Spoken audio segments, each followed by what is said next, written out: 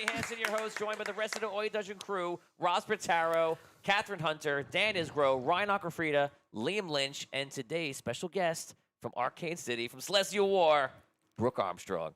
Woo! Hello, guys and gals. Welcome to the show. Happy holiday, everybody. Hope you're having a good weekend. And you're going to end that weekend with some pretty cool dungeon gaming. Guys, what are we doing today? We are playing Escape the Dungeon, Super Zeros, Survive the Zombie Apocalypse game, and then we are going right into Roll and Rumble. We have a lot of debts, a lot of feuds going on in Roll and Rumble, so if you're aware of that, then you know what's going on. Guys, please like this video. It helps us out so much. Please share it out to any friends or groups you think might enjoy the show. And as always, ! notify into chat, and you'll be notified when we go live at Mondays and Wednesdays, 8:30 p.m. Eastern Standard Time. Guys, I'm really excited. We have Brooke on the show for the first time. Brooke has not played Escape the Dungeon in probably like a year. Oh my God, it's my favorite. It's hold on. Yes, it's one of my favorites. Yeah. Super Zero is my favorite. I miss it. A lot of emotions here. A lot of emotions here. I like watching people go through the dungeon and like making the. Watching people suffer. Yes. That's what you're saying. Yes. I don't actually like to do it, but it's fun. I love it. It is one of my favorites. That and Super Zeros I've missed, and I'm happy to be here now. Okay, well, guess what? Like it or not, you're going to be running it today. Woohoo! So that's going to happen. Yes. I'm happy. Hello, Vinny Pro's hanging out with us today. Charles Morrison, we're going to need you later for the zombies, Charles. What up, Carla what up? Cullen. What's going on? Richard Wild. Everyone, hello. Welcome to the stream. Lauren Hicks is here. Todd's hanging out with us today. Guys, yes, we're going to get started. Let's get right into it. This is our survival do-or-die scenario, Dungeons & Dragons fantasy game, and it is called Escape the Dungeon.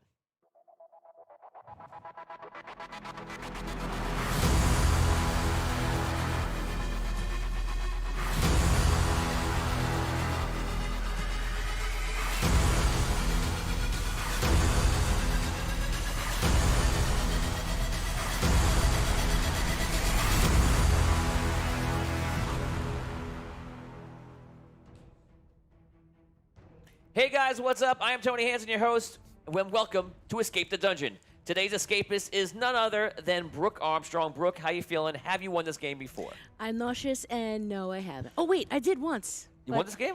Yeah, remember with the throwing up on the. It It was before. It was when we were in the front still. Were you on that long ago? Yeah. What, in the front? Yeah. Like Wow. before? Or Yep. Yep. So you won this game back in 2019 or something like that? Yep. Wow. Wow. Well, Yeah. I hope that today is your second win. I wish you good luck. Thank you. And I hope not to have to kill you. Oh man. So without further ado, before we begin, as always, as you know the rules, if you remember them, you must choose one normal or mundane item before I give you the scenario. Brooke, what is your choice? My choice is a grappling hook. A grappling hook. Ooh. Okay. Yes. In this scenario, I'm also going to give you a weapon. It's a little bit of a benefit, and it's going to be a sword. Okay? Okay. But that's all you cool. got. Cool. Now, And my charm. here is, and your charm, of course, and your sparkling wit, and whatever you want else you have. So My- here's your scenario. Brooke, your city, your village, has been attacked by orcs. You and your fellow warriors have repelled them, but every warrior has been killed except for you.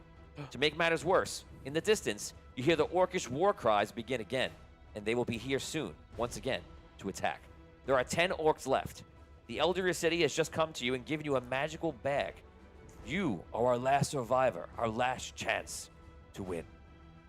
Use your skill as a warrior and use the magic of our elders. Protect this village. So you are armed with your grappling hook, your sword, and not only that, but a wizard's bag of holding. What is inside? It is good and bad items placed in by the rest of the Oi Dungeon crew. If she rolls low, she will get the bad item placed in. If she rolls high, she will get the good item placed in. Good luck. Oh, quick question. So now just to protect the city? The orcs are coming. I'm To gonna win this fight scenario, them? you must kill all the orcs. Protect the city. Kill all the orcs. Okay, gotcha. Okay. So how far away from the city are the orcs? You don't know. You're just hearing them. You assume they're a mile or less. Okay. Okay, they could be right outside the forest line. You don't really know yet. There's only a forest line, no other wall, no other barriers. It's just a. Nope. Okay, cool. All right. Do I have any? Since you're it's a lot of questions, we're gonna make a roll right now. Oh, sorry. Roll d6 Okay. for me.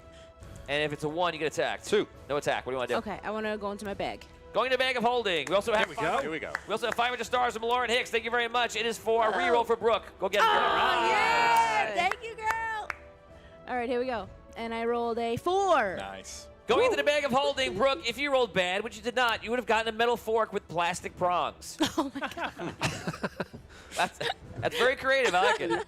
But instead, you get the good, which is an ability to read minds. Oh. Okay. That could be helpful. Orc mines. I think I know what the These orcs orcs are after. mean. So you pull in the bag. Catherine, roll a d6 for me. If you roll a 1, then the orcs come right now.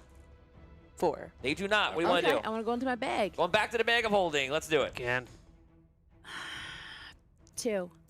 2. If you rolled good, which you did not, you would have gotten supersonic hearing. But instead, you got the bad, which is an inability to focus. Oh no. So no. I'm gonna give you a -1, Okay. because otherwise I don't know how to give you another Okay. thing for focus. Let me go back in the bag. Well, first, there's a chance for attack. Okay, Dan, okay. roll a d6 for me, please. Here we go. No, Dad, don't roll. 3. 3. Okay. Starting from here, it'll be a 1 and a 2 will be an attack. Go ahead. Okay. Going in the bag. It's a 3. It's a 3. Brooke, you're going to be sad about this one because this is kind of cool. Maybe a first time ever on the show. If you would have rolled high, Brooke, you would have gotten Ecto 1. Oh my god. Right? My impression. But instead, you got the bad, and he slimed me. You get slimed, I guess. Oh Okay. no. Okay. Yup. Wait, question. The reroll is only for escape the dungeon, or is it for other? Anything you want. Use it Okay. right now or later, All right, your I'll save choice. it. 3. Yes. Nice. All right. Go into the bag. Okay, Tony. go into the bag again. Here we go. Oh no. 2. A 2. Oh. If you would have got the good, you would have gotten a rebag. Take one of the previous good items you missed, or another one. That's a goodie. Wow, you didn't get it. But instead, no. your legs and arms swap places. No. What? It's amazing. Okay. Okay. It's always a favorite of mine. That's been on like two, three times. It's always interesting. I can actually pick up a lot of things with my toes, so it's not that bad. This isn't that bad. So now, Okay. do you walk on your hands, or do you like walk Headstand. upside down Yeah. I on your feet? What? How do you? What's your plan? my hands become my feet, right? But I'm still face up, right? Your I'm arms, still your arms and legs. like my arms like okay, yeah. My Will you arms please become my roll legs. a d6, 1, 2, or 3 to get 4. attacked? Ooh, 4. nice. You're still good. The orcs are on the way in, but Give so me the far bag. you're good. I pick it with my. Would it be great if you got another one and it re-switched to your arms and your legs? That would be amazing. Get a reswitch. Okay. Go ahead, Yes. do a roll. 5. There you go. If you rolled bad, you would get 1 part leg. One pant leg. One This was pant my- leg is filled with baked beans, Okay. the maple sugar kind. Okay. Smiley Gonna get face. that. But instead, you get the good. But you know what you got is the Yep. wings of Kid Icarus. Woo! Wow. Okay. Not Icarus, Kid Icarus, which means they're very Kid small. Icarus, right. Oh, come on. He is small. He's a little guy. They're little. He's a little. So you have small wings. What do you want to do with those small Kid Icarus wings? Oh my god. Well, I guess I'm gonna like. Small but powerful. Yes. Small. Roll for Yeah, me, they're please. powerful. 1, 2, or 3. The bad guys come. 5. 5. Wow. Yay! You're getting a nice Do I calm get another- intro. Did I get another pull? What do you want to do? Go in the bag, baby. Go into the bag. Tim Shanks, welcome to I stream. got a 4. Yes. You get a 4. If you would have got the bad, Randy Orton gives you an RKO out of nowhere. Oh my god. That's amazing. But instead, you get Andre the Giant. Yeah, baby. Andre. Yes. Dan, want to play Okay. Andre the Giant for us? Okay. Yes. Hello, Brooke. Hi, Andre. Hello. I'm so happy. You know here what? with If you're going me. to defend versus orcs and you got somebody with you, it's not that bad. Yeah, I'm pretty happy right now. I'm pretty happy. I could read minds. I have Andre the Giant. I have a sword. You have a -1 to all your rolls, I'm and a you have -1. hands for feet and feet for hands. and I have wings. And you have little baby wings. Little baby frog wings. Well, Okay, like- so here it comes. Frog wing. well, I picture like a frog had wings, but he can't really fly. He just doesn't bump his ass. Okay, whatever. So you see the orcs coming in the distance. You have this one round to do something before they get into melee range. What do you want to do? 6 seconds. I don't know. I'm standing there waiting. I'm bracing myself. I get all the villagers down into the basements of all their. Okay, all their huts. so you leave and go into the villagers. No, I stand on the outskirts. How are you in the outskirts and also getting the villagers into their basements? All right, I get the villagers into the basements. Okay, so you leave and go Yeah, into the I villagers. leave. So the orcs come into the side and immediately start trying to kill things. Andre the Giant, what do you want to do? Andres. No, you're not there to talk to Okay, anymore. okay, You sorry. left. So I stayed in the forest. It's your choice. Would you follow her or would you stay? Brooke, where do I go? You'll have to decide now because she didn't think about you. Okay. She left you. God. I stay there and wait for the orcs. Yes. Okay. Orc comes up. right. Orc number 1, go ahead. Yes. D6. I'm going to say you go down with 3 hits. You're a giant. You're Okay. You're a giant. 2, I missed. All right. That's a miss. Orc number 2, 3. miss. And orc number 3, 4. Oh. 4. So you get 1 hit. Okay. Okay, that'll be the first wave. The next wave will be all the orcs, so we'll add Catherine into the mix. It'll be All right. terrible. Go ahead, make your attack. I attack one of the orcs. Go for it. Rob. Oh, open hand slap to the chest. 4. Yes. 4. He takes down one of the orcs. There are 9 Knocks orcs me left. out. You go. All the people are locked in their basements. Okay, I run back to Andre. Okay, you run back up to Andre, and you see him slap an orc in the face. Yes, orc slaps. Yes, you can get there. Your turn is probably pretty much used doing all that running and doing stuff. Okay, I'll give you an attack, but you have to roll a 6 okay. for it to mean anything. 2. Okay, so you're just not really getting there in time. So you Okay. arrive back to help him out. Bad guys, you're gonna go. We'll start from you. We'll go around to everybody. You can Okay. choose who you want to attack. I'm going to attack Andre. Andre a giant. 1. 1 is a miss. Nice. 1. It is a miss. 5. That's a hit. Oh Are you hitting Andre? I'm hitting Andre, yeah. Okay. He killed That's my your brother. second hit, right? I'm gonna hit Andre too. Oh, but 2. I missed. 2. It's a miss. So Andre is down to one life left. That is all that came in. They all attack somebody else. Andre a giant, you go. Attack again. He does not punch. He just slaps. 4. Yes. 4. There's a kid. There are 8 orcs left. Okay, attack You're an up. orc. Go for it. Using your sword. I guess. Yes, a 1. I need a yes and no to that one. Yes. I That get is a a 1. Nothing happens, unfortunately. Andre a giant, you can go right now, and then we'll do the orcs. I just went. I just attacked and killed an orc. Okay. Yeah. 5. 5. Who are you attacking? Andre 3000. Oh, no. Andre 3000. Oh no! He falls onto the ground, and he is dead. Thank you, Andre. 3. You No will not be good. forgotten. 4. That's a hit on Brooke. Great. 1 damage done. You have 2 life left. 4. Oh. Now you have 1 life left. Uh-oh. And you go, and I believe we have, you killed 2 orcs, right? I killed 2. So there are still 8 orcs left. Okay, I quickly, the next orcs that are, I read the minds and I see which orc is going to attack me next. You And think, how? you think all of them. And how? Sword or weapon. Okay. So I read just- their minds and I see what their favorite thing is. Before you find out what they're Okay, afraid so of. your I find out what their favorite thing is. your turn is spent reading their minds, see their favorite thing. Everyone else shout your favorite thing, please. My favorite thing? Yeah, as an orc. Right now, Audio Dungeon winning the championship. As an orc, Stay Ryan, in an this orc. game. In this game. Nothing from Ryan. Liam, 6 seconds. Burning the villagers in Burn the the villagers. basement. There we go. Roast halfling. Trees. Oh, chickens. That's what you learned. That Okay, is your round. You okay. go now. Go and attack. Smart. 1. Miss. 2. Miss. Here we go. 5. 5. And that is a hit. 6, 5, 4, What do I do? 3, What do you mean? What? I hit 2, somebody. 1. You can And reroll. that is it. There's no more chance to reroll. Congratulations to the orcs, and I am very sorry. Okay. That's it. That is it. This game's not for me. I love it, but it's just not my You spent the it's last not my bag, you spent the baby. last round thinking about what the orcs like most in life. Well, because I was going to, like, you know, maybe make a chicken sound, distract them. You also could try to maybe- fly up in the air. You said my wings were little. Well, yeah, I could have You didn't tried. try them. I didn't try. didn't try. Damn it. What the hell am I It was- He doing? made it seem like the wings weren't like gonna Effective. do I anything, did. though. He's very convincing. You did. now. You I did know. sell Back the on that. He's very ineffectiveness convi- of the yeah, wings. yeah. You do have It's- wings, it's- but they're it's really It's tiny, important that though. you know that they're baby wings. So whatever comes forth later, what would have happened? You would have had to roll a 6 just to get up into the air because they're baby wings. And then how far up in the air would I have been? We don't know because you didn't try. It is true. So it was a great attempt. It was great to watch you again. I'm so sorry that you did not win, and That's your cool. last win was at the beginning of Audio Dungeon in history. But thank you for playing, and that does it for Escape the Dungeon. Oh, man. Guys, we're not going anywhere. We are playing Super Zeros. We're playing Survive, the zombie apocalypse game, and we are playing Roll and Rumble, guys. So please, as always, like this video. It helps us out so much. Please also share it out with any friends or groups you think might enjoy the video. I can't tell you how much we appreciate when you do that. And exclamation point notify, write that into chat right now. If you type it in there, you will be notified when we go live. Guys, our next game, I've already distributed the Super Zeros. This is our game. It is a group-oriented, must help and work together creatively. It's important that everyone works together as a team. You cannot do something to distract somebody anymore. It has to be a creative solution working together. And they all have semi-useless superhero abilities. What do they have? We're going to find out in a couple of seconds. Here, our next game is called Super Zeros.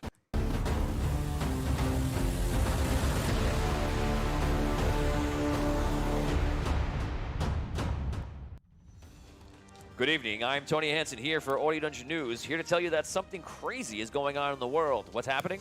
Well, we're going to go to our reporter who's live on scene, Daniel Isgro, to tell us what's going on and what are we going to do about it? Who knows? We're going to find out. Dan, can you hear me? What's going on? Yes, Tony, I can hear you, and I am here live in Jintang, China, where the dastardly Sammy Slacks has begun terrorizing the local population. Absolutely sick of seeing citizens of the world move toward a more relaxed style of dress. Sammy Slacks believes everyone should wear a well-pressed pair of pleated slacks at all times. He's threatening to steal all non-slack pants to force his fashion-forward views on the people of Jintang. Sweatpants, cargo shorts, capris, even dungarees. They'll all be gone, Tony. We need the power of the Super Zeros. Wow, Dan, thank you for that amazing report. That is definitely very worrying. Oh, wait. Apparently, Sammy Slacks wants to say something more to add to his dastardly plan. Let's see what he has to say. Yes. Hi. Is it on me now? Is it? Okay. First off, I wanted to correct the broadcaster. He called me Sammy Slacks. It's Samuel Slacks. Actually, so I prefer that. I actually have a friend who I know from online at the post office whose name is also Samuel, and we have a joke we tell that about our parents. Great minds think alike. But seriously, I've seen a lot of, people are not taking things serious anymore. Did you know that there is a direct correlation between wearing blue jeans and a decrease in politeness and stamp collecting? It's true. And I don't want to face this world. Imagine the world's greatest bird watcher. What's he wearing? Slacks. So it makes you think. Now, some people accuse me of being a killjoy, but I assure you it's not true. I've been known to have an extra glass of cocoa after my evening needlepoint, so I know how to have a good time. So, join with me and let's bring back slacks. Wow, that was special. That was that was one of the most amazing and very interesting supervillains ever. Hopefully the Super Zeros can stop them. I have it on good word that their Super Zeros are arriving right now on scene, so let's meet them. I'm Thermos Man. I am stainless steel to the core. I come with a hose attached to me so I can store insulated liquids of high temperatures to shoot at my target at any given moment. I refill every 5 gallons. To the core! Wow, let's go to our next Super Zero. I am Eyesore. I shoot paintballs out of my eyeballs. Let's go to our next Super Zero. I am Toddler Freaky Samurai Lizard. I'm a mutant lizard raised by a samurai, so I am Samurai. Samurai. I'm screwing That's up the another word. Super Zero, Samurai. Samurai. So I am a deadly assassin, but I'm a baby, so I could only crawl, unfortunately. Oh my god. And what is your name? Toddler Freaky Samurai Lizard. I can't even say it. It's like Wow. something- And let's go to our last Super Zero. I am Ouija Na. I can summon help from the spirit worlds, but only if you move me in the right direction. I can sense the right way. I felt like you played something like this a long time ago. Do you remember? When I could sense things, Yeah. it's just real life. It's just real life. I think you said the same thing last time. Okay, guys, as you know in Super Zeros, all the Super Zeros must come together and have a creative solution. They cannot just use their powers. There must be a creative solution to solve the dilemma. They cannot also use their powers to distract the evil villain. They must work together as a team. If they do not, they may not win today. Who will decide? It will not be me. It will be Daniel Isgro, the reporter. He will decide, as he reports, if they win or lose. Super Zeros, get to work. I feel really strongly about not wearing slacks. What? I don't know what slacks are. I'm crawling. I'm wearing a diaper. How do we stop this guy? I think if you, I can summon the spirits to slow him down, and like if he's like running towards the mall, I guess, is he gonna take them from the mall? Do we know? Or sounds should we like he's get him taking them before from that? everywhere. Yeah. Okay, so just summon the spirits to Hold him back. hold him back. I'll deceptively crawl toward him like I'm a cute baby lizard, and then at You the are a right cute baby time, lizard. I will jump up and kick him in the face repeatedly. And it'll be It'll be epic. I'll shoot paintballs all over his slacks, so we'll have to take They'll them be off. He'll be so ruined. distraught. He'll have ruined slacks. He's gonna be so angry. And you can fill me up with any temperature of liquid that you like, hot or cold. I think hot would be more suffice. And we'll shoot it right at him. When he takes his pants off, No, pants Oh, on. when he takes his pants on. off, I could summon the spirits to take the pants away so he can't wear them and then you anymore. burn his legs with hot liquid. Oh, okay.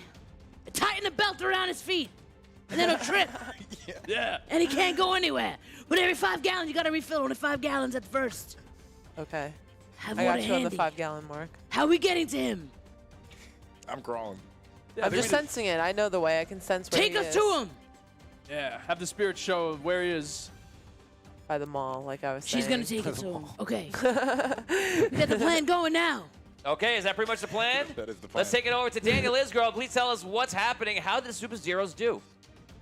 Okay, Tony, the first Super Zero has arrived on the scene here in Jintang. It's toddler freaky samurai lizard. He seems to be some type of mutant baby assassin. Oh, Tony, it looks like Sammy Slacks is not really that threatened by a toddler in a diaper.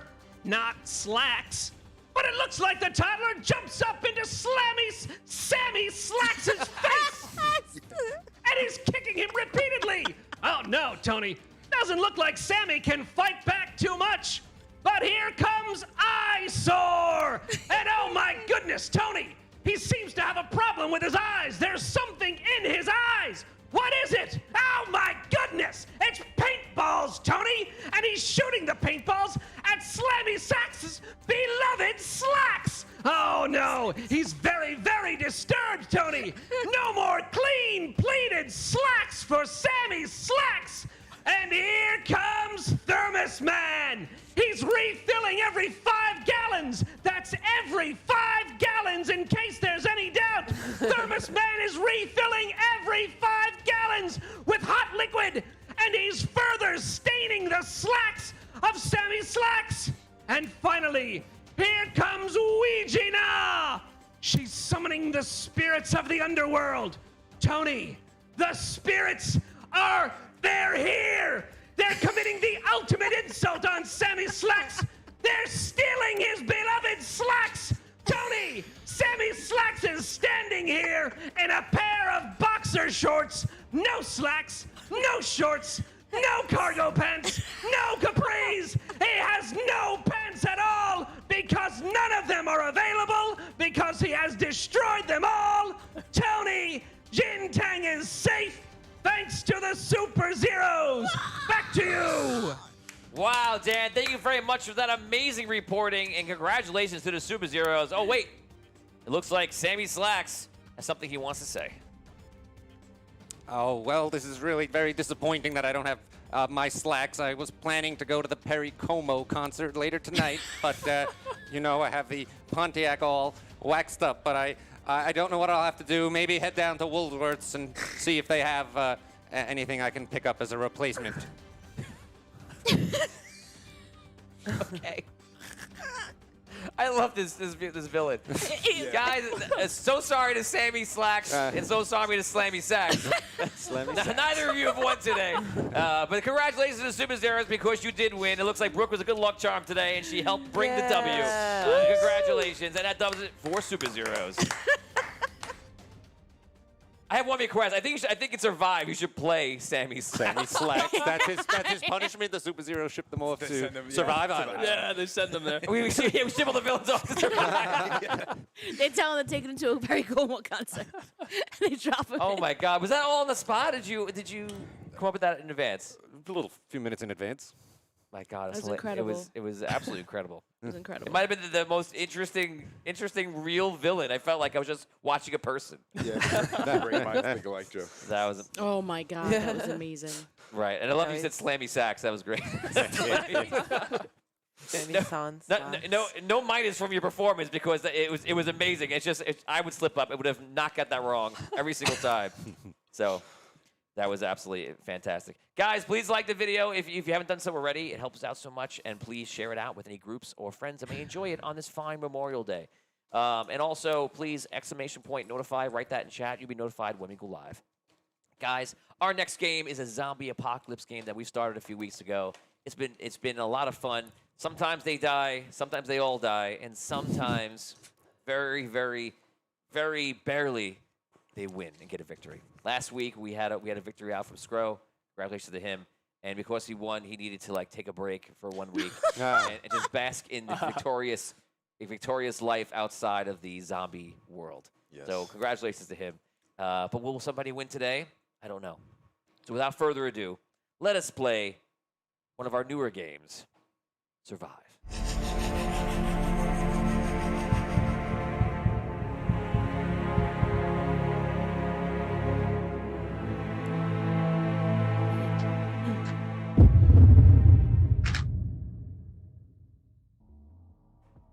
Welcome to Survive.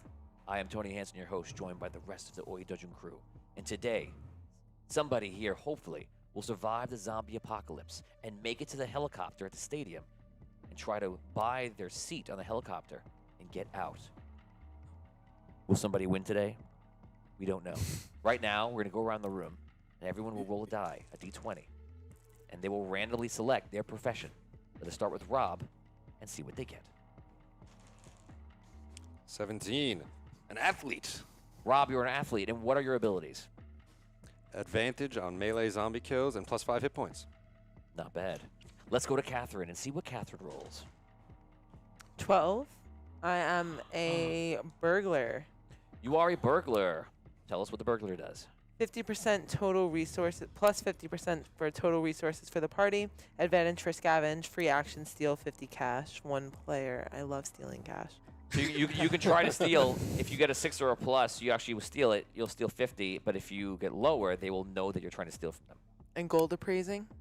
Oh. So if the bill, it's such a specific thing. But if somebody gets the billionaire, you can tell if the gold is real or not. Perfect. Which is really cool. Yes. But Dan, you're up. All right, what do we got? 15. I am a prepper. Weapons and armor do not break in my party.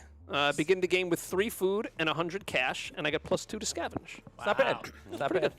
Oops. Let's go over to Ryan. I got a 1. I'm a farmer. You and your party do not need to find food because of me. That's very Nice. helpful. Liam, you're up. 15. I'm also a prepper.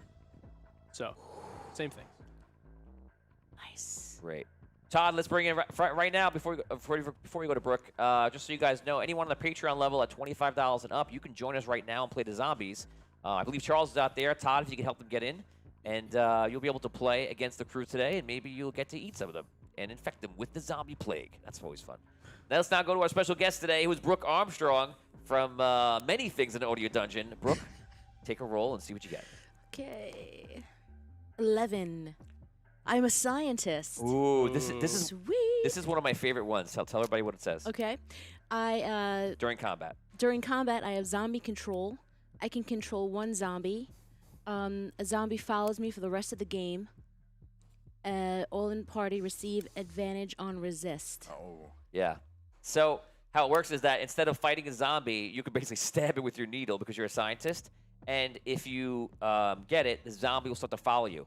I've changed the rules now so the zombie will follow you in that round right away. So you can basically just start building your army of zombies. You can never leave them. You can't send them somewhere. They can always be with you. But it's a Okay. fun thing to see if you can create an army of zombies. Oh my god. So everyone, that is your professions. Everyone now around a table, please figure out your name, your personality that goes with it, and put it in your stats. As you know, you have 10 points to put amongst all the stats between range damage, melee damage, your resist versus the plague, scavenging, sneaking, your skill level, and health and dodge. So right now, everybody will be putting them in there right there. It just says advantage for scavenge. Is that +1? Advantage means you roll it twice, take the highest number. Oh, okay. So it's pretty powerful. Guys, how does this game work? If you're not familiar, this game is very interesting. How it works is there are 20 locations on the map, and it might be 25 locations, actually. Yeah, there are 25 locations plus the end location on the map, and everyone will be able to go to one of the locations per round. If they can successfully get past the zombies or kill the zombies, they can attempt to loot the place. If they loot it, the place, they will take whatever there, they'll take whatever they got, and then the place will become unlootable and empty for the rest of the entire game. Eventually, the places might run out, and the only place to get stuff will be from each other. The winner will be a person that can achieve 1,000 cash from anywhere they can get it from, get to the stadium, get by all the zombies there, kill them or get by them, call the helicopter with a flare. Remember, you guys will need a flare to get out, and then they win the game. But it's hard because there are other players with other motives, and it's also very hard. Do you go alone or do you team up with somebody else? So that is the game. Everybody ready to go? No, but you can start. Yes. Then why say anything at all? I was just being honest. So guys, that is the game right now. Let's see. It is the game where if people can group up or not. So far, we have not seen many group up, even though the professions benefit you when you do group up. But the down by grouping up is that sneaks are harder, and you need more money to get to the end. Or maybe they're just going to kill each other when they get to near the end of the game. We're going to find out what happens. Guys, everybody is ready. Please roll 1d6, and we will begin Survive. 1. You are up first. Okay. I will head to. I'm gonna head to the bank. Oh, You are going to the bank. Going to the bank. man. Okay. You go to the bank. The bank is a danger level of 8. What would you like to do? I'm gonna sneak into the bank. Going to sneak into the bank. Let's do it. All right.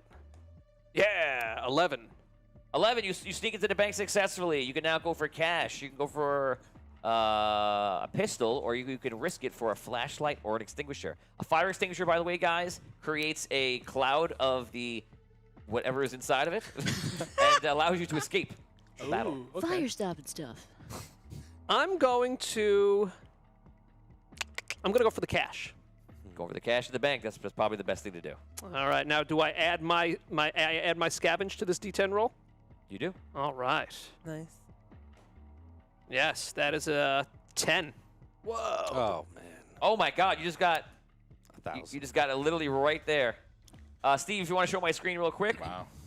You can show them, guys. This is the screen. You'll see me. I'm on the left side right now, putting it in, and I'm putting in a big fat X. Oh, it's ruining my stuff. I'll put X's in after the banks because the bank is done. Okay?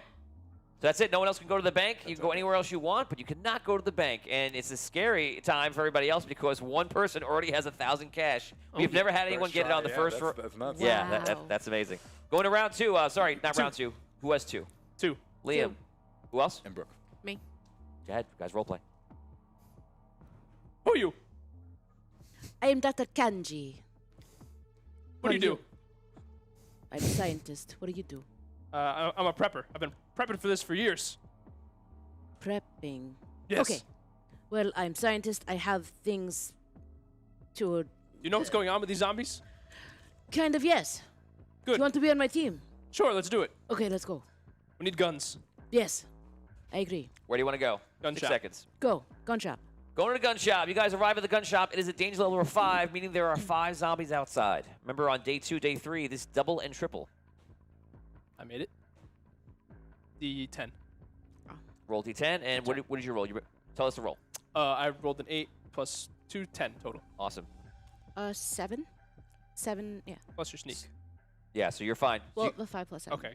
you guys are able to get through the gun shop and no problem. You get by the zombies. You can now go after, there's no food here, but you go after cash, you go after guns, you can go after a machine gun. We're just going to scavenge some guns. Go for it. 6. Where I take a. Let's roll a D4. Okay. Plus add scavenge. 3. 4. So 6 total. 6 total, and the gun shop is wiped out. I guess we'll take 1 of each gun each. Pistol, shotgun, rifle. Yes. Okay, them then. all. Going to next people in the crew. Number 3. 4. 4. 4. Go ahead, roleplay, guys. Hello. Hi. Hello. Hi. Did the Super Zeros send you here too? No, who are the Super Zeros? Oh, don't even get me started. But Let's move past that for those who have not seen Super Zeros. Yeah, I'm Sammy. I'm a power walker. What happened to your came in- pants? Well, don't worry about that, but I'm actually 4th place in the county finals in power walking, so that could be useful if we team up. What do you do? You don't need to worry about that. Oh, dear. All right, well, what do you think we should do? Maybe we should get some weapons. I was actually just on my way to the police station. Do you want to come? Station. Okay. Do you want to come? Yes. Let's go. Okay, so we go to the police station. Okay, you guys have chosen the police station. At the police station, the danger level is 5. Remember, that is the lowest roll that ruins you. 14. Oh, that's pretty good. Sneak. 7. 7. 7, you guys have no problem. No one is fighting a zombie today. Great. Yeah, So Charles. Charles Morrison, one of our Patreon subscribers and one of our fans. Is he with us right now? Yeah, I'm here. Hey, Charles! I've heard about the danger that is Charles Morris. It is a real danger. It's real danger. I was actually warned about So that. guys, if you have to fight zombies, Charles will get you. So that was we've done the bank, we've done the gun shop, and now you guys have just done the police station. What are you going to take out of it? You can go for cash, you can go for items, or you can risk it for body armor or a flare. Items. Yeah, that seems safe. Okay, so you guys are going for items. Roll 1d4, push your scavenge. Highest and scavenger gets to roll? Yeah. What's yours? Highest bonus and Mine's high. 0. No, you both roll. Oh, okay. 4. Just take the highest. It's how little everybody works as a team.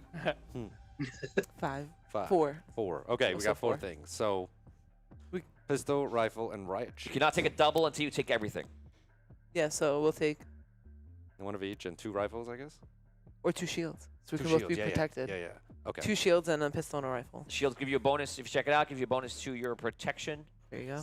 and that is definitely very helpful. Okay, guys, we are going to. That is off the map now. The police station is done. The bank is done. The gun shop is done. We're going to number 5. Who's 5s? 6. 6. Do you Okay, want the go for it. pistol or Okay. the rifle? I'm gonna go to the grocery store. I'll The take grocery store. pistol. Okay, you go to the grocery store, and it is a danger level of 7. Yes. 13. Got it. I'm gonna go for the cash, the 1d10 cash. Okay. 9,000. 900. 9,000. I rolled a 9,000. I win zombie. Survive. 900, very good. Okay, so you get 900 cash. Everybody's getting, this is a high cash Where'd he game go? so far. Guys, stakes. that is the end of round 1. We are now going to round 2. Do not forget that there are 5 rounds in day 1, and then at the end of that, you must have 3 food and a safe places you could find to rest. Otherwise, you will get some serious minuses. Guys, everybody roll 1d6, and we're going to see who cross paths. I'll roll. The leader of a group rolls for each one. Here we go. Number 1. 2. 2. By yourself still. I will go to Kitchen store. I'm going to the farmhouse. Going to the farmhouse. In the farmhouse, it is a danger level of 6, but there's quite a lot of good things there. All right. I'm sneakity. Sneakity. 6. Wow, he just got it. Sorry, Yes. Charles. No zombie yet. No action. All right. Just eating finger food, that's all. Okay. Ew. Creepy. Human fingers. Yeah, exactly. So you have a lot of food there, a little bit amount of cash. You have items, and you can risk it all for a shotgun or call a trader in to sell or buy other stuff. I'm going to risk it and go for the shotgun. Interesting. Okay, you need a 5+. You need a Okay. rolled 5+. Here we go. 6. Oh, wow. This man's got 1,000 cash in a shotgun. Oh, baby. Wow. And the farmhouse has been raided. It is off the map. Toe. Going number 2. 3. 3. 3s are up. We're gonna go to the fast food place. Yeah. Fast food place is a danger level of 7. That's 6. Oh, good. No good. So that's it. You've I al- had you, the sneaker. Oh, you don't that's have it. you don't have to roll because he just failed it. Oh my God. Okay, cool. Stepped on a bottle. Okay, guys. Yeah, you break a bottle. So you guys walk up. There are 7 zombies. Charles Morrison, you're up. You'll be rolling for the zombies. I'll be rolling damage, and we'll see what happens. Don't forget, guys, if he rolls a 6, that means you have to roll an infection check. And if you get infected, you instantly turn into a zombie. Wait, do I have my needle out? Yeah. You do have your needle out. They attack Okay. first, though. Yeah, when you go, that'll be your round. It's doing Okay. that instead of anything I else. gotcha. Okay, Charles, you are up. Go ahead. Didn't they pick up rifles? I don't think so. We Yes. did. Oh, Yeah, we we did, have okay, sorry. guns, We have guns. Right. Did that give him range but we don't get advantage, or- we don't get the jump on them if we fail the sneak, right? I think you have to. Yeah, you'll have to. You have to not fail the sneak and use the rifles as your advantage Yeah, coming yeah. in. It's like Otherwise, we they come see up on it. you. Yeah. Right. Go ahead. Okay. Cool. You're welcome, One. Charles. 1. We'll start with you. Go back and forth. You know who's active. Go ahead. 5. That's a hit. Brooke, what's your dodge? Brooke? Oh, 3. 3 total. So that's a hit. You take 3 damage. Okay. 5. It's a hit. 3 damage. 4. That's a hit. 4 damage on Brooke. 5. 2 damage on Liam. 4. 2 damage on Brooke. 6. How many are there? Wait, I forgot where we were again. Gross? No. That was 6. Fast food. There's Fast food. 7. 7. One more. 7. Okay, one more. 1. Nice. And that is it. Now you guys go. So you guys get wrecked by the zombies a bit. Yeah. You got the shotgun though. Go for it. It's a D6 roll, right? Yep. That's a 7. I'm gonna take 7. my- So you wipe out 7. You actually wipe out every single zombie there is. Yes. Nice. But unfortunately, you don't get to. Next time. It's okay. Yeah. Next time you should let her go first. Take one. So you guys wipe out the zombies. Thank you, Charles, for rolling for them, and you guys can now loot. So you guys can pick what you want. What do you want to take? Going for food, right? Yep, we're going for food. It's a 7. 7.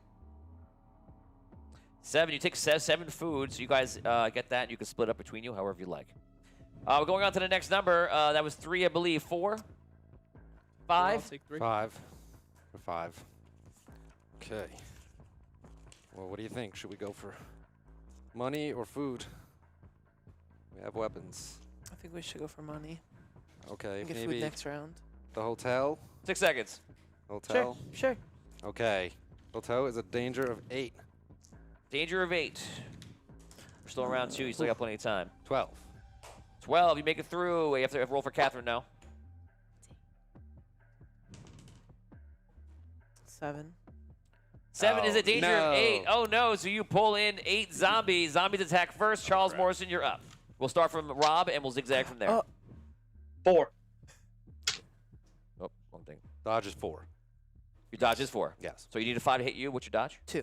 2. So 5 and 3. Keep going. 2. 1. 6.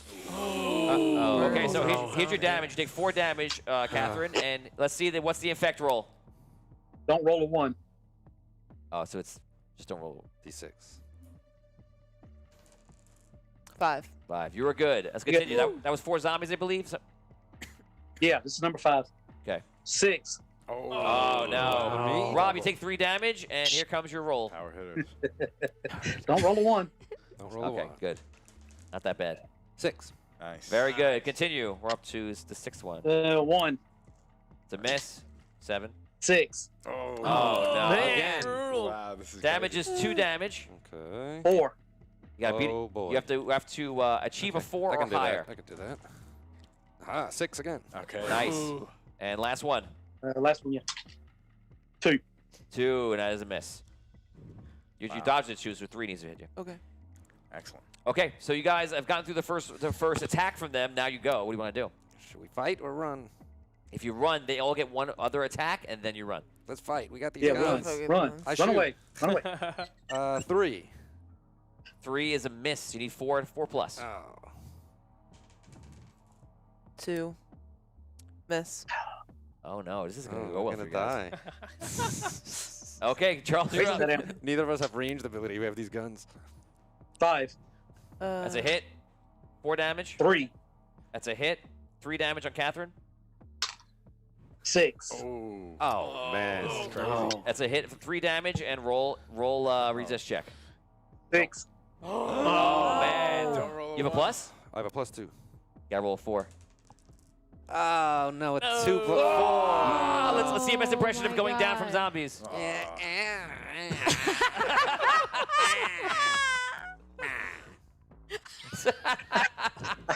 That's how it would happen. I feel weird attacking a guy with no pants on. Just saying. Life gets weird sometimes. The apocalypse. He's my Six. favorite. Oh no, a 6 Another again? 6? Yep. Oh, Catherine, you have man. another 6 versus you right now. Brutal. You take 3 damage, and now roll a. Oh. Not a 1. Don't roll a just 1. Don't roll a 1. You're good. 2. 2. You're good. Hey God, so that was I think the 4th roll you've made, Charles. Yeah, this is number 5. That's a 3. 3, that's a hit for 1 damage. 4. That's a hit for 4 damage. 4. That's a hit for 1 damage, 5. and it's a hit for 3 damage. Oh, I'm down 2. Oh, you fall down, and that is man. it. They are out. Let's see your best impression of turning to a zombie. Go ahead. Yum yum. She takes a page from Sammy Slacks and turns to a zombie the same way. I thought about that in real life. I feel like I'd be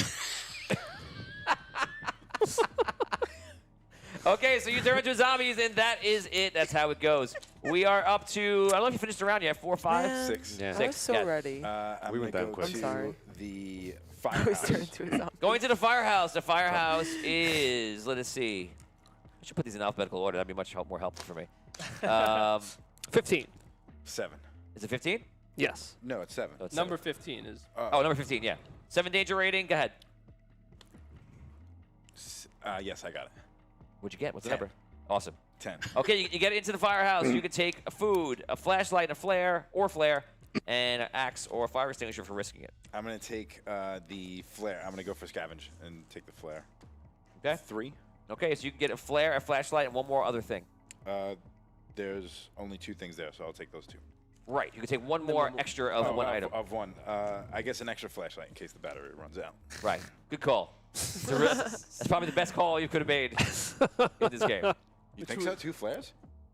You know, the thing No, you I need think to win. I think flashlight was a good call in case the batteries run out because that's definitely a game mechanic. That's that the batteries run out. So, okay, so we're now going to round 3, I believe, and everybody roll 1d6. You guys become a zombie group. You guys roll as 1. 1. See, that's so funny. 1. Yes. Us. Oh No. Oh, good. Good thing you have an extra flashlight. Okay, you guys meet each other. Role play. Who are you? I have I'm a farmer, but I have some flashlights here. Oh, we're friends. Yes. Here we go. Flashlights. Thank you. Thank you. Listen, We have need to needles get and outta here. things. Do you have any money?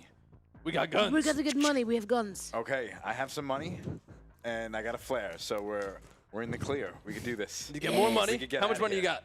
I got $900 on me. Oh, that's great.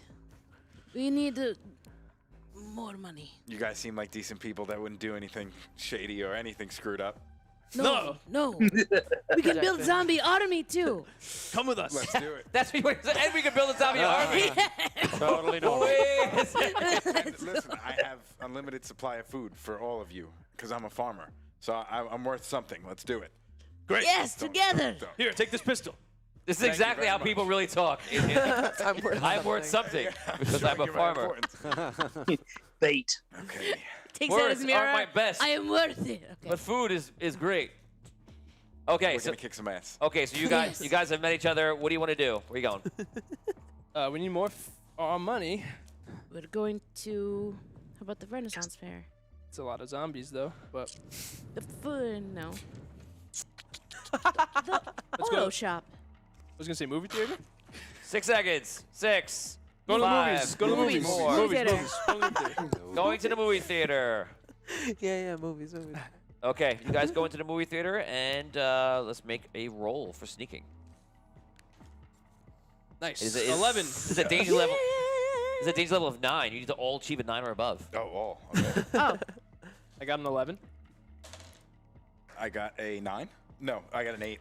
Oh, that is it. You guys are gonna face some zombies. Wait, I might have a reroll. No, no rerolls. 5. no. Oh, Brooke didn't make it. Don't waste the Okay, reroll. I didn't make okay, it I'm either. not wasting. I'm not wasting. Okay, so you guys have to face 9 zombies. Charles, if you could keep track of how many rolls you do, that'd be great. 6. 6. We're gonna start from left to right. Ryan, you got the first one on you. Your damage is 4. Okay. You need 4. and he rolled a 4 against you now for your infect rolls. Oof. Oh, okay. And if people are not putting numbers in effect, you just aren't paying attention. In resist, right? Yeah. Yeah. Okay. Resist. I was like, damn it. Yes. 7. Awesome. 1. 1 versus Liam. 5. 5 versus Brooke. That's a hit for 1 damage. Okay, cool. 4. Is that a hit on you? That's a hit on me. 1 damage. 1. It's a miss. 4. 4. That's a hit on you, I believe, right? Mm-hmm. 4 damage. Going back to Ryan. 5. That's a hit. 5 on Ryan. 2 damage. 3. Miss. That's a miss Oh on my Liam. God. And last one. 3. Wow, that's it. You're good? Is that a hit Yeah, or no? good. Okay. Okay, guys, so you can take your first wave. What do you want to do? You look pretty skilled with that shotgun. You should take the first shot. 5. 5 is a hit. Awesome. So you kill 5 zombies in that strike. You kill 5 out of the 9. There are 4 left. I take my needle. Okay. What am I rolling for that? Just gotta hit him. It's Combat. a- Combat. D6, do you add anything? You had your melee. It's the same thing. You're trying to hit him. Okay. You need to achieve a 4 or higher. 6. Yes. You hit 1, and all of a sudden he becomes like docile and starts following you. Come with me. Yes, mommy. So does a gun act as range Go in. combat, or is it melee? Range. Range. Okay, so I'm gonna use the gun and hit him with it so that I get a combat. Pistol whip. Pistol whip. That's a 1, but I have +3, so is that 4 or is it a 1? It's a 4. Yeah. Okay, 4. Okay, wait. You rolled a 1, I rolled a 1. What? so it's a miss. That's auto fail.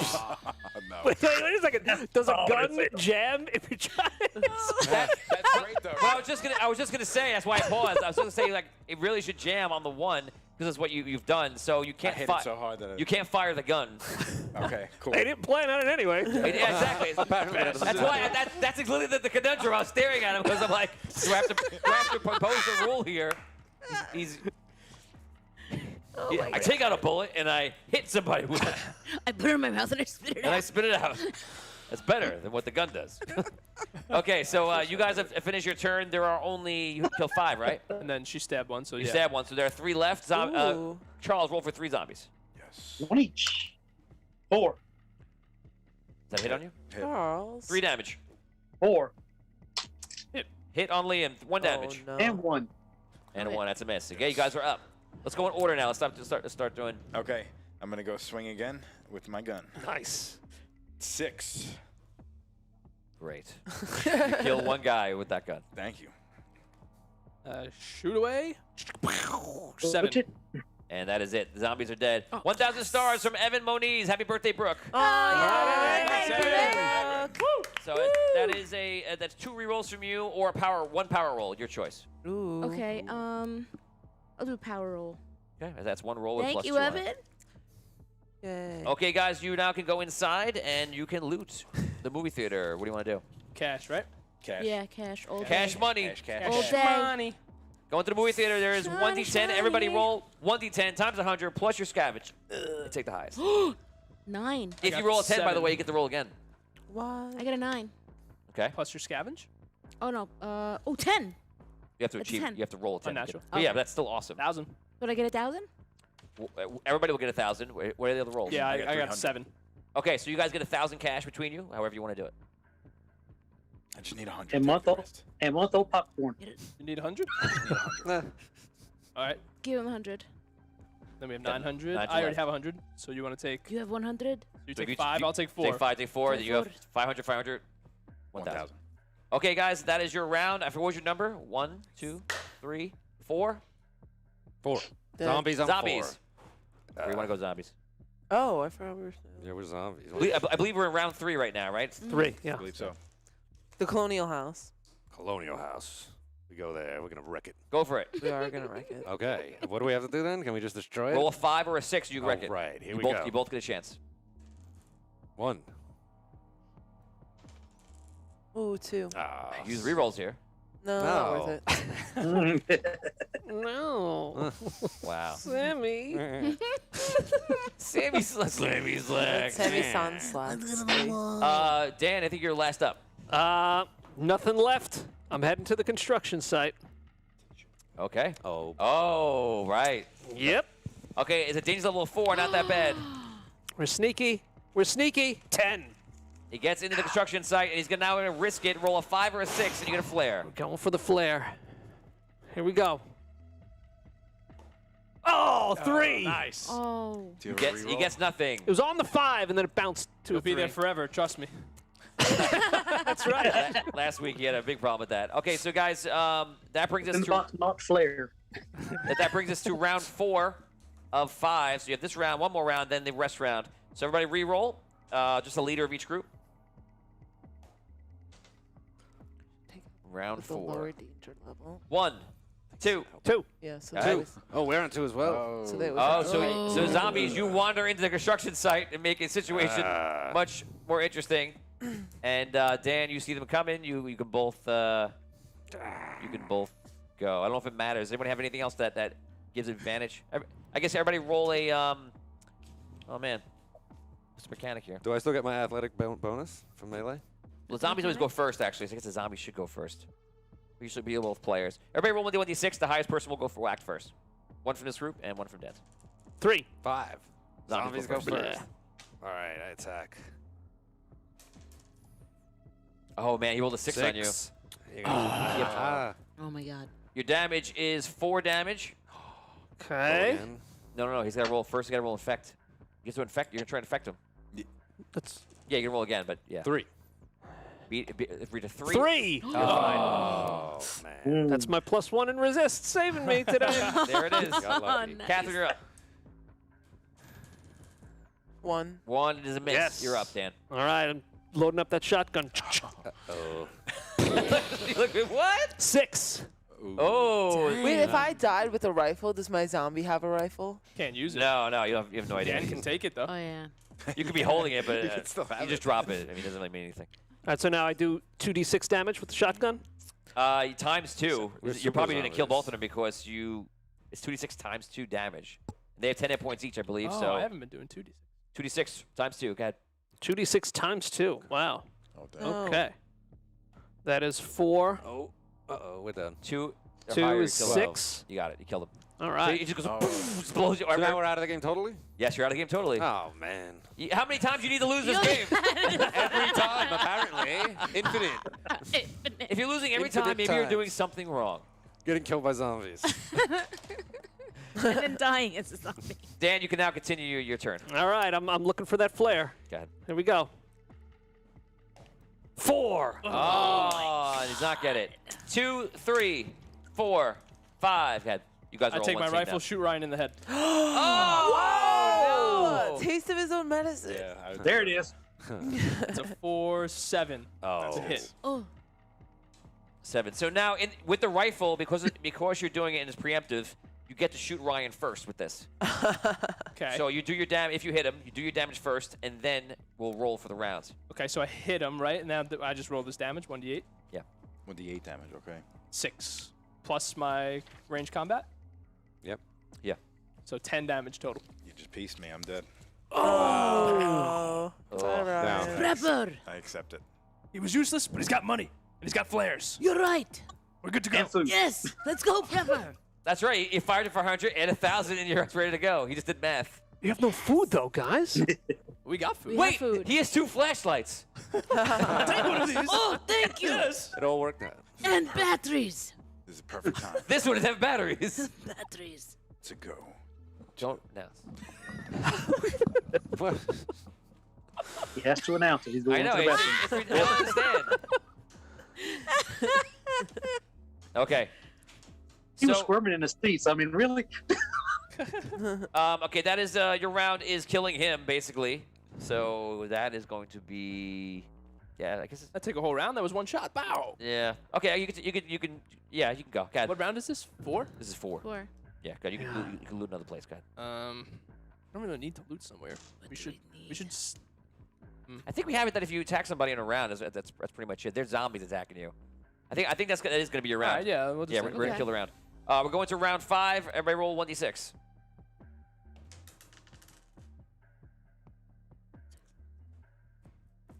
One, 2, 3, 4, 5, 6. Oh no! Well, actually, it's not the worst thing in the world. Let's see what happens. Role play, guys. Who are you? I'm Zeke. I'm a prepper. A fellow prepper. Yeah. Hey, let me ask you something. How many indestructible zombie apocalypse bunkers did you build? 4. And me too. Okay. Good. Oh, you're both preppers. That's right. You got the money? It's a prepper off. Yeah. We got the money. I'm just looking for a flare. We got We don't flares. have money. We got flares. We got What We do you flares. got flares? We got flares, and we got money. We're prepped up. I'm ready to go too. Let's just call the copper and get out of here. Let's go. Let's go. All right, fire off the flare. You're gonna go stadium. Okay, so Oh my you God. guys head to the stadium. You arrive at the stadium With the zombie. Still day one. with one zombie. With one zombie. And you see that stadium has we're still on day 1. Yeah, that's right. Yeah. So that's as best it could be. You have only 20 zombies. Look at this. Look at it.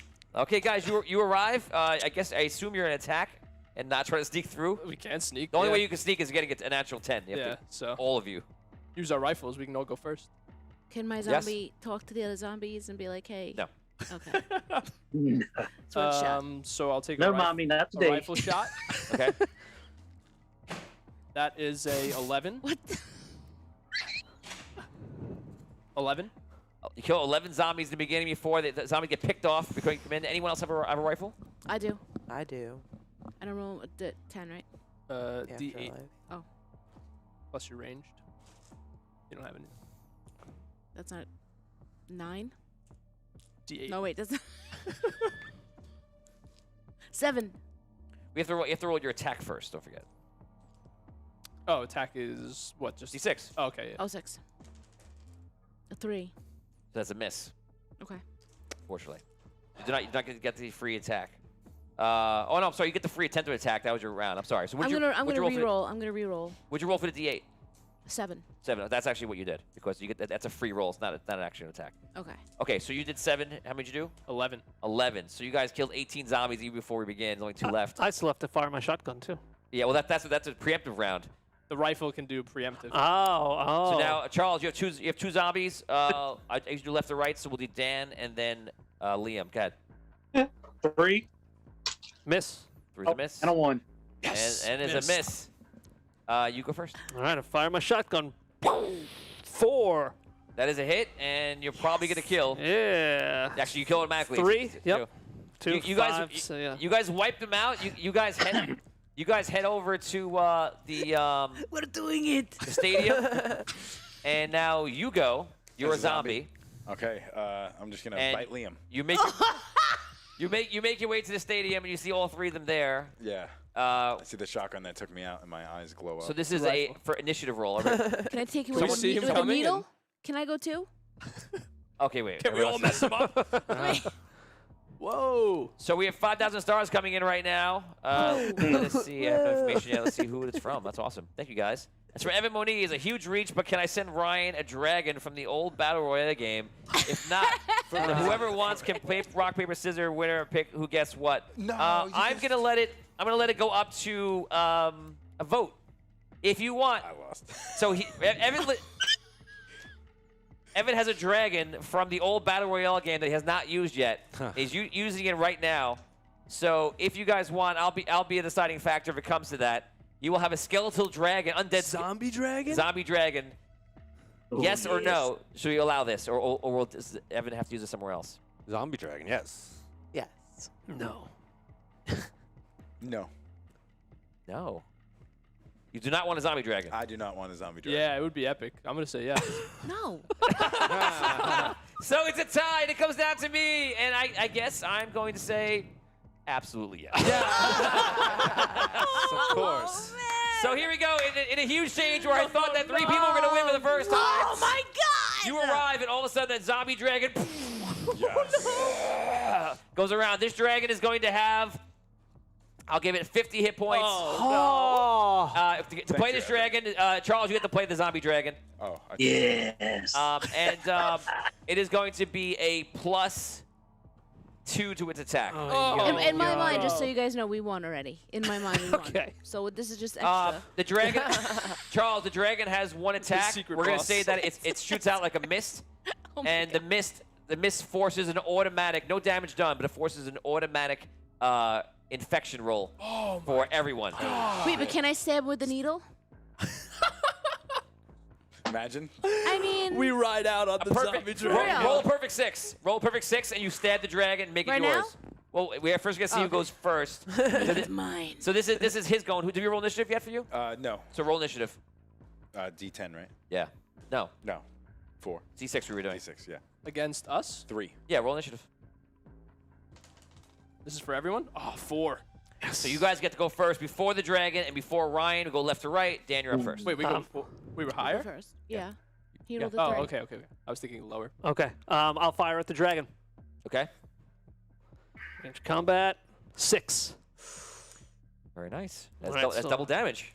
No, this is non-natural 6. Oh, okay. Oh. So I'll roll. Evan, thank you for those stars. That was awesome, man. Thank you, Evan. Yes, Cool, thank you, Evan. Evan. So 2d6 plus my combat. 7 damage. 2d6 plus your combat. 7 damage. Okay, so he's down to 43 life. The dragon, you're up. Let's shoot Ryan in the head again. One more time. That's a 7 to hit. Which damage? He has 10. He has 10 life. 9 damage. 9 damage. You're down to 1. I take the needle and I stab dragon and paw. Okay, because of the dragon, you'll need to achieve a 6. Just so you know, Go on. if you do this, it probably will be never done again in Oida history. Okay. So, good luck. Okay, thanks. Come on. Oh, hold on. I have I'm gonna use my reroll from Lauren. A regular reroll. Regular reroll. Okay. Oh. 2. Oh. A needle just breaks. So needles with break, but it is unsuccessful. And that is it for the good guys. We're now up to the bad guys. Ryan, I'll let you go first. I will bite Liam. Melee combat attack? Combat? Yeah. 6 unnatural. It's a hit. That is a hit. Roll damage. Sorry, I rolled damage. 3 damage to you. And Charles, you're up. What do you want to do? Shoot, little one. 3, 5. What do Attack you? Breath weapon or attacking? attacking Brooke. She's right here. Oh no. Perfect. Automatic. Okay. So you Automatic add +2, and what would you total? 4? Give it 5. 5. That's a hit on you. That's a hit on me. And yeah, okay, go ahead. I'm gonna make it 2d6 damage, 2d4 damage. 7 damage total. I'm done. Oh no! Yes. She goes. So actually, if your group lives, you could live still because you do go unconscious. What Just about when the you go- zombie next to me? Am I like, are we friends now? He just kind of stands there. Oh, he hasn't Okay. done anything yet. He attacked? Oh, Can he he- didn't can he get to attack? he didn't get to attack. You can roll for Roll him. for if you want. him? Yeah. 6? A D6? Yeah. 6. Who want him to attack? The dragon. The zombie kills the other zombie, and Ryan is gone. So that was pretty good. Okay. Nice. Thanks. Okay, so now you guys are up. Dan, you're up. All right, I'm shooting that zombie dragon again. 5 total. So I'll 2d6. 4 plus 4 is 8 plus 2 is 10 damage. Down to 33, the dragon is. Blast that dragon with my shotgun too. That's a 7 to hit. That's a hit. Damage is 4 plus 5, 9, 13 damage. 13 damage, down to 20. Oh wow. And Awesome. Brooke, Zombie. you're unconscious floor, but your zombie can attack. Go ahead. 4. That's a hit. Ooh. And I rolled damage. 3 damage done. So that 17. zombie is down to 17. Nice. Dragon, you're up. Breath weapon or attack? Here it comes. Breath weapon. no. I'm gonna give it a +1. Oh, but I'm a zombie, so. You're not a zombie. You're Sorry. unconscious. No, but I mean, I have like the zombie dude. I Right. can't become like a zombie. Yes, that's true. Can she be infected if she's unconscious? Yes, you'll have to roll. Definitely. Oh no. Go ahead. Make your roll, guys. Charles, roll first. +1 to your roll. 3. Oh. Oh, lucky. Yeah, lucky. 2. With 3 dodge. 5. Not a 3 dodge, 3 resist. Oh, it's an automatic hit? Oh, man. Okay. Oh, baby. Okay. All right. Oh my Here we God. go. Poison everywhere. 4. Oh. And Brooks unconscious. Oh. 3. Okay. Whew. You all made it. So things praise it. You guys resist it. You do not turn into zombies. And now we're back up to you guys. And Dan, you're up first. All right. That's right. Yeah, natural 6. Oh, this- 6. Oh, wow. 3 is 9, so that's 18 plus 2 is 20. He's dead. He's dead. Wow. Falls down to the ground. And the next round that the helicopter comes, you see Brooke is on the floor. The question is, do you take Brooke with you? Aw. Yeah. Did she get bitten? Did we see her get bitten? No. No, she just got I whacked didn't to get the bit, floor. I just got hit. You can tell she hasn't changed, so she's fine. Okay. Yeah, we'll take Brooke. What? Yeah. There wasn't any extra zombies coming in because of the flare? Or was that just the dragon? No, the extra zombies are the ones we roll in the beginning now. It's just the 20 you just zombies. beat a dragon. Zombie really wants to kill you. What are you doing? How's that? You went for the Trying to jugular. win. Trying to win. Okay. So, guys, the helicopter comes down. You know, we're here. Do you guys have the money? Wave the money at him. Oh, I'll take it. Send the money up on this rope. Put the money in the basket. I put $1,000 I in. take Brooke's money from her pocket, put it in the basket. Fools. I knew it. You've lost. You weren't paying attention now. No, just kidding. What happens to my zombie dude? The zombie apocalypse guy have a sense of humor. What about my zombie dude? Does he try and follow? They and shoot the maybe- thing. They shoot the zombie. Oh. They take the three of you on there. You wake up in the helicopter. You realize you've made it. And congratulations to Dan, to Liam, and to Brooke. You made it out. Oh, that was awesome. That was epic. You know what? I like the Evan. Thank you, because I like the idea of adding crazy things. You know, fans should be able to add like crazy That things was into really the world. cool. That was really Yeah, cool. it's a good idea. An As much undead as I didn't dragon was want it, it was awesome. pretty cool. Boss battle. That was great. Charles, thank you very much for joining us in the Zombies. Thank you, Charles. As always, Thank you, Charles. As always, you are deadlier than ever. Yeah, seriously. Guys, now we head. Charles the Great. As we move forward, we have an interesting thing coming up. This is our tabletop/wrestling game, and it is called Roll and Rumble. Guys, you can give me your sheets, and you can take your positions. Guys, if you haven't done so already, please like this video. It helps us out so much. Please share us out. Any groups or friends might enjoy it. If anyone likes wrestling, this is the time. You got a wrestling buddy? This is the show for them, absolutely. So we appreciate it. Brooke, you can go on over there. It's the first time Brooke's playing with us, so she don't know. Catherine doesn't know either. First time Catherine's playing. So, guys, right now, again, this is tabletop. You're all gonna head over there. You're doing great, guys. You're doing really good. I know it's really confusing, but if you just walk over there, that'll be done. Catherine, make sure you get something off the floor. Take your time, like this. Guys, what's coming up? This is tabletop and wrestling combined. Right now we've had this show running for about a season and a half right now. This is a system that we've developed where they'll be battling each other to see who can win. Last week we had something crazy go on where Dan took the championship, so that'll be exciting to see what's going to happen today. Brooke is the first time she's playing along, so it'll be exciting to see what she's going to do. Without further ado, let us go into the game that we call Roll and Rumble. Ladies and gentlemen, it is time to fight in Audio Dungeon Wrestling in Roll and Rumble.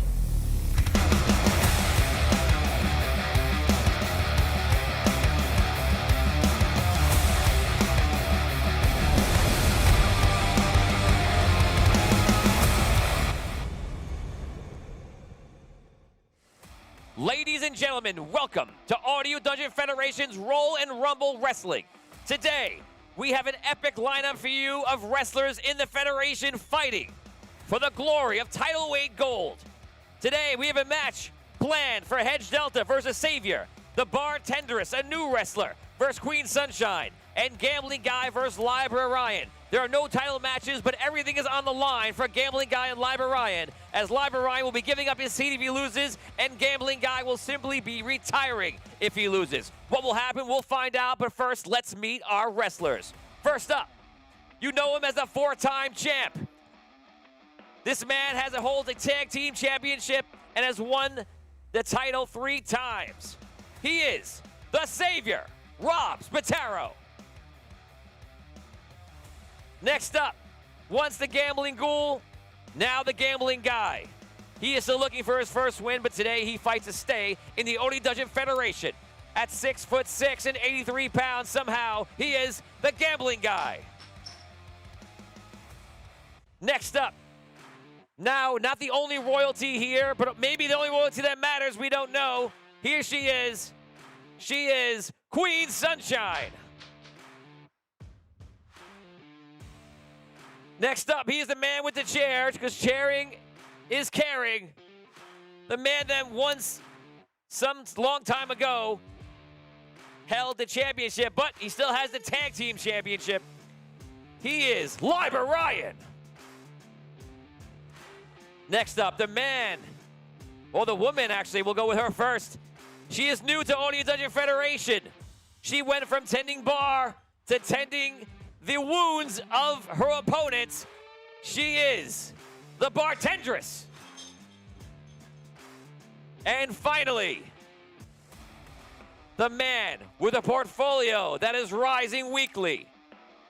It is an upward trend and looking bullish.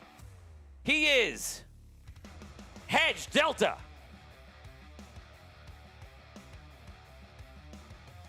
Welcome to Rollin' Rumble Audio Dungeon Wrestling. Today, guys, in our first match is going to be an epic one, and it's going to lead all the way to our last match where somebody faces possible retirement. What's going to happen? We're going to find out. But first, we're going to go live because apparently the new champ has something that he wants to say. And we're going to hear what Hedge Delta has to say right now.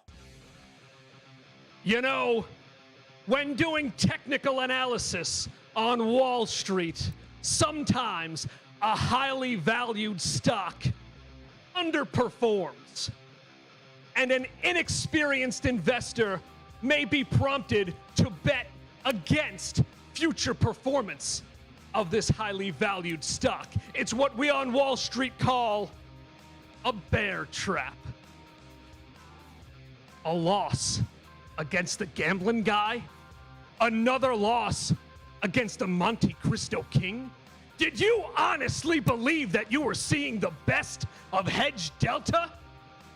Eyebrow Ryan, you fell for my bear trap harder and faster than even I thought you ever would.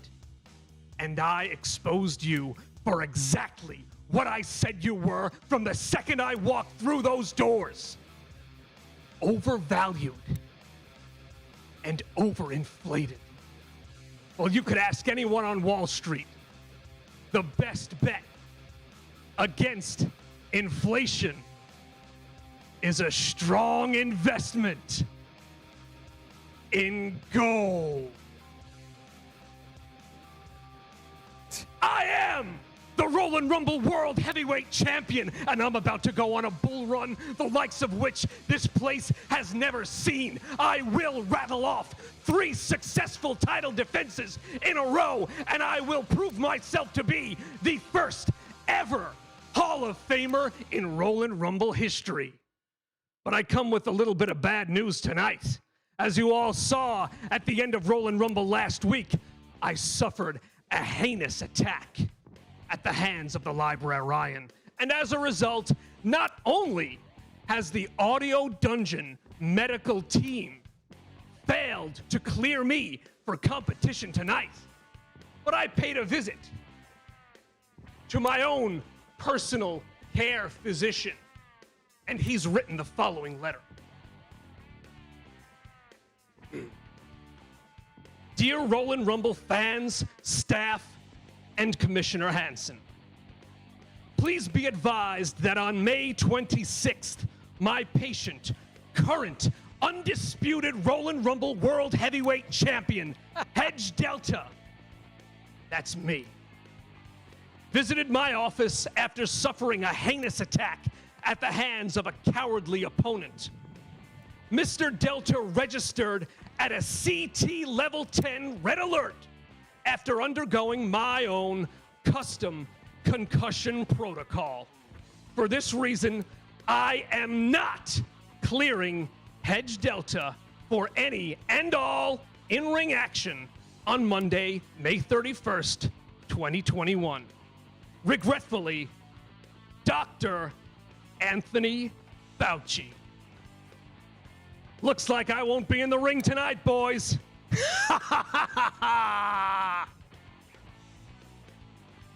Wow, what an interesting change. Savior, so you're supposed to have a match today with Hedge Delta. How do you feel about this? Wait. Go ahead. This is the most shocking news, Tony, I think I've ever heard. The Savior has come here week in, week out to bring the people the greatest in wrestling. I have never ducked from a challenge, and now suddenly we have a champion who doesn't want to fight, who's scared to set foot in the ring. And as for this doctor's note, I don't know what's going on there. I don't know what kind of money he threw around for some sort of forged document. I think he's ready. He's just scared. Wow. Let's head over to the person who put the damage on him and maybe damage his medical insurance. Liber Ryan, what are you thinking about all this? I think there's a reason he stayed away tonight. He's clearly afraid. I knew the type of guy he was from the start, so I have a special interview coming out next week with a former associate of Hedge Delta from Wall Street. He said he wants to remain anonymous for obvious reasons, but it will be a telling interview. The people are going to find out what I know about you, and it's not going to be good. I'm going to do this league a favor and get rid of him. Oh, wow. Gambling guy, what are you thinking? It's a bold strategy. See if it pays off. Cotton. I mean, I would always jump in the ring and put my money on the line, but I respect his play. I'm enraged. Gotcha. Bartenders, you're new to the Federation right now, but you're getting a fresh perspective of what's going on. What are you thinking? How you feeling about all this? I'm feeling excited. And I'm feeling like everybody's gonna need some shots. Wow. Queen Sunshine. I think it was a smart decision from his doctor. We don't want him to get more hurt in the long run. So better to take some time to rest now so he can rightfully defend his belt. He's a coward. So Hedge Delta, how long are you supposed to be out right now from your doctor? I'm sorry, I have to apologize. I'm having a little trouble focusing this evening because, as you heard, of my C10 red alert concussion protocol result. Can you repeat the question, please? I'm sorry. And you are? Well, and unfortunately, there are times in Nordic Dungeon Wrestling where the commissioner must make some quick decisions here. And as I tried to figure out the status and the condition of Hedge Delta, I have just learned that apparently he is unfit to hold the championship into battle today. He has apparently loss of memory and trouble focusing, as he just talked about right now, which means you will have to, I guess, at least temporarily, give up your belt, and you'll have to make up a new run of it in the future. As of right now, you don't even know who you are. Can't focus, and I don't believe you're physically fit. You have anything to say to that? You still Wait a second. I am the Roland Rumble World Heavyweight Champion. The only way for the champion to lose his title is to lose the belt in a match. Those are the written rules. I've done my due diligence. Oh, wow. I've checked the book. And them's the rules. Oh, that's great. And now that you proved to me, the commissioner, that you are fit and you were faking before, I am compelling you to fight today. Because before you couldn't hear me. But when I told you how it was, all of a sudden you had the perfect thing to say. You knew right which camera to look into, what's going on. From before when you were like, who am I? Who are you? What's going on? If you don't fight today, you will be committed for fraud in Only Dungeon Federation. I knew it. Try to ruin me right now. Try to fight against me. See what happens. Yes. I will be in contact with my lawyers. Only the best lawyers on Wall Street. This entire place will be mine. Not only will I be the first Hall of Famer, but I'll be the new Roland Rumble commissioner when all is said and done. Let me just say right now, we do not condone any fraudulent activity like Hedge Delta is showing before. It is a stain, like Liber Ryan has mentioned, on the championship belt itself to pull this kind of play because he's been proven in front of everybody live that he's just lied to every single fan out there. If you were a fan of Hedge Delta, know the commissioner is not happy. And if you think that's bad, the interview next week, it will tell it all. He's a coward. I called it when I hit you over I gotta say, Hedge Delta, coward. I was in your corner. I was rooting for you the day that you won, but right now to see what you really are made of, I don't know if I backed the right horse in that case. But you know what is gonna happen? What is the truth? You're gonna fight today, or you're out of here. So today, your match is between Hedge Delta versus the Savior. And it's the first match. Yes. Take a loss. Guys, roll initiative, and let's start it off. 4. Let's go, Savior. 18. Yes. Savior, you're up first. Guys at home right now, you can roll to give a +1 bonus to your favorite wrestler. Give me 2 natural 20s and try to beat Richard Wild because he's probably going to beat you. Good luck if you can beat him. Guys, good luck. You can start rolling right now in chat and let Todd know if you roll 2 natural 20s. Savior, you're up first. Combat versus combat? Combat versus combat, yes. All right, come in, lock him up. Actually, initiative means nothing. Okay, there, 7. 6.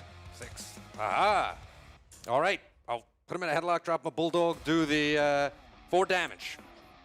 Okay, so you've Take it chosen to straight. deal damage. As we know right now, it is combat versus combat. The highest wins, and you can choose to just deal damage. And if you do not, you can risk it to deal more damage, do a -1 stat to your opponent, or a +1 stat to your opponent, or even try to go for a submission. At any time, you guys can sacrifice your own points to give yourself a free one-time advantage roll, but you will be taking down that point for the rest of the match. Those are the new and current Audio Dungeon Federation rules. Let's go to our next matchup. There's no rounds anymore. It is just whoever beats combat. So, Take him down guys, to the you're up. mat. Oh, 6. Natural 6, 10.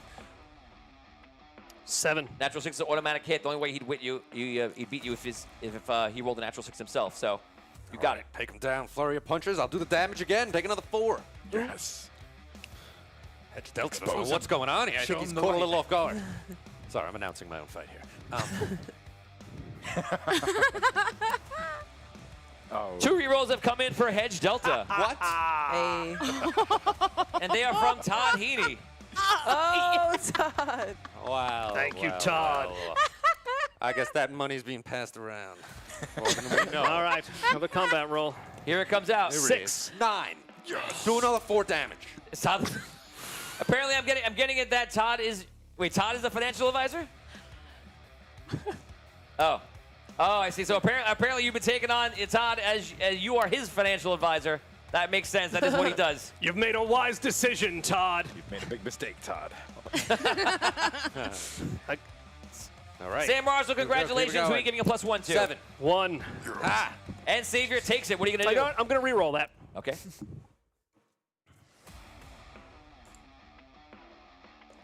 Yes, 9. 9. All right. Hedge Delta takes it. What do you want to do? You Let's- deal damage or risk it? I'm going to lock him in a submission hold. I'm going to put him in the bank statement. Okay, how much damage will be done on top of that? That's 4 damage. Okay, so No, that, I'm sorry. 2 damage. what is your strength score? 2. Okay. So you'll be dealing 2 damage. You can lose it right now if you lose one of these rolls. And you'll be dealing 2 damage additional for every one that you're successful on. This is a technique versus fortitude. Hedge Delta, you get a +1 to this entire match for combat. +1. Yeah, To combat? For combat. just to combat. All right. So this is submission. This will be technique versus fortitude. Okay, for grappling. All right. 8. You win. 2. Hedge Delta takes it. Don't take it off yet because he could lose it all. So right now you have 4 damage pending that could be done to you. Just remember, if Hedge Delta, since he initiated it, rolls a 1 and you roll a 6, it is a reversal. You can immediately deal that damage or keep it going the other direction. Now, if I fail the submission, do I also lose the original damage? Yes. Okay, Lose let's do it again. 4 damage is on the line. 10. Ooh. 5. 5. We're up to 6 damage. Another 2. Nothing has been done yet. Let's go again. 7. Natural 6. Oh, wait. Re-roll that. Yes! Oh, Here we wow. go. Here we go. The fix is in. 1. And we're up to 8 now. 8 damage being done. Break his arm! He's got him in submission. What is the submission you got him in? The bank statement. The bank state. What does it look like? Can you describe it for us? It's almost like a crossface. Yes. He's on the mat. I'm on top of him, and I have my hands underneath his chin, and I'm pulling back with my knee in his back. Oh, man. Oh my God. We're up to 8 damage being done right now if you lay it in. One more. We're going for one more. He's going to go for one more. 7. Natural 6. Oh, wow. And no damage is done. Wait. I'm going to use my advantage power reroll. So that means he's going to roll. He's going to roll 2 more dice, take the highest, and add 2. Oh, he gets a natural 6. I got to do it. Yes. Wait, it's a natural 6, which means you have to roll I need 6. a natural 6. Yeah. No. Oh, wow. And he wasted advantage power reroll. Should have used it on Rob. Okay. Oh. Savior. Yeah, it would be with a -2 instead. The power's coursing through the Savior. He throws him off and attacks. Oh, a 6 is an auto hit unless you roll a 6. Nope. Okay. Okay. I'm going to do the damage. Are we doing double? No, still with 6s or no? It's just 4 Nope. damage? Nope, Okay. you're dealing your damage? Take or another 4. Are you risking anything or no? No. hitting him left and right. Hedge. Oh, sorry. Okay, You guys go. again. Wait a second. That's another 4 damage? Yep. 4 hits for 4, if you lost count there, Hedge. 4 for 4. I don't know if you do your own calculations. 1. Yes. Oh, shoot. A 7.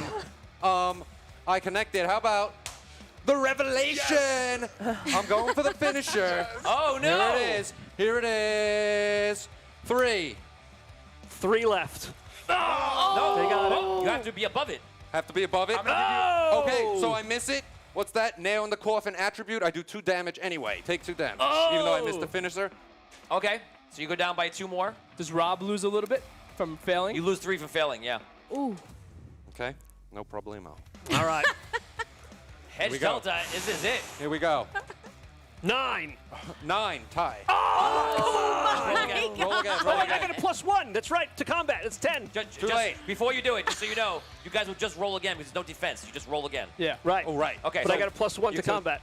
Oh, you can plus 1 to combat. Okay. All right. He gets a +1. Reroll. Use my reroll. Yes. Roll again. Okay. 9. You got to beat a 9. 1. 9. Finisher again. Yes. Just need a 2.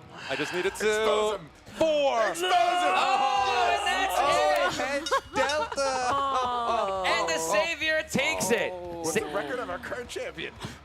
1 to 3. Take it easy, Librarian. Savior, great job, buddy. Gambling guy, what'd you think about that match? That was one of the craziest things I've ever seen. I thought he was going to break his neck right off. The Savior threw him off. It was incredible. Maybe there's something to the Savior yet. Wow, the Savior is a 4-time champion. He could come back here and make a story for himself. Queen Sunshine, how'd you like that match? I think it was very exciting. Makes me nervous being on the same side of the table as them and being in the middle of them. I really feel the tension. I'm not joking. Great promo. I'm not joking. I'm not joking. I really The feel the bartenderess, how you liking Ori Does Your Federation so far? I loved it. I think that everybody should come down to my spot and drinks on me, man. Drinks on me. Awesome. Yeah, celebration And drinks. Live Ryan, how you liking watching your old nemesis and your buddy fighting it out? It's just proven what I know to be right already, so I can't wait to expose him. I'm so happy that my partner exposed him. He's just going to get exposed. Wall Street fraud. It's over for you. I'm coming back. Wow. I think I'm gonna make a new drink named Exposed. Exposed. Yeah. Savior, anything to say Yes. about your new Serve it win up. here? Well, I think everybody out there was expecting this. Hedge Delta is nothing but a fraud. He did everything he could, so I beat him today. What a shame. What a disgrace. And one day the Savior will rise again, and the light will shine upon the wrestling land. Yes. Hedge Delta, anything to say about your loss? What am I doing here? I know you. Who are you? I beat you last week for the title. No, none of you this is remember? right. And none of this is right.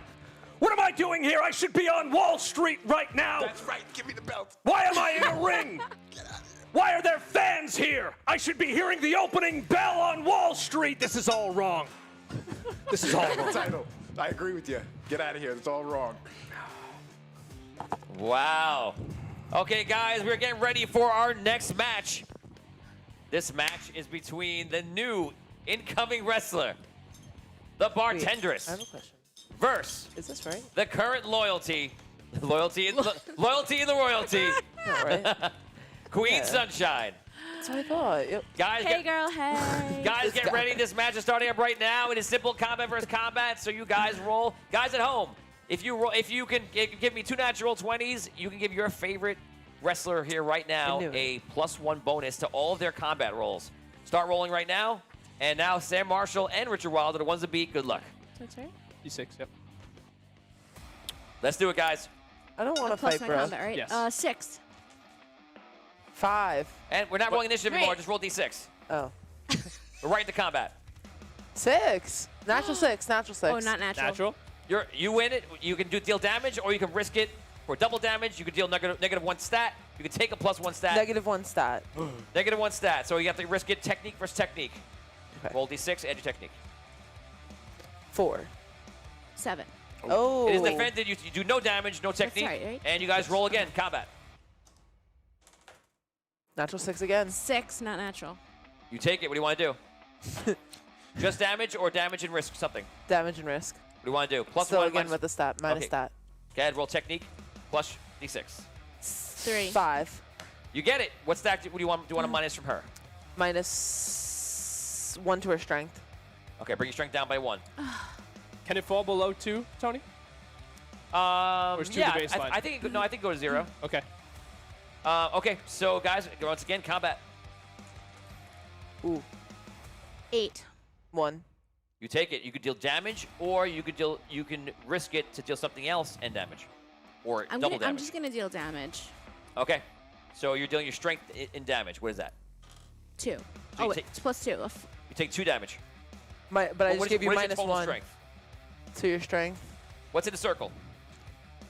2. 2. You take 2 damage. I just gave her minus 1 to her. So my strength. I had a 3. Oh, yeah, okay, so I okay. should have 2. Three. Cool. Guys, roll combat again. 1. Natural 6. That is a hit. Oh. What do you want to do? How do I deal double damage? Could risk it. Sorry, it would be double damage. It would be, I said that, but I misspoke. So it should be a plus 1d4 to damage. So you roll strength for strength right now. If you win, you get that. If you lose everything. Okay. I'll just do damage. And then. Okay, you take 2 damage. Oh, that was it. Oh. That's all it. right. Now you're rolling combat Never again. mind. Okay. 1. 7. 4. 7. You got it. What do you want to do? Charles Morrison Charles gets in 220s Morrison. and he says, "All hail the Queen." I'm taking that. He can get you. Oh, no. You got Charles, plus 1 to all thank your, you. plus 1 to all of your combat rolls. Wow. Thank you, Charles. 6 seconds. Injure. I want to injure What's her. up? Technique versus technique. Roll Roll. d6. Oh, 3. 4. Dang It it. does not go through. You lose it. Combat again. Next round. 6. If you roll a 6, Not it's natural. not natural. 9. 9. You can take it. What do you want to do? Injure again. Try to injure her. Technique versus technique. 5. 4. Is that? It, Am I? it am goes I, through. Yeah, you add that. Oh, Minus a 6. stat. I'm What do you sorry. want minus? 6. 6. Uh, 6? Yeah. It does not go Not through. natural. Okay, roll again, guys. Combat. 6. Natural 6. Not natural 6.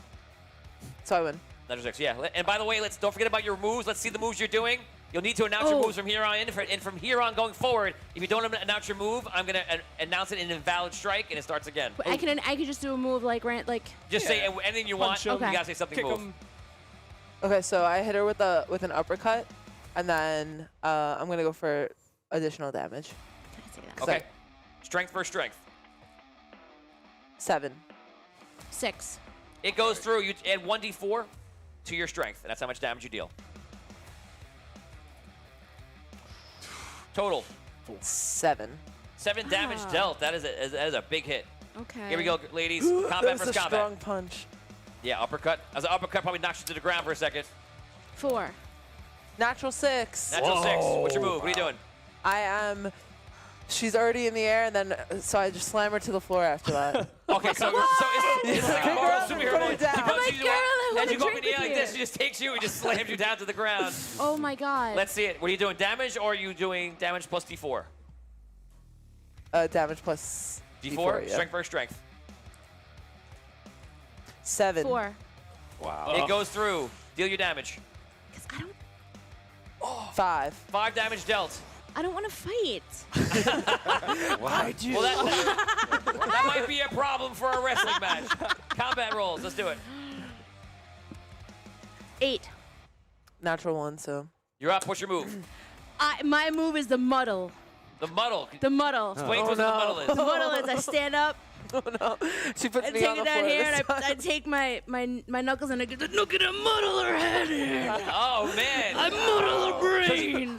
She punched you in the face to stun you for a second, gets on top of you, starts muddling your brain. Yeah. And now what are you going to do? Deal damage or dealing damage plus? I'm dealing damage plus. Go ahead, roll a strength for strength. 6. 8. It does not go through. I lose it You all. muddle and she muddles her way out of it. Combat versus combat. Let's do it. 6. Not natural. Natural 6. You go Oh, for it. wow. Yeah. Cat's on fire. What are you doing? Gonna What's do your more move? damage. So I'm gonna I should spin. have asked you that. If you roll I'm gonna spin around her and then kick her in the back. back brain kick. Yeah, Well, sure. I turn around and I face her. I Then take you the get kick kicked right in on the the face. chin. All you gotta do right now is roll the die. 8. This is strength versus Oh, strength. you're doing, right? strength. So 6. 7.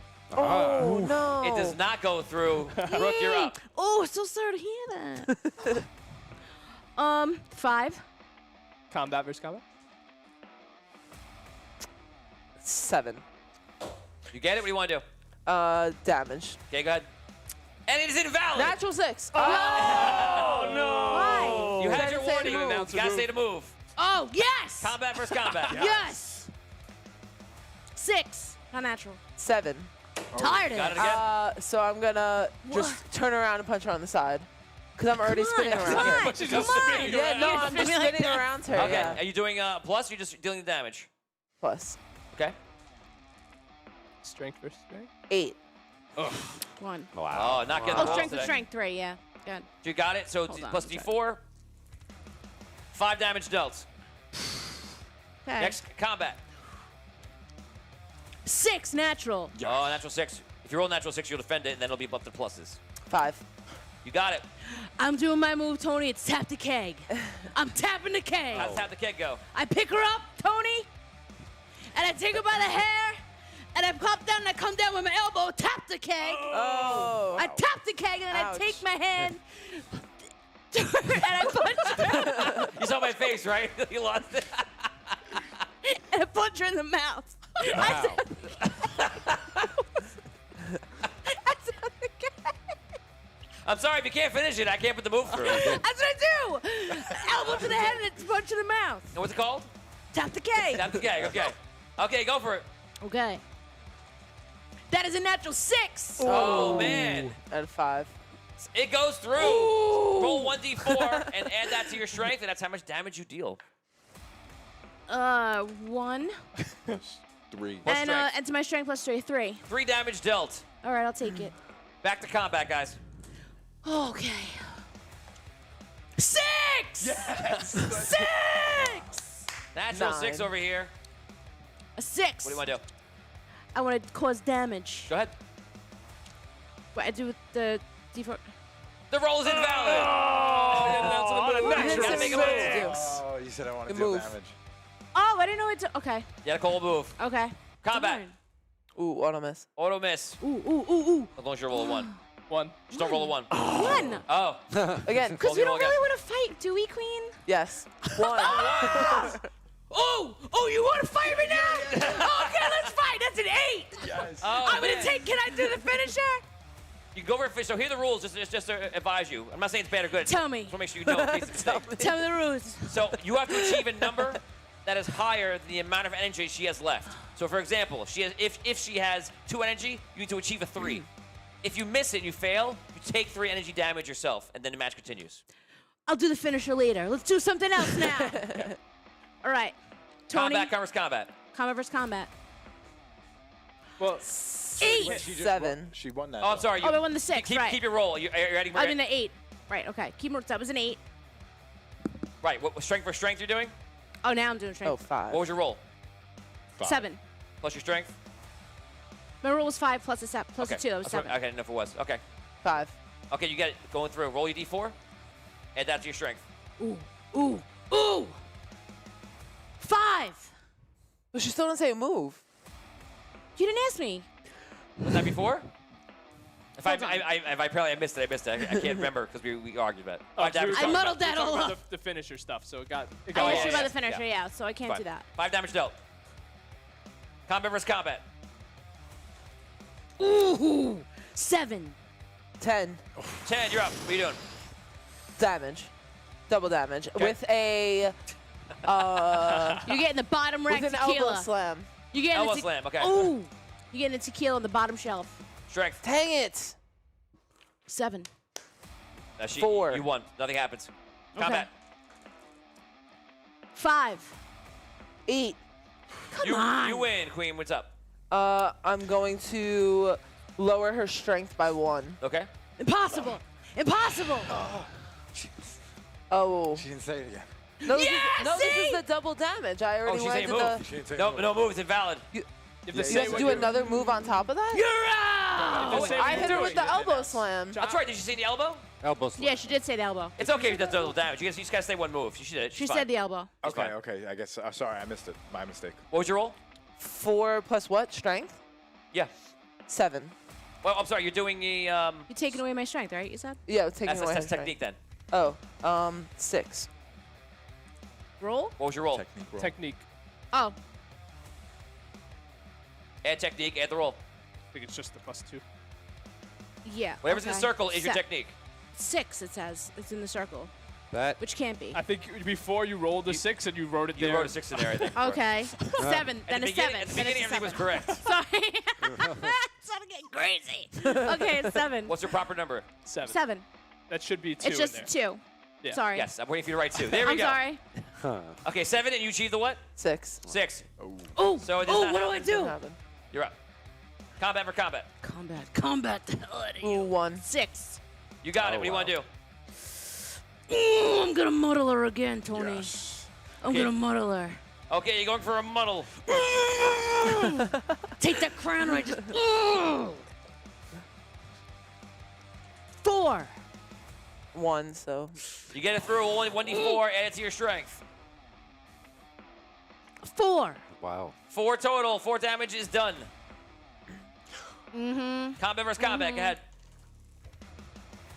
7. 7. Roll again. Wash. Not 8. 6. Oh. Natural 6 wins. What do you have? I am going to put my knee in her abdomen and kick her, but not with my foot. Mm-hmm. And You're going to knee her. I'm going to knee her right in the abdomen. Sounds like a knee strike. And it's going to hurt.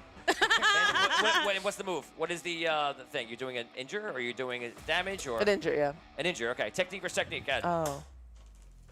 Dang it. 8. Natural 1, so nothing happens. Combat versus combat. 7. 9. No, 10, sorry. You got it. What do you want to do? Damage. Oh my god. Good, good. Invalid roll. Yeah! Combat versus combat. Let's do it. Take it back. I don't even know this many wrestling moves. You can just say, 8. you say punch, kick, as long as you vary it up enough. 9. What you get? 8. You got it. What do you want Punch. to do? Just so you know, when you get punch, kick, you're rear out. The damage. Over 4 damage. Roll for plus damage. strength? Yes. 7. 6. Damage is dealt. D4 plus damage. 7. 4. 7, yeah, sure. 7? 7 damage is dealt. I'm down. So you're not done. done. You're not done. If you're down to 0, you have no energy left. You can only strike for damage, or you can attempt to finish her. You can't do anything else. So right now, if she Can I ask how many points you have? no, you can ask her, but she doesn't have to tell you. Oh, okay. Right now, if she lands a finisher on you, and it doesn't roll a natural 1, then the match is over because you have no energy left. Okay. Because you have 0 energy, so she does not roll. If she just has to not roll a natural Yeah, one. she's a Oh, win- I see. Okay, You have gotcha. to win a combat. Go for your finisher. If she doesn't roll a natural 1, it's over. Okay, So you okay. need to do everything you can to either land a finisher if you think you can do it, or do more damage. Combat versus combat. Go ahead. 5. 8. Uh-oh. You got it. What do you want to do? Finisher. Okay. The sunbeam. I was gonna call you on it. Finisher with the sunbeam. I'm confused. Yeah. 2 plus, what am I adding? Nothing. 0. You'll That's have enough. to. That's it. That is That's it. Queen Sunshine takes it. Can I You never drink at my Can I bar. get a sip? Can you get a sip? Can I get a sip? She beats you on the floor and asks you for a sip. Hold on, here's my sweat. Drink my sweat. Wait, can I And my blood. Sip. Please. Wow. No, I don't want to start taking things from people. That's Ryan's thing, You and want it's to drink annoying. a swig of sweat? Is that your Swig of my style? sweat and Just blood. a sip. Yeah, take it. Yeah, just a sip. Just a sip. Here's my character sheet. I have to boost my strength up by 1. Mixing skills. Just So a that sip. is it. That was our epic match between Royalty and Royalty at the bar. The Yay. Bartenders versus Queen Sunshine. Congratulations to Queen Sunshine. Thank you. Bartenders, how was your first match? You know, I was going into it, I thought, like, you know, everything could just be talked about over a drink and, like, we can get down to it and, like, you know, we could just discuss things. But, no, it's not how it happened. So this is what I did. I tapped the keg. And next time I see I'm going to have to do a little more damage. So you just heard that right now. How do you feeling? Normally, I'm all about like the sisterhood, female empowerment, but I've been losing so much, and I just really had to prove a point that I still can win. Sure, pick the new guy. Pick the new guy. Wow. It's just Gotcha. that's how the It's match all right. is It's lined okay, up. Your Majesty. It's all right, Your Majesty. Thank you. You're a queen in your own right. Thank you. Thank you. Sounds like they're The frenemies queen of of the some queen of type. losing. The queen of losing. I'm sure. Oh. It's usually me. Well, I accept the I torch. passed, yeah, I passed the accept torch. the Yeah. Okay, we're gonna let this move on. Let's get out of here. Guys, our final match today is gonna be an epic one. It is Libra Ryan versus Gambling Guy, and it is for everything because everything is on the line. If Gambling Guy loses today, he is out of Audio Dungeon Wrestling. He could perhaps still be a wrestler, but it won't be one in the Audio Dungeon Federation. And Libra Ryan is fighting for his very seat, which is what seat? It's the chair that he uses in the match. The chairing is caring. That's right, it is. So right now, they're going to have their epic match right now and see what happens. Guys at home, if you roll 2 d20s, 2 natural 20s, you'll be able to give a +1 to your favorite wrestler. You can begin rolling right now, and let's get started. Guys, come out swinging. It is combat versus combat. Don't forget, you must call your moves. All right, I'm going to use a power roll on this, +2 to my roll. Okay. It's a hit. Okay, excellent. I'm going to go to strength and deal damage. Invalid. Boom! Oh my God! Combat versus combat. Starting over. Ooh. Natural 6. Oh. That's a hit. I'm going to shush and crossbody him and go for strength and deal the damage. 5 + 3, 8. 7. You got it. So deal D4. extra 1d4. How much damage dealt? 2 + 3, 5. 5 damage dealt to Gambling Guy. Back to combat, guys. Let's go. Oh, natural 1. Natural 1. What do you want to do, Ryan? I'm going to go for a slap in the face. Boom. And I'm going to deal the damage. 4 plus strength, right? 7. 7. No good. Nothing happens. Back to combat. 9. 6. Ooh, Excellent. rolling high. Another shushing crossbody. Damage. 4 + 3, Natural 7. 6. Get out of here. Nice. Stops it. Natural 6 to hit. With the eye poke. Oh, right in the eyeballs. I'm taking your technique down. Technique roll. Technique versus technique. 6. 8. Oh, Yes. no good. He Let's throws the go. eye poke, but it is stopped. Back to combat. I'm going to... Oh, wait. Okay. 9. 8. Still hits. Gambling Guy has it. Uppercut. Boom. Right into the jaw. Going to injure him. 6. Ooh. Yeah, 7. Nothing go. happens. Back to combat. Take that back. 4. 6. Yeah. 8. Say your move. 8. Libra Ryan has it. Shushing crossbody again. Just keep Stale whacking. moves over here. Stale moves over here. 7. Nope. You're good. 5. Oh, Yes. and it goes through. What are you doing? Damage? Damage. Okay. 4 + 7. 7 damage dealt. He's weak already. He's weak already. Come on, Liam. Natural 6. There's a clip if there ever was one. 7. Yeah. Oh, man. I'm going to go for a big boot, but I'm going to say shh as I do it and then dealing damage. 8. 5. 8. No. Oh, and he does the damage. No. 7. No, yeah, 7. 7. 7 damage. What's your plus and damage? What's your strength? 3. And then I roll the 4. Got it. Okay. Boom. 9. Natural 1. Yes. Finish him. I'm Finish gonna him. frickin' kick him and set him up for the late fee. Goodbye. Come on. Natural 1. Hold on, guys. Hold I on, don't- guys. Richard Wild has just given a I don't have +1 to somebody. Who's it going for? Me. Reroll. No, on, Richard. Reroll. It's for Liam. Richard, I need to get this chair. This is epic. Richard Wild, let me know who is going to. I'm going to hold it off until you give it. I'll give you about 10 seconds. Type it in chat. Let us know. 10, 9, 8, 7. And the Gambling Guy gets the +1 to every combat roll. Let's do it. Here we go. That is a 7. Natural 6. Oh! Carry. Boom. And Oh, man. A 1. no. Wait a second. All right, go ahead. Wait. No. Say it. Were you going for your finisher there? I was gonna. You can't do a finisher off the chair, though. Off the chair. Okay, so now I was just gonna go okay. for sharing his carrying. All right, 5. Yeah, your move is with the weapon. 9. This is combat. Back to combat. 9. What? How are you rolling so? Jesus. Yeah, buddy. 5. A 10. I grab you in a chokehold and I start to squeeze and squeeze and squeeze Submission? away. So this Submission? is technique versus fortitude. Okay. Here we go. Jesus. 6. 4. Yes. It's 4 damage. Is that 4 damage It's total? It's going to be racking up. 4. We're at 4 right now. Okay. I'm squeezing away. Okay. Come on, Lee. 7. 5. 7. Defended. Defended. Yes! It is lost. Yes. I'm gonna kick him in the gut and go for the leafy. Combat. 6. Natural 6.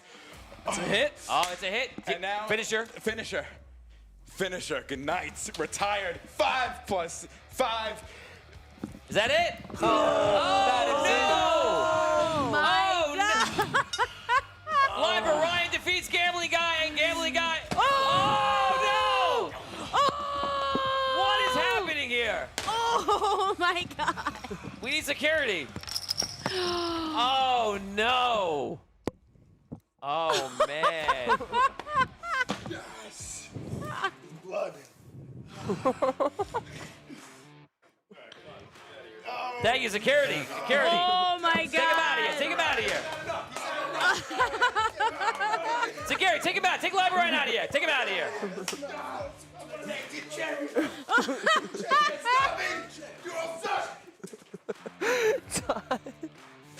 Wow. I don't know what to say here right now. Savior, and I can't believe what's happened. We just lost the Gambling Guy. We're gonna have to get the excellent team here, or the Federation, the medics, to come check him out. If we have any medics backstage, can come get him. That would be great. While, I'm making him a healing potion. you're making healing potions over here. Savior, what are you thinking about all this? I can't believe what we just saw. Wow, if you can't believe that after seeing it, I don't know what to tell you, Tony, but it's clear. Look at this. It's clear that the forces of good are once again on the rise. Don't forget. Oh, no! Oh no! Yeah. No! Oh, no.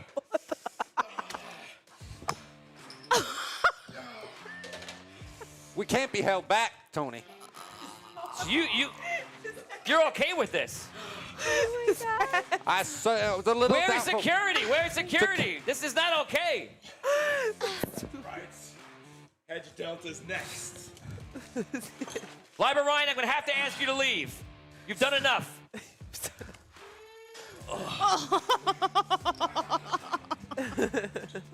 He's got a hammer, Jesus.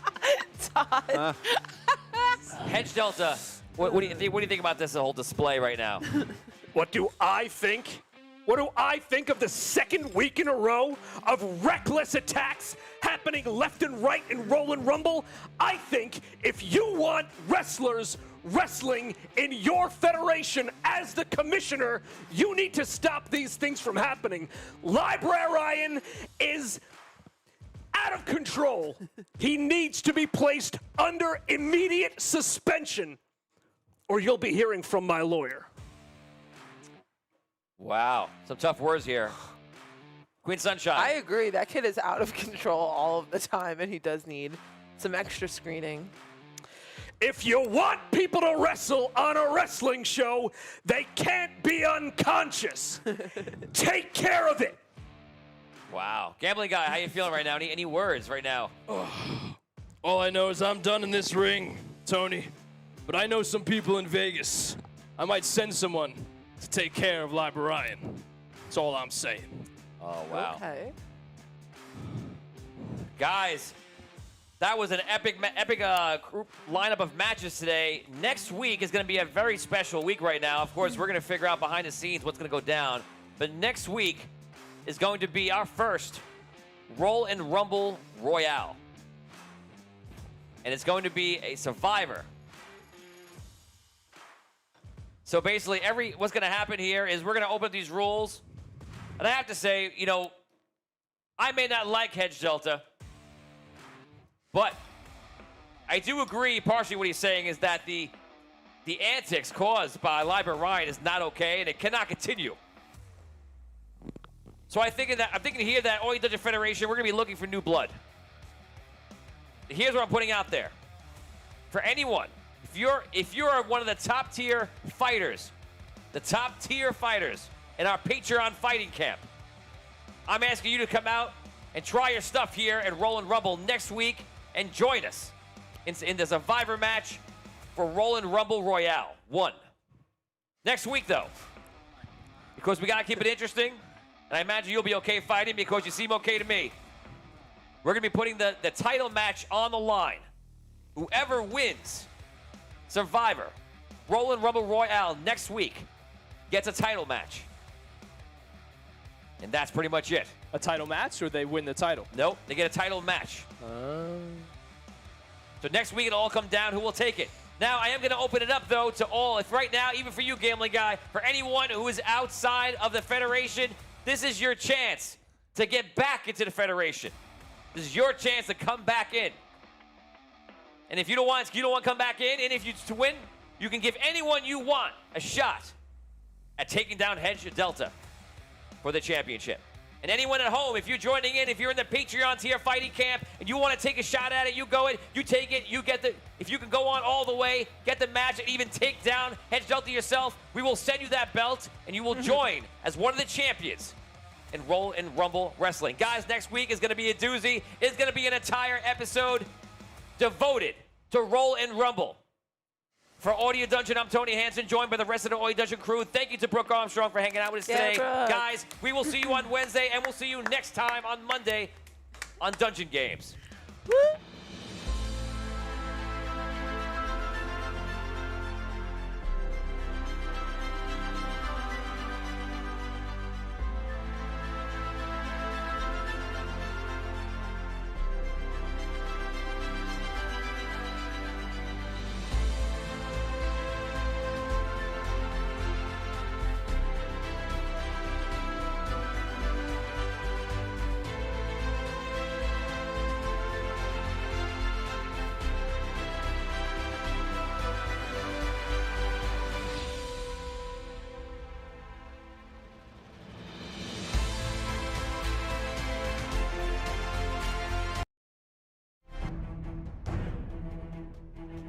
Good evening, ladies and gentlemen. I'm Tony Hansen here with Audio Dungeon, and today we are playing Escape the Dungeon. We are joined by special guest Allison Steele, who is live via Skype from California. How you doing, Allison? Great. And Allison, Excited to play. And Allison's going to be escaping soon, but first she's going to get to watch our next guest. To my left, Clint Maxwell of Game U, video game creator extraordinaire, who's going to be escaping first today. Are you nervous? Quite. Good. You should be. Yeah, absolutely. All right. And our next guest is Catherine Hunter, a manager here at Phoenix Studios. How you doing, Catherine? I'm doing well. And as always, guys, this is a very, very hard game. So the odds are against you. A lot. I would say, guys, what do we think? Mostly people lose this game, right? Yeah. Oh my God, there's probably More about a than- 10% ratio of wins. I would maybe say a little more than that. It's got to be like, I want to say 40%. 70, No. 30. I would say 30. 30. I'd say 25. I'd say 25%? Yeah, like 1 in 4 maybe. 1 in 4. I have a lot of faith in Clint, though. Wow. Smart Hopefully dude, yeah. Hopefully my You were threatening Clint animations- before the game, saying how you're going to beat him and you everything, gotta- but now you believe in him. Yeah. Okay. That's it. That's scary. Okay. I know. No, you gotta Something's give him that wrong. encouragement right before, you know? Something but is like, definitely wrong. Yeah. Okay, so he's got this. we're going to Escape the Dungeon. This week's escapist is Clint Maxwell. Clint, before you begin and know what it is, you must choose one normal and mundane item that you will have at your side to escape with. What do you want to choose? One normal item. Yes. It could be like a wallet. Someone. John Barry picked the Not garbage bag. enchanted, right? Just like a normal everyday It could be a item. sword It could or be a sword, Yeah, or yeah. it could be a weapon or Okay. It has to something be like or a normal, like something shield. It non-magic. can't be Yeah, like not magic. Okay, okay. It doesn't have to be a Nothing weapon. ridiculous. It could be a sandwich. I'm or some down- sort of If you're hungry. I am down utility. for a torch. A torch. Ah, Rousing Tower picked the right. torch. Yes. That went well. I'm assuming it did not go well. It depends on what you get. I'm just joking around. Right. It definitely depends what you get because it could be the best thing ever or completely useless. You never be know. in a very dark. You can watch the Okay. last episode to see how multiple well the purposes. torch works. Yeah. Somebody with So it. as, You can light something on fire. so as always, the escapist is armed with with a magical bag of holding. What's in that bag? Well, the other Audio Dungeon guests and players have put in one item which is either good or bad. They place a good and a bad, and it all depends on what our escapist rolls. If he rolls high, he'll get the good one they place. If he rolls bad, he gets the bad Yes, one. mio. Clint, are you ready? Yes. Clint, without further ado, Yes. Thank you, Dan. Thank you. here is your dungeon to escape. Clint, you are an assassin hired to sneak into a castle while your allies are attacking from the front. Your mission? Simply get over the walls and do one of two things. 1. Assassinate the king upon the top of the keep, who is surrounded by his royal guard. Or 2. Kill the enemy commander that is leading the armies and protecting the castle by the front walls. If you do both, though, in this secret goal, you are an epic hero and will be one of the few to not only win, but do crazy good. Now, and to your benefit, last, you are actually able to die in this one. Meaning that if you can complete one of your tasks, or both, if you're lucky, and you die afterwards, it will still be a win for you. Because you will have won for your allies. Okay. Interesting. Clint, escape that dungeon. Or die trying. Yes. Let's do it, Clint. What do you want to do? You're an assassin. You're outside the walls. You're hiding in a tree line. The castle in front of you. All their attention is going forward to the onslaught of an army that's on your side, coming into their front gates. There are guards on the back, on top of the walls. I would put it about 10 across the whole thing. We'll give it about 500 feet across, but their attention is definitely not on you. Okay. No, they definitely are because now I have a fire torch. Right. So You shouldn't tell me things like that. no, all right. So what I want to do is I could roll, right, for an item. If you want to pull from the bag, absolutely. Okay, I definitely want to pull from my bag because I want to try to find a way to get up. Okay, Clint, roll that die. Okay. Wow, if you roll high. Got a 4. Okay. Oh, all right. Clint's starting really good today. Clint, if you rolled bad, you would have gotten a flock of seagulls that follows you because you just fed them a slice of bread. A flock of seagulls fans or like the band flock of seagulls? No, the actual seagulls. But you did not get that because that was bad. The good is Rocketeer's jetpack. Oh! That's an exact roll of what you just rolled. In case of to believe it, here it is right here. That's amazing. You just asked to get up at the wall, and there's a Rocketeer jetpack. You're welcome, by the way. Thank you. What do you want to do? All right, so I'm gonna use the Rocketeer jetpack to get up over the wall, so that. Are you going to use it now? Yes. Okay, Might as so well just use it. okay, you just Rocketeer up. You have your torch in hand. You Rocketeer up. You're like you're fire bro. Exactly. You go up. You're onto the wall. You're landing on the wall. Going over the wall. I'm gonna go. If I land on the wall, who am I gonna assassinate first? Forget.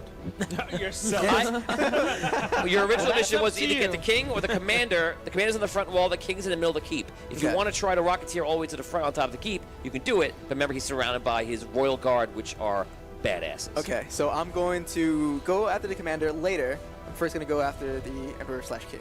Okay, you So- go right up there and land on the top. I'm gonna. So there's a roof, right? It's flat roof. It's closed Yeah. off and everything. Yeah. Okay, so I'm gonna use my Rocketeer jetpack to basically get a view of the whole area, just to see How where. high are you going? Let's say 100 meters. Why you put it in meters? 300 Make everything- 333 feet, point 3? Make everything harder for everyone, Okay, especially you viewers. Okay, you go up high about 333 feet, and as you're going up, they take some shots at you. Roll a d6. If you get a 1, 2, or 3, they hit you with an arrow on the way up. 4. 4. Okay, they miss you. This rig? You're up there. You did draw the attention of everybody. Yes. Because you have a rocket pack and a lit up torch. Yes.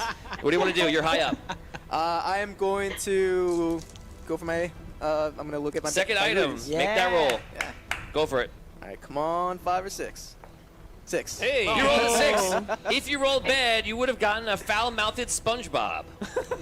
But instead, you got good, which is an enchanted Mickey Mantle signed rookie card. What? Who wrote this? Okay. That was How can nobody know who wrote it? Oh no, that was me. Oh, you got your own. My own. Wait, how is it enchanted, though? What does it do? It's chanted by. It wins the game for me. No, gosh, no. Can you summon Mickey Mantle to fight with you? I could summon Mickey Mantle. Did he just give you that idea? Not necessarily. I got the idea. I got Not the idea. necessarily. I got the idea from Half Baked. Okay. There was Okay. a whole Gary Garcia thing. Do you wish to summon Mickey Mantle? For whatever that's worth. I wish to good. sacrifice Sacrifice. Mickey Mantle. Yeah. So that everyone thinks that he was in the jetpack and that he has the torch. Okay, right now you're up in the air, flying in there, and you have a baseball card in the air. You're summoning Mickey Mantle, who now appears. no. I guess he hugs onto you. Yes. And now he's with you. You give him the jetpack? I'm gonna fly down and land with the jetpack and the torch. Okay, so you land right next to the king and the royal guards, right there on top of the keep? Right in the middle. Right in the middle. Okay, Right so you land right there. Mickey Mantle's there. Who will play Mickey Mantle? I'll play Mickey Mantle. Okay, Dan, you Mickey Mantle? Yes. Say something Mickey Mantle-ish.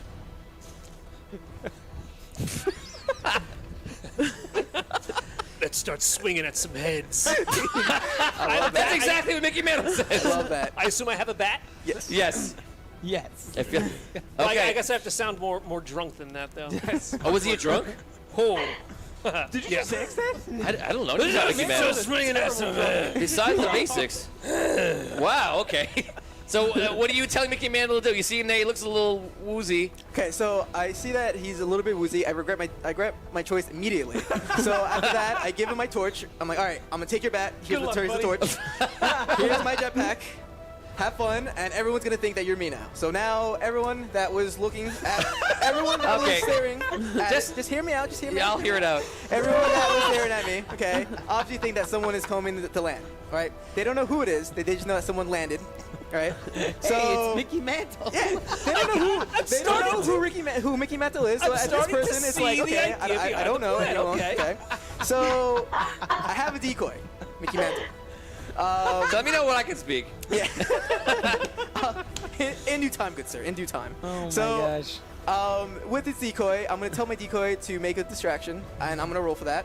If it's good, then you know. Make up the I'm rules. just gonna make Guys, everyone take a break. I mean, Clint's gonna finish one out without us. Sorry, no. He's got it. No. So he's my playing the decoy, and I'm going to let him off on his own, and now I'm going to go try to kill the Emperor in the middle. So my decoy is making a ruckus on his own, and now I'm going to actually go and do the mission myself. I set off the jetpack. I'm shooting. Okay, before any of that happens, let's go back in time. I'm out. So when you were landing on the keep, you land on the keep next to the king and the royal guards, who immediately start to attack you because they knew you were coming from miles away. They start to attack you as you then, instead of defending yourself, begin to switch gear. Yes. With Mickey Mantle, Yes. who's in a drunken state and probably doesn't know what's going on. Please roll a d6. Unless you roll Please roll a D6. unless you roll a 6, you're gonna get hurt. 7. I want you to roll a 7. One. A 1. one. Okay. They come over and swing a sword. They cut you. You got hurt once. If you get hurt 3 times, that's a death. Okay. There are other ways to die, but if it's little things like that, that's the way to die. Can I roll for Mickey Mantle? Well, Mickey Mantle's trying to put on the thing right now. Yes. Okay, go ahead. 4. 4. Mickey Mantle, what are you trying to do? You put on the thing and then. I want to set off the jetpack. Okay, roll a d6 for me. If you roll a 1 or a 2, they kill Mickey Mantle before he gets in the air. To be fair, you're surrounded by the royal guard. Okay, so you get up, they try to swipe at you, Mickey Mantle goes up, you get shot. You have to roll 1d6 again because you're surrounded. Roll one more time. This time would be a 1, 2, 3, you get hurt. 3. 3. So 2. So they go, Mickey Mantle goes up, they cut you again, you have 1 hit point left, you're in the middle of like 6 or 7 royal guards. You have probably 1 round left to live. Yes. What do you want to do? I want to go for my last, hopefully not last bag, but my bag of goodies. Okay, Good but decision. Good Just decision. remember, you're spending the round going through that bag. Here we go. Make that roll. Big rolls, Clint. Oh boy. That's how good it is. It's a 5. Wait, It's Dan. 5 on the It's 5. ground. Okay. I witness. Okay, so if you got the band, Clint, it would have been your horse doppelganger, a copy of you as if you were inexplicably turned into a horse. Nay, don't say that. It's amazing. I'm not even mad, I'm impressed. But you got the good, which is Wolverine claws. All right. What? Okay. If only you had Wolverine's At the Ability. incredible healing factor. Oh, yeah, that would have been That would have been amazing, but you don't. Okay, so now they attack you. I'm gonna say you grow claws and they attack you, which probably makes them shudder for a second. I'll give you a little bit of a benefit and tell you 1 or 2 is gonna be death for you, instead of more, which it probably should be. Okay. All right, guys and gals. I'm nervous. Roll that. big thing. roll here. Nice knowing ya. Fight, Clint. 3. 3. Okay, they stand back. They stand back for 1 round. Now you go again. What do you want to do? So since the Emperor's in my line of sight, I'm gonna go after him. The king. Yes. Yes, with the king. I'm gonna go after him with my All Wolverine. the royal guards are in the way, of course. Okay. So He's not just standing there. So you start trying to battle them through. It's gonna go great. Dan, you're up top. You're Mickey Mantle. What are you doing? I dropped my torch on the king. oh, double whammy. So in Roll case d6. At best, you're gonna distract him. He has the armor on and such. One.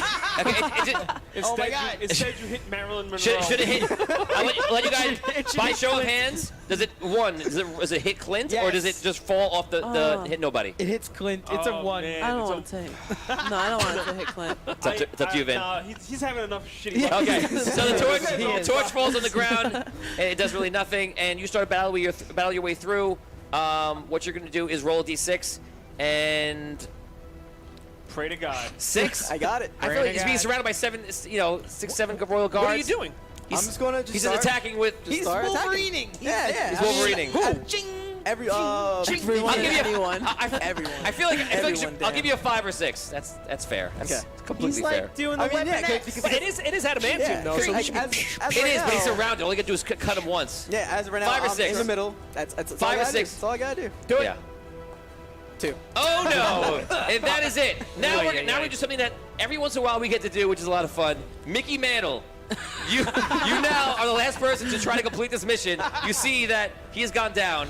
Can you kill the king or kill the commander? Oh, no. So I have just... And you get a minus. I'm gonna give you a -1 to all your rolls now because you're drunk still. Oh, that's true. I want to pick from the bag. Okay. You have to go down for the bag though. Okay. I'll let you land. I'll let you land on the bag. They'll pull them back for 1 second. You have 1 round. Okay. Okay. I pull Go. from the bag. 1. Oh, man. Oh, great. Okay. So, if you would have got the good, but you did not, it would have been the Sword of Omens. But instead, you got the bad because you rolled a 1, and it is a police siren light that cannot be turned off. Woo! Woo! Woo! It goes off like crazy in front of everybody. Roll a d6. I feel like it would be distracting to them and probably hurt their ears, if anything. 3. Nah, they don't. It's annoying, but they don't really. Or is it the light? It's both. Oh. Siren/light. Oh, okay. That's what it says. Yeah. Okay, I don't know. What do you want to do? Do I have any weapons on me? No. You have a torch. I have a torch. No, he dropped the torch. Oh, you dropped a torch. I'm sorry. Here's what I'm going to do. I'm going to target the king. I'm going to put my head down. That's probably the best idea ever. The top of my Yes. head aimed at the king's chest, and I hit my jetpack. Boom. Okay. I want my head to hit him square in the chest. Okay, if you roll a 1, it's gonna be a -1's gonna be a 0. I'm gonna say like you have a concussion. You go to the floor and you die. You roll a 6, it'll work. I'll give you Yeah, he's got the Rocket Fuse jetpack, but he doesn't have the helmet. Yeah, Isn't the king wearing I'm gonna give metal you- armor? Was I summoned with a batting helmet? Do I have a batting? Maybe, because he did have a base. Clint Yeah, says he no. had a bat. Clint said no. It's cheating, right? I feel like it's cheating. at this Betrayed point. by the person who's trying to win. Clint said no. I feel like it's cheating at that point. 5 If or I say 6 it yeah, works. okay. 4 it does nothing. 3 or lower you get hurt. Here we in the go. Process. And you die if you get hurt. 3. 3. You go through. They just watch you pass, and they go, "Here you go, dipshit." They cut you in half. You land on the ground. The siege goes through. Your allies are a fail. You do not kill the king. Mickey Mantle, you do not kill the king. That's all right, Mickey. Sorry, guys, and that's the way the Thank you, cookie crumbles Mickey. today here on loss. Escape the Dungeon. I want to thank our guests for hanging out with us today, Catherine Hunter, Allison Steele, and Clint Maxwell, who did not escape that dungeon. Had We will fun s- doing it, though. we had a lot of fun doing it, as always. Does this bring the average down now to about 15? It might. We'll see. We'll see how Allison does next. So we'll see you guys real soon. Thanks everybody for joining us.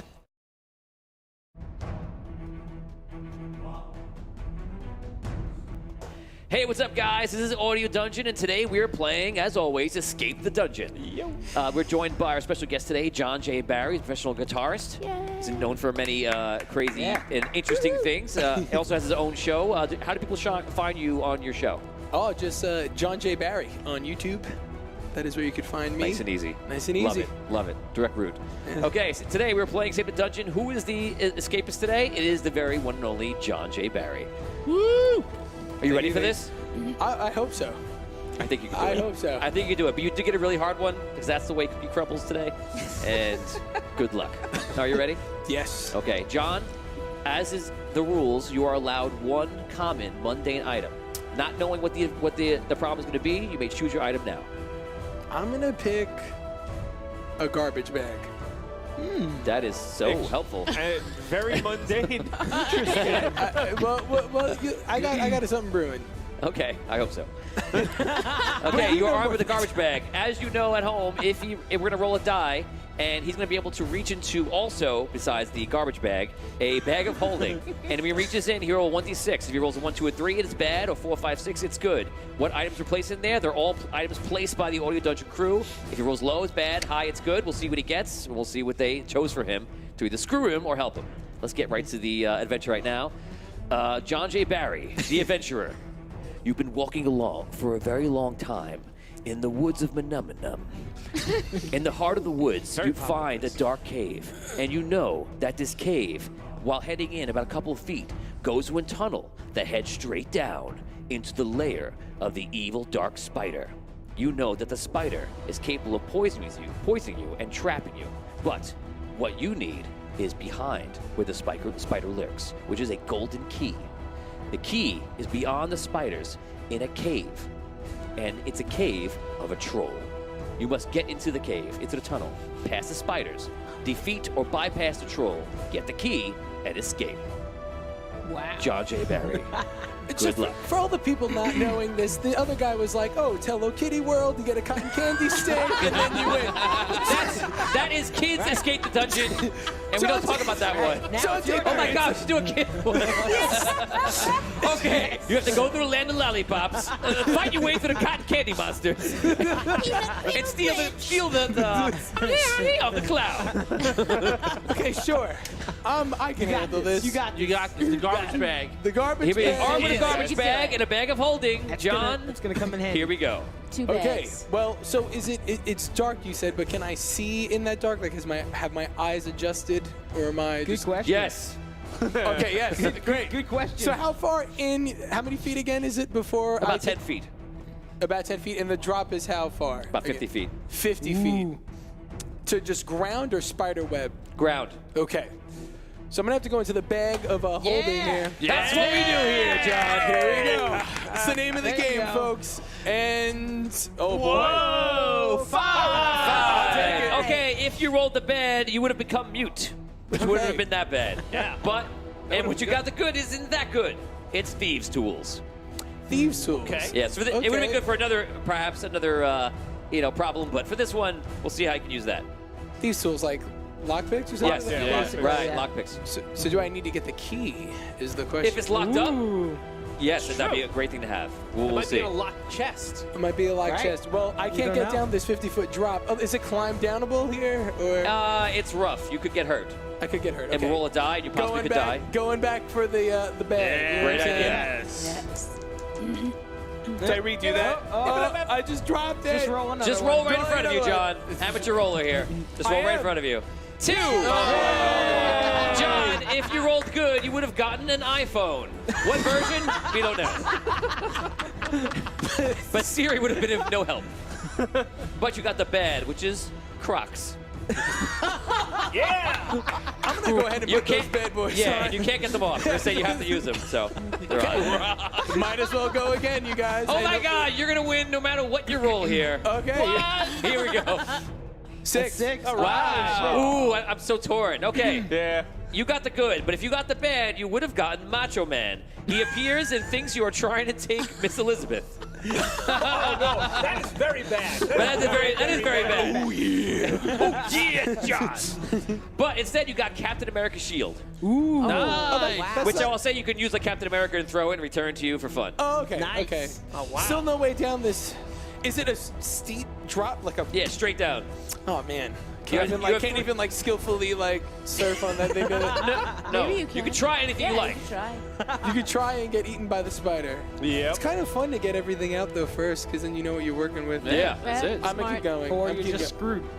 Yeah. You have 3 pulls left. I'm doing 1, and it's a 2. It is a 2. Oh. You get the bad, but what you did not get is the good. Crypto, the super dog.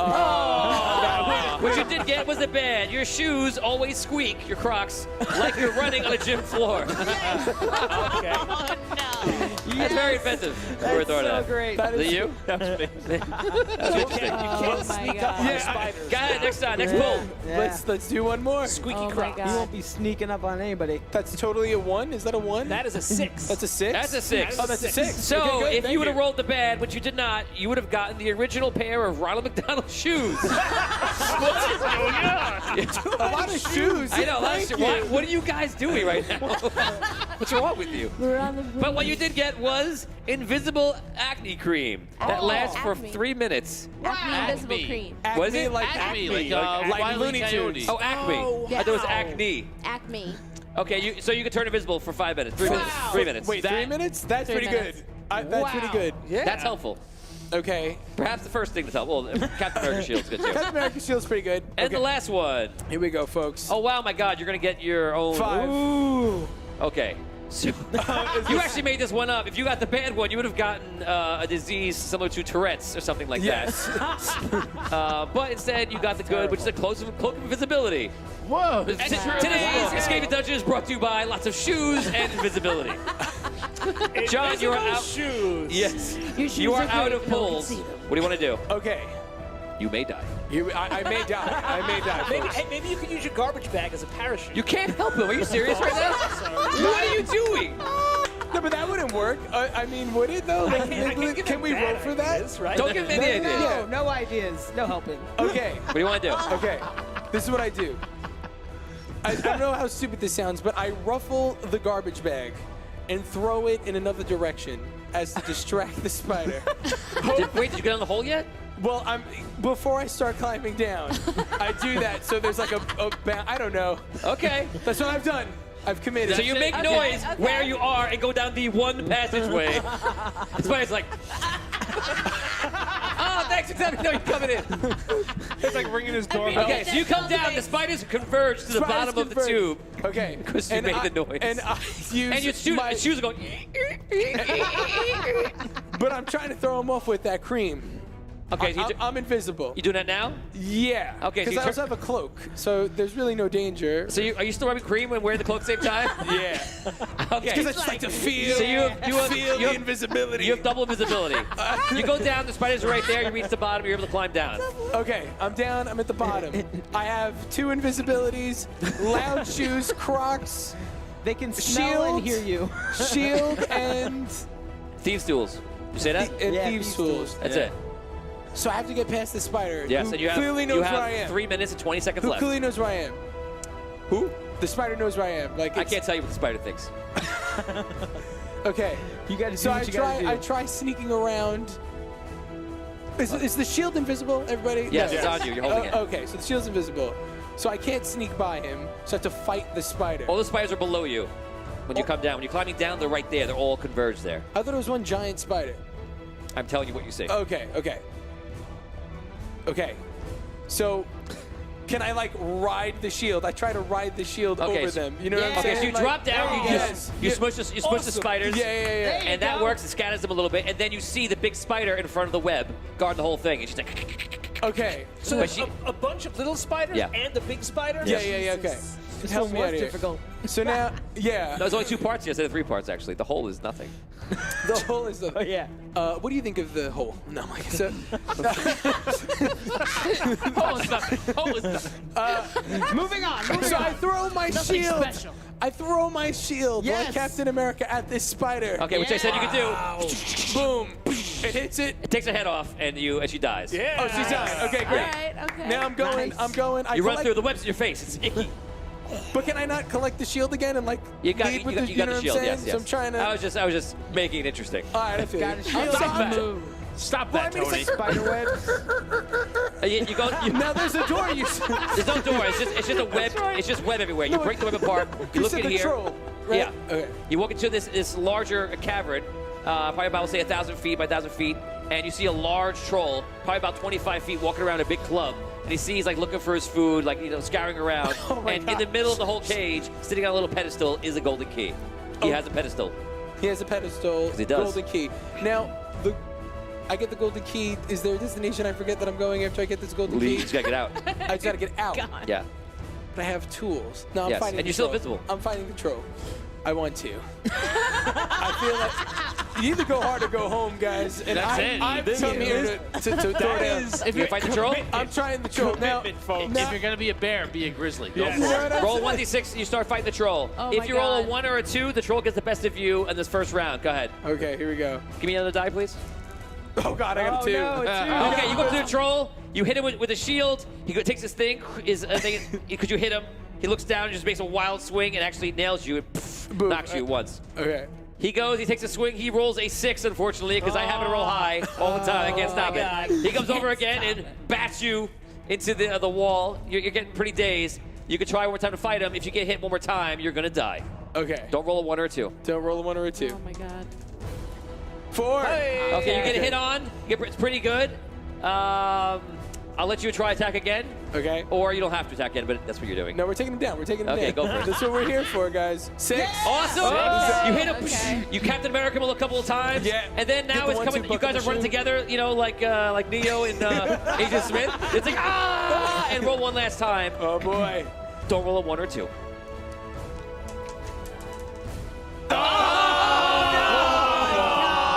roll a 1 or a 2. He's just hitting you with everything he's got and smash you against the wall. And the last thing you hear is my dinner. Oh boy. Invisible food. Oh boy. Invisible croc wearing. You were so close. I was trying. my God. John, that was great. All you had to do was not fight the troll. He would have still heard me though, with my squeaky shoes. You still might have made it out pretty well. But I admire you for your tenacity. Listen, it's the and going spirit. in. It was It's fun. the warrior spirit. It is the warrior spirit. Guts. Very ballsy. Very ballsy. Yes, very ballsy. Great job. John Barry, thank you for hanging out with us today. Thank you, everybody, for having me. And this has been Escape the Dungeon, and we will see you guys next time.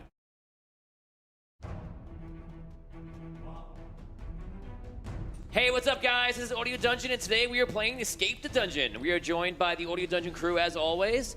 Today with us, our special guest is Richie Holzauer. He is the editor of Audio Dungeon, and we're also joined by Rob Sprance. He's the host of the podcast, The Hole. So today, Rob is also going to be this week's escapist. Rob, how you doing? I'm ready to escape. You ready to do it? Yeah. Okay, No, I'm Rob. at the show. right now. This is your only chance. Your only chance right now. Okay, Rob. So here's the rules. You have one normal mundane item to go with you in this adventure. It's a scenario that you'll have to defeat. You also will be armed with a bag of holding, which is basically a magical bag that holds items. What items are placed inside? It is the items placed inside by the Audio Dungeon crew and other guests. Yes. And basically, the items could be good or bad depending on what you roll. They've placed a good and a bad item. If you roll high, it's good. If you roll low, it's bad. Okay, so it's a mixed bag. So, you know? Sorry. Yeah, okay. Yeah. So that's that. Cut that out. Remove that. Cut it out. Okay, so here is your scenario. Okay. You have killed. Oh, I'm sorry. That was the last one. Cut that out. It could be true, though. You don't know that. So here is your scenario. You are in a cage in the middle of a town square. You're committed of a crime. What crime? Quick. Murder. Murder. Okay. You've been caught and deemed an enemy of the town. They're bringing you on like a cart in a cage to where they're going to hang you to the noose. Okay? You must get out of your cage, escape the city guards, and get past the rooftops and towers on the outskirts of town, which all contain archers trying to kill you. Lovely. Okay? Okay. It's an easy one. So easy. Now, you get one normal mundane item to choose to be with you that you've hidden in the cage with you. What's it going to be? A bobby pin. Ooh. This guy may get out. This guy may get out. I'm gonna make my hair look nice. Okay, you bitches. Okay, let's do it. You have 10 minutes to escape the dungeon. Rob, good luck. Okay, thank you. First thing I do, I take the bobby pin, I look around, make sure nobody's around or looking at me at any given time, and I start to pick the lock. Okay, you realize that everyone is looking at you live. They're also actually throwing fruit at you. They hate you. You're like the menace of the town, everything else. But you try to go over to the thing and be covert about it. Roll 1d6. 1, 2, 3 means they're seeing what you're doing and will probably tell on you. Oh, well, that just fell right off. Get him another die. Yeah, here we go. And the roll is 1. Oh, 1. Yeah. You put it right in. Someone goes, he's gonna thief me. He's gonna die. So the guards go over to you. They put the sword. They go, give it. Give it to him. Okay. The guy goes, oh, good. Thank God. My hair has been really bad. Okay. It's time to go in the bag. There goes that. He goes in the bag. Damn it, you took my bobby pin. And we're going to the bag of holding, everybody. Take my bobby pin, but don't take my magical bag. there's a little hay there. You're pulling all the secret things out. Go ahead, take that roll. All right. 6. So you rolled 6, which is a high, which is the good item. So there's a good and a bad item. The bad item, which you did not get, would have been explosive flatulence. But you did get the good, which is night vision goggles. Ooh. Wow. Very nice. It's not nighttime, but if it was, You would see. you're good. It will All be right. later. So can I sleep for a little while until nighttime comes? And Unfortunately, you're being rolled to your death. So being rolled to- yeah, oh, like you're on your way. Got it. You're in the cart on a cage, in the cart, being rolled right up. You maybe have like minutes until you get there. So I lean into one of the guards and I try to bribe him with the night vision goggles to let me out. He might not know what it is, but roll a d6. Because he doesn't know what it is, a d6. You need a 6 on this d6. 5. A 5. He's like, he goes, shut up. He goes, what the hell is that? Doesn't work. Okay, so I start to search all around the bottom to see if I can find anything that might be able to help me. There's only straw and hay and things like that in there, and you're in there like a cage animal with only your secret bag of holding. So I take a few pieces of straw and hay and I tie them together and try to make another way to pick the lock. Oh, wow, that's desperate. Well, it's a desperate situation, Tony. Okay, because it's fantasy, roll a d6. If you get a 6, I'll allow it. Another 6. 2. No, it doesn't work. Your All straw right. goes in and goes, yeah. Back in the bag, back in the bag. Back to the I bag. gotta use And it. we're going back to the bag of holding. There you go. Gotta use it. Go for it. 6. Nice. Yes. This is going to be so weird. Okay, so the bad, which you would have gotten, but you didn't, would have been intense menstruation. But you got the good, which is George Clooney's hypnotizing eyes. Oh, beautiful. Your eyes turn to George Clooney's eyes, and they do what it is that George Clooney's eyes do. They cause intense menstruation. Apparently. So, what's I to do? So I look at one of the guards with my George Clooney eyes. Okay. And I say, He goes, "Aw." I say, can you open the lock for me and let me out? Okay, just don't roll a 1. It's all in your favor. Don't roll the 1 and you are good. 4. 4. He's like, oh, well, okay. He starts opening up. Another guy comes in and goes, what are you doing? He goes, you can't open that gate. And I look at him as well, and I smile. He's like, oh, I see what's going on here. Okay. Start letting you out. All the guards nearby start letting you out, and they see you and look in your eyes. You are getting out. The archers on the roof and say, what's going on? We're going to fire any second. I asked one of the guards to get in to act as me and close it real quick. Get in the corner. Okay. Yeah. How far does George Clooney's game go? He gets very far, okay? Okay, we're going to start making you roll he's for George it. Clooney. So you're going to need to roll a 4, 5, 6 from degree to do that. That's pretty generous. 1. Okay. the guy's like snaps out. He goes, oh, wait a second. All right. I got to go back in the bag if the archer's about to fire. He starts throwing you back into the cage. He starts trying to put you back in. All right, I got to go back in the bag. Okay. After. So you're like, oh, okay. And then you pull something out of the Yeah. bag. See if it saves you. Let's see what it is. Yes. 6. Yes. Everyone. Oh, no. Okay. Oh, yes. Okay, you got a 6. If you roll the bad, which I almost want to change this one so you get the bad later, All right. you would have gotten Little John interrupting you every conversation. Oh, no. That's amazing. Good job to whoever did that. Yeah. And what you did get was the good, which is the classic bombs from Legend of Zelda. Wow. Wow. There you go. Some very So- handy items. Yeah. So those bombs go right at the archers. Okay, so you go like this. The guys push you in, and you go. Yeah. You throw it up to the archers. Okay, I'll give you the first one for free. You hit the archers nearby. The guys around you are like, hey, get that bomb. You can't do that. What do you do with the guards right there? Can I charm him still with George Clooney? Okay, it's gonna be a 4, 5, 6. And I look at him and I go, you know what I'm doing. 4. And it works. Okay, so the guard's like, okay, hurry, get out of here with your pretty eyes. This may be the best item in the history of this game. Okay, you start running. You escape. run. You escape the immediate guards. You're encountering other guards. I'm going to tell you now that there are too many guards for you to charm with your eyes. So you need to figure out a certain way to get past those. But you are like halfway out of the town. I'll give you that far. Okay, so I'm halfway out of the town. I'm going to go back in the bag. Okay. See what else. How many more do I have in the bag? You have 3 pulls. Oh, okay. 3. The 3, which is the bad. So what you did not get, the good, is R2D2. Wow. That would have been good. That's A lot of automatic win right disappointments. But the bad, which you did get, is a toaster. All right. Okay. I'll even put bread in it. What do you want to do? All right, 2 minutes. You're okay. You're okay. Don't worry I about gotta go back in the bag. I don't have to do it with a toaster. Okay. I hit the next guard with a toaster, so eventually. Good. All right. I always 3. Yeah! Okay, the good, which you did not get, would have been a cloak of invisibility. But the bad, which you did get, is Skeletor, who's chasing you and thinks you're He-Man. Who wants to play the role of Skeletor? Well, this is good. Someone be Skeletor for me. Come on.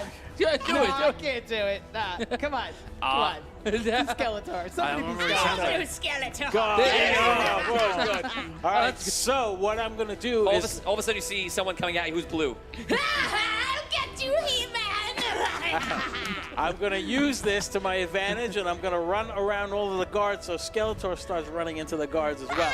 Try to confuse all of them and create chaos within the town. Roll a d6. The higher you roll, the more carnage you make.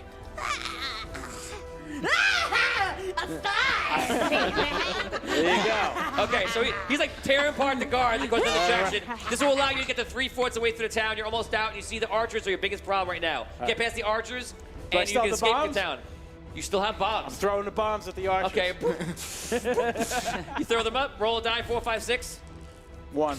1. You throw the bombs. They're going low. They're not quite getting them. The archers are firing down. Roll a 1d6 right now. If you roll 1, 2, or 3, you get shot with an arrow.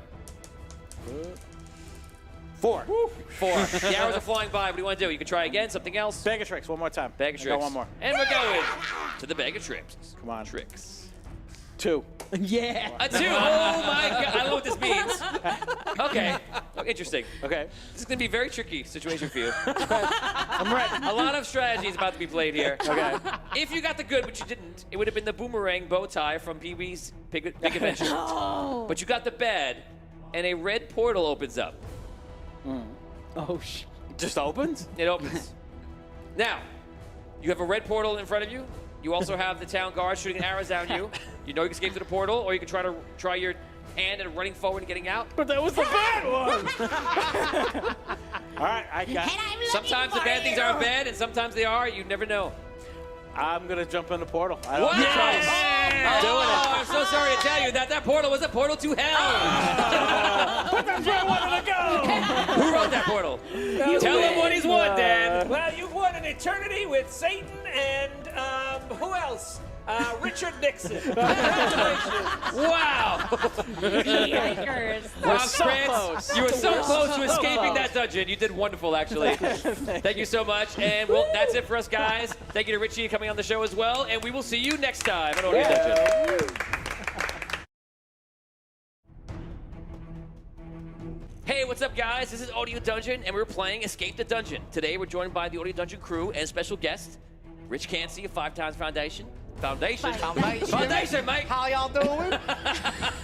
Hello, y'all. We're also joined by Justin Sarachik of Chief and Editor-in-Chief of Rapzilla. Howdy. I'm part of Chief and Editor Foundation. Commander-in-Chief. I do a little bit of everything around here. So we are playing Escape the Dungeon, and today's escapist will be dun dun dun Rich Cansey, our special guest. Let's do it. Rich, are you nervous? I got this. Okay, that sounds good. That sounds good. Rich, as always, you will be armed through this escape the scenario situation with one normal mundane item. Which item do you choose? That come up with anything I want. Well, it cannot be something crazy. No, something crazy. A common or mundane. Or a weapon or a tool, something useful maybe. I will use Like cool bracers maybe. the Infinity Gauntlet. No, how about Just the glove without the stones. Yeah. right? Like what can I use? What can I try to think? You must hurry, Rich. Jetpack. Not That normal works? or mundane. Sword. Sword. There you go. You got a sword. Okay. They were too strong. As everyone knows at home, you will be armed with a sword, but also with a bag of holding. And in the bag of holding, well, everyone in this room has placed in either a good and a bad item. That if Rich on the die rolls high, he will get the good item they placed. If he rolls low, he will get the bad item. What will he get? We'll find out what happens.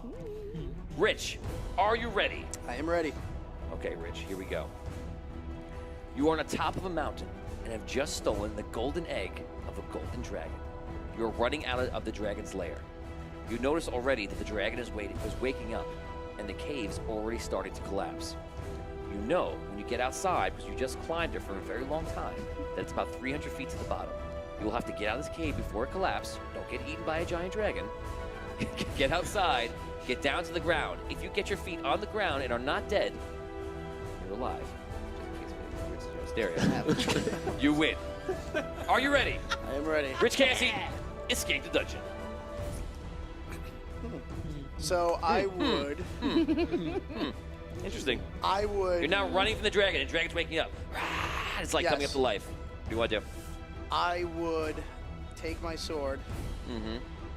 jump down the side of the mountain. You are still inside the mountain. I'm still inside and it's the collapsing mountain. all around you. The entrance is starting to collapse. I'm gonna have to go in my bag, see what I got. And we're going to the bag of holding. Going to the bag, baby. It's a 4. All right. You rolled a 4. If you rolled the bad, you would have been Robin. But you rolled the good, and you are Batman. Wow. Oh, man. I'm Batman. That's crazy. I know what I'm gonna use. I'm gonna use that bat thing that he used, that he shoots at the grappling hook, the bat hook. Batarang. Okay. The bat. What is Batarang. it? The batarang. Oh, the batarang is just a No, the that's the boomerang. throwable. It's Oh. like The grappling. the grappling. The bat grapple. It's a The bat grapple. The bat grapple. So I can see the. I believe I can see the entrance. I'm gonna shoot that grappling hook out to that entrance to the tree right over there. Okay, give me a 3 to 6. So give me a +1 because you're Batman. 3 to 6. 3 to 6. There's a tree. It's a 6. At the 6. You go. You do it on a couple of the rocks nearby, and you're able to pull yourself out of the cave. That'll get you outside. The cave is pretty much collapsing around you, and you hear the dragon is almost there. What do you want to do? I'm outside now. Yes. I'm gonna have to keep rolling, right? Keep rolling. Go for it. So Pull roll again. that bag. I'm going down the mountain now as well, right? What's in the Let's bag, see. Let's see what's baby? in the bag. A 4. You roll a 4. If you got the bad, which you did not, it would have been Fire Marshal Bill wants to show you something all the time. Let me show you something. So, but instead, you get the good, which is you get a pet fire elemental. Ooh. Oh my God. Pet fire elemental. It's killing it. Wow. Different ones today. This is getting creative now. What do you want to do? The dragon is coming out. Roll D6 for me, please. Roll. There we go. Okay, the dragon is banging on the wall trying to get out. She's like pounding on it. What do you want to do? I am going to, and I'm on the mountain right now. I'm gonna have to scale down this mountain. I'm gonna have to use my sword, put it down into the mountain, and scale down slow so I don't fall too fast. Okay, you start climbing down the mountain. We're gonna roll again. We're gonna die. Roll for you to save some time. And the dragon is still pounding its way out. You start climbing down. Roll D6 for me. If you roll a 4, 5, 6, you begin your climb. I still But got the fire up. It's gonna take a long time to climb down. 4. Okay, so you're slowly climbing down. I am. Now what I'm Okay. gonna use, I'm gonna tell my fire elemental. The dragon breaks out.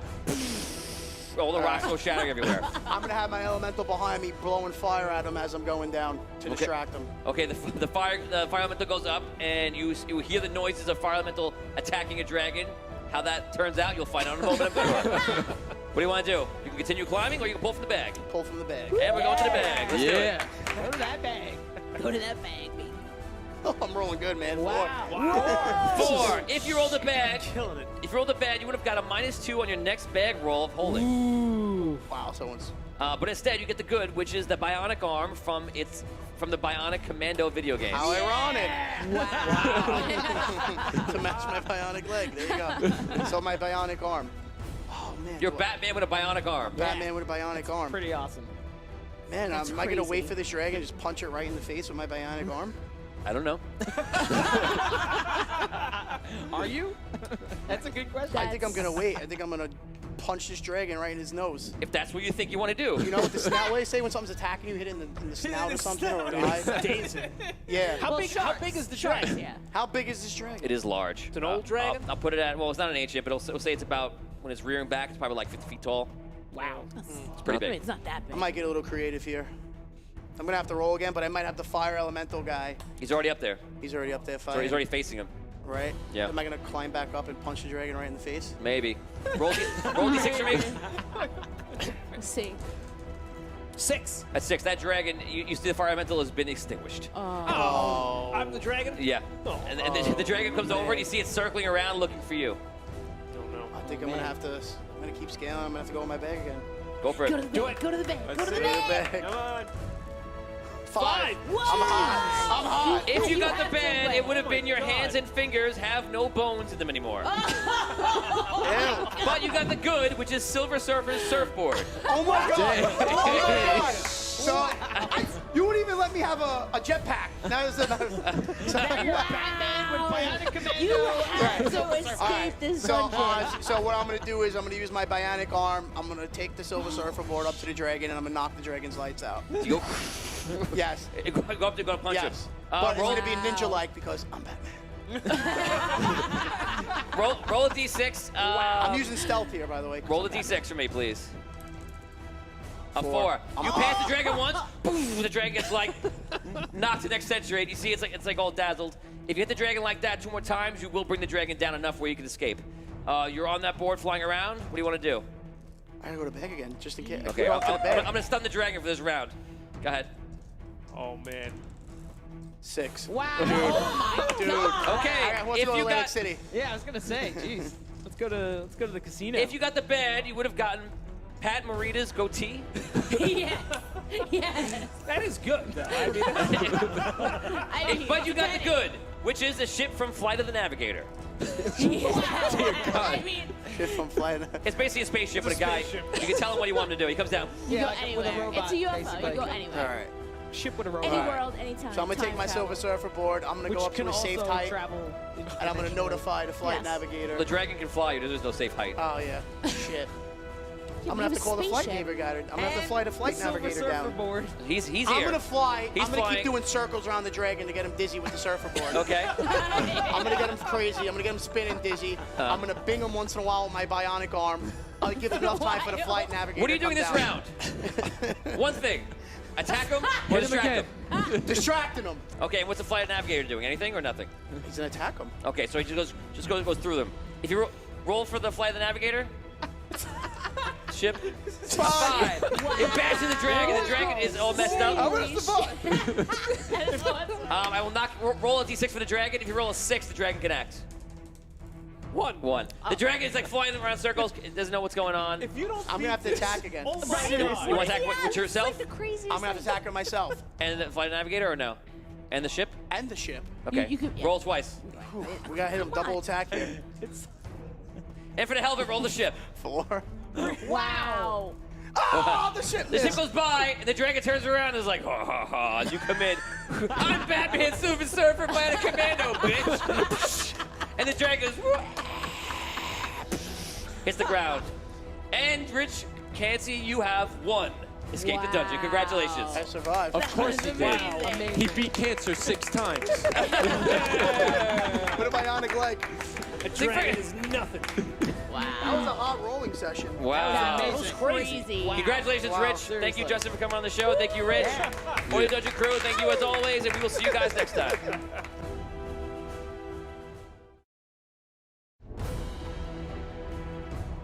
Hey, what's up, guys? This is Audio Dungeon. I'm Tony Hansen, and this is Escape the Dungeon. Today, we're joined by Ryan Aquafrida, the owner of Phoenix Fitness, or one of the owners of Phoenix Fitness, and a supervising producer of Impractical Jokers, Casey Jost. I'm excited to be here, but nervous. Yes. Casey is this week's escapist. So, how you feeling? I'm feeling the opposite of confident. Which is? Demoralized. Excited. I don't know how to feel. I'm just ready. I am ready. Nice. I think you can do it. Do it. I think you can do That's it. it. For anyone who's not seen the Super Zero episode, pretty much Casey stepped up and Captain America Yeah. it. Yeah. If that's Check a it thing. out. The whole thing. And did a good job. So, you can enjoy that. Drop a comment. Yeah, and like and ring that bell. And whatever else you can do. Yeah. Ring that bell. Smash that like Yeah. button. Right. And then tap it a little bit more. But make sure it's in the even DMs. amounts. So you don't untap it. Click, click, click. Okay, so in Escape the Dungeon, as you know, the escapist is armed with one normal or mundane item. Casey, what item will it be? Okay. I have any item? Any item you want. It's got to be something normal and common, Could it? Oh, normal and not common. magical or Okay, like a nuclear weapon. Can it be like a skeleton key? Sure. Yes. All right. Interesting. Nice pick. Interesting. Interesting. Yeah, I like it. Okay. I like it. You Very retreat. clever, This yeah. drug- This this- dungeon might have a lock. Yeah, it's pretty smart. That's true. It's pretty smart. Okay. Casey, Yeah. you are the squire at the service of a great knight. You are both on a mission protecting a lord who is riding on a horse-pulled carriage. All of a sudden, you are surprised by 5 barbarians. They are very strong and very powerful. They have surrounded the knight. You, the lowly squire, armed with your skeleton key, and Okay, all right, rub it in. and bag of holding. All that's left. Now, to make matters worse, when the barbarians arrive, one of them shoots the carriage driver, and the carriage takes off. And you know, shortly down the road, in exactly 9 minutes Oh, no. or less, it's going to run off a cliff. You must save the knight, save the lord, and escape your life. Yeah, myself, yeah. Casey, escape the dungeon. All right. First of all, let's get into that bag, baby. The bag of holding. I'm rolling. As you know, ladies and gentlemen, what'd you roll? 3. As you know, ladies and gentlemen, he is armed with a bag of holding. There are items inside of it placed by the rest of the crew and guests. If he rolls high, he gets the good item they place. If he rolls low, he gets the bad item. Starting off right now, he has rolled a 3. Not a good start. Let's see what you get. If you rolled good, which you did not, you would have gotten Wonder Woman's Lasso of Truth. Ooh. But you rolled the bad, and you get an Hawaiian Punch box drink. That's It's not that bad. Not too bad. If you had to roll Okay. bad on something, Kinda good. roll bad on that Okay. one. Here's the deal. Here's the deal. That day, this day that this is happening on, I haven't had much to eat, so I could actually use the sugar, so I drink it. Then it's a positive. Drank. It's a Done. positive. Turned What do you it want to do? around. The knight is in battle, and it looks like he's losing. You need to hurry. Okay, all right. So I first check on the Lord, make sure my Lord is doing cool. No, your lord is in the carriage, just going down the road without everybody. Am I in the carriage too? No. Okay, I really needed this. I really needed this drink. Oh, I'm so gonna save you a second. Okay. All right. So while they're distracted, remember I'm a squire, so I'm pretty small. So I slip out so the barbarians they try not to see me, so They're can't not see paying attention to you. They look at you Great. and write you off. So I'm slipping down the road. I'm kind of running after this. The this cart is carriage. moving way faster than you are. Way faster, right? But I'm on my way. I'm still going anyway. So Okay. clearly- I'm checking out my bag again. And be careful. Remember that in this, the knight must survive, I know and the this. lord must survive. Yeah, I got a nice healthy distance between both. Okay. You roll. Okay, I'm rolling. Here we go, baby, and we got a 2. Okay, if you rolled good, you would have gotten a magic talking sword voiced by Dan. Oh, wow. Dan is so upset right now. I am upset. Don't be upset. I would be upset too. No, don't be upset. The bad, which you got, is a magic talking sword voiced by Dan that is bound to you, cannot be dropped or left behind. What's wrong with So you? it's so check it out. Let me explain really quickly. The good item, you can help him. You would have been able to help him. Okay. But since he rolled bad, the talking sword is there to not help him. To Weigh him basically down. like Yeah, maybe weigh to you down. basically I like can't give it to my sorry, the knight. It's bound to you, so you can't drop it or leave it behind. That's part Well, of so the you- magical. So let's say you quality of it. can sheath it. So Right. it's But bad. it's gotta stay you on can you. either hold it or put it Oh, in a okay. sheath. Yeah. So okay, And it's sentient, It so talks. all right. Can he still attack people with it? Yeah, it's a sword. It's a sword. It's a sword. You got a sword. Check It's a this sword. out. Okay, Ready? there you go. I look at the sword. I bring it real close to my face, and I say, "Thunder, thunder, Thundercats." Oh. That's not me. That's not you. Damn. All right. Remember, you're the negative. Yeah. I'm in a tough spot. You know, they say breakfast is the most important meal of the day, and I believe it. I just had a little juice though, so I'm doing okay. That's a balanced breakfast. Juice. Juice, Okay. yeah. Okay. Tell me a little bit about what do you think I should do in this next situation. I need some counsel. Okay, you need to develop the ability to fly. Okay. And go fly after the cart. Okay. Then develop super strength, pick up the cart, fly back with your super strength and the cart, and drop it all on the barbarians. Okay. Okay? Just go ahead. Just go ahead Good and idea. do that. What are you doing? That's good advice. I put the sword in my sheath. Okay. I sheath the sword. I sheath the sheath out of the sword. Sheath it. And I go to the bag. Oh my 3. God. Oh my God. You cannot buy a good item right now. Oh Wow. my God. Okay. Isn't this statistically impossible? This is nuts. Unlikely. If you got the good, which you did not, you would have gotten a protective force field. Ooh. But you got the Don't need bad, it. which is blinding sunglasses. Blinding. They blind me. Yes. Wow. And you wrote this? Yeah. Okay. So he's blind when he puts it on? Yeah, almost like the blackout glasses they use in the show. It's You, pretty funny. this is not that Okay. bad because you're getting Hawaiian punchbox and glasses that you shouldn't put on. Yeah. So you're not But now doing you that can't- You could, bad. like, now not you have can't see. eyes. I guess Unless you You take don't have them to Yeah, put he them doesn't on. have Okay, to. yeah, Oh, we don't yeah. know. You can take them I didn't write it though. I didn't. All right. This is what I do. Oh, you went on an error. Check this. I run back. And as the knight is fighting, I throw the sunglasses onto the barbarian's face.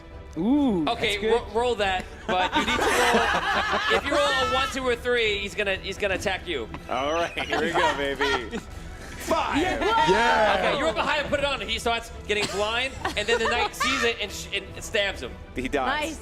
Poor Yeah. guy. Sorry. Bad. Right. Nice. Okay. Good job. Thank you. Okay. All right, now. All right, so that barbarian knight is probably taking over the fight a little bit. I'm going to leave him to it. Got to work on making sure that this carriage doesn't go off a cliff or something. So I go into the bag, baby. Oh, here we go. Everyone loves the bag. Oh, Come yeah. on, I could use a 6. Nice. You pull it to the bag. If you got the bad, it would have been a bad tab of LSD. Okay, great. I already feel like I took it because I'm talking to a sword.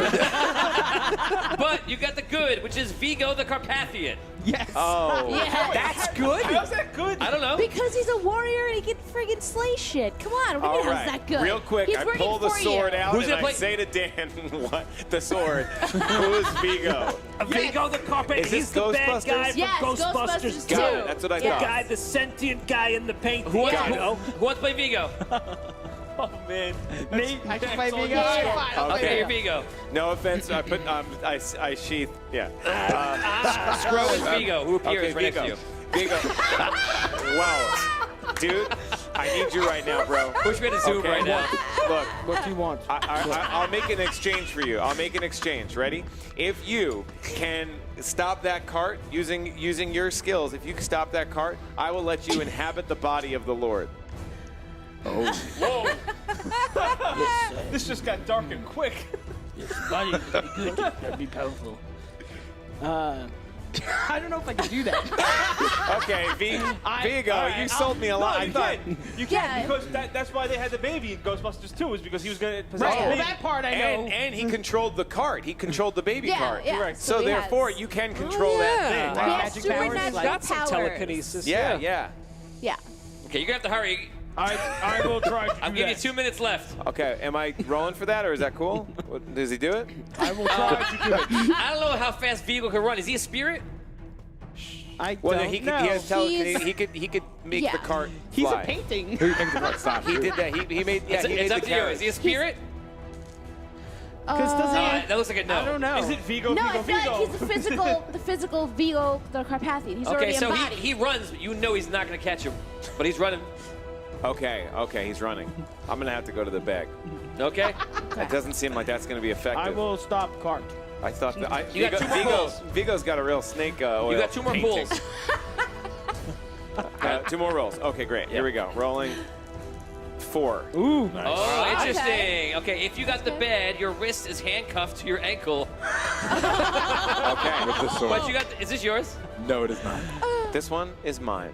Yes. Hey, read it, baby. Wow.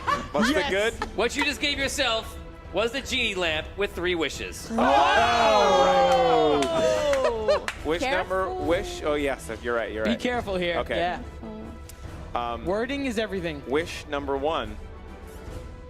At the place where the cliff? carriage is now, Oh. it completely stops.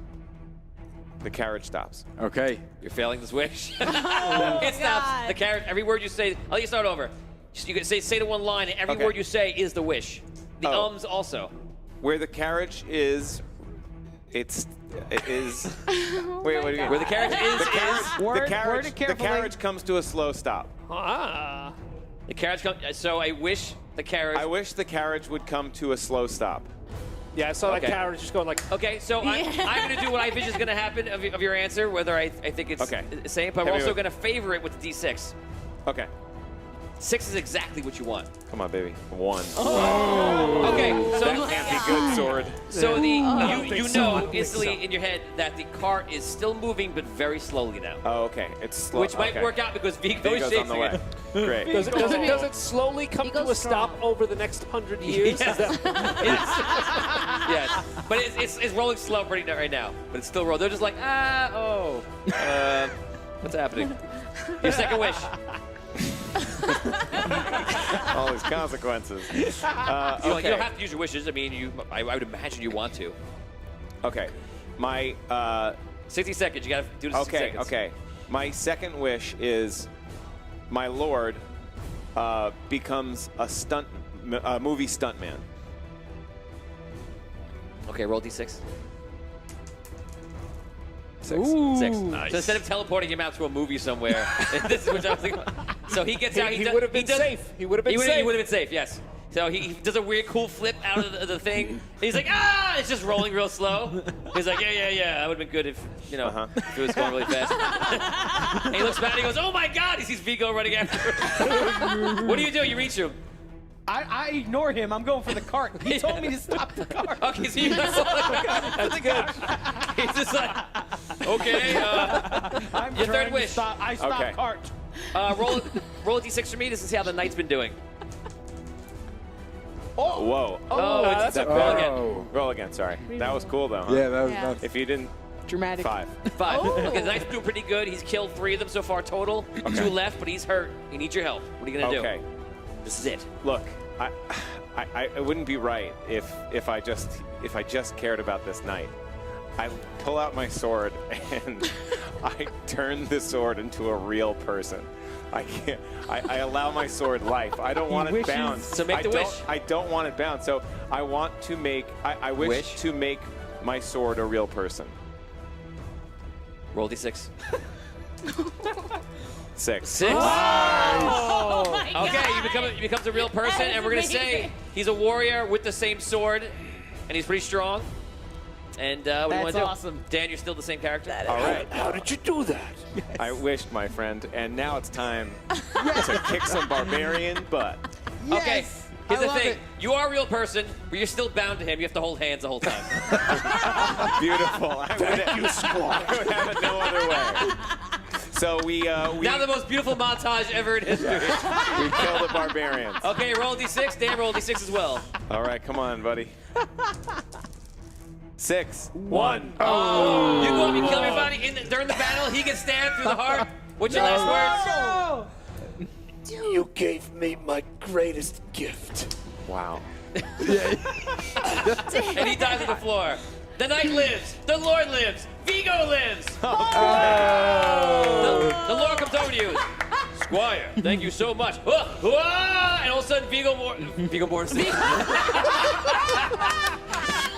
Wow! Vigo Mortensen out of nowhere inhabits his body. Vigo the Carpathian takes over the Lord, looks around, and what does he do? Nothing! I think I would love if you were like, let's get some breakfast. Good idea. Okay, and in the end, you guys go for breakfast. It's a great time. The cart's still fine. It didn't go over the cliff. And you won. Congratulations. All right. Yeah. Wow. And I think he still has It's two more bittersweet. items. It's bittersweet. Very nice. Very nice. There's still one more was item in the bag. Necessary sacrifice. We actually have even more items than that because from the last game, you didn't pull them all. So, Casey Jones, thank you very much for coming on the show. Yeah. Ryan Acafrida, thank you for coming on. Thank you. The Audio Dungeon Nice crew. job. Thank you. I'm Tony Hansen. This is Escape the Dungeon. We will see you next time.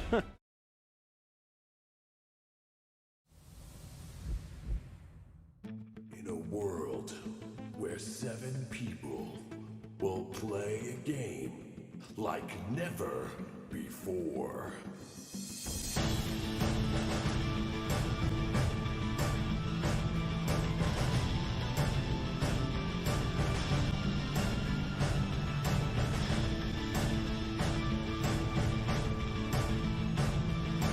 Will they survive? Audio Dungeon.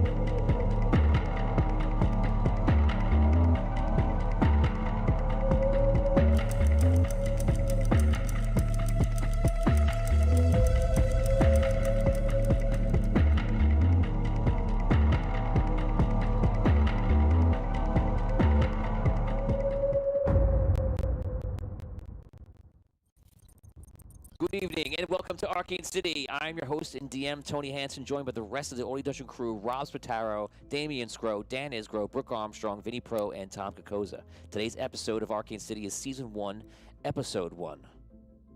Is that significant? What? Is that significant? Episode. Don't mind me, guys. Yes. Yes. It's the episode. It's episode 9. You said it like very like subtly. You were like Season 1, Episode 1. I was like, is that significant? Finn, you're being a little dramatic, okay? I think He's so excited. this episode is called The Arcane City. It's the red shirt. He's not used to the color. That's what it This is, bro. episode is called The Yeah. Arcane. He's feeling his shirt. Okay, guys. So we're going to go around the room right now. Everyone introduce yourself as if we are on the first episode of a show, your actual name and your player's name, very brief information about your character, and we'll go around the room, and then we'll go to the virtual. Go ahead. Okay, I'm playing Caddick Hartford, who is a squire from Oakfrost in the north, and he is traveling to the Arcane City. His father is going there, who's a lord, on some sort of business, and he's bringing some of his family with him. By Rob Spataro. Rob Spataro. Hey everybody, I'm Damien, and I'll be playing Dash Loman. I'm a beast-born reptile man who is going to be a gunslinger of sorts. Okay, let's go to Vin. I'm Vinny Pro, and I am playing a Soulborn. Crystalborn. I'm sorry. Brand new. I still don't know what it is. Awesome. Any information you want to tell us? No, we're gonna kind of let that one simmer for a little bit and let everybody try to figure out what it is. Awesome. Let's go to Brooke. Wait, figure out what his name is? Okay. Yeah, that's He too. has no name. He has no name. Okay. Hello, I'm Brooke Armstrong, and my character's name is Maya Ray Hopestill. She is an 18-year-old Seth, as we call it, and she lives in the city. Was born and raised in Solst. She is a scavenger for her family's business. Her family runs an apothecary, kind of like with very rare items that are only sold in Solst. So, yeah. Awesome. Let's go to Tom. Hi, I'm Tom Kokoza, and my character's name is Robin Ariki. He is a translator in Solst, so he works to help, he helps to help traders and people come into town who don't necessarily speak the language, and he also will help you out if there's anything that you need. He's there to help. And let's go to Dan Isgro. Hey guys, what's up? My name is Dan Isgro. I'll be playing the character of Vigorish, who is a young elf who lives in Solst. He lives with his mom, and by day he plays his songhorn in the streets. So a lot of the locals know him from the music that he plays. And by night he is a runner for the gambling scene in the fighting pits in the underbelly of Solst. Awesome, everybody. So those are your characters. Now, guys, if you look at the bottom of your screen from left to right, from the left, that is Damien's character, Dash. The next character is Dan's character, Vigorish. Then you have Maya, Brooke's character. And the Seth is very similar to the Tiefling, for anyone who plays other systems, Dungeons & Dragons. We're actually playing the Audio Dungeon system, which is a little bit different races, species, and different classes, professions, and things like that. On the other side of the screen, you have Caddick, which is Rob's character. He's from Oakfrost up north. That's a place we did not visit. We heard about it a bit. We did not visit that in Celestial War. You have Tom's character, which is Robin. And then you have, all the way on the right, you have Vin's character, which has no name at this point. In fact, he's not even born yet. So I'm going to start you with that first fact, that he's not born. So Just gonna leave that sitting. hopefully Vin's character will be born on the show. Hopefully. In front of all He's of us. gonna hatch. Or maybe Something like that. Something like that, yes. Okay, so before we begin, the tone of this is going to be very different. Guys, pay attention to the details. Last time, I usually tell you guys don't get lost in the details, but I'm going to tell this group, pay attention to the details, okay? Because there are things that I'm doing for you and telling you, and you know the fans at home are like, oh, it's this, and then you guys, because you're in front of the cameras, tunnel vision, you don't see it. Pay attention to the details. This is not a good quest. This is a neutral quest, okay? This is a different tone, okay? I've changed a few things around, okay? The first thing I've changed around, I'm going to announce right now, is that rerolls. Rerolls are very popular with the audience. You can now give rerolls to the people you see around here, to the Oi Dungeon crew. They're 500 stars, okay? And on your sheet, it's listed as karma, okay? So now, whenever you make a roll and you want to use karma, you can only use 1 karma for a reroll, no longer 2, only 1. And you can use it for yourself. You can use it against me, which the fans have called Reroni. You can use it against me. Or if you have a problem with somebody else at this table or anyone else, you can use it versus them if you like. Okay? Now, you have new character sheets. I'm only gonna briefly explain it. We're gonna spend literally 1 minute on this. I'm not going past 1 minute. Wow. Here we go. And then you're actually gonna do your. This is kind of like the session 0. You're gonna do your point system in there, and then we're gonna play. Okay, guys. If you have a look at your sheet, any skills that are listed on the sheet that I hand you, you roll D20. If you do not have the skill on your sheet, no matter what it is, you roll D12. Okay, and if you don't know what it falls under, I would let you know. For example, we have all sorts of things on here: athletics, dexterity, conditioning, charisma, knowledge. I'm going to be putting this up in Dungeon Dwellers after you guys will be able to see how the system works. And the FPCs, you'll be using this system as well, starting at level 0. If you don't have it on your sheet, you roll D12. And let's say you had, for example, is under athletics, and you had a 2 in athletics, you would get D12 plus 2. If you have it on your sheet, it's D20 plus 2. It's as simple as that. This system works. I'll show the paper up here. The system works as we put up our. Can you see that? You put up your numbers going across in here, and then you trickle the numbers down into here. So if you had a 3 in strength, you can apply 3 points within the 4 stats underneath it. Okay? And that last 4th stat is the one that affects your skills under strength, which in this case is called athletics. Okay? That's pretty much that's most of the entire system. Okay? So we have magic points for magic. We also have energy. Anytime you do a skill, or anytime you make a block in combat, like an official block, you use 1 energy. Everything costs 1 energy. No weird calculations, real easy. Everyone starts with 10 energy. It could be a little bit different. Right now, for you guys, I'm going to give you the advantage of making your characters up today. Because you're just learning about the system, privately, we're going to have a meeting on Sunday to go over the system again. And then you have until next episode to respec the character any way you want. So if you make a wrong choice today, it's just a trial run, so you can try it, and then you can do it again. So guys, here's how it's going to go. Everyone loves to see session 0, see the beginning, how it is. You're going to see right now the abilities that I'm handing out for them for 0 level characters, okay? You're going to see what they're going to get and how it's going to go. Rob, we're going to go to you first. You're starting off as your profession is Squire. You're going to take knowledge shields. Under knowledge, put shields. It's under intelligence. Medium armor. Same spot. Oh, okay. No, yeah, this is. I'm only doing skills right now. And then swords. Armor and swords. Okay. Under charisma, put etiquette. And under athletics, put jumping. So you got shields, knowledge of shields, medium armor, and swords. You got etiquette, you got jumping. Your character is not the kind of person that learned etiquette because he loved it. You know, as we'll see, like you're a character that was supposed to be like a knight, and that's the kind of you're a squire right now, and you were set to be a knight. But your story is that you were going to Solst, kind of forced by your father. You were the second born in your family. You left Oakfrost. Your father has some important business with Solst. Took you with him. Your mother and your eldest brother, your one only brother, stayed behind to run the family and affairs up in Oakfrost. You guys traveled a long way down to Solst. As we've talked about your character already, you know that you don't want to go here. Your whole life is set up to be a knight of Oakfrost and to do what you're meant to do in your eyes. But it's kind of been stolen from you. It's been taken away. Okay? Okay. So now on your point system up top, put 3 into combat. And then put 2 into resilience. Resilience. It's on the end. And because you are human, you can get 1 point anywhere you want. You can take your time, you can do it, it doesn't really matter. You know, for today, whatever you put in will reuse. Next week will be everything is locked in.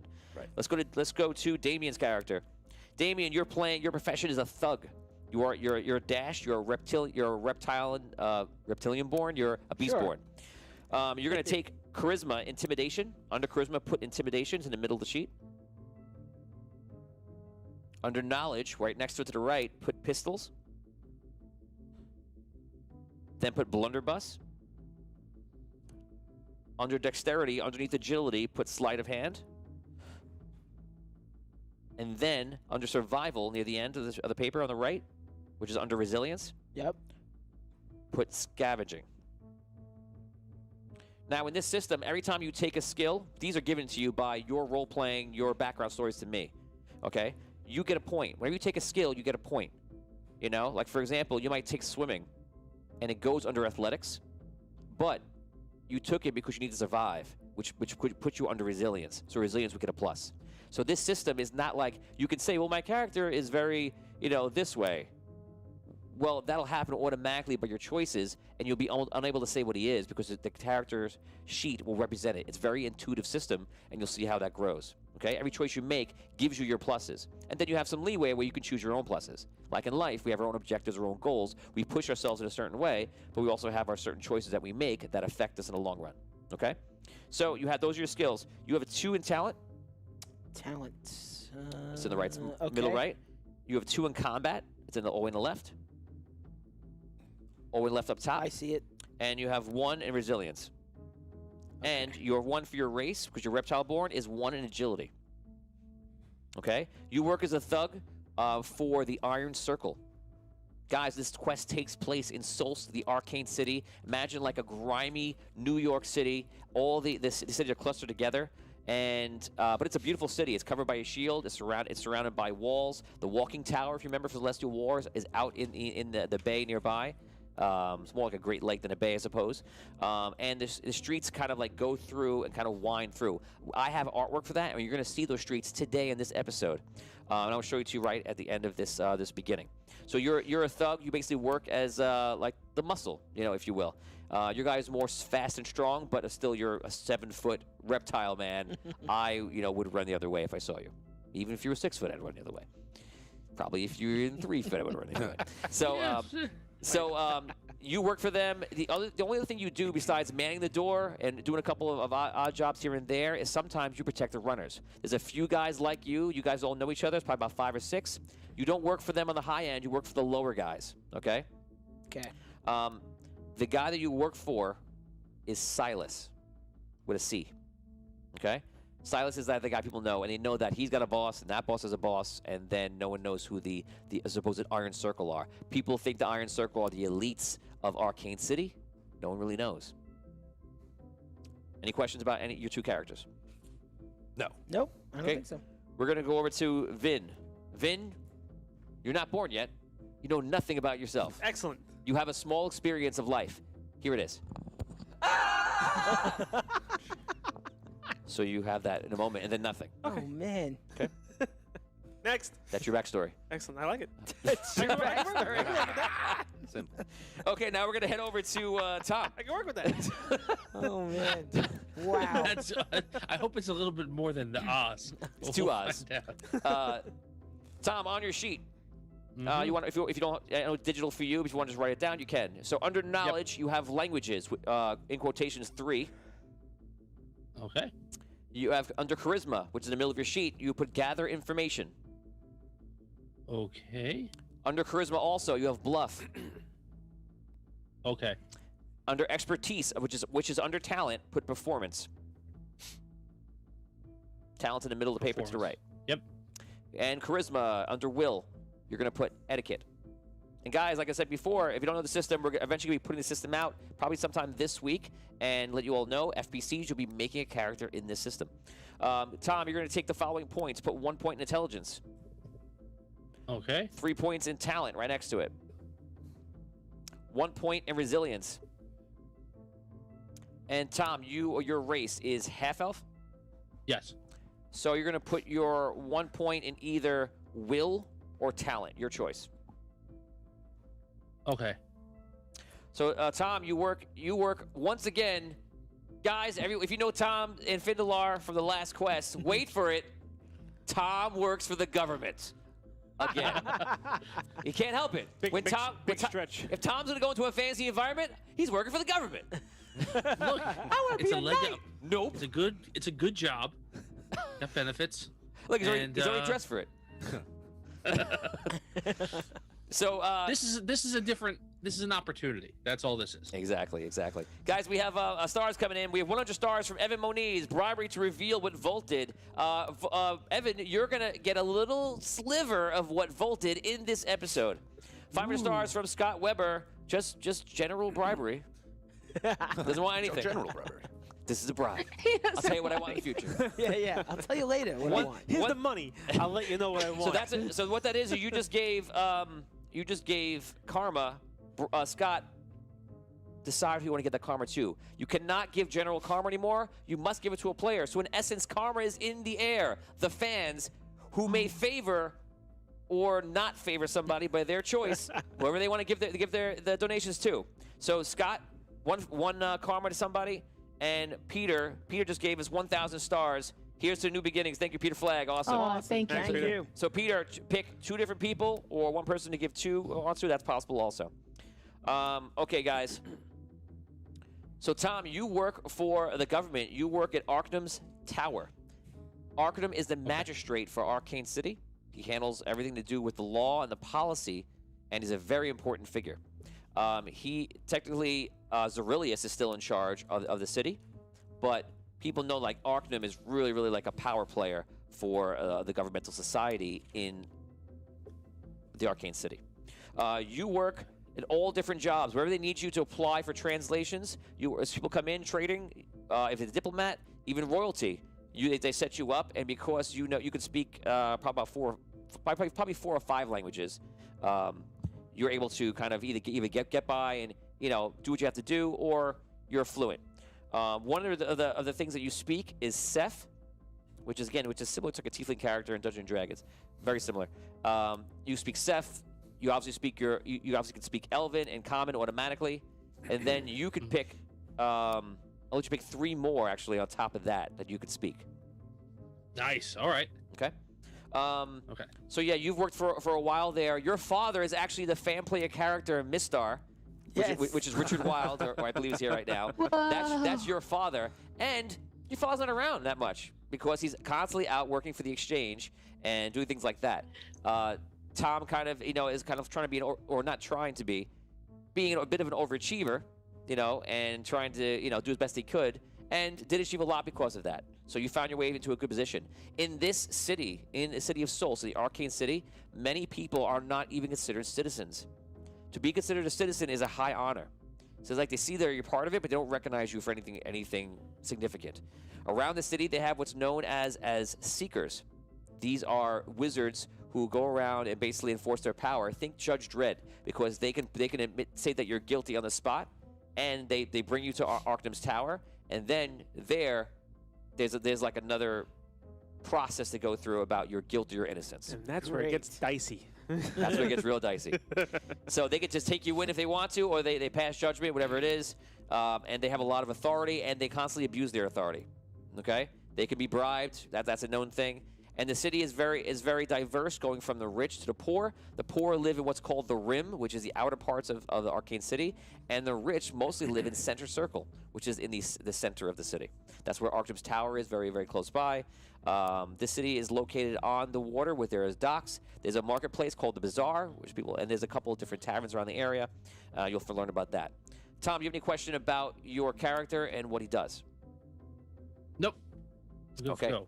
We're going to head over to Dan's character. Dan, you're playing Vigorish. You're a bard. Tom, by the way, Tom is a thief. We didn't make that clear. Or pursuing to be a thief. You're all 0-level characters. Thief. Yeah, a thief. Yes. Oh, yeah. Damien, you're a gunslinger. Obviously, Yes. Everybody doesn't know that. And you're Rob, you're a knight or a fighter. Your character will develop in that way. Dan, you're going to do your skills right now. Here we go. Under expertise, put performance. Dan's a bard. Under knowledge, put horn. Under charisma, put negotiation. The charisma is located under will. Knowledge is under intelligence. Under charisma? Yeah. The negotiator. Put stealth under survival. Hello there. You're the only. Oh no, actually, it might be another character. Yeah, you're the only character I think that has stealth. Wow. Cool. Yeah, in like it's very somewhat thiefy campaign. You got one person. And under athletics, under strength, put running. Because you're a runner. I figured that was very appropriate. Ooh. You're gonna put to your points now, Dan. You're gonna put 2 into resilience at the right side of your paper. Put 2 into talent right next to it. Put 1 into fortitude. And because of your race, put 1 into agility.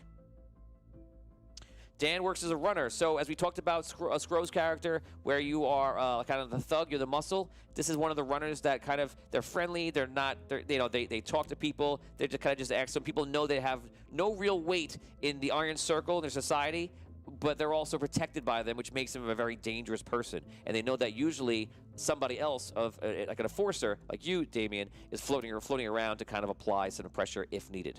Okay? So, Dan, you've been doing that for a while. During the day, you're on the streets playing your horn, which is what you chose. And, you're taking care of your mother when you can. You do live with your mom. Everybody's very young here, by the way. We're playing very young characters for the most part, anywhere in their teens up to their 20s. And by night, you work for the Iron Circle, and you work for Silas, just like Damien's character does. And you guys know each other. You're not best friends. You don't hang out with each other outside of there at all, but you do know each other very well. And that is it. Any questions you want to ask me about Vigorish? Yeah, Vigorish. Vigorish, sorry. So what are the difference between the 2 jobs that I'm doing and what Dash is doing? Dash is getting into combat, getting into sticky situations constantly. You're just getting in, asking for the money, collecting, running notes or messages, signaling people if something has to happen. Anything like that. Anything that is communicative or passing on something or delivering or things like that. You're a gopher sometimes, fetching. You know that basically if you saw Damien behind you, you know that Damien is going to fight if it comes down to a fight. Okay. And the guy I work for is named Silas? Silas with a C. Yes, and you don't often even sometimes you get directed by him directly, but many times it's through his associates that you get. You guys will arrive. You constantly go to the Fire and Fury, which is the tavern and inn located in the Rim, which is like the poorest part of the city. Okay, and what is Silas's position? What's his position? You don't know it. You don't really know him to have a position. You just know that he's important in the Iron Circle. If he has like a certain title, you're not sure what it is. It's just like, there's Silas. Go talk to him. He's in charge. Okay. Thank you. Okay. We're gonna go over to Brooke. Brooke's character is named Maya. Brooke, your profession is a scavenger, and as we mentioned before, for Dan, your profession is runner. So you're a scavenger, and put these skills down if you could, Brooke. Under survival, put scavenging. Under where? I'm sorry. Oh, survival. Under resilience, you'll see Okay. survival, and then under that, put scavenging. Uh-huh. Also there, same spot, put foraging under survival. Oh yeah, so there was one person with stealth, because you got it also. Survival, also put stealth. That's a very valuable skill to get from me right now. Okay. Under knowledge, right to the left, under intelligence. Under knowledge, put nature. And also under knowledge, right there, you're gonna put staff, like a fighting staff.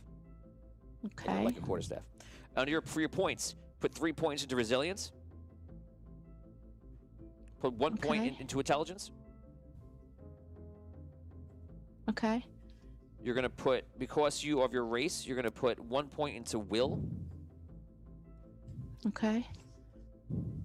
And your last point is gonna go into talent. So your character, your family owns the apothecary. You don't know anything about being an apothecary, okay? Right. So it's something that maybe you're intrigued with. You can decide that as your backstory. You think it's interesting. It's what the family does. It's very normal to you because it's all you've been around your whole life. You found worth in doing something that you really shouldn't do.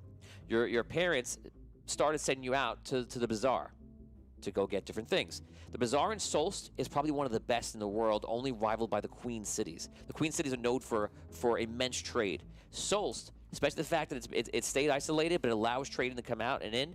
They only allow the select high-tier guests come in, and if anyone walks through the shield in a city, they've been invited, and they're arriving the exact time they're supposed to arrive. Okay? Otherwise, they don't let you out, and they don't let you in. All the people in Solst, which is probably a few 100,000, do not leave the shield unless they came in because they're in a ship, a merchant, they're with somebody important, or again, they have to be approved in and out, and it's not an easy thing to get in and out. So you have constantly gone to the bazaar to collect different things. You did that for a while, and you kind of wanted to help the family out because they were going through rough times, and you wanted to do more. And you realized a lot of things they need should be really easy to get if only there wasn't a giant arcane shield around the city. Because some of the things they need are simple things found in nature, but it's right outside of the shield. You found out, just on a hunch from what you know about being a Seth, is that you believe it's possible you could get through the shield. And one day, that was kind of, while that being in the back of your mind, you found a weak point in the shield somewhere near the bazaar, south of it. And you realized that if no one was looking around, and you literally push your body against it, you feel a surge, kind of like feeling electricity running through you, but it didn't kill you. It was probably a very stupid thing to try, but you got through the shield, and on the other side, you were amazed. You ran to the forest, which is about 300 feet, and you hid behind a tree, and no one caught you. No one saw you. You went to the forest, and you started collecting different things. Different things that are, again, they're common to Andaria, but completely uncommon and very highly priced in Solst, because no one goes in, no one goes out. You started doing that about 6 months ago, and you've gone outside probably 24 times, and you've got it down to a science. You get in, you know how when they do the shift changes for the guards, when the seekers are not around.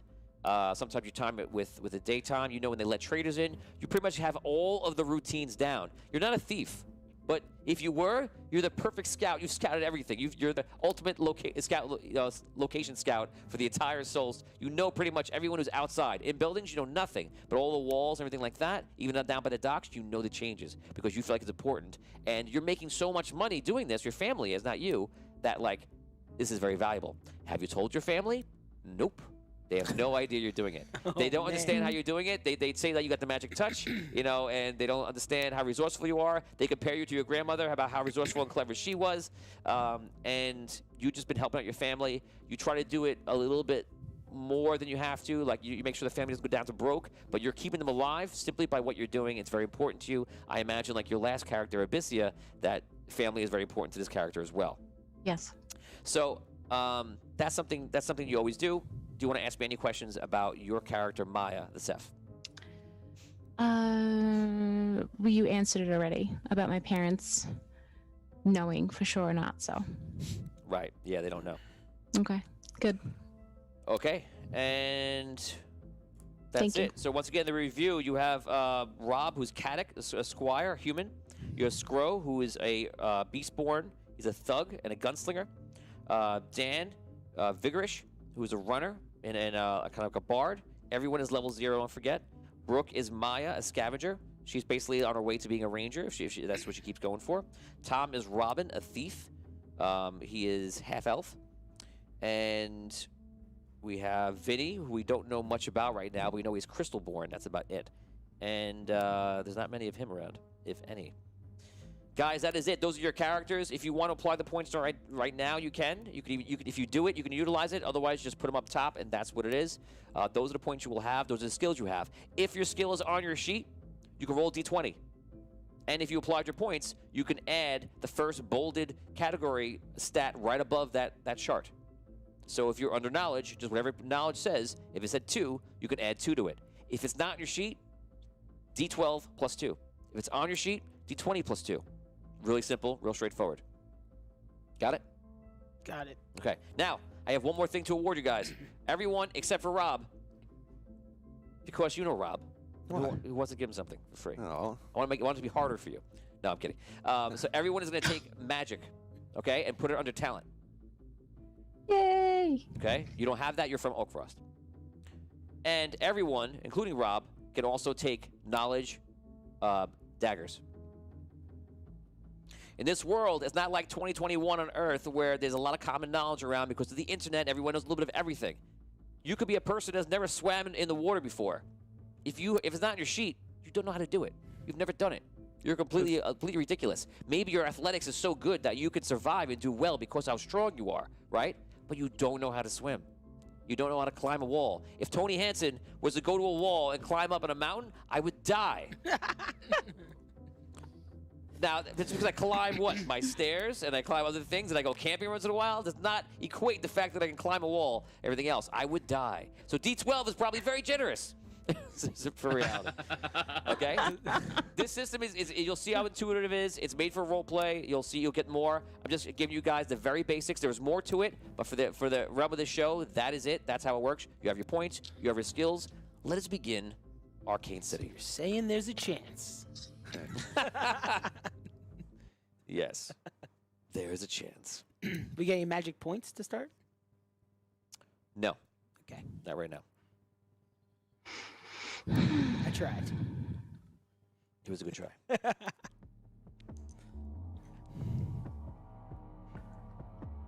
Well, you still have that coin, though, right, Damien? No, he does not. Oh. Wrong Last quest. time, I'm not notorious anymore. Carry the one implicit. Guys, this is a much different quest than before. It requires a little reverb. I am now going to tell you a truth and a lie. One thing I tell you will be truthful. One thing I tell you will be false. I have in my mind A and B. Brooke, which one do you want to hear first? B. B. Remember, one is a truth, one is a lie. Okay. Here is B.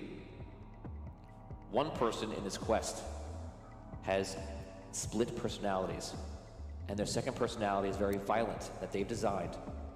And their entire goal, for fun, is to kill everyone else in the party on Audio Dungeon. To go in theme. Here's A. At least one person in the party is already dead. One of these is true. One of these is false. My only warning to you is, be careful. This is going to be a very dangerous quest. It might feel safe until it becomes very dangerous out of nowhere. This quest, the Arcane City, allows me one more chance to kill Brooke Armstrong. True. That was true. Oh my god, man.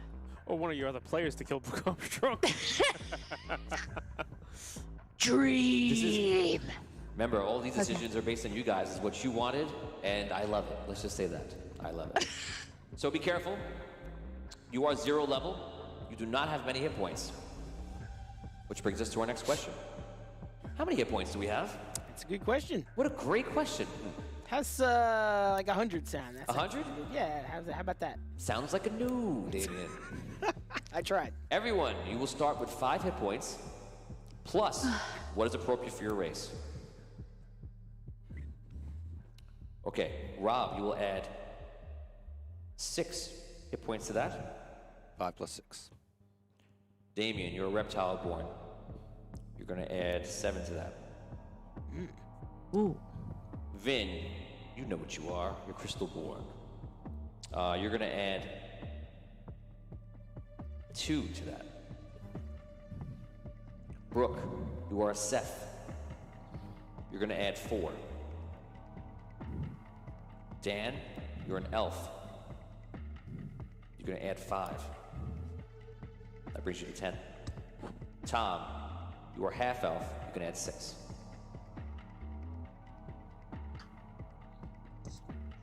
Everyone, for your energy, put down 10, right in the middle of that. Don't worry about energy today. We'll explain it next time. That's the circle, right? Yes. And starting gold. I'll do that as we go.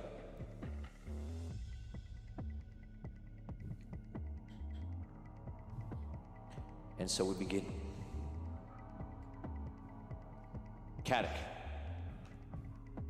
you have been carting to Solst, the Arcane City, now for almost 2 months. It's been a long road from Oakfrost in the north. Through the snow barrens you traveled, then by water vessel. then through the forest, and then through the plains north of Soest. The journey is you and your father, as well as 3 servants. As you know, your father was a lord, one of the many lords of Oakfrost. Your servants are common folk, but they are paid well and considered an extended part of the family in most cases in Oakfrost. Their names are Trevor, Wallace, and Araya with an E. If you forget their names, it would be very rude. It's been at least 3 storms, a dozen or so rainy days, and 5 times stuck in the mud, and simply the worst trip of your life. You don't know why you have to go to Arcane City. All you know is you have to go. And it's hard to disagree when your father is not only your father, but as I mentioned, a lord of Oakfrost. If you were first born as your brother was, you would be with your mother, and you would be seeing over the estate and affairs of your family. But you were second born. And while it was in the cards for you to become a knight of Oakfrost, it seems that is all taken away. You look at your father, the shining example of a knight, a paladin with the sigil of a bear. Your father would never lie to another. He would never wrong them, or even cut a corner. You're proud of him, but perhaps so proud you feel helpless and trapped by the deep shadow he casts upon those around him. A shadow so deep, you wonder if your own light can ever be seen through it. Caddock, this is your journey, a long one and an arduous one. You're close to arriving in the Arcane City. And we take you to the moment where your father turns to you to speak with you.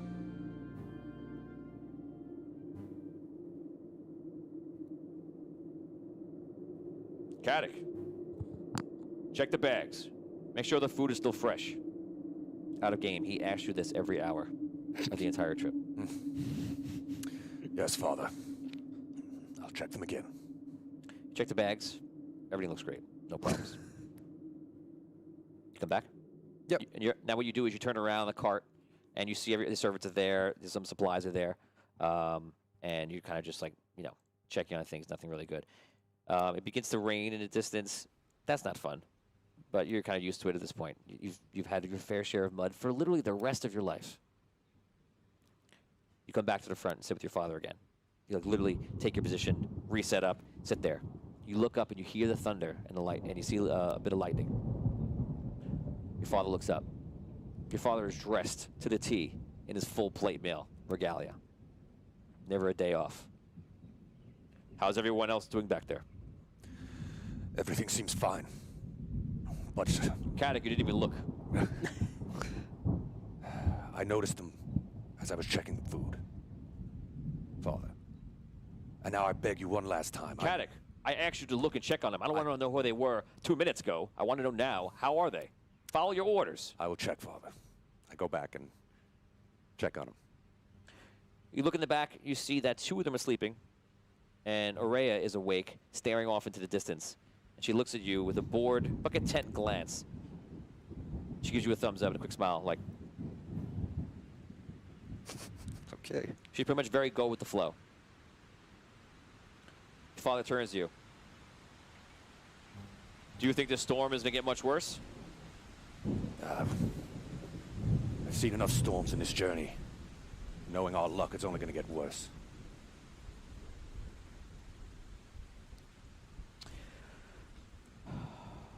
Caddock, this is out of game.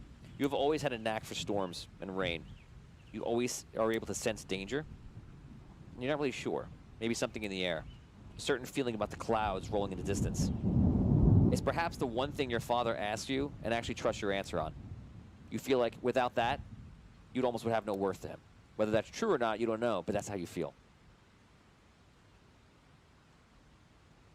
You can put that down under talent also. Ooh. But we put weather sense. Storm chaser. Storm chaser. Ooh, that's much cooler. But storm chaser. Weather guy. I thought he had a talent for not being loved by his father. For disappointing your father. That too. That too. It all came back around. Hoisted by my own petard. Tables have turned. I feel it. Don't worry, I feel it. You continue riding on. In the very, very far distance, you see the Arcane City. Todd, if you please could put up the animated full city view.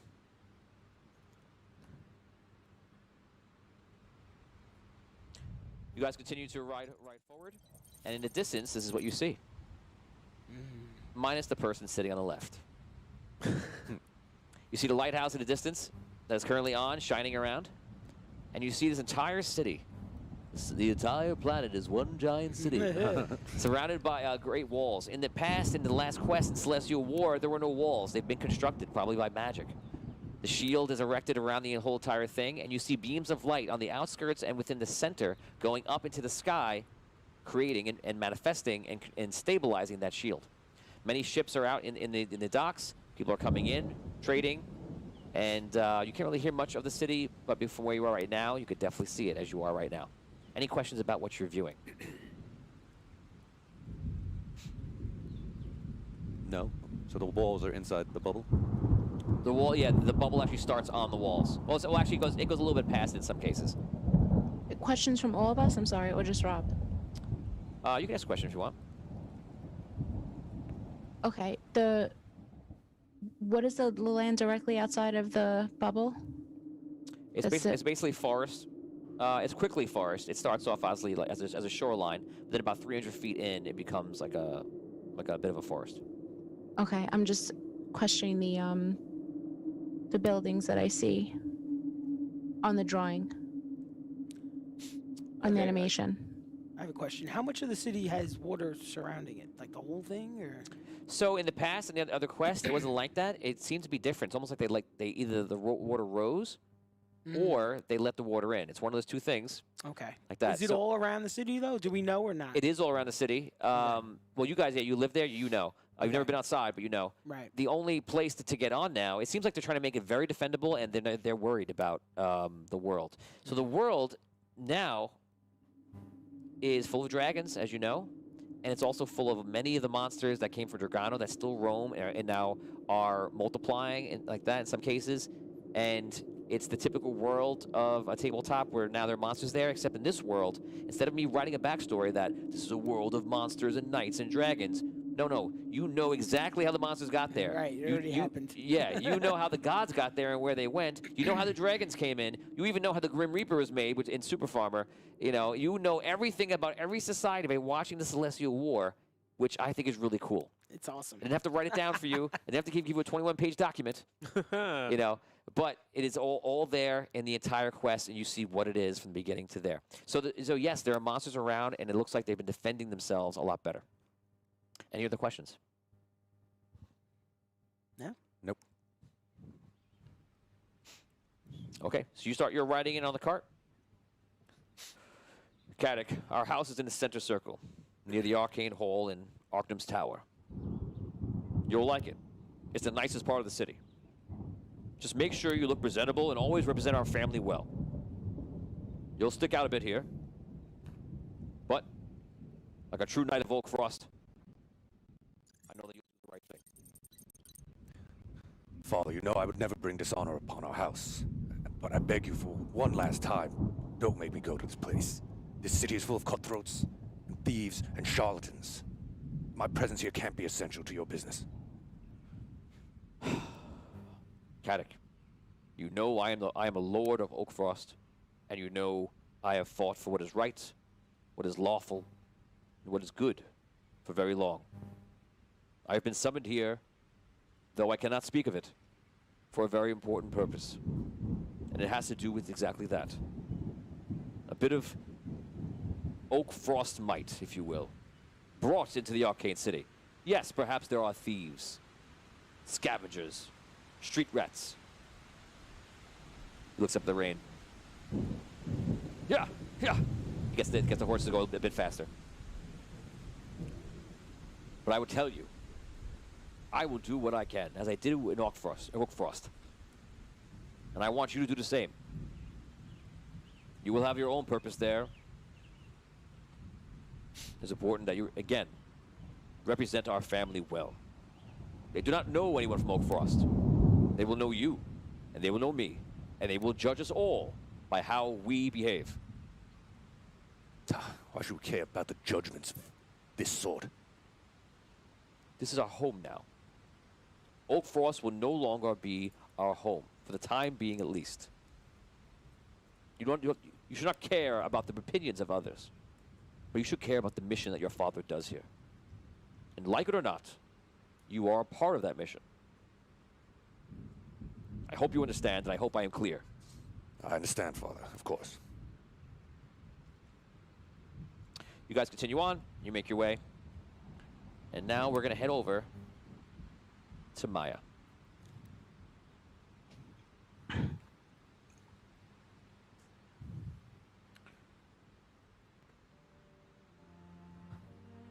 Maya, you're peeking out behind a tree in the forest.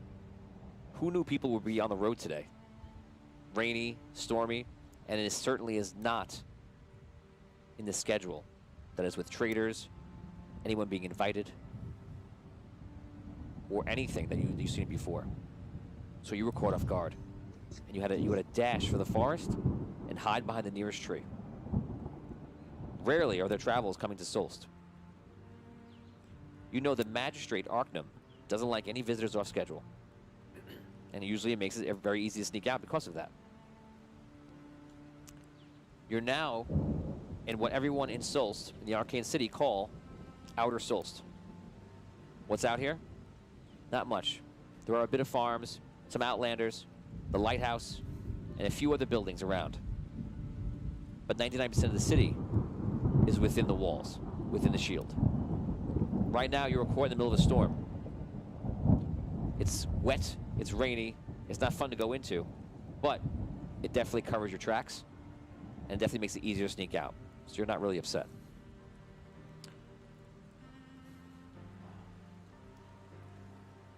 As you look, once again, you peek out behind the tree, and you see humans traveling in a cart, attempting to enter the sunken city, apparently, into Solst, the Arcane City.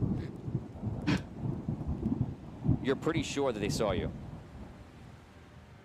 In fact, even one person in the back, you believe, probably saw you. You're pretty sure she pointed you out, raised her hand in the air. You don't know how she could have seen you. But it looks like she pointed right at you. At least you think so. That's it, you think. This is the last time I do this. You wait a few minutes. You have butterflies in your stomach, animosity.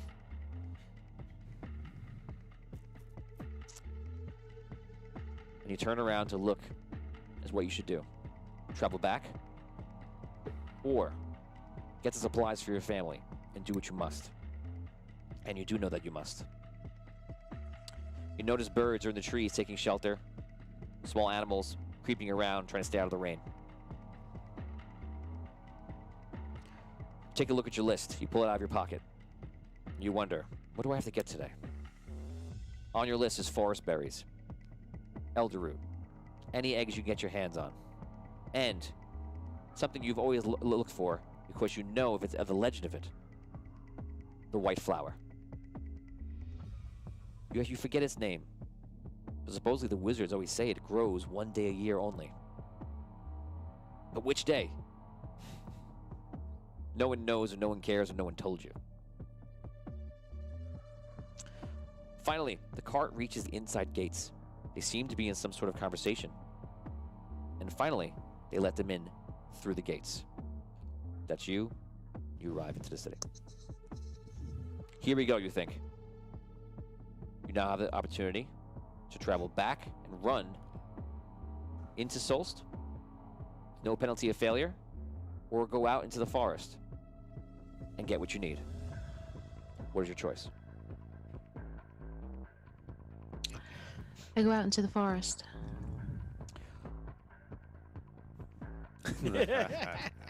Yes. I mean, I don't even know if she really, he or she really saw me, so like, I have to do this.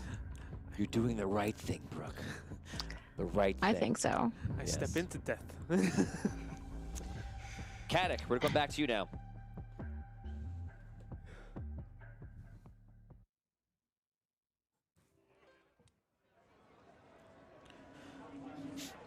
Finally, you think to yourself, cobblestone roads. An actual road that is not mud is beneath you. It's the happiest moment of your life. That's how it feels. Immediately you notice the rain has lessened, and it seems to almost glow blue as it still falls through the shield. You think perhaps it's the magic. You know nothing about magic. You have no desire to be here, but you can't help but marvel at the buildings. So different than Oak Frost. It's like someone took all the buildings and pushed them together, and inside there are lights glowing that you've never seen before. What kind of light have you seen? From candle, from lantern, from torch. But here, the lights glow colors that you frankly have never seen lit before. It's beautiful to you. Whether you admit that to not, and not to your father, that's another story. On the streets, hundreds of people, if not nearly 1,000, make their way around in a hurry. You wonder what's so important, what's the rush?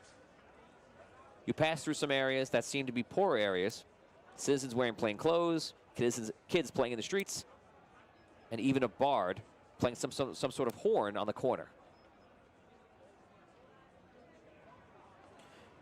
Vigorish, we're gonna go to you right now. Dan, Vigorish. You're standing on the corner with your mother's pan on the floor. A lot better to use the pan, so if someone tries to steal the money that you're trying to collect, you'll be able to hear it from the pan rather than a hat. And maybe this time you can keep your money that you're making from the tips of playing and performing in the streets. Only problem is your mom yells at you every single time you take her pan. That's your life. All right. You used to play it down. You used to play down by the market, by the bazaar. But after a time, you realize the Bardic College has reign over who performs there and when they perform. And that's not you. And every time they see you now bringing that horn in, they kick you right out. So you moved around a bit. You also tried to go into the richest part of the city, Center Circle, the middle of the city. There was a mixed bag. You would make a few coins quick, but soon enough a seeker would come and throw you out there, and usually they take your tips. They're the worst, and they're usually corrupt. They feel all knightly and powerful because they're actual citizens of Solst, unlike you and unlike pretty much everybody you know. And mostly, unlike everyone around you where you live, which is the Rim, or the Outer Rim. And the Rim is located in the outer rim of the city, as you can imagine by the walls. But here, your newest spot, probably for the past few weeks, is on Mages Road. It's perfect. Everyone who has to pass by, it's close enough to Center Circle, and somewhat near the Rim. No one cares what you do here. And, you know, you would perform in the Rim, but no one has any money there. So, this is pretty much your last spot, and it seems to be a decent one. So, as long as you don't mind a few thieves coming in and stealing your money from time to time, albeit the pan, you try to do to stop that, and a couple of different people coming in for competition, this seems to be the best spot you found as a wandering bard through the city. Today, you made 3 gold. And all of a sudden, as you're playing your horn, you hear the clickety-clang of your pan as 2 thieves pick up the pan and run. 3 gold is how you're going to eat today for you and your mother. What do you want to do? What time of day is it? It's early on, probably around noon. Okay. Do I have anything on me? Do I have any weapons on me? You do not have any weapons on you. So the city of Solst, Arcane City, they frown upon anyone carrying weapons other than like a dagger or a simple weapon like maybe a staff. That's it. Long swords, short swords, bows and arrows. No reason for it, especially because all the guards are seekers. They're wizards. They have magic. you know, it's very easy to control. 6 seconds. All right. I'll run after them. You begin to run after them. They're pretty fast. They're kids, and they're darting through the crowd, and you can tell you're definitely going to lose them. And that 3 gold is pretty much everything to you. The 2 of them start running through the crowd, darting and weaving, running right by a cart that's coming in. And all of a sudden, a man in blue armor, shiny silver and blue, jumps off the cart and stops one of them, your father, Eldarin. Caddick, get the other one, quickly. All right, jump off the cart and chase him. Okay, roll D20. This is going to be a run check first, which you have running.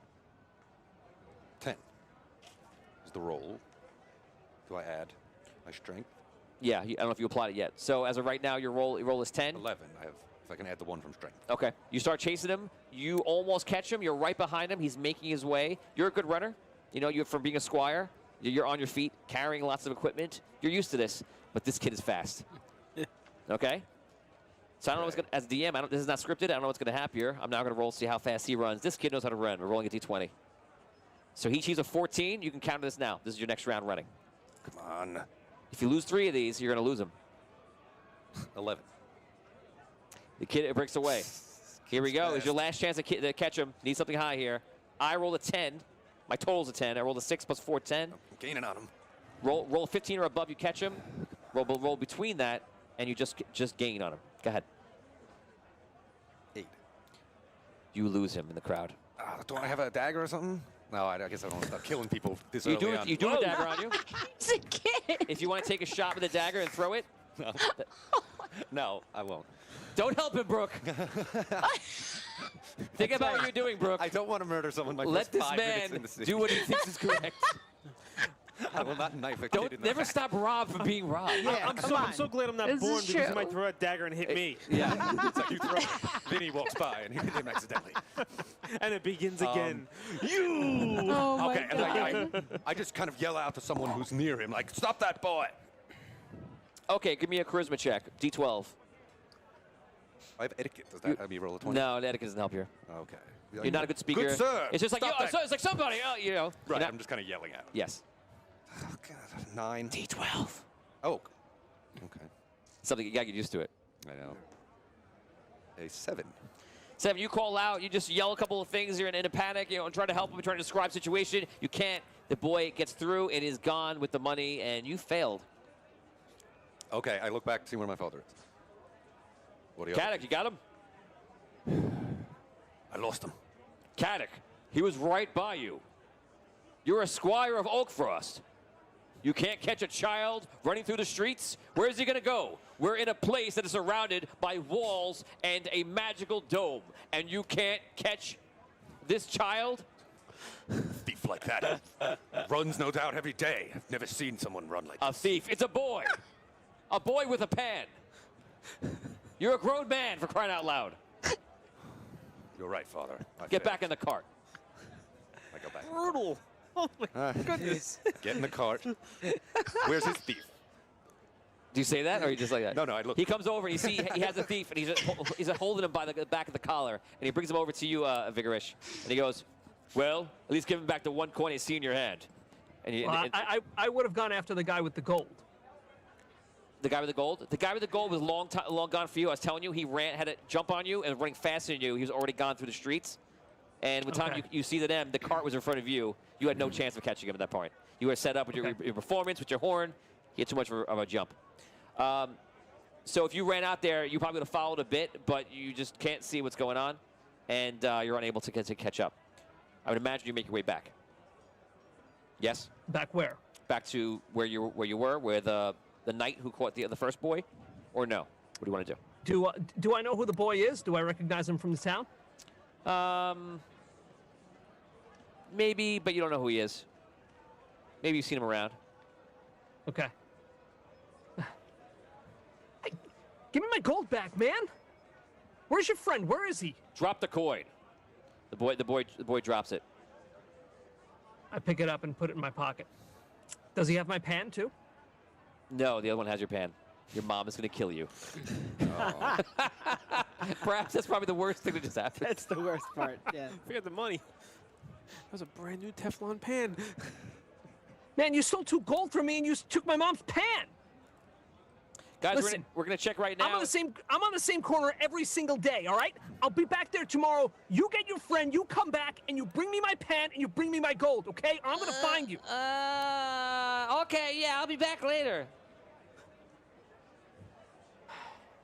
God, can't stand this city sometimes. Can I go now? Thanks. Thank you, sir. He puts him down, not so nicely, but not so roughly, and is like, get out of here. I give him a shove. Sir, I'm very sorry I couldn't help you any further with this. I was only able to catch this one, and unfortunately my son over there, who should be competent, could not catch him. Do I hear It's this? okay, well, Yes. I mean, He looks thanks for you catching in that one the guy, and eyes. you Who should got be me 1 competent. gold. I guess I could get some food Oh for me and my my mom God. tonight. Thanks. Forgive me, beggar, that I failed you. I mean, you know, it's not really your responsibility, but, you know, thanks for trying. It's hard to even hear myself think over here. Let's get out of here, Caddick. Good day to you. I am Lord Eldarin, and I'm new here to the city. Actually, if you wouldn't mind telling me, is this the right way to Arcanum's Tower and the Center Circle? Yeah, stay on Majors Road. You'll find your way to the center circle. You don't want to spend much more time here. I mean, you look like you guys are dressed pretty nicely, and a lot of people in the Rim, they're going to know that you're around. They're going to know that you have some money. So stay on this road. Get out of here as quickly as you can, man. I appreciate you. What is your name? Oh, my name is Vigorish. Pleasure to meet you. Okay, nice we'll to be meet on you our guys, way. too. Good day to you. Good luck with your horn playing. Yeah. They start leaving, start going down towards what you hope is center circle.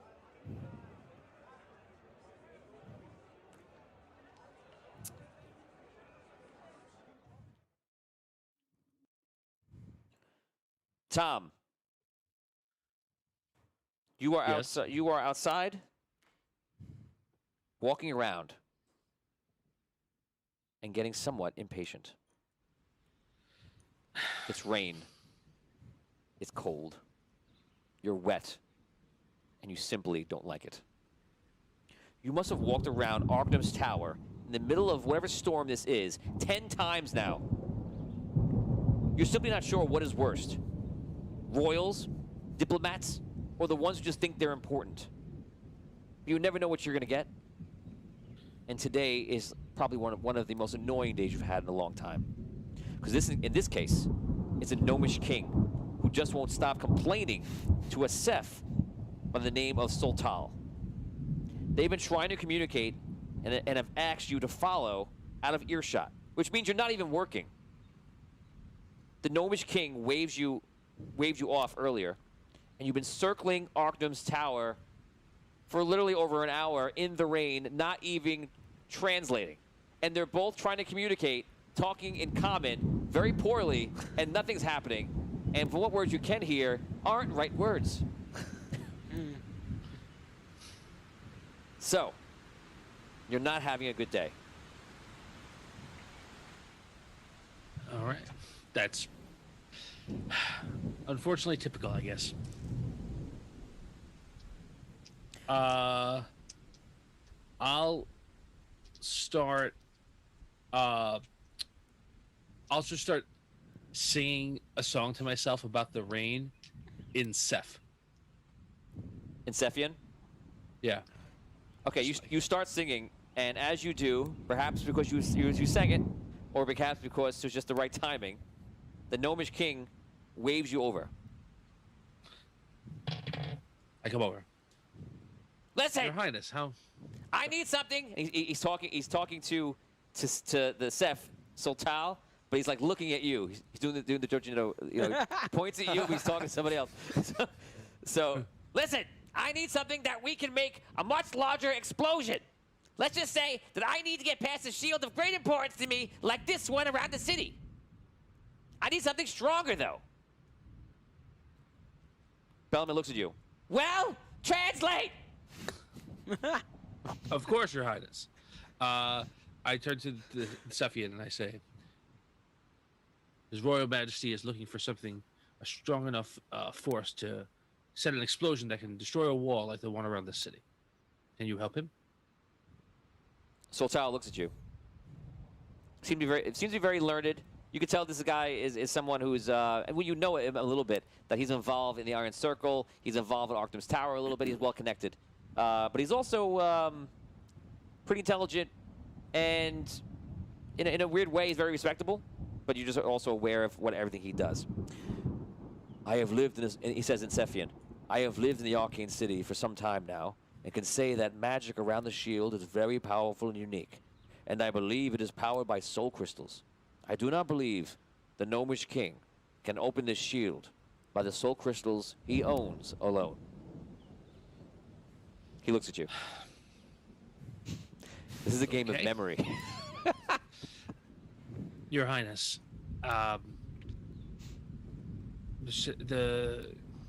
he says that he's been here for a long time, and he believes that the wall surrounding this city, this magical wall, is so powerful that the soul crystals you possess right now are not enough to breach it.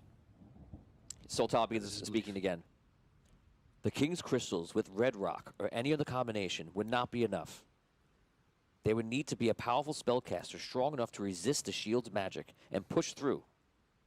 Ceph are very resilient, and it could be possible, unless there is another solution that I cannot think of at this moment. I would imagine for what he requires, and you don't know what they spoke about before this conversation. You don't know what the conversation actually is fully about. You just know what they're saying now.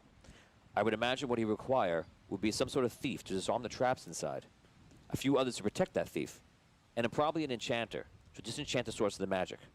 And then, once inside, whatever is at that source, you would need something or someone much more powerful than a Ceph to dismantle it, for it would be a great and powerful arcane source of magic.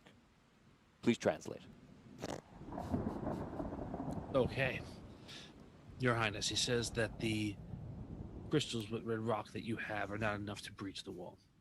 He says that the Ceph are very powerful themselves, and they might be able to allow the wall to be breached. But in order to do what you need, you need a party of thieves, of people to protect the thief. You need some sort of master thief to break in, and you probably need a very powerful arcane caster to succeed in getting what you are looking for. He does not think that it will be successful otherwise. It's fine. I was just asking for a friend. Soltal just looks at you. His Highness says, thank you very much, that your advice is well heeded, and that he was asking only for a friend, that he himself obviously does not need this information, it was only out of friendship that he asked.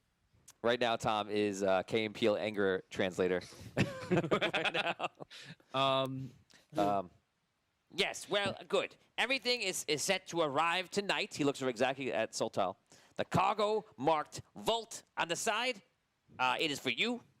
And do you have somewhere we can have a demonstration tonight? Translate! Your Highness, the cargo is set to arrive tonight. There is marked Bolt on the side. That is for you. And he is wondering if there is a place where we can have a demonstration tonight of, I presume, whatever the cargo is. Yes. And how it is used. Of course, of course. Ask him, please, if he is familiar with the Fire and Fury. And that is where he will meet me tonight. Around midnight will suffice. Your Highness, there is am I familiar with the place? Yeah.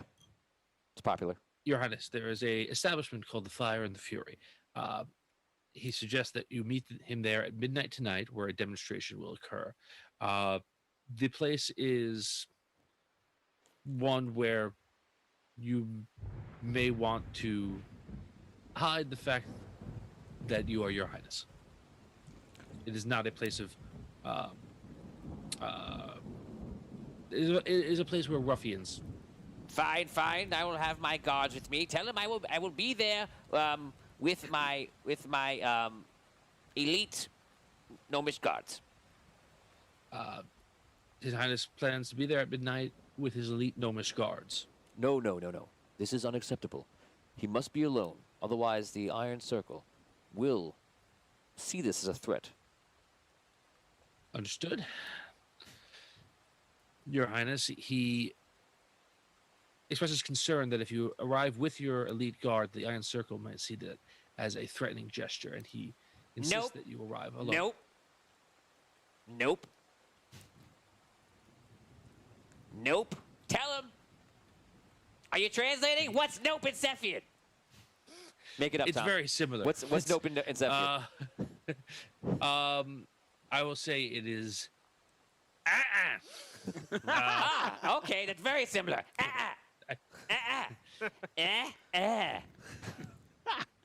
Okay. So, His Highness is concerned, I think, about I got it. I understand. the nature of that place Yes, and the yes, fact that yes. as he arrives there, he may not be. Tell him. Arriving there. Please, translator. Tell him. Yes. He must arrive alone. There is no choice. That is it. It is not up to me.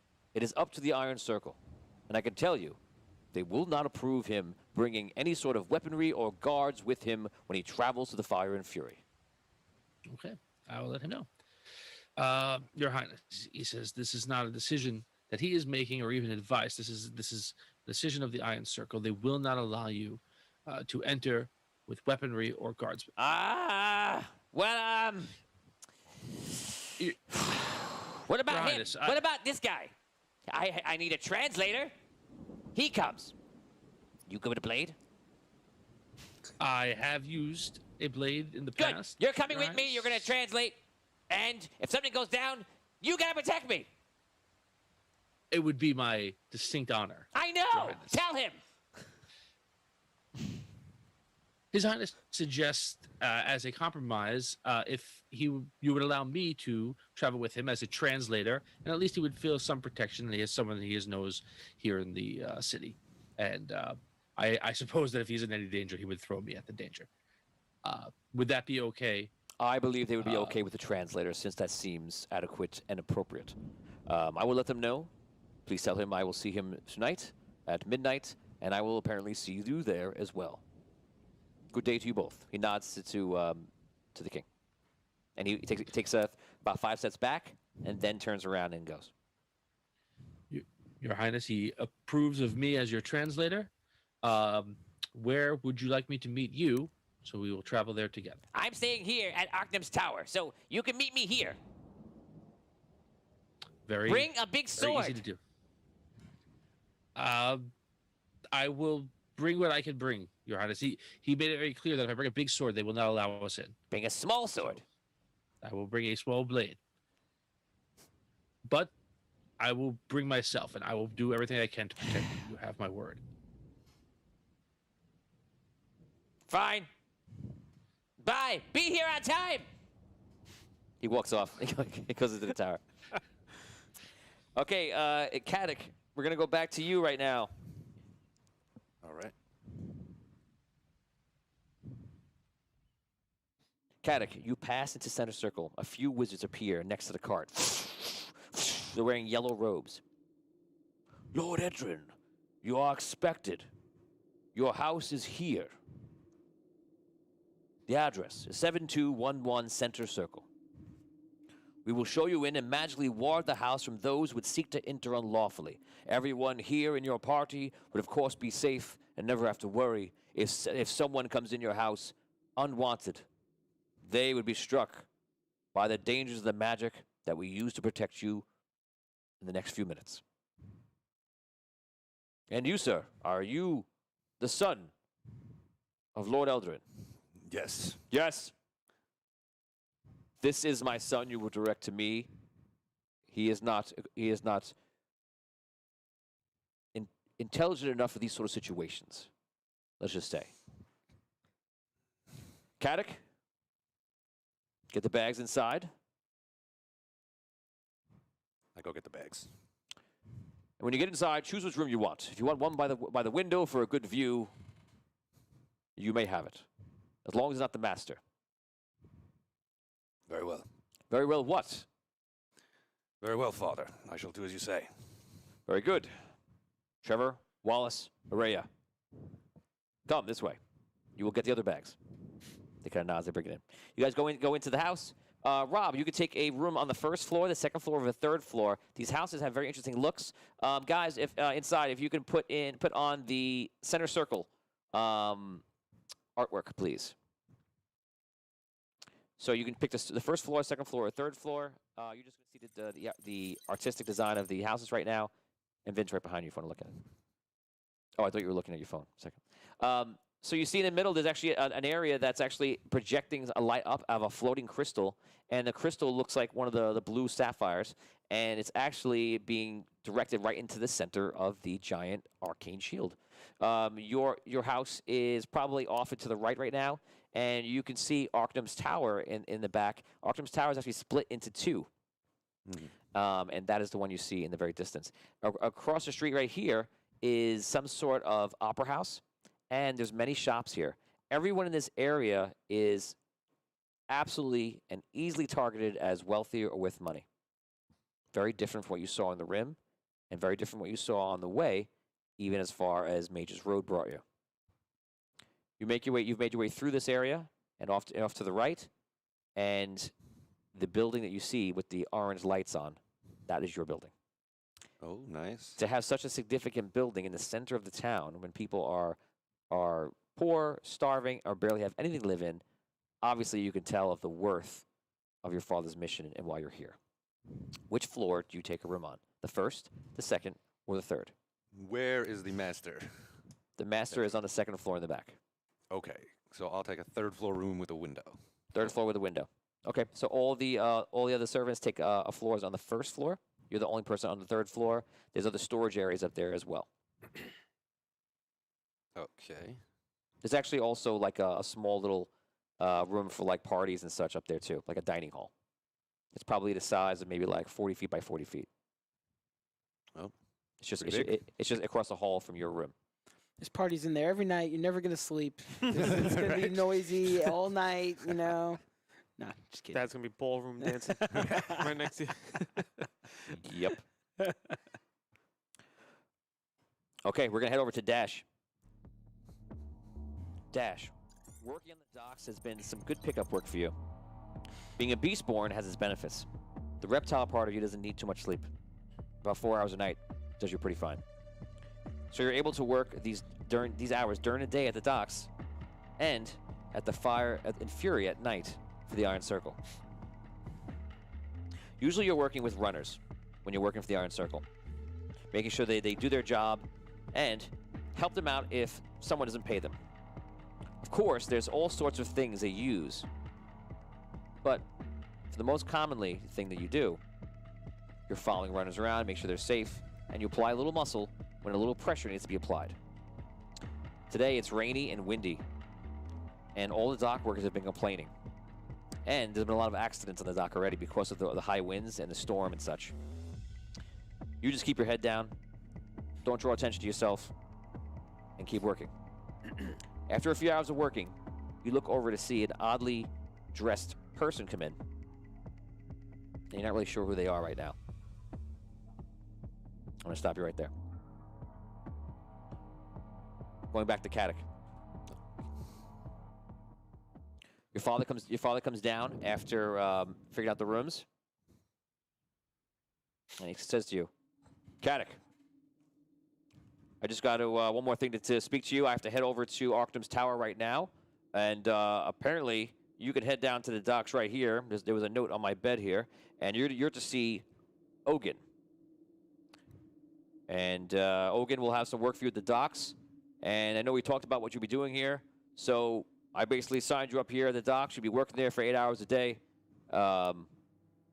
And you'll be doing whatever they need you to do over there. And you know what? You still got half a day left. When you get down there, see if you can help him out, and maybe you can work the second shift today. Very well, Father. I'll go down to the docks so I can haul boxes. Exactly. All right. I get to it. Guess I take my dagger and cloak and head off to the docks. You head out to the docks. We go back to the docks, and we go back to Dash. You see an oddly dressed person walking up to you. If you guys want to know what he's dressed, how he is dressed, look at the person 3 from the right on your screen, and that is Rob's character. He's wearing that exact outfit, and you see the dagger at his side. He walks up. He is completely out of place, and you kind of wish he wasn't walking right to you, but it looks like he is. Whether he has a question for you or not, but that seems to be where he's walking. You don't see many people talk to. You see a large reptile man, which this might be the first Beastborn you've seen in your life. And but he's the only person around. And there he is. You can now both roleplay. Okay, I approach him. You there? You have words. Can you speak? Yes. Ah, very good then. I seek a man named Ogun. Ogun. Ogun is the man in charge of the docks. He's dock master. Ah, the dock master. Ogun, yes. Do I know where he is? Yeah, he's usually in his office. It's right like off the pier. Well, his office is over there by the pier.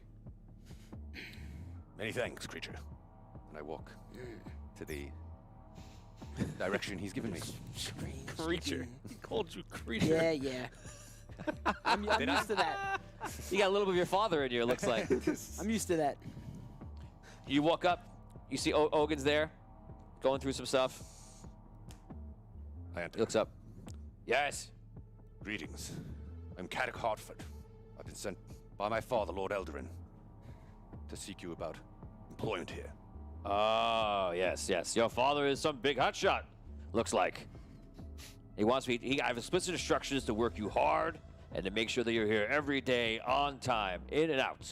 Am I going to have any problems with you? Sir, I can assure you I'll be on time and work hard. Very good. That's all I want to hear. Barlin, go get Dash outside.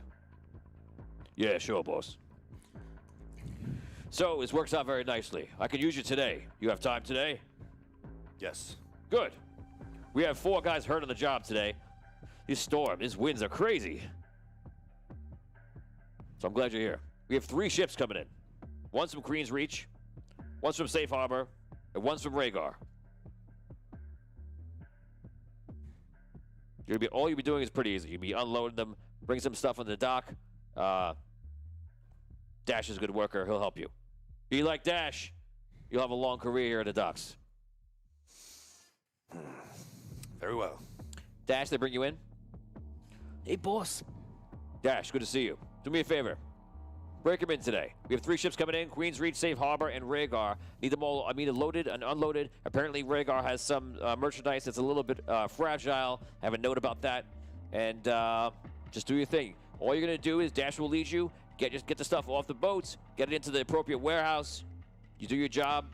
You go home. You'll have an easy day. You got a half a day on you. Just mind the wind, mind the water. Don't fall in. Very well. Go for it. All right. Roleplay, you guys head out to the docks. It's about a 2-minute walk. So what's your name there? I'm Caddock Hartford, son of Lord Eldarin of Oakfrost. Ah, fancy, I see. I'm Dash. Dash Loman. Dash.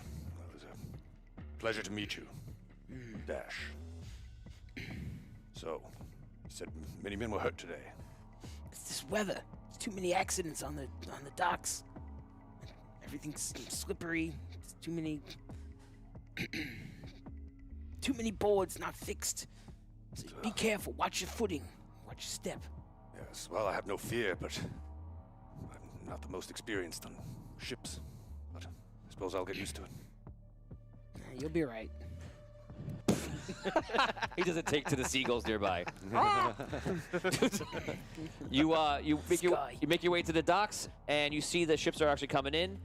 You work the next few hours, and immediately starting with the first ship, which is from Queen's Reach, and you're just making sure the docks come off. You see that apparently they're not using any magic here. They actually have some sort of like gnomish crane in a sense that's taking the docks over and bring it down. Your first thought is like, why aren't they using magic? Like, shouldn't magic be the first thing that should be used? Why have to carry this stuff when magic exists? You know, you don't know anything about it, but like you're wondering where it is right now in your time of need. So you're bringing things out. You notice he's pretty strong. He's pretty quick, and you immediately like because you're working so closely with him and you're being around something that you've never been around before, you're noticing his mannerisms, how interesting and unique they are, and how different they are from you, and what you see. Everybody you know is mostly human in Oak Frost. You're not even seeing elves, yet now you're working alongside a 7-foot reptile beastborn. So it's an interesting experience for you, to say the least. Okay? Okay. Maya, we're going to go to you right now. It's starting to get late outside. You're outside in the forest, as I mentioned before. You begin to make your way back. You realize you'll have to run when the time is right. Usually there's a captain and a guard, and usually they're geomancers, and they don't mess around, so you can't risk getting caught. You prepare yourself and finally make a dash for the shield. I'll stop right there. Do you want to make a dash for the shield?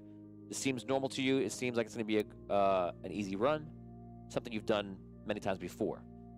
Obviously, this feels like a DM trap setup, but what do you want to do?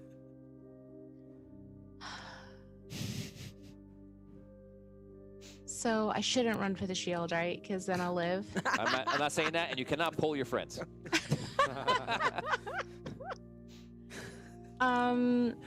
I'll give you a second. Guys, did I collect all my things yet? Or yeah, you collect all your things. I'm going to give you 1 second. Okay. Guys, if you're just joining us right now, please like and heart this video. Please share us out. If we get to 50 shares, they get a +2 bonus to everything they're doing, and they get to use some re-rolls. And guys, if you're not following us already, put !notify into chat right now, and every time we go live, you'll get notified, which is Mondays and Wednesdays, 8:30 p.m. Eastern Standard Time. Brooke, Maya, what do you want to do? I want to look for the white flower a little more. Make a roll. So instead of going back right now through the exact time that you know is the safest, when the guards are shifting, you're choosing not to do that. Make a roll for the... Oh, they're shifting now. Yes. I'm sorry. Yeah. Okay, yeah. I'll run back to the shield. Okay, so you're going to be running. Do you have running as a skill? I don't. Okay, so you're going to roll a d12. Okay. Achieve a 9, and you're fine. 2. Okay. So I usually an 8 is the score I might be. I made it 1 harder just because of the rain and the wind and such. You run outside and you slip and fall face first and plant onto the ground. You roll a bit and force yourself back up, wincing from the pain of the fall, and you make your way right into the shield. Unsure if anyone saw you or not, but what could you do? You get to the shield, press your body through, and you've become kind of used to the feeling of the immense pain, and it kind of weakens you and takes all your energy out, but you can make it through. You fall to the side, but unlike every single other time you've ever done it, there's a captain standing right in front of you with yellow robes. Well, well, sneaking out, I see. We thought something was odd was happening.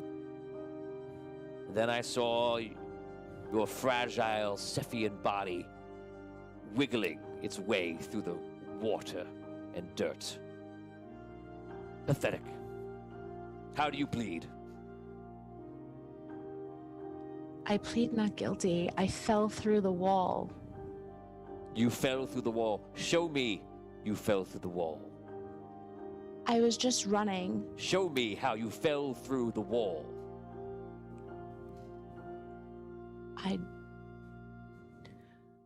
What do you mean, show you?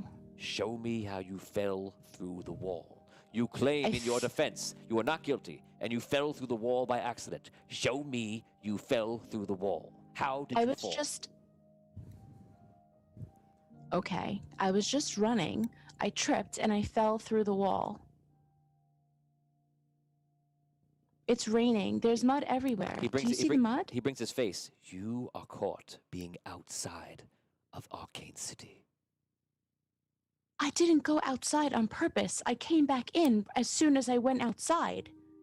You said you fell through the wall. I did. I fell through the wall on this side, and then I ran to get back on the other side. Through the wall. You make an outrageous claim. I fell through the wall, Show me. Or I will announce you guilty and bring you to the tower. I'm sorry, what'd you say? You cut out for a second. And I will bring you to the tower. If what? If you cannot show me how you fell through a magical wall that none can pass through, I will charge you not only with abandonment, but with disobedience and with perjury. If I don't show you. Yes, you will be acclaimed louder. I already have you on abandonment and disobedience, since you're arguing with me right now. Okay. Do you wish to plead guilty and lessen the charges? I'll plead guilty because I fell through the wall, yes.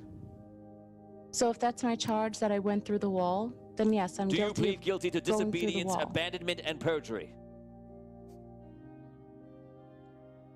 Who am I abandoning? Do you plead guilty? If you will not answer, it will be disobedience.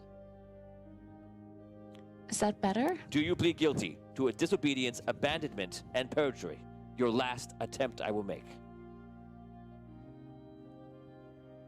I plead not guilty. Not guilty. After considering what you have said here and what I have seen, I announce you guilty. For the charges I have mentioned, you will come with me to Archnum's Tower to be judged further. He grabs your arm. You disappear. Perfect.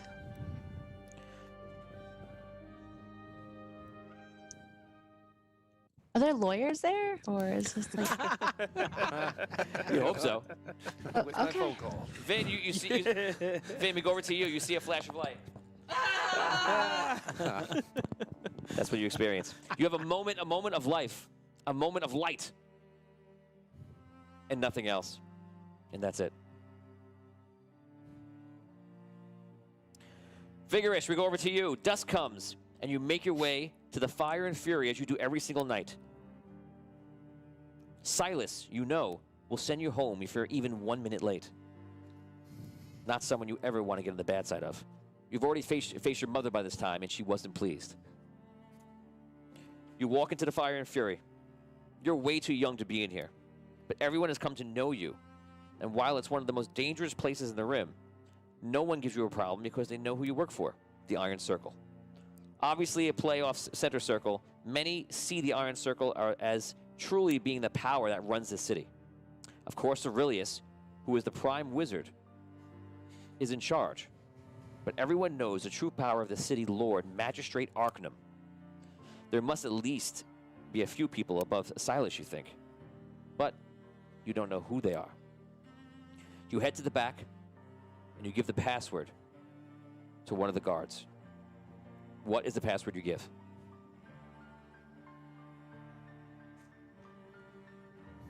Nightwing. Okay, go through. I head on through.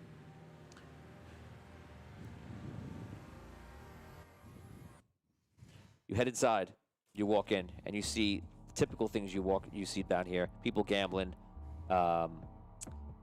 Basically, the people that are further up the ladder from the people outside. If someone's in the Fire and Fury, they could just be someone from the Rim having a drink. But it's known that a lot of people see this as a way to make money because there's not many jobs around. There's not a way to earn money that actually makes sense. So people hang around. They want to be chosen. You being a runner makes you a target.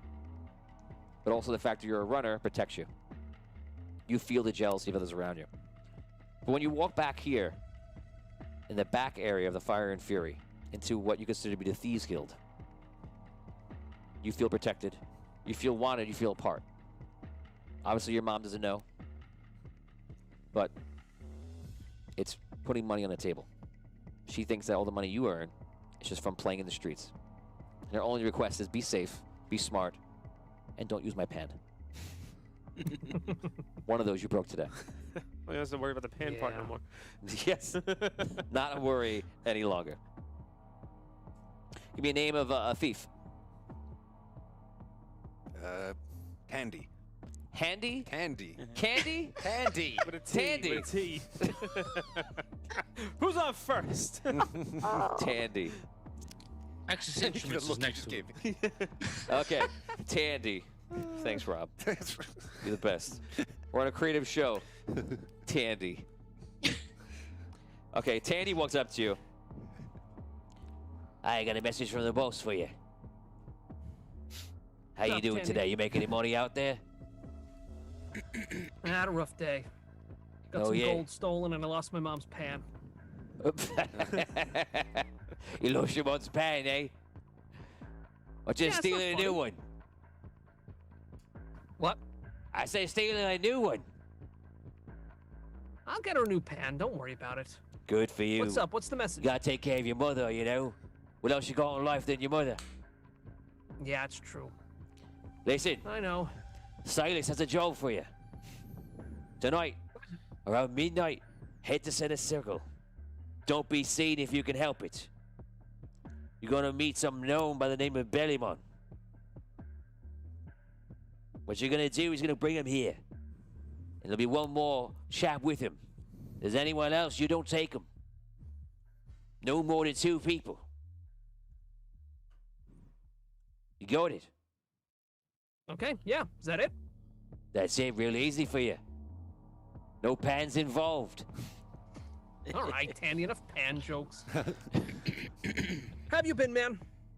I've been good, been hanging out all day. I won about 3 gold in a little bit of gambling. You're getting better these days, huh?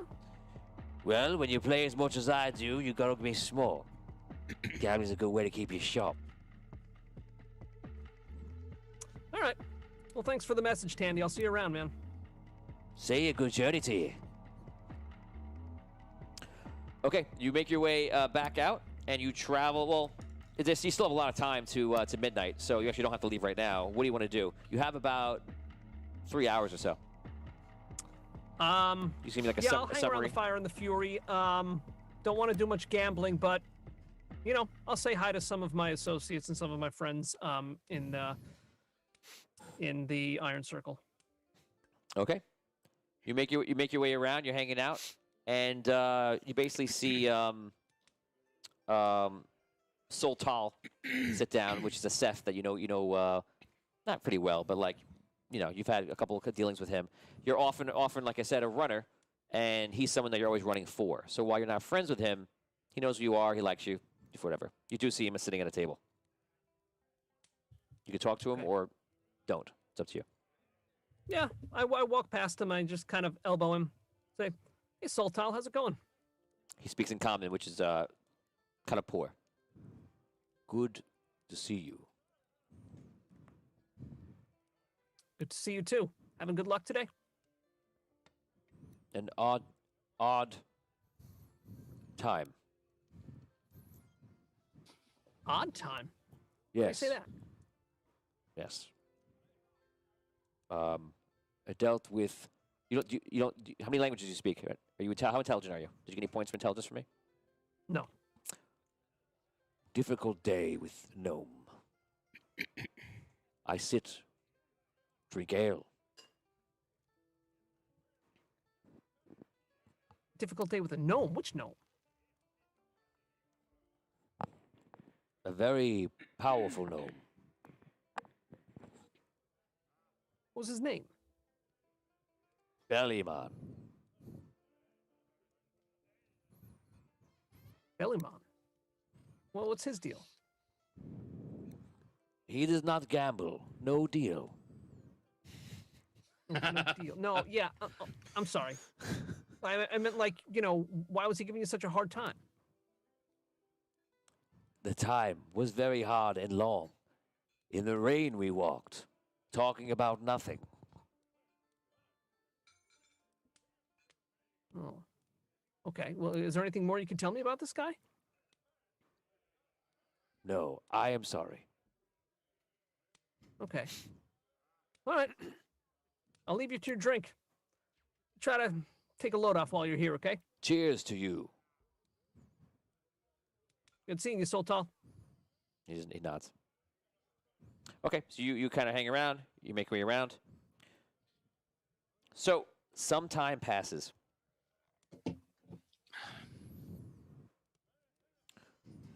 Hour passes. 2 hours pass. 3 hours pass.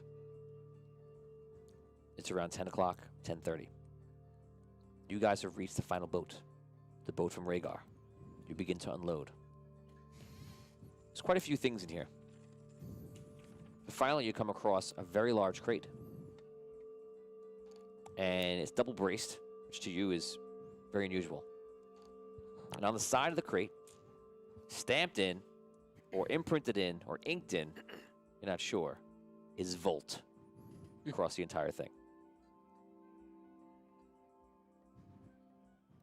Careful with this one. Something special about it. How can you tell? Let's just look at it. That does look different. Reinforced. It's much larger than normal. Something's up. I'll be careful. The crane takes the crate down. You just pick it up. It's pretty heavy. You could handle it. If you didn't have him with you, you think that would be a problem. But you're Bug's 6 foot. You got strength to you. He's obviously got a lot of strength to him, and you guys start bringing the thing over. Everything else is easily sorted. This one apparently needs to go into one of the certain warehouses, which is separate from the other ones. You haven't gone there today. You guys bring it over there. You're at the end of your shift. It's basically it's night. This is the last thing, and it's this big, large crate. You bring the crate over to the warehouse, and you bring it to check it in. And you see Hanlin is there, and Hanlin usually takes care of that warehouse. All right, what you got for me? It's a big one. Let me say here my papers. It says Vault. From supposed to be from Rhaegar. Is that it? Yes, it was off the Rhaegar boat. It says Volt on the side. So this Vault. one, yes, this one is actually going to Octum's Tower. Apparently, you gotta take it there.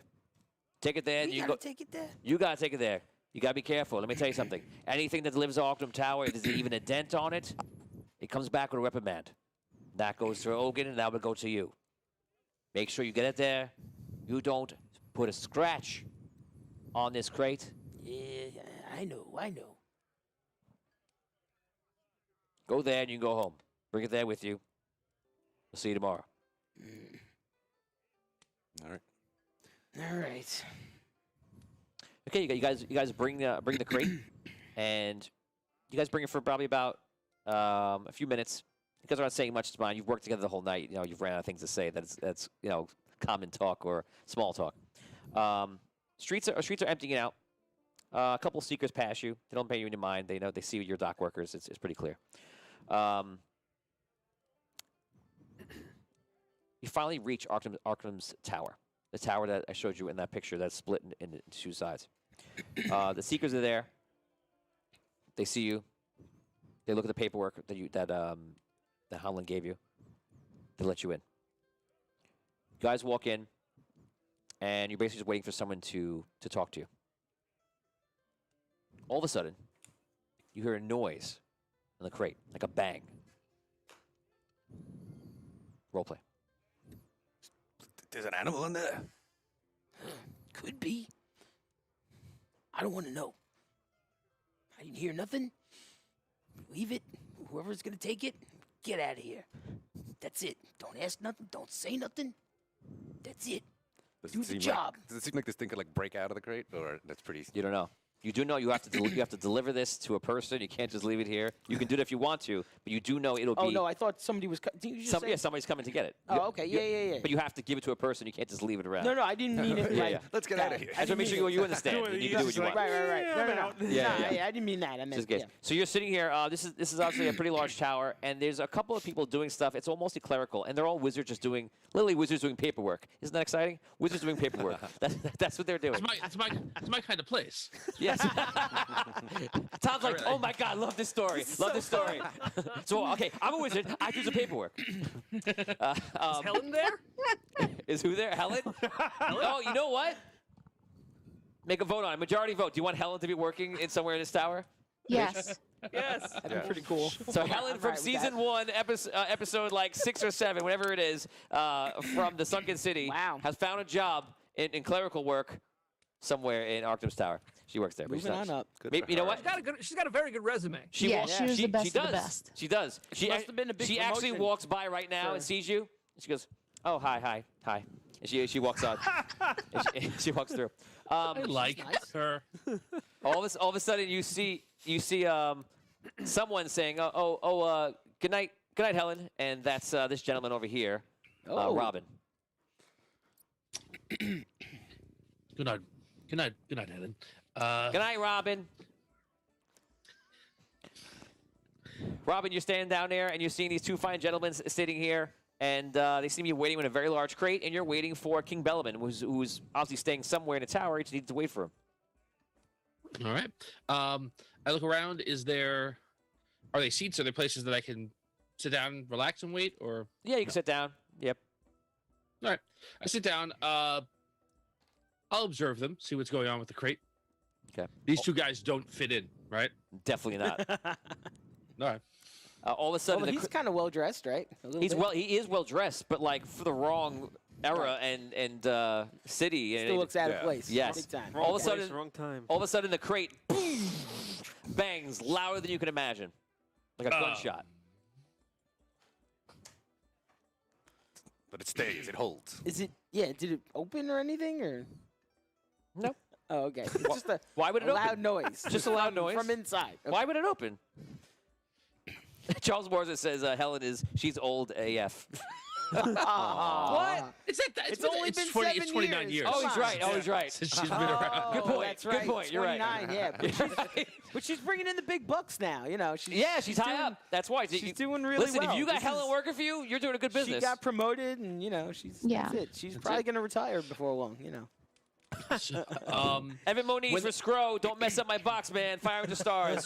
Scro, you can take 1 point of karma. Yes, thank you, Evan. Whoever gave the karma before, if you want to give it to me now, I think Scott, you were one of them. Let me know who you're giving it to. You can let me know after the show, too, if that's fine also. Scott gave me the 100 stars. I'm not going to say what he said. So. PG, man. PG. Is there anybody else in Does like, anyone this in lobby? the room react when the big bang Basically, happens besides me? people are walking in and out. It's kind of like the foyer of like a business, like a very large business in a very busy and big tower, but it's also very late. So right now, it's the three of you in a box. Helen just walked through, and that's basically it. Outside, there's some guards. You don't see them in eye shot right now, and you don't hear them, but they're out there. But that's it. I approach. I don't get too close, but I approach them. Hello, gentlemen. Who are you? My name is Robin. I work here as a translator. I'm here to meet someone to do some translation, obviously. And what? Don't ask. What is that? Don't ask. Why is it? Don't ask. Why is it trying to get out? I don't know. I don't know what's in the box. We're here to deliver it. That is it. Do you think Don't ask. I don't know. Is there a beast that could break such a crate? Why are you asking me? How did you saw it come off the boat just like I did? First time We're I've ever delivering seen it such now. a crate. Well, May I ask you, if you mind, whom are you delivering it to? I'm not sure if that's any of your business, really. No, I was just perhaps offering to help get it away from anywhere where I can possibly be damaged by it. That's all. I really wish to help if I possibly can. That is all. Thank you, translator, but yes, we're merely here to wait. We must deliver it to the proper authorities here at the tower. And that's why I will be. And that's why you're here far today. away, So then. basically, I'll need you to perform every duty precisely as I commanded. Of course, Octum. Of course. That is why I'm here. I've traveled a very long way to be here, and you can be assured that my honor is true. Do not worry. Caddick, my son here. Are you working in the docks? I see you have a crate here. Yes, our final task of the day is to deliver this and wait for its owner. Working the docks is very, very honorable here. We have much shipping. It is good that you have joined such an honorable rank with this gentleman here. What is your name? I'm Dash. Dash. It is a pleasure to meet both of you. Well, Eldrin, Dash, Caddick, I must be going now.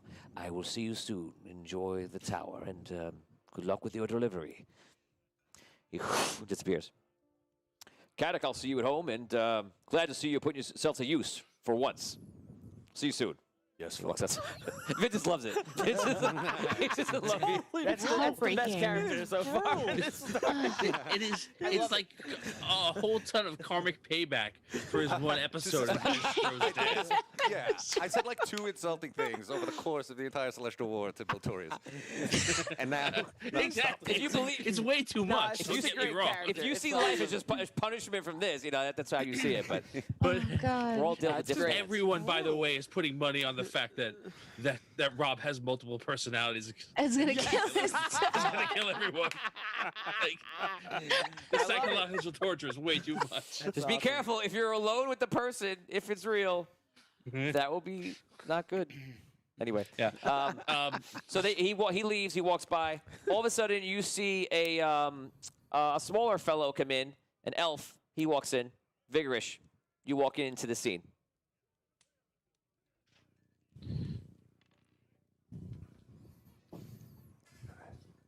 hey, Vigorish. Dan, are you there?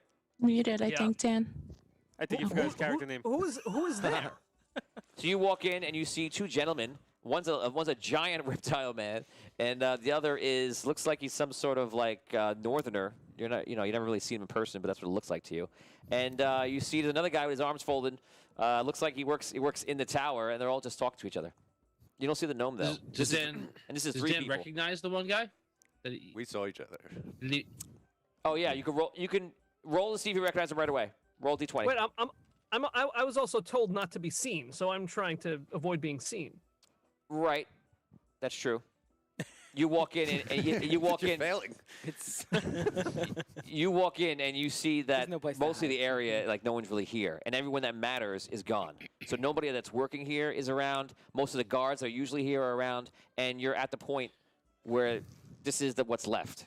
There's nothing you can do about the minimal amount of guards that are in front, and these 2 people or 3 people shouldn't be here. Okay. And out of game, one of them is the person you're supposed to be meeting. Okay. So it's 1, 2, 3, 4 people there. No, 3. It's 4, including you. You're the 4th. I'm the 4th. So it's You're here to meet 2 people. There are 3. so it's Robin, Caddick, and Dash. Correct. Okay. And a box. And a box. Oh. I just kind of give them a nod. Hi. Hi. You're that beggar boy I saw earlier in the street. My father helped you. Oh. I didn't. Oh yeah. Your name was Wasn't me. Caddick, was it? Yes, Caddick, Oakfrost. Yeah. Hey man. Thanks for trying to get my money back. I know the guy took off and you couldn't get him, but I appreciate you trying to help me out. Of course. I would not stand by and watch criminals defraud and steal. There's plenty of criminals where I hang out, so if you want to come and pay me a visit tomorrow, maybe you could make sure they don't take my money tomorrow. Well, I'm a dock worker now, believe it or not, so I can't serve as your bodyguard. I was kind of joking around, but Awkward. All of a sudden, you hear a sound. You don't see anything, and down the steps walks down a wizard dragging a Seth, a blue-colored Seth, and a girl at that, redheaded, and sits her down in a chair. You will wait here. I have warded you. If you leave this tower, I will be alerted, and it will only add to the punishment that is coming. It disappears. You see a Seth rolling her eyes like this. Brooke, how would you roll your eyes? Show us. Talk first so we can see you. Oh, sorry. Yeah, so it would go like this.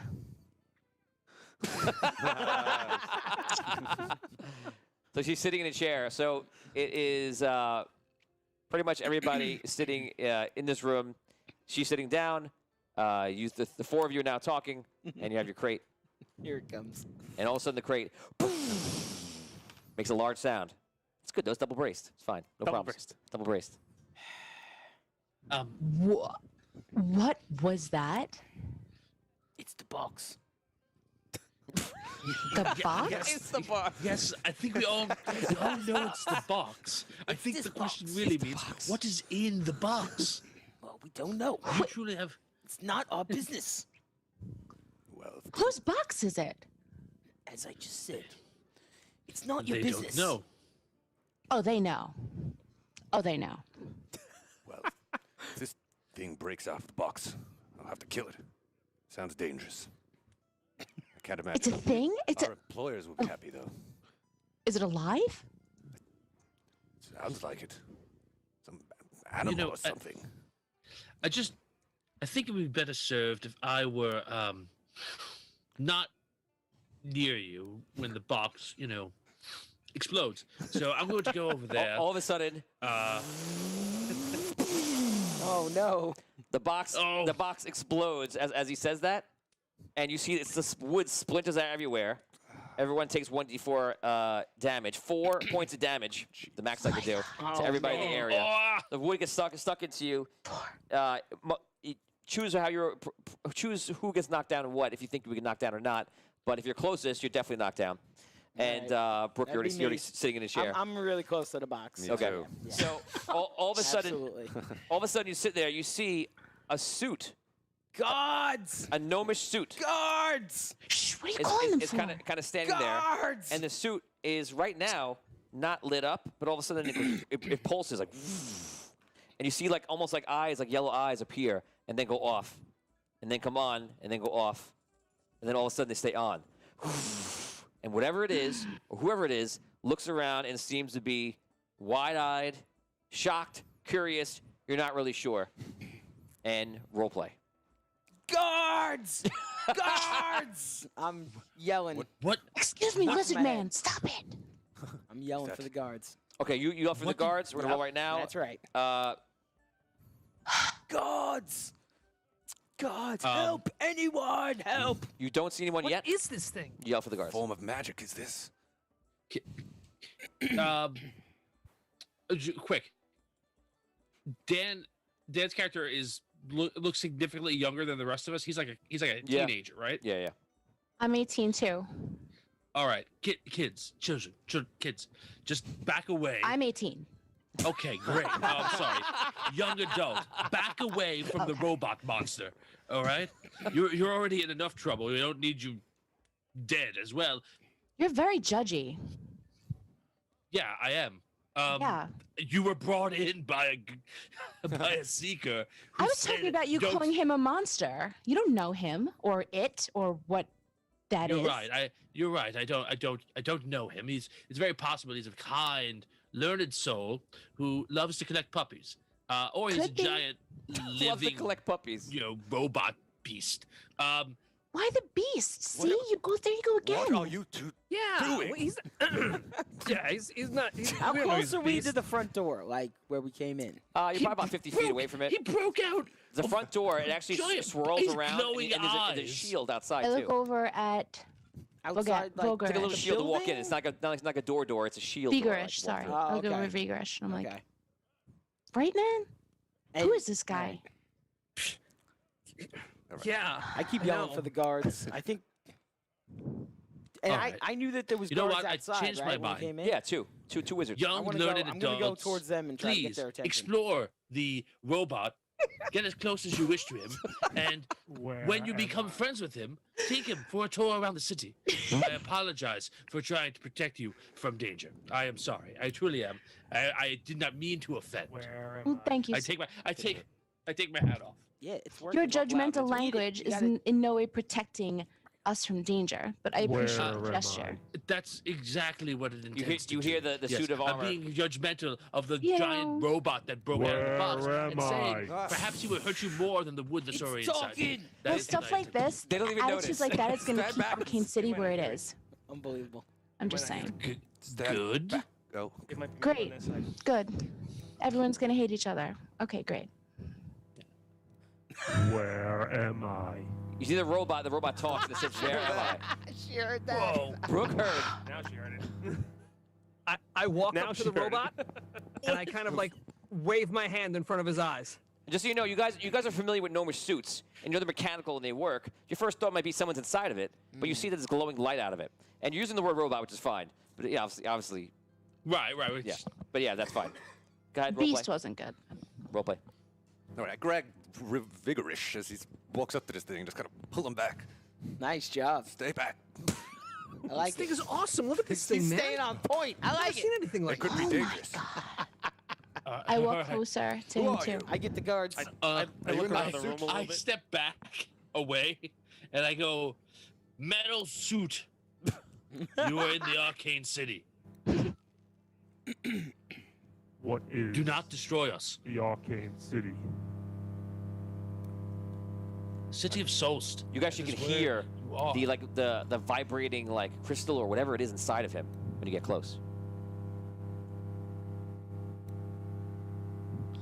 What is this place? What is this place? Guards, help! It's- Help! Get It's a city. Have you not? A crazy magical broken city? Where did you come from? Who are you? I don't know. It's off. It's dying out. Turns off. It's off. Well, you have to do it on your own then, Vin. Let's hear your scary beast. Okay, just talk normally. What you asked me from? I'm sorry. It died. Who are you? Was my last question. Where are you from? I don't know where I'm from. Wait a second. Listen, Where you're in a city called Solst. where is Solst? It's on Indaria. Do you know what world you're in?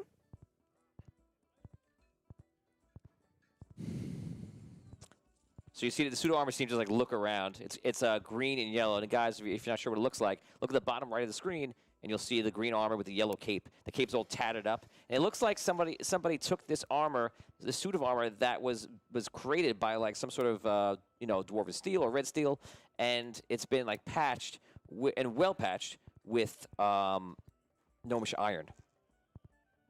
So it is kind of unusual. guards. Look, help! All of a sudden, you hear footsteps coming down the from inside the tower, coming down the stairs. I move towards those footsteps. Okay. You hear, "What's all that racket? What's going on down there?" Help the box! Bellman comes down. King Bellaman, it's I, Robin, your translator. We have to go. Yes, I believe you might be in some danger here. There's some sort of metal. Well, good, creature fight there. it. That's why you're here. I know. I'm letting you know. Don't come any further. We have to Where's get to your the sword? Wait, Belamon. Belamon, you're the king of Rhaegar? Yes? Your Majesty. No, don't do that. Don't do that. I meant no. It's a common name. Yes. I thought you said, "Do you want to be a king or something?" And I said, "Yes." Wait, you're Bellamon? You're a king? No. No, he's not. He's not. He is Bellaman. The Yes. not king. I am Bellaman. Let's go. Go. Yes. Where are you guys going? Now all of a sudden he comes down the steps. I gesture towards the door. He comes down the steps for the first time and walks into the room, and then looks over to the left and sees the suit of armor. He goes, "My suit of armor! What is it? It's standing up. What's happening?" This is your delivery? Your box? This is armor? I belong to you. We brought your delivery. What's going on here? We delivered this box. It opened up on its own, and What this did you thing came do? out. You destroyed the box. Nothing. You opened up. No, we did not open it. No one here opened Where's it. the guards? Guards! I've been yelling I'll for have the both guards. of you. I'll have both of you in the jail here in the tower. I've been yelling for the guards.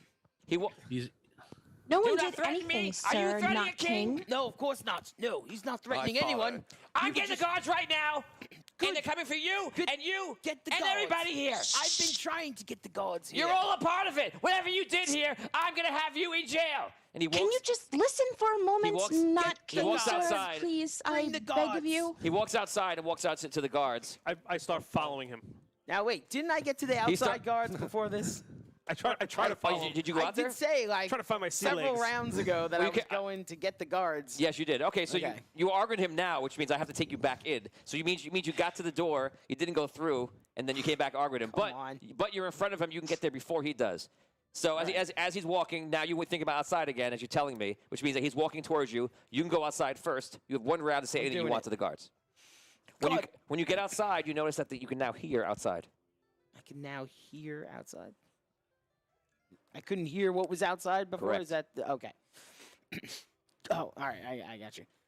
Guards, come quick! The box we delivered, it opened up, and there's this thing inside. We need help. Help, please. Hurry up.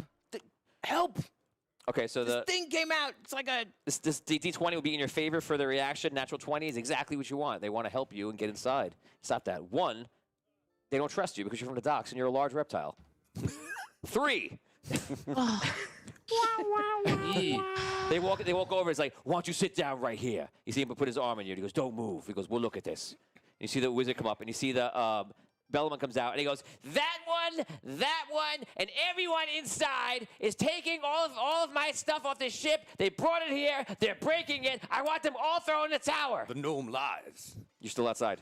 I mean, you're still inside. If you're walking up. Bellman left that room. I mean. Yeah, he walked outside. Okay. You start walking out as well. And I'm following Bellman. And that is where we're going to stop for today's episode. Of course.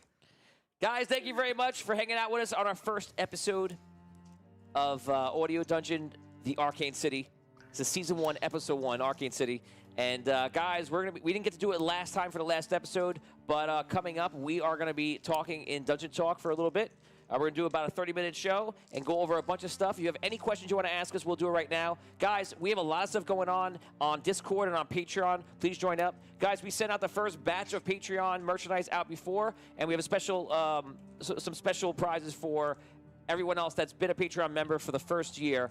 Up to about December or January. So if you were part of that, you'll be getting your stuff coming in the next 7 days or 10 days. And thank you again for being a part of Patreon, contributing, and being a part of the show.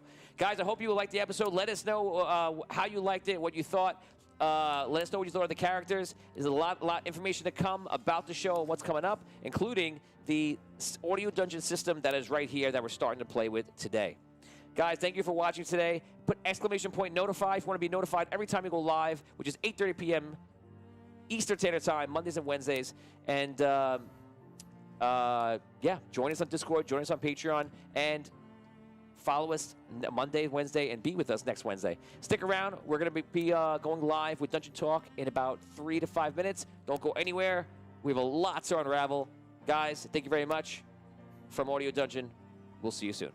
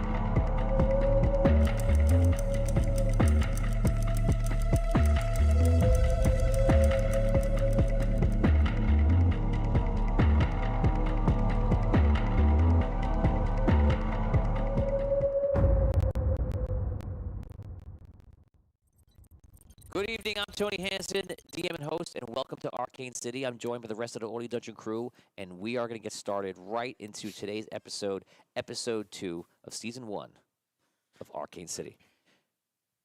Guys, we left you off right in the Arctum's Tower. This is after the delivery that Katic and Dash made inside. A crystal-born creature, which is the first time I'm ever seeing this. A suit of armor comes out alive, is banging on the inner side of the crate. He comes into this area. Dan's character, Vigorish, is there. Tom's character, Robin, is there. And Brooke's character, Maya, is all there. All there for different reasons. Just watch the first episode, you'll find out. And then King Bellaman gets very angry, walks outside, and then he talks to the guards, saying to arrest you guys. What have you done? You're ruining his property. And that is exactly where we start right now.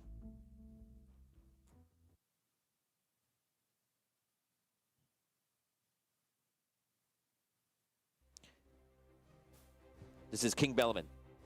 And he's talking to the guards, the two wizards, the seekers outside of the Arctum Tower. And he goes, I want you to go inside and arrest those people in there. My suit of armor was in there, and now they enchanted it, and it's walking around. What are you doing? Do your job! He yells at wizards. We're going to see what the wizard's response right now. Roll D20. A 5, no response. So they see they're more relaxed about it. They're like, sir, because we'll check inside, we'll make sure everything is fine, but you know, we don't know anything about the contents of your crate. So they're about to walk in. You come outside, and the suit of armor, which has no name right now, which is Vince's character, walks out as well. You guys can now take over and roleplay. Seekers, this was all a misunderstanding. We had no idea what was in the crate, and it simply burst apart on its own. We made the delivery, we were waiting for somebody to receive it, and then this happened. This thing came out of it. Nonsense! That thing shipped all the way from Rhaegar to Souls here, and you're gonna tell me in the last second it came alive with none of your wrongdoing? I know nothing of such enchantments. Yes, you think we're like what? Some powerful wizards? I don't know anything about this magic. This is far beyond us. We carried it here. It was a box, and now it broke open, and it's this. Speak to Holland at the docks. The Seeker looks at you. That's right. We were on a job. The Seeker looks at you and he goes, well, it looks like you have a claim from a gnomish king that you were involved in wrongdoing and tampering with his merchandise. How do you plead? Not guilty. Plead? How do you plead? I don't even... Why must I make a plead? I've done nothing. How do you plead? Innocent or guilty? Innocent. Innocent. Okay, the suit of armor walks out, confused. This is Vin's character in the first moments of life right now. He's just kind of like looking around, trying to get a lay of the land and see what's what. Okay. Yeah, so not really interacting. So you walk outside, you just like look around, and look, there it is. And he goes, it's right there. Look, it's looking at us. That's right. It's there. It's a suit of armor. Is King Bellaman, this is your armor. Is this not what it's meant to do? I know nothing of what's happening. That's right. What is your He turns around quarrel? back to the Seekers. He goes, listen, you're going to be in trouble. I just talked to Arctum. We have a big deal going on with the city. And if you don't take action right now and do your job, he pokes the Seeker in the chest. Do your job. Arrest him. Take him into custody. Now, hold on. My father's Lord Eldarin. Who cares who your father is? He's here on business with Aurelius himself. This is, I assure you, I have nothing to do with any sort of... We're completely innocent in all of this. The Seeker says, sirs, this is a complex situation I can see, but you're going to have to come inside. We're going to take you into one of the holding cells. Holding cell? Come on, sir. Come on. This is... Don't resist. Don't argue with the Seekers. Don't. Go. Inside. All right, I go. What do you want to do? I go. Okay, you listen? Yeah. Absolutely. You listen? That's right. Yes, sir. That's right. I'll go in. That's right. Whatever you say. Stop manipulating us. Listen. But the Seekers are no joke. Where exactly am I positioned? You're right outside the tower. So there's a bit of a shield here, like when they walk in, like a shield you could travel through, like a transparent ray shield in Star Wars. You could travel right through it. And the two wizards are right outside. You're arguing there. The suit is looking around. The king is poking the Seeker in the chest, and Dash has just walked right back into this tower. You're right there outside the tower. Well, don't look at him right now. You look at him, but he's walking. I'm looking at him walking away. Yes, you're looking at him walk away. Inside, you see the other characters. You see Vigorish, Robin, and Maya inside, arguing like they were before, just trying to figure out what's going on. What do you want to do? 6 seconds. 6 seconds. That's it. That's all you get. Starting when? Now. Very well. I'll cooperate. I've nothing to hide. I've done nothing wrong. Then get inside. I go inside. I mean, okay, Rob. Tony, at this point, I turn around to Bellaman, and I look down at him, and He looks up at you at the same time. I start poking him in the chest like he was poking the guard. Oh man! Don't poke me! Stop it! Elimad. Stop! Elimad. Stop it! Stop. Go inside! Inside! Inside! In tower! Okay. You go in tower? Okay. Okay, you guys you walk inside. The wizards are following. The wizards are wearing yellow robes. They pretty much look like the typical wizard. They have the long beards and stuff like that, long hair. They walk in. They see the rest of your crew. You guys are all role play. This is the very precious few seconds of you guys walking into the larger room where all the characters are once again all together, plus the two guards, the two seeker wizards, and Bellaman. Role play. King Bellaman, listen. I'm here to help you. I was sent on a job to escort you. I need to be as delicate and discreet as possible, but well, now you are a suspect. Now you are a suspect. No. You don't understand. King I Bellaman. understand. I was sent here. I am a king. You are nothing. I understand the world, and you know what? What do you know how to do? Tell me one thing you know. I understand the delicacy and how important your job is tonight for what you're doing. My job? And I'm here. And I'm here Let me tell to you escort what you you know to where about you need to being a be. king. You know nothing. All they do is argue. No one takes responsibility. I would love to take responsibility Shut to up! help you Stop with it! what you're Stop supposed talking! to be doing tonight, King. So he's very irate. He's not listening. The Seekers. Okay. Everyone, we're going to find out what happened here. The first thing you're going to do is you're going to head up these stairs, and we're going to bring you to the cells. I refuse to go to any cell. This is preposterous. You have no... Then you resist. I'm not resisting. I now cite you with a count of resistance. Anything else you want to say? Everyone, head up those stairs to the left. Does that include me? Yes, even you walking piece of armor upstairs. Who does not go? Who resists the Seekers? Do you? Yeah, I'm gonna stay with Bellaman. Okay, so you stand there. King Bellaman. Now. Wait. If you're talking to him, you're not walking up the stairs. Which is fine, but just making it clear. In fact, I kind of want you to stay. No, they don't.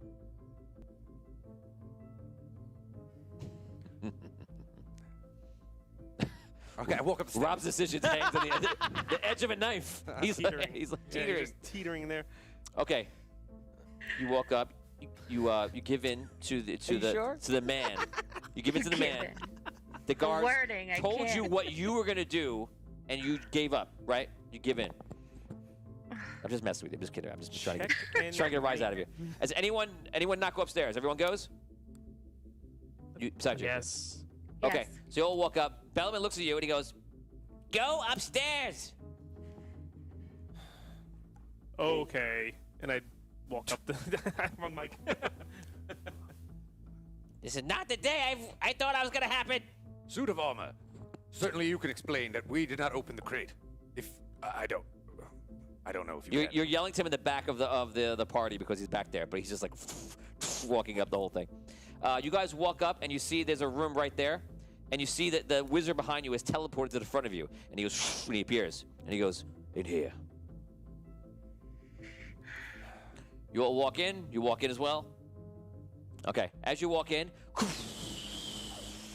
shield goes up. This room is no bigger than a 12 by 12 room. There's chairs, seats in the room. That is it. This is a holding cell in Arctum's tower. And Bellman immediately starts walking away. He goes, Good.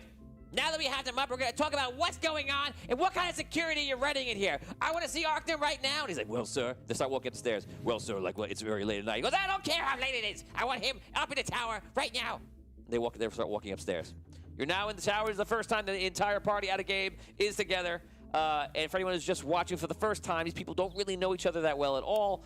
At the most, people have seen each other, had a conversation or two. No real connections of anything. Guys, it's up to you. Roleplay. I take a seat.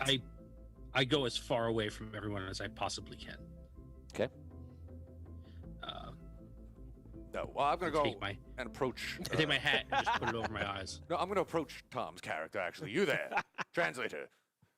You seem to know more about what's going on there. What is this? Listen to me and listen to me good. You ruined my life tonight. And if you speak to me again, I'll make sure I kill you. First chance I have. Look, I just Go grab him away. and throw him up against Go away. Hold him up against the wall. You dare threaten me? That's it. Wow. Watch your back, man. Awesome. Okay, so he picks you up. Just roll D20 for your grapple. He didn't resist you too much, so you don't have to roll too much. 6 plus 1, 7. Okay, so he just kind of pushed you against the wall. You know, you can see this is a big guy, so you definitely feel the hit on the wall. And but Tom didn't have much of a physical reaction to stop you or resist too much. Kind of staring you down. It seemed like. I just came to deliver this crate. I don't know what Exactly. suspicious And I don't know business- what you did, you incompetent fool, but you broke it. This is where I work. Even if I get proven innocent of these crimes, which is unlikely because this place is I don't corrupt understand the day what is crimes. long. You think I'm going to have my job after this? No. All because you and your incompetent lizard friend probably bungled delivering a box Do I from hear that? one end of the city to the other. Right there. We didn't mess anything up. Forgive me for not being so You polite think yours to your is the only incompetence. life ruined? What about mine? We're just doing our job. Totally innocent. Poorly, What do you clearly. mean I just let him poorly? go. You wouldn't know anything. What? Look at you. What do you do in this city? Okay, huh? everyone in this room You know of me. brought a box How in that dare exploded. you Please talk raise their to me? hand. Oh, what? Oh, it's only the dare two of you? you. Oh, it's only the two of you. What? Leave me alone. I just let him go in exasperation and walk away. I drop it. Anyone else roleplay? Guys, listen, okay? It sounds like we're all from around here, so we all know that we don't want to mess with the Seekers, okay? The louder we are, the more likely it is they're gonna come back here and give us problems. So let's just keep it down, okay? Oh my I have enough god. problems.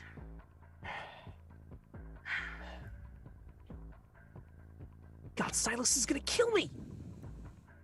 Who's Silas? Okay. They, He's a You. he's He's gonna a kill me too. What are you talking about?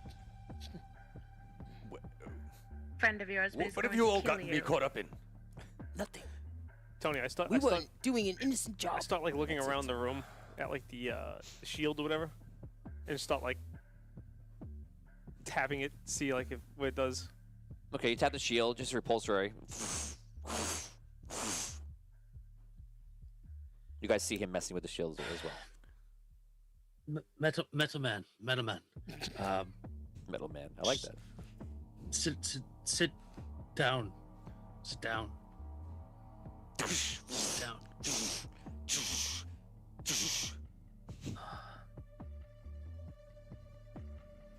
Who's the nearest person next to me? We're gonna roll a die. Rob, Gaddick. Oh no. I look over to him and I'm like going like this, and I just turn around and one shot like right in the chest. He pokes you, and it's like being hit with like a spear a little bit. Like, oh. What? Stand away, foul creature. I don't. What are you? And I jab him again. How I would go with the soft? best. Soft. The wall. Soft. I looked at you, the Dash. What? Compared to him, maybe. What is happening? What do you mean? What is happening? I go, Sergio. You've seen what's happening. Seekers! No. Crazy? No. You call for the Seekers, and one of the guards comes down, the wizards in yellow robes, and he's like, "What is it?" I believe there's been a terrible misunderstanding. I'm here, official business, with my father, Lord Eldrin from Oakfrost. He's working with Arcanum and Zerilius. I've taken a job at the docks. I don't understand what's happening. When will I be released? I demand to see my father. You will be released when Arcanum says you're released. Well, where is he? I'm sure if I could speak to him, we can work this all out. You'll have to wait. He walks upstairs. You guys sit in the cell, and you cool off for literally about an hour. After that time, you hear steps coming down finally once again. And you hear, from time to time, King Bellaman arguing upstairs, just yelling about something. And the one thing you notice, for anyone who you feel has a high, kind of like, a high EQ, you would notice that, I mean in life, EQ, not like on your sheet. He's looking for EQ number. 29. I mean, EQ 29. Very emotional. Let me write it down for a second. Like, can I just give my 1,000? You know? 1,000 EQ works for me. You feel, as someone that can read people well, understand situations, you feel, your character would feel that, like, he's mad, but he's also very defensive, worried. That's what you're reading out of the anger. It's not just like he's mad someone's doing it. But again, you can decide for yourselves fairly if you believe your character is sensitive and can pick up on something like that. Absolutely not you. You this is your first. You're like walls, walls. that's exactly what I'm doing. I'm role playing it for you. Continue. Okay, so you hear footsteps coming down, and you see the man that I described to you earlier as Arcanum. And Arcanum comes down the stairs. Hello, everyone. I've heard about what happened. You see the shield drops. He walks in. So it seems to be some sort of misunderstanding. The king is very upset. I am the magistrate here. I am Arcanum. I am in charge of law and order here. And we don't seem to have a way to see more than that this creature came alive and escaped. Do any of you want to declare anything that you did wrong in this matter? Did any of you cast magic or any sort of enchantment upon this armor? No. No. Oh. No, Lord. You have also been charged for resisting arrest. Yes, I wish to speak about that. I've resisted nothing. Merely tried to explain the situation. I believe you. Unfortunately, you know my unfortunately, this if a seeker charges you with resistance, that will stay, because that is on top. That is supplemental to the immediate charge. I'm new to the city. I came with my father, Lord Eldrin. I believe you're familiar with him. I will note your words to me now, but I'm sorry I cannot give you special favor because your father, and I do not think he would appreciate that. I'm asked for no special favor. Then I why asked do for you- fair treatment. Why tell me about your father? Simply to make you aware that I'm new to the city. am not involved in any wrongdoing. Listen, I will be letting you all go very shortly. It seems there's a misunderstanding, although we will be watching you. Please make sure you do not do anything or be involved with anything deemed suspicious by us, and you should be fine. Thank you. Thank you very much. As he sits there, all of a sudden, you hear some footsteps, and you hear, and you see a figure in black robes comes out. And you can't see its face, and it kind of slithers over to the shield door. You literally feel like it looks like a banshee, a wraith. You don't. It's not. It's a humanoid, but you just feel like absolute darkness outside. And you see Arcanum get up, and he's about to leave and finish up with you, and he looks behind him. Excuse me. He walks outside. Your first moment is to think is that this creature or thing or whatever it is going to attack him. And he speaks to him. And the creature, you just hear the whispering, like, he's like listening to him. I was about to let them go, of course. I mean, this is the laws of our land. They have not done anything yet. It's been brought to me. It's how I just... All right. Well, I suppose I have no further say then. I'm sorry, everyone, but it appears that you'll have to stay here longer and go see someone else. I'm sorry, but it is out of my hands. He kind of feels exasperated, kind of upset, a little bit annoyed, but he's kind of perhaps powerless, and he's like, he steps out, and he walks up the stairs. The creature walks into the room, puts out a hand, and you see like a light start to like kind of like appear in his hand, and he throws it on the ground, and a portal lights up. The portal just looks black, and it looks almost like a swamp-ish, muddish look, and he motions you to travel through. Enter. As I walk over, he's like, okay. This is life. This is what's normal. As I walk over, I tap that too to see like what happens as I'm. Okay, so you tap it, your finger just goes through, and then you walk through. You guys, you can role play. He leaves the other guy. Arkham actually walks upstairs and leaves. Yeah. The shield's back up. That thing's in the room with you, and just motioning. Do any of us recognize this thing? Do we know what it is, or have we ever seen it? No, I'll let you guys roll a knowledge check. This is a D20 roll for everybody, no matter what, and you're gonna try to achieve a 15 or higher. No. 19. No. Could I know? 18. 18. 16. Okay. But I wouldn't know it. 11. would I? No, so you wouldn't know. It's true. So you guys heard of and you know, actually your character works, and so does Vigorish, works for the Iron Circle, but you're like the low people on the totem like this. There's rumors that the elite, this is the only thing that your mind goes to. There's rumors that the elite, the cabal, if you wish, the elite members of society that actually really run, and it kind of makes sense for what you just saw happen to Arcanum, who supposedly is, in charge of law and order, like he said to you, and is the utmost and most powerful figure, was just kind of, right, torn down. And what people say they are, and the rumor is that these creatures or people are necromancers.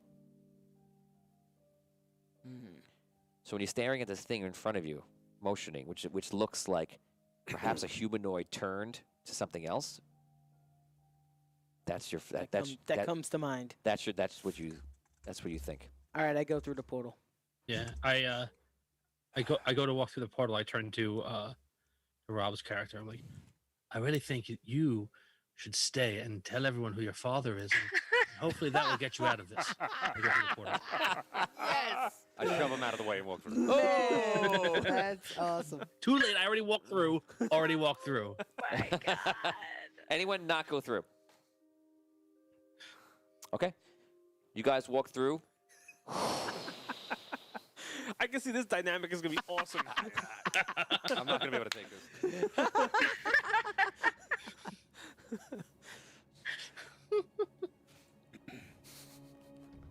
Listen, man, first chance you get, just go over, You guys go through this portal, and everything around you, the air itself, reality itself, seems wavy, odd. Best I can explain it. 0 level characters, by the way, so best I can explain it to you. The reality seems odd. You walk into a room that is completely circular. It is made of stone, and there are many runes around the entire room. You are in the middle of this stone room, and right near you is this stone kind of cauldron. And inside of it is like this black, swampy kind of fluid, And that's probably about 3.5 feet around. And it's right next to you where you are right now. The portal is open behind you. The second to last one of you go through, that creature comes through, and the portal closes. And you see it goes right back to his hand, and it kind of relaxes again. That creature kind of walks off, says nothing else to you, and stands to the side. In the room, you see chairs around the entire way. And in this, each chair is a figure similar to that one. They seem to be shifting in their chairs, and like you hear whispers to each other, and you even hear it in your mind. And you feel like there's some sort of communication happening or something. This whole place feels alien to you. You're not sure of what you're experiencing right now. You can roleplay. Anything you want to do. I stay They're mentally just watching us. focused. Yes. On, Kind of like this. Kind of like looking at you. Like I try to stay mentally focused on what I did during the day and what led me to this moment, and nothing else. That's what I think about. I think about the day that I had and the job that I was doing What is and this, everything Dash? up to this. Sorry to interrupt. he's in character. He's in real life, and your character I somehow was- well, interrupted in real life. I was telling the DM what I was thinking. I've never seen that before. Never encountered that. I don't know. I've never been here. What is this resistance I've been charged with? What does that mean? What is the punishment? I don't know. I'm just gonna like stand back and like observe the room and like what they're doing in the seats. Are they? They're kind of just shifting a lot. But it seems they're looking at each other, and like it almost seems like they're talking, but you don't see their mouths moving. Hmm. All of a sudden, another portal opens up next to you. The same kind of stuff. And you see walk through. It's Bellman. He's like, ugh.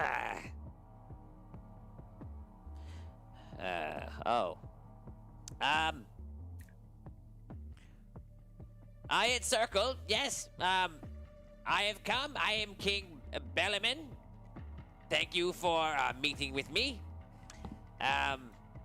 It seems that something has gone wrong. As you can see, I have brought the suit, and I have brought the crystal inside of it, but it appears that these people have meddled in it. So, in your lands, if you are to punish anyone, you will punish them.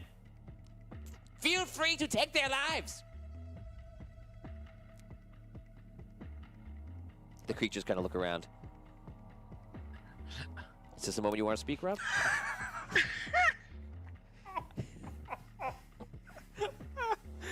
King Bellaman.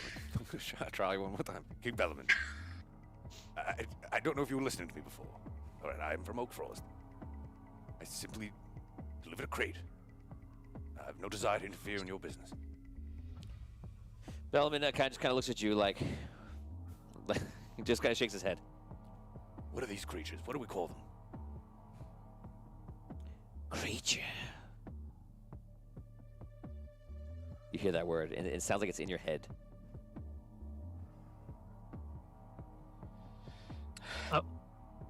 I want to like sidle up to Robin. Okay. And just kind of look at him and say, "Hey, do you know what this is? Do you know where we are? I mean, you said you work here, right? Have you ever seen this?" Not this. I heard what King Bellaman said, though. He said, this is the Iron Circle. You savvy, right? The Iron Circle. Speak louder so people can hear you. Sorry. Too into it. Too into the Yeah, acting. I know. It was good. It was great. I don't want to stop you. Just keep going. Though. You just do a loud whisper. I've never seen this before, but I heard what King Bellaman called it.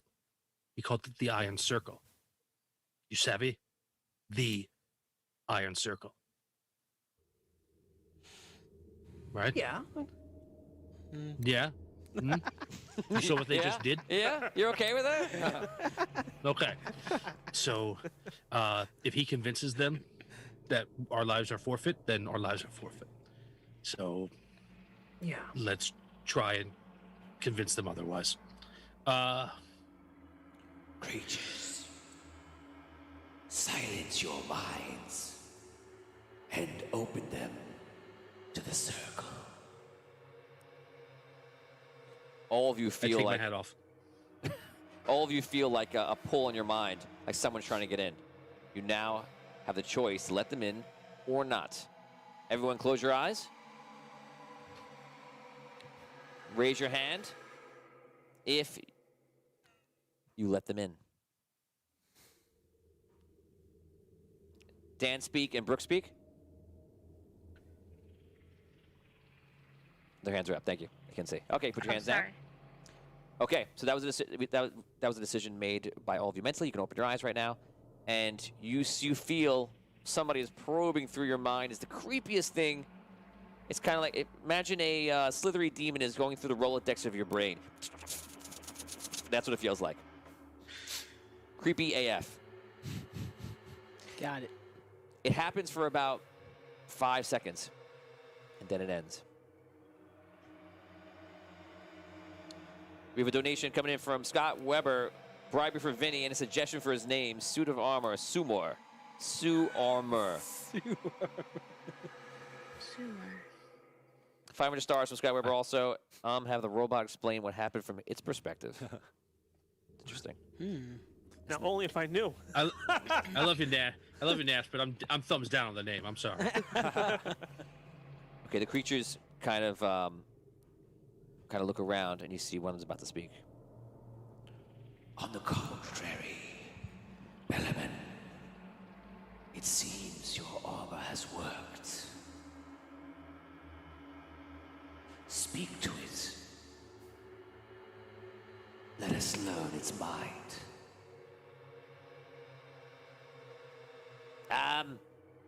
Okay. What are you? Who are you? I am yours.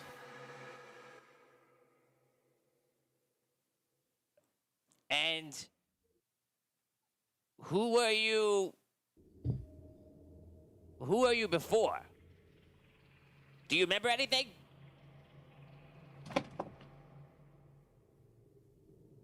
I remember an explosion. Yelling.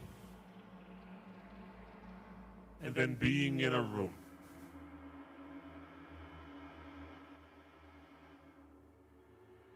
Who is your master? As I say his name, I poke him in the chest. Belemon. Okay, I guess that's not all bad.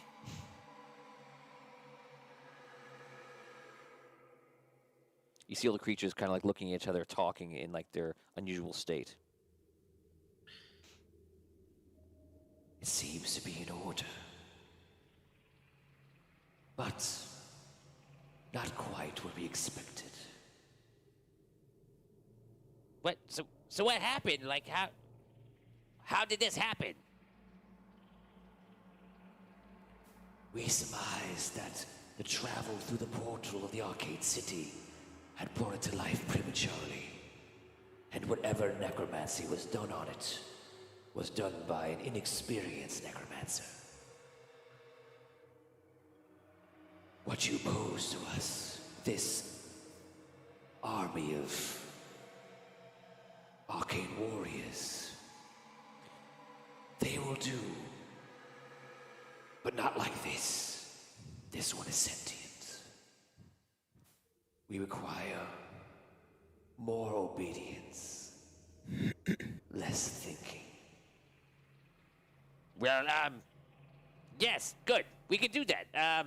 But let's talk price. It's gonna cost you. Let's say 400 gold per gnomish armor. And, you know, if you order more, I'll give you a discount.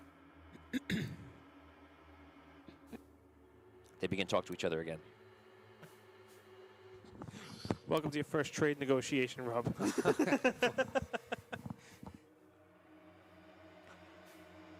We agree to your price. But we ask for suits with different crystals inside. We can sense the ember inside of this one. It is also different than what we expected. We shall allow this one to roam around the city under our gaze and learn. But the others, you will bring back to us 6 more like this one. Not a sentient, all different crystals. And if we approve, we will pay for an army of them. Okay, well, that sounds fair. And perhaps we can get some too. You get a chance some for Rhaegar, you know, for protective purposes. Perhaps. Let us start with the first few. Okay, very good, very good. I guess you will do what you will with them. I offer all their lives to you. So, kill them, hug them, whatever you want. All good. If you could just show me the mysterious black muddy portal out of here. You see one of them come over, and he goes, "Oh, good." He just walks right through. The portal closes. They start talking amongst themselves. You can now take a second to roleplay. Right, not dead yet. That's not bad. What's going on with the cauldron? You said there was like a cauldron going. The cauldron is basically bubbling in the center of the room, and there's no clear entrance or exit in this room as well. Does the cauldron look the same consistency as the portal? Yes. I lean over the cauldron and I touch the cauldron. You touch the cauldron, and it kind of moves away from your finger as you push down. I just keep. Don't touch that.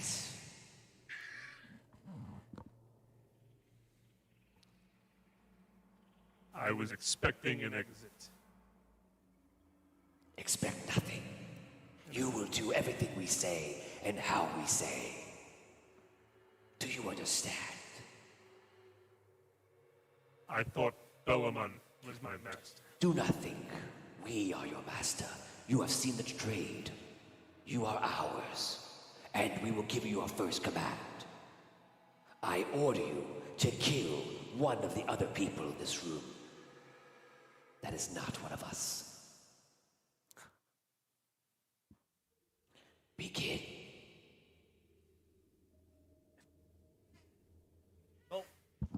Well, considering I know Rob is soft. Oh no! You were the only person I tested on. Sorry, buddy. I see him looking at me. I put my hand. I draw my dagger. He pulled the dagger like.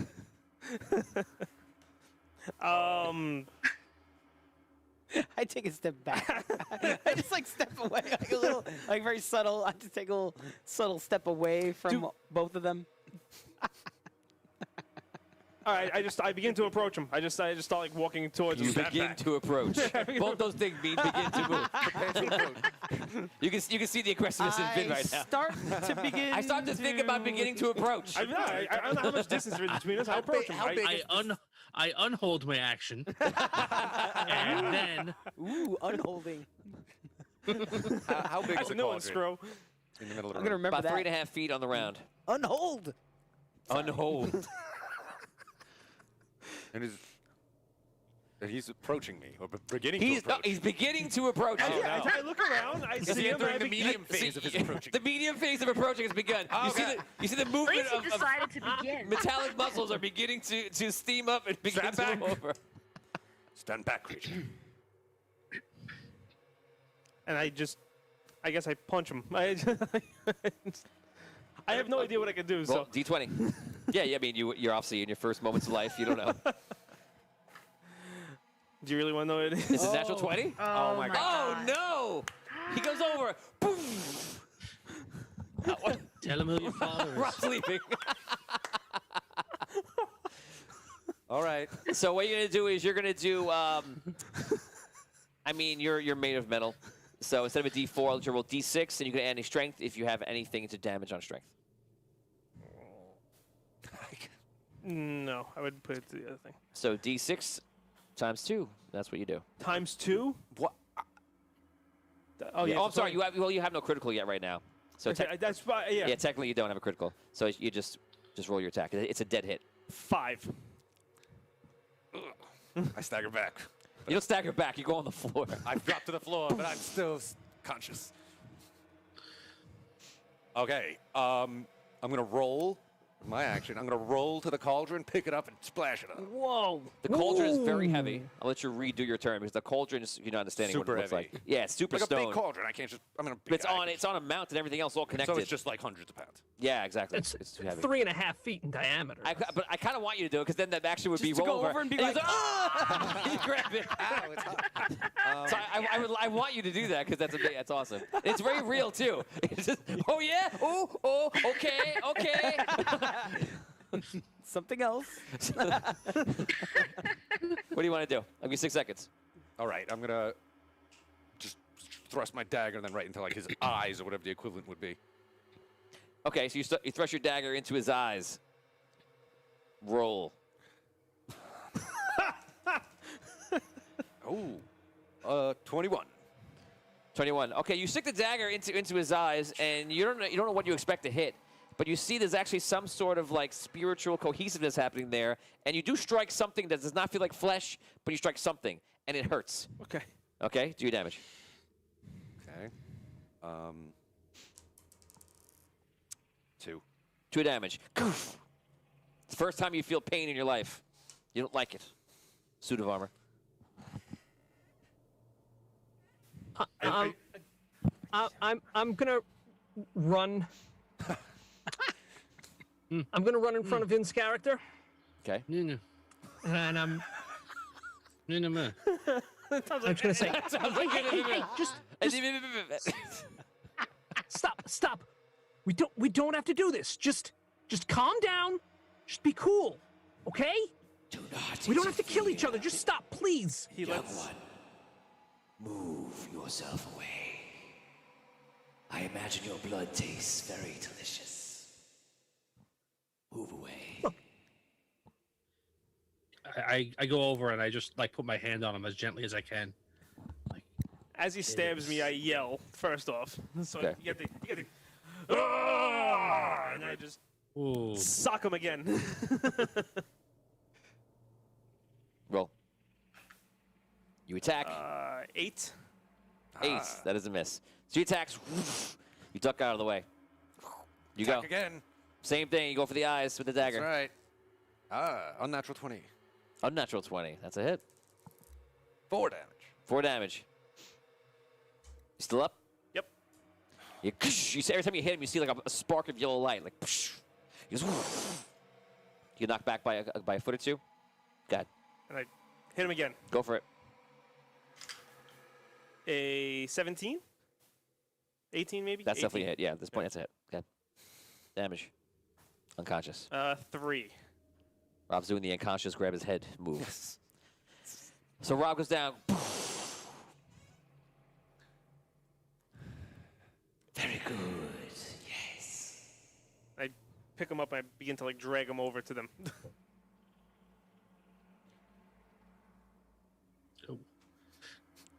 We are pleased. Creature, you now serve the Iron Circle. As you wish. And we are proud. Silas. You see a man walk out. This man's kind of like middle-aged human. He goes, yes, boss. You will take them into your custody, all of them. And you know what to do. Yes. He walks over, and Silas walks over to one of the dark creatures, and the dark creature goes, you see the portal appear. Everyone into the portal. Drag that one, too. Grab him by the foot and just drag him. I'm just doing what I'm told, man. You guys walk through the portal, and you come out. Sounds like I ain't touching this. You guys walk through the portal, and you come out in another room. But the reality weirdness goes back to normal, and you feel like that you're in some sort of underground area. You look around, and you hear the faint signs of people talking, like high above. And Dash and Vigorish, you're pretty sure you're somewhere in a place you haven't been before, underneath the Fire and Fury, a tavern in the rim of Solst, the Arcane City. Are we the only ones there? Or there are other people in the room. So you guys all come through the portal, and you see there's other thieves there, like thugs, just kind of hanging out. Some of them you kind of know a little bit too. All of you, you're gonna follow me. And he walks over. You see him like walking to the thieves, and he takes one of the thieves, hands him a bunch of daggers, and he grabs the daggers. He walks down the hall. You guys follow. If anyone resists, you can let me know what happens, but this is what happens otherwise. He walks down the hallway, makes a turn or two, and you realize that this area or underneath is kind of like a bit of a maze. Finally, he takes you down to a hallway where you see there's a couple torches on the wall, and you see to the left side is a room, another room, another room, and another room. All wooden, strongly braced doors and all stone walls in here. And you can tell that you're, like I said, you're underground. He opens the doors. And once he opens the doors, he turns around to basically to all of you. And he points.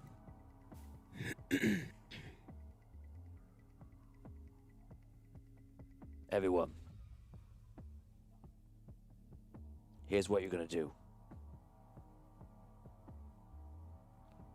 I want you. Hey, you in there. Awake? No? Oh, you're down there. That's He's right. unconscious. You're unconscious. Dragging me around. He's pointing to you by the floor. You. Hey. You stay Get up. right there. Get up. We'll say that. What'd you go down to? 0. Is it a 0? Okay, so the only thing you could do right now is you could just barely get up. We'll say that he goes over to the floor, put some kind of smelling salt underneath you to get you up, and I'm going to rise you to 1 hit point. Okay. You can basically just stand there. You're real woozy, and you get disadvantage of basically all of your attacks and rolls and everything else. You can't do much. Okay? Yep. Get in there. I go. He points to Robin. You in there with him. Oh. All right. Close the door. He goes up to the next one. You. Dash. He knows you. Inside. All right. He goes over to you. In there, armor. Just walk in. Goes up to the last room. Seth. In the room. Do you walk in? Yes? I can't hear you, Brooke. Yes. Okay. And Vigorish. He goes, Vigorish. Inside. Wait a second. Silas, what the hell was that? Why did you send me into that? I didn't think I was going for a job to do something like that. You said I was there to get the king and bring him back here. Boy. Inside.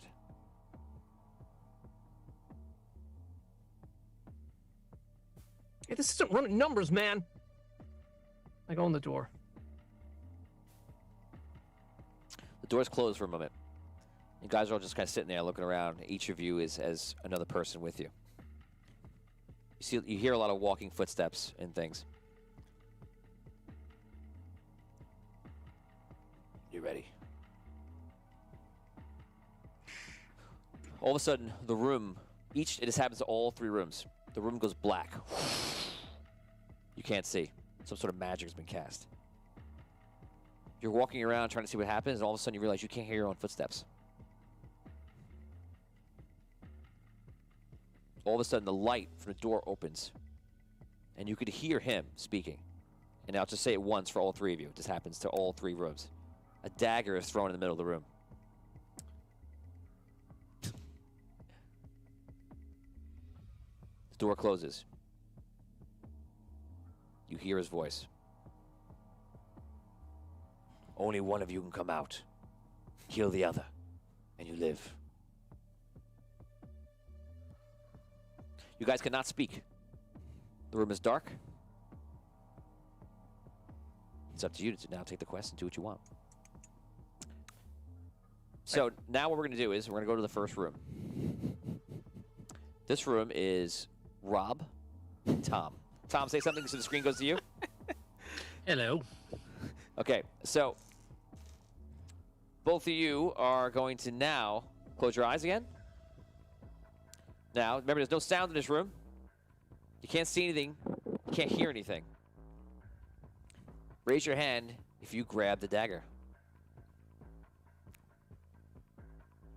Okay, if your hand is up, you may put it down.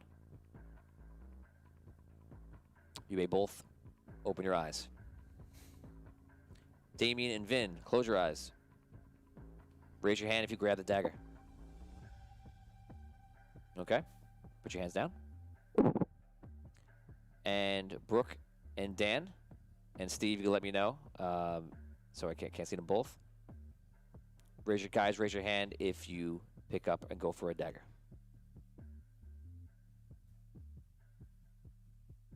Steve, their hands up. Okay. Okay, guys. Now, we're going to go to the first room, room number 1, with Caddick and Robin.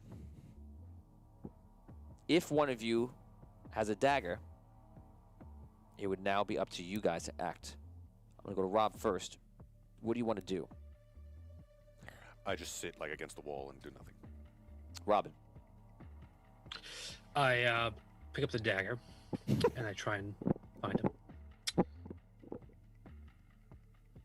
I feel along the walls. I know he's slumped over, so I'm going to feel low. Okay, search check. Okay, hold on. Rob's just having a bad day. Would that be investigation? Or no? I don't know. You could just do a search check. Yeah. So you could do investigation. Yes. Okay. That is what it is. 15. 15. Okay. You feel all of a sudden you feel something on you, like someone grabs your arm. Okay. Now I'm gonna let you guys roll initiative now because I imagine that in the dark he may be stumbling for you, trying to find you. So I'm gonna let you guys roll initiative now. Roll d20. If you have anything to agility, you can add it. 11. 11. Oh, wow. Hey. I'm going to let both these things happen at the same time. For fun, I'm going to count down to 3, 2, 1. Everyone just say what you do really quick. Ready? 3, 2, 1. I try and grab where I think is headed and bash it against the wall. Tom? I stab him in the neck. Oh, Jesus. Jesus. Oh, man. Okay. Tom, if you kill him, it's because of me. You're welcome. Rob, I gotta fight everyone in the party. Episode 1, he meets everybody. Episode 2, he fights everyone. Rob, roll d20. You really could use 21. 21. So he grabs your head and bashes you against the wall. At the same time, you're going to stab him in the throat. What's your roll? Hold on. That would be a 16. He's jumping out of his seat. So I think both happened, it seems like, right? Both hit? 16 on you? Yeah, it's a hit. Okay, so do your damage. You're going to do a d4 plus any strength you have, but plus your damage. So 4. 4 damage. Okay, so you both do 4 damage to each other, so you go unconscious. You stab him in the neck. He's bleeding, already hurt very badly. He falls down to the... Well, you're pretty sure the way he feels, he falls down to the ground. Now, I'm gonna come back to you. All right. Go into room number 2. This is Damien and Vin. If one of you raise a dagger, now you can make an action. I'll go left to right. What do you want to do first? I am going to try to attack him the same way that he was attacked earlier when I saw him get attacked with the dagger to his face.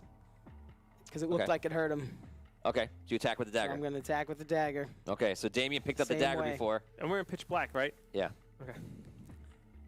Go for it. Okay. Do I know where he is, though? I have no idea. Okay, so I'm going to try to find him first. Yeah, investigation check. Okay. It's 20, right? 7. 7. So you try to find him. You're not aware he's trying to find you. What do you want to do? I was going to do exactly what I was told to do. Kill the other person in the room. Okay. So I will... do I hear him making any noise? Do you hear him making any noise? I thought we couldn't hear anything. No. Oh, so it's silenced and pitch black. We are blind and deaf right now. Okay, so I begin to look around for him. You know what I do? I swing out with the dagger, try to see if I just connect with something. You swing out with the dagger. Okay. So wait, he's got a dagger too? Oh, he had the other one. Did he have a dagger before? Yeah, I raised my hand for one. Was it one dagger or two? Yeah. No, How do we both have only one dagger fell into the room. Oh, okay. So I was going for it as well. So wait, so which one of us has it? Yeah. So if you both went for the dagger, Yeah. You're gonna have to. We had our eyes closed. We don't know who had the dagger. I went for the dagger. I raised my hand. I forgot. I'm sorry. I forgot that. Which one of us got it? I was watching the screen when people raise their hands. I forgot that point. I was gonna do something. I had an idea to try to find the dagger faster. So what's gonna happen is all you're for it. So all you're gonna do is you're gonna roll an investigation check. If you roll higher, you'll find the dagger. Okay. We'll do that. So, because I was all right, fine. I rolled a 7. Oh, that's what I rolled. Wow, look at this. Now, okay, so you guys meet hands. This is what happens. All right, you guys meet hands on the dagger. I'll give you initiative because you do have the advantage here. Okay. So now you could try to pry it out of his hands. Yeah. Okay. Yeah. Give me a strength check. Just add your strength number into it if you got anything. D20. 10. 13. Okay, so he pulls it out of your hand, but you can go first still. Okay. I am going to, like, try to knock him down. Like, I want to sweep out his legs. I'm going to go for, he got the dagger. Yeah. I want to get him, I want to knock him on the floor by, like, hitting his legs. In the most basic way, Okay, go for it. I could do however way. Regular combat. Cool. 11.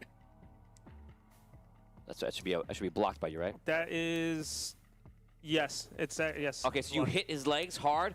Like, poof, doesn't knock him down. Okay. You go. I'm gonna stab him. I know where he is. I'm just. Okay, go ahead. A 6. That's a miss. You go. Okay. Now I'm going to. Derek Luxon says Vinny still can't use a dice tower. I'm gonna. He's nervous from that day. Ever since that day. I'm gonna move away from him. Okay. And I'm gonna get on the ground. I'm gonna get low. That's what I'm gonna do. Okay. Gonna move away and get on the ground. Yes. Okay. Guys, if you're joining right now, we're on a second episode of Arcane City. Please like and heart this video. If you're not familiar with us, put ! notify, and you'll get notified every time we go live. Put that right into the chat. Every time we go live, you'll get a notification that we go live at Mondays and Wednesdays, 8:30 p.m. Eastern Standard Time. Please share us out. We appreciate it. And yeah, that's it. And in doing that, I'm gonna try to probably feel around the walls. Like I'm gonna get my bearing a little bit best I can. Okay, you get low and you feel the walls. Yeah, that's it. I'm gonna try attacking the same spot where he was. Go. View, Derek. It's an unnatural 20. Unnatural 20. So he moves away from that spot, so therefore it just can't be a hit. Otherwise it would have been. So you hit that spot and do it. That's 2 rounds for you guys. We're gonna hold up and we're gonna go to the last one. You guys are in the room. Brooke, I'll let you go first. What do you want to do? I don't go for the dagger. Okay. Dan? Is this magical darkness? You believe so, but you really don't know. Okay. It came out of nowhere, so. It came out of nowhere, so. Okay, I'm just gonna crouch in a defensive position. Okay. Maya, what do you do? We can't hear each other, right? No. I'll do the same. I go to just. I'm not really crouching. I'm standing up, but I'm blocking my chest and my face. Okay. Dan, you take any additional actions? No. Brooke, you take any additional actions? No. Okay. Going back to the first room. Tom, you are standing over Robin. You're standing over Caddick on the floor. All of a sudden, the darkness lets up, and you can hear your own steps and movements. This happens in every room right now. The door opens.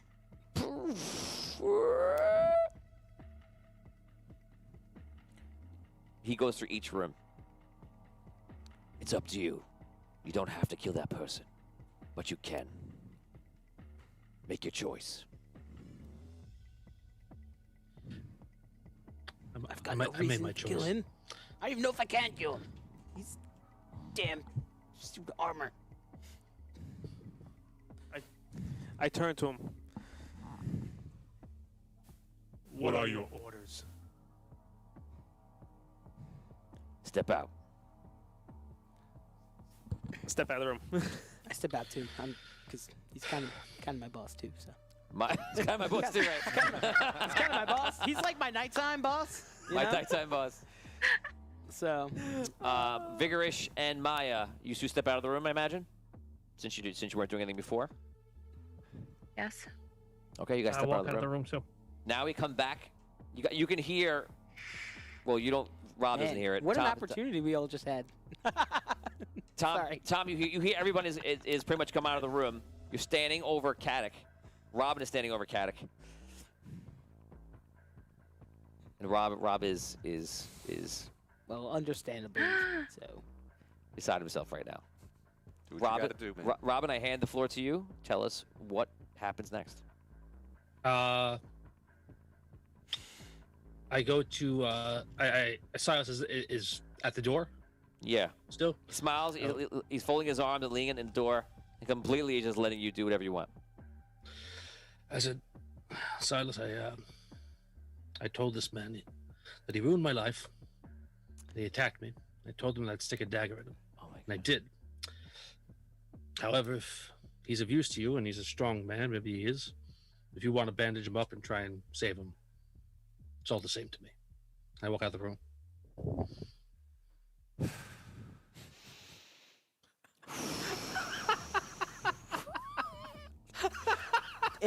Tony was like, "Man, I'm gonna have to get new artwork for this guy." It's like day one. Do I see any of this or?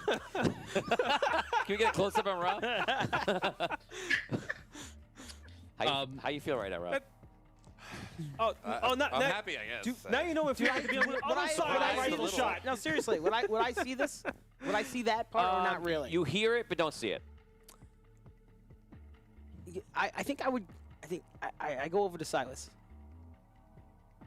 Okay. Silas, do you know who he is? Who are you referring to? To Rob, to Caddick. No. His father's some royalty. They just got to the city. He was working the docks with me today. That's how we got all messed up in this. Eldrin? He's Lord Eldrin's son. Yeah, Silas, just help the guy out, man. I mean, we're not in the business of killing people. It's not bad. He's Lord Eldrin's son. He helped me out yesterday, and I think we might be in some trouble if he dies on our watch. He's not a bad guy, but maybe you could use him somehow. It's Okay, up to you. everyone, shut up. Follow me. His armor. Drag him. You know what to do. Rob is true royalty in this quest because he doesn't have to walk anywhere. He just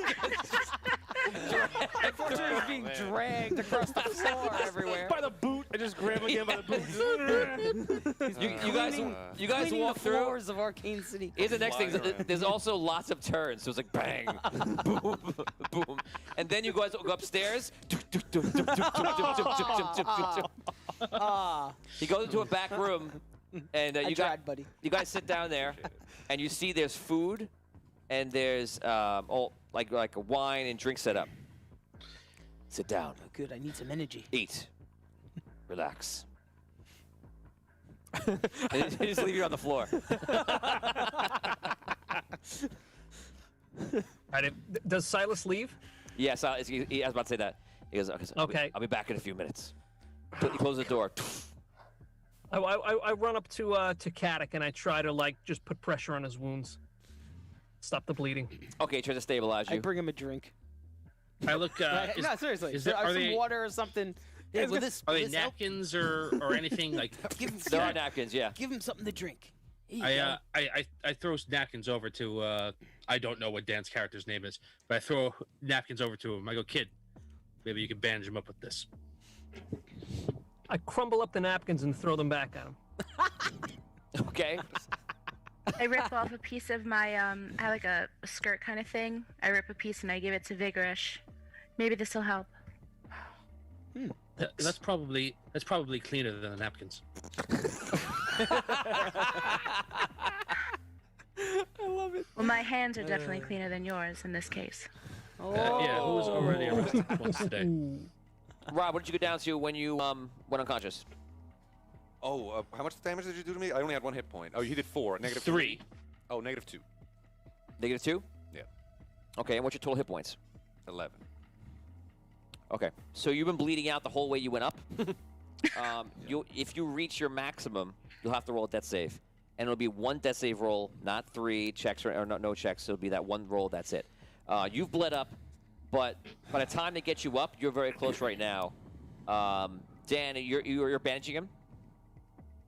Yeah, I mean, I don't have any, knowledge to do that, so I'm just, like I said, I'm just taking some cloth that he was wearing and just putting pressure on the wound with his clothes. Okay. And also Maya's. Tony, piece of would her I? cloth. Okay, yeah, Maya, you know how to do this. Okay. I thought he was gonna know, so that's why I threw it to him. But You can make that roll with a d20. If Dan tries, it'll be a d12. Go ahead. Okay. Or if you're both working together, what you'll do is roll a d20, and Dan, you can roll a d6 and add help. Okay.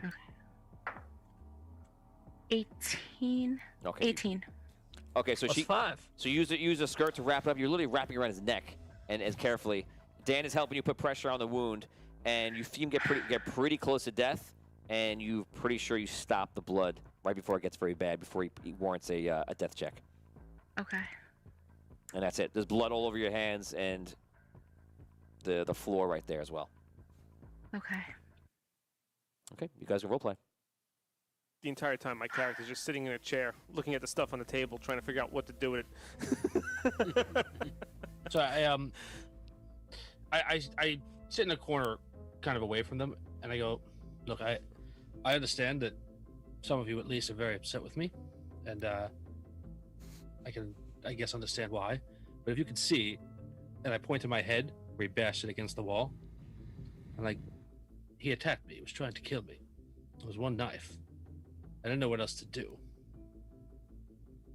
I could have killed him. You did what So you this were would've let told. me. That's what you did. Fully. Instead, I said, "Save him if you want to save him." The man attacked me twice in the last hour. I'm sorry. I don't think you're sorry. I really am. I really am. I know you don't know me. You don't know anything about me. But I've never even been in a fight before. My life is over. My job gone. My family, I have no means to provide for them anymore. My mother and my sister. And I'm not proud of what I've done, but I'm not some kind of, I don't know, cold-blooded murdering person. It's not me. You've never fought again, before. Yeah. And your first thing to say is that you'll stab him. You'll kill him the first chance you get. Yeah. He was told to. He ruined.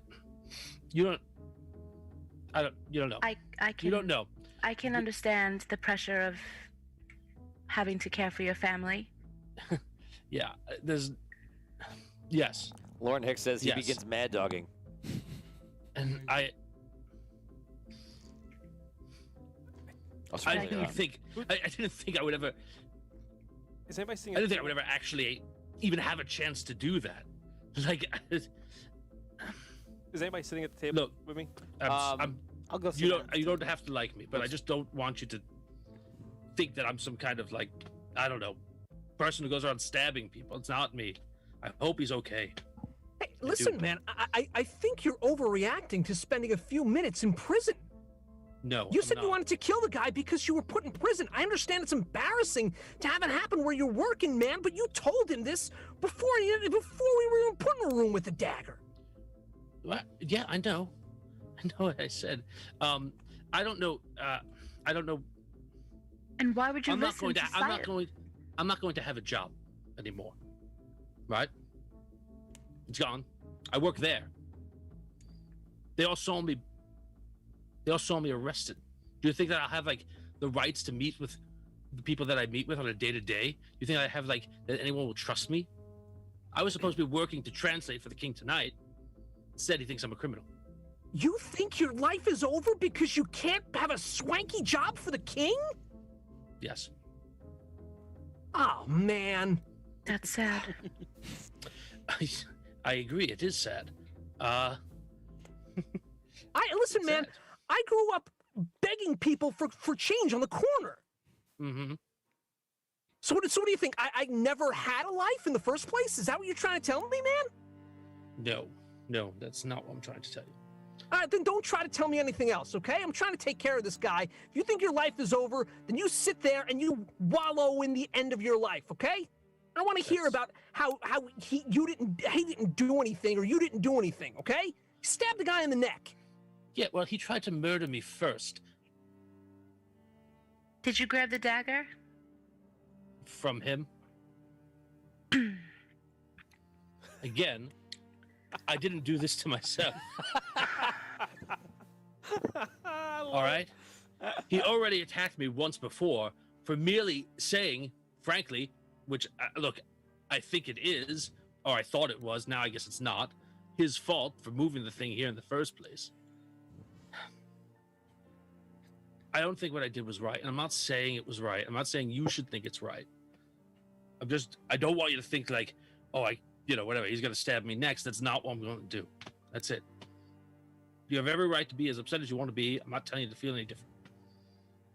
I turn and I look at Dash, and I say, hey, did you say that you work for Silas too? Perhaps. You hear a knock on the door. You seen me around? And you see a little gnome come in. He's like an older gnome. He has like glasses on and like curly white hair. And he goes, "Oh, I'm so sorry. They gave me some healing potions for you. Here, take down one of these. Thank you. There's one for each of you." And he goes, kind of leaves. I'm checking out the food. I go sit nearby the metal guy. The metal monstrosity. I look around and I'm like, I just pick up just totally manhandle a piece of food, like pick it up, like examine it, and then I kind of like squish it in my fist, and then I look over to him. I go, "What is eat?" Well, it's when you put it in your mouth and chew and swallow down, and it makes you feel better. I don't know. Do you have a mouth? Have you never eaten? I don't think I have. Watch me. And I eat something from the table. So I see. Yeah. So you see him eat, and you hear the food going into his boot. Oh, yeah.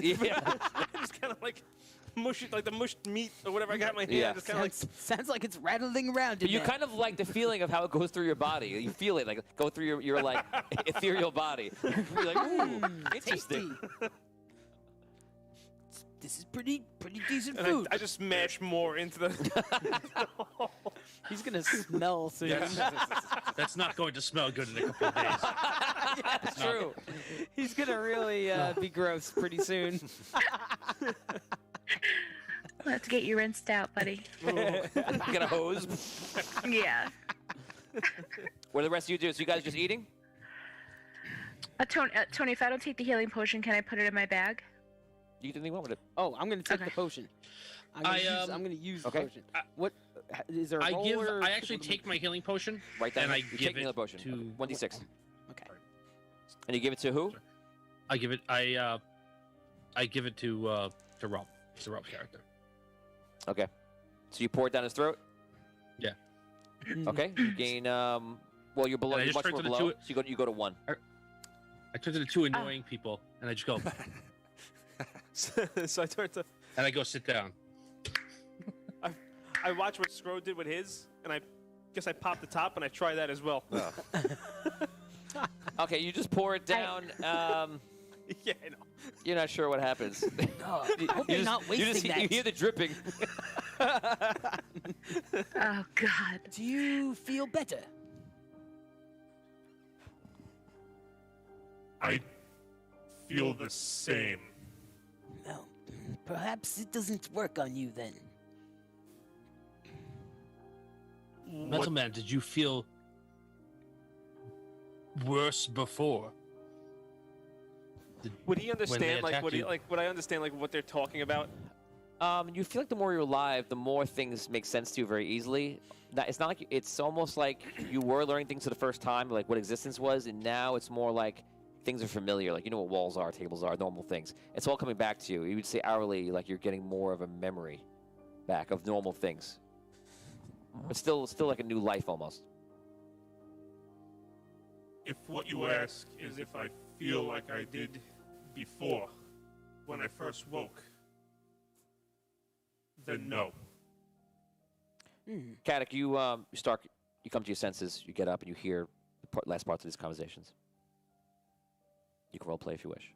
Okay. I just. Your neck. You see the piece of Amaya's skirt around your neck, and you feel the wound, and you feel like the wound has been closed by the healing potion. My thanks to whoever tended my wound.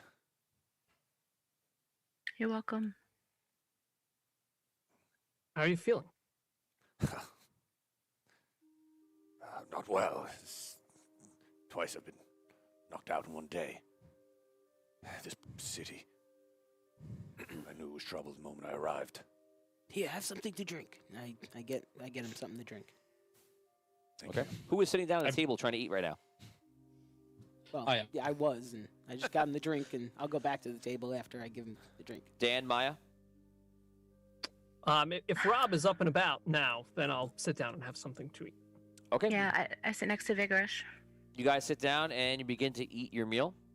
I point out that I just want to say, because I know what just me. Like, does anyone want to tell him that he has his own healing potion that he could take and he'll feel better? I point to Rob's character because he only had mine. So I guess I see it on the floor or something. You see a vial holder, and there's still one potion left in that. These small, like little thin vials. The potion. Can I take off my boot? Your boot? You can take it apart, but it's not. It's like taking off a shoe. You have to have somebody. I wanted to hand him the shoe with the. Who throws a shoe? Honestly. You just see him touch his foot for some reason. You don't know what's. But that's what he's thinking, but you don't know that. Solst. He drinking the Solst? No, like not the toast the Solst, just like Solst. Sound like a toast to me. Drinking to forget. Or Drinking to regret. forget. Okay, so you guys have obviously an odd chatter amongst each other. If anyone wants to say anything, let's make it short and sweet because we did our role playing. So if you have anything you want to say to each other, it'll be considered to be amongst other normal, common talking. So guys, pick a person you want to say something to. Go for it. I guess we'll go around a table and point out. You can take your chance to do it or not. No. Damien? I would I was kind of thinking of saying to him, no, sorry I tried to kill you, but obviously that's what we were instructed to do. I hope there's no hard feelings. We only did what we were told. Agreed. Okay then, I have no issue with you, just so you know. Understood. Good, good. Tom?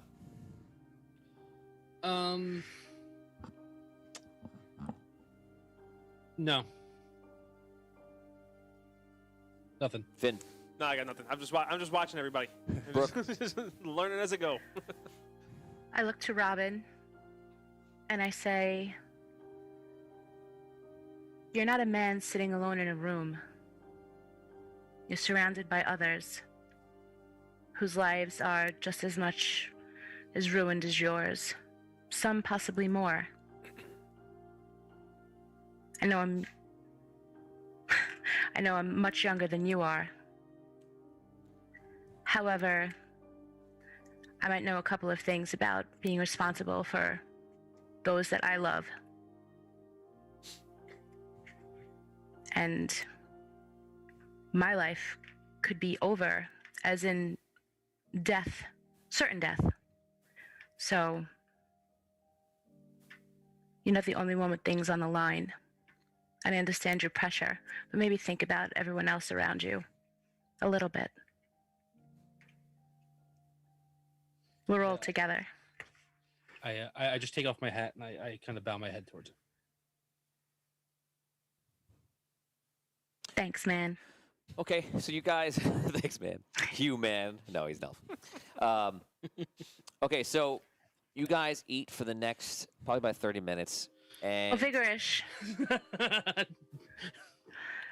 Vigorish.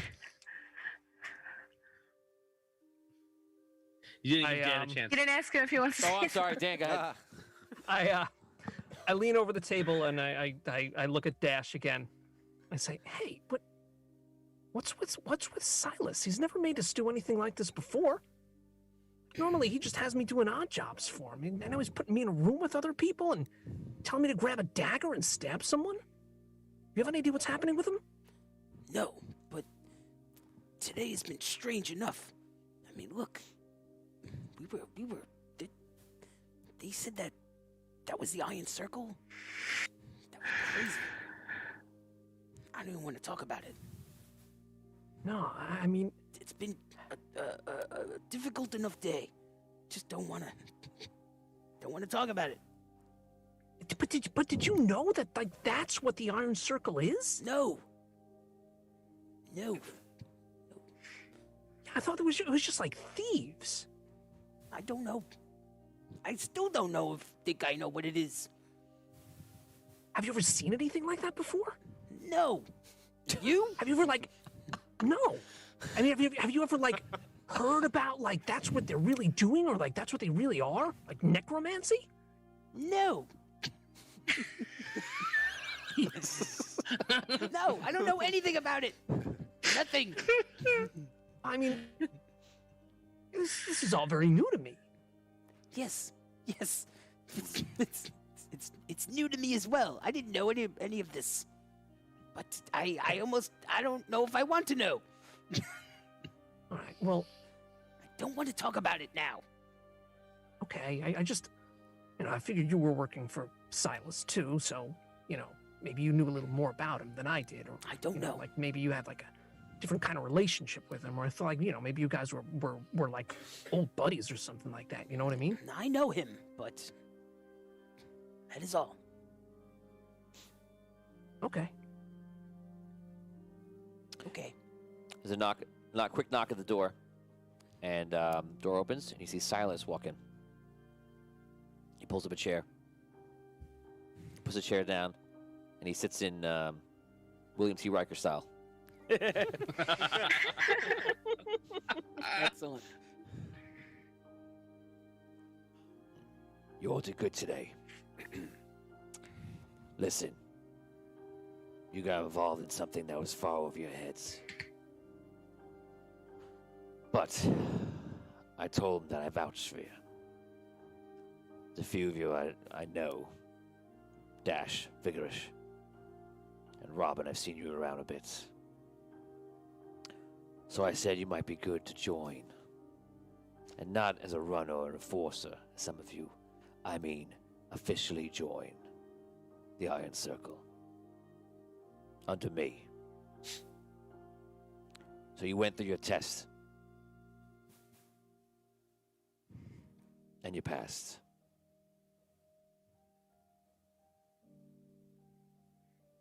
So you got this choice. It's not much of a choice, but it's one that I can offer you. One, you can work for me. You do what I say. Do whatever jobs you got during the day. But at the night, you report here.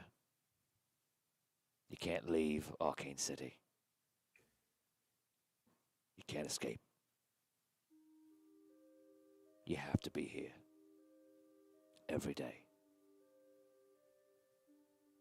When you're here, you do exactly as I tell you. It doesn't matter what it is. No questions, no morals. That's it. So what's the alternative? The alternative is you go down into the sub-basements of this city, and you'll see things that you didn't know existed. You'll be enslaved forever, and you'll turn into one of the dark creatures that the Iron Circle has at their bidding. Once humanoid, now something completely different. They know you can't escape, so they'll let you work for me. And that's the best you'll get. Of course, the other alternative is death. What do you want to do? He eats some food. You know, I'm always looking for a good job. I knew when I came to this city that it was full of liars and sinners and thieves. But I had no idea just what a terrible place this is, and if you think I'm going to join your band of cutthroats, you are sadly mistaken. If you think I would dishonor myself because I fear death, you know nothing about me.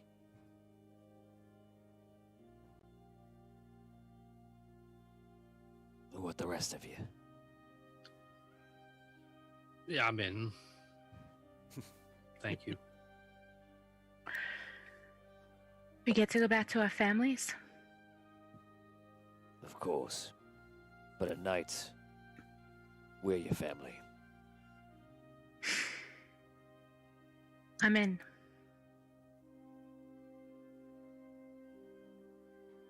What about you, Vigresh?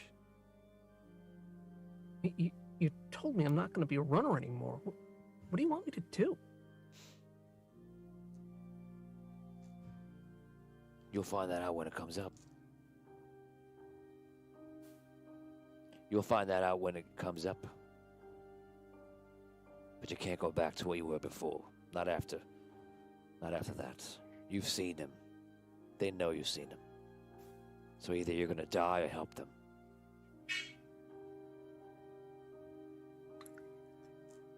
Okay. Okay. Don't forget, if you're not here at night, for any of you that say they want to do it, not only will you be killed, but just so you know, they'll kill everyone in your family.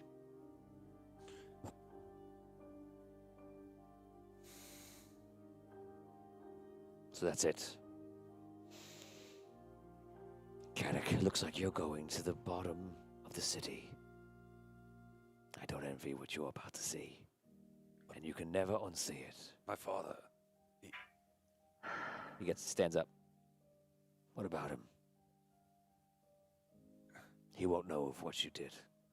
In fact, he won't ever hear from you again. He starts to walk out. will it come to any harm? He stops.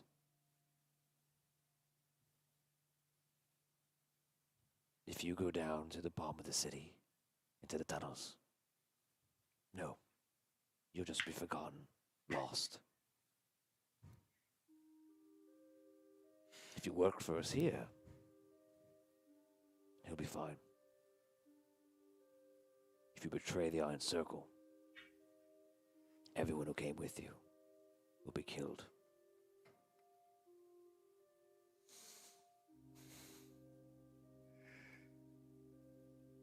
I'll agree to your suggestion for the moment, but I'll not hide the fact that one day you will rue this. You're threatening me. I don't know if I want you on my team anymore. You're pointing your finger at me in a way I don't like. You know who I am? You don't. You know what I've been through? I know exactly who you are. You don't know anything. Because if you knew, you would shut your mouth and you would do what you're told. And if you're really as moral and as knightly as you say you were, then go ahead, take your own life. Keep your morals and your dignity.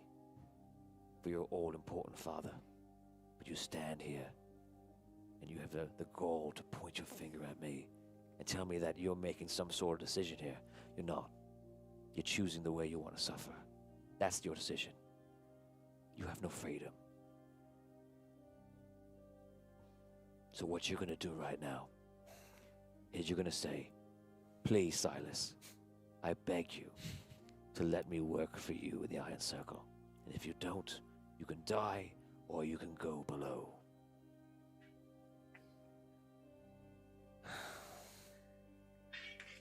Please, Silas, let me work for the Iron Circle. I will serve you well, I swear.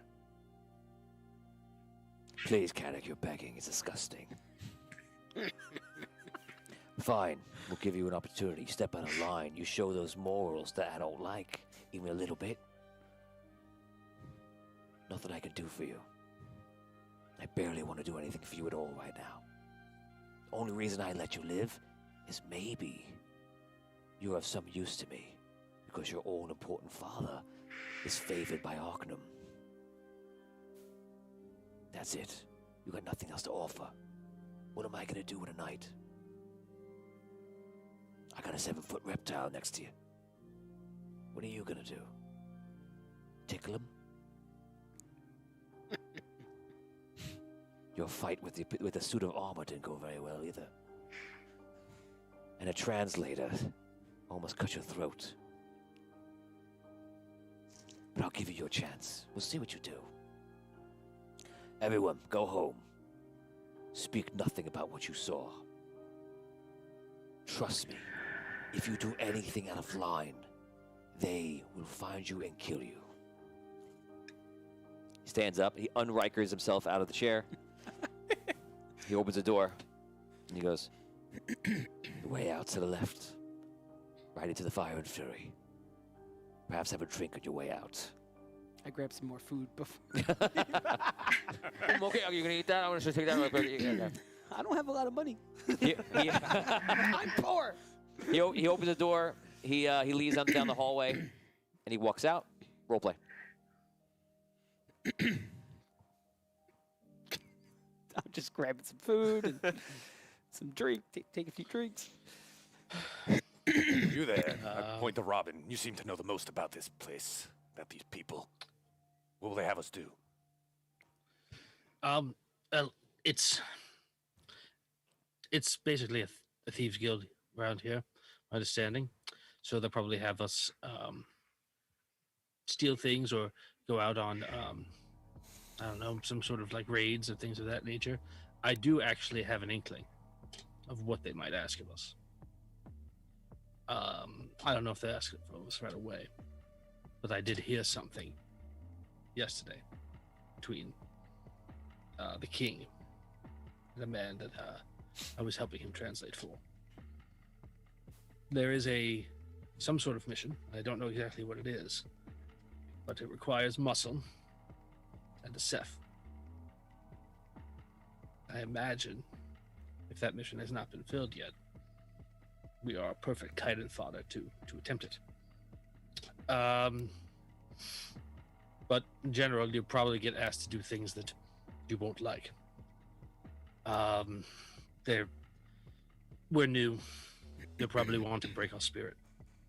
They'll probably want to push you to see if you'll really say yes. Much like they did to us in that room. So I don't anticipate the next few days being pleasant. But as for Silas or this place, I know of it, but these two work here. I point to your lizard friend and the young one. Well, yeah, I mean, I've been working for Silas for a while, but I mean, all I really do is just kind of collect money on the bets that his customers have made. That's why I don't know why he had me trying to kill someone tonight, or he had us portaled off into this place with a bunch of necromancers. I didn't think Silas did anything like that. So like when you're saying like they're gonna have us steal some stuff, I think it's gonna be a lot worse than that. I'm worried. Yeah. What does a Seth have to do with it? From my understanding, and I'm not someone who knows about these things.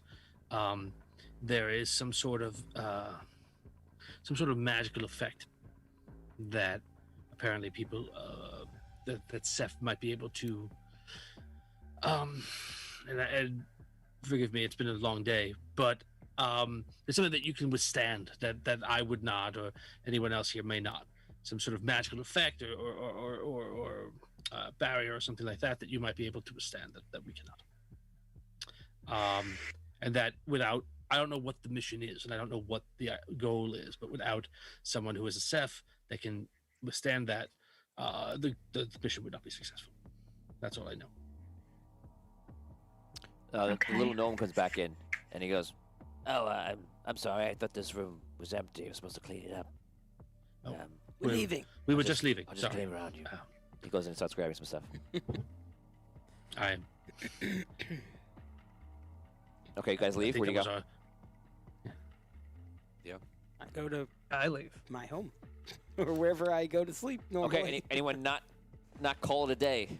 I think it's been enough for me. It's been a long enough day. I bid them all a good evening, and I also head home. Vin goes in his mind right now, well, where do I go? So you guys, here's what happens. You guys all part ways. You walk outside of the Fire and Fury, and you all start partying, and Vin just stands there. And as you leave, you just see him still standing there. You know what I do? I know what I do. Well, great. We'll take it right from that part. So there we are, and you're all walking away, and some of you look back and see him just standing there, and what happens? I actually start making my way back to the main tower where I was born. Okay, you see the tower in the distance. It's the tower. It's like two towers next to each other, and you start walking towards there. You guys can role play or let him go. I role play. I'm like, all right, meta man. So actually, Tom, you actually are traveling to Arctum's tower because you stay there, and you're actually walking the same way. Everyone else, I imagine, goes home. You two can speak. Yes. Do you have any place to stay? No, you don't.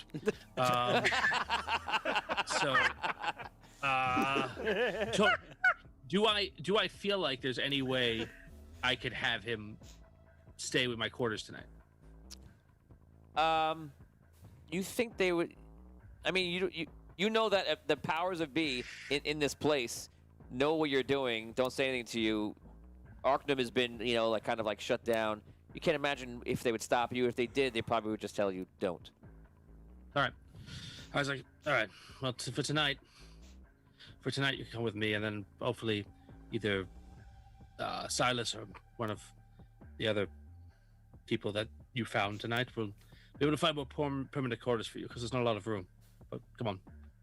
Are we returning to the portal? No. You are going to... I'm returning to my room, and I'm going to rest. And I suggest if you need that, you do the same, because I imagine tomorrow night will be quite strenuous for us.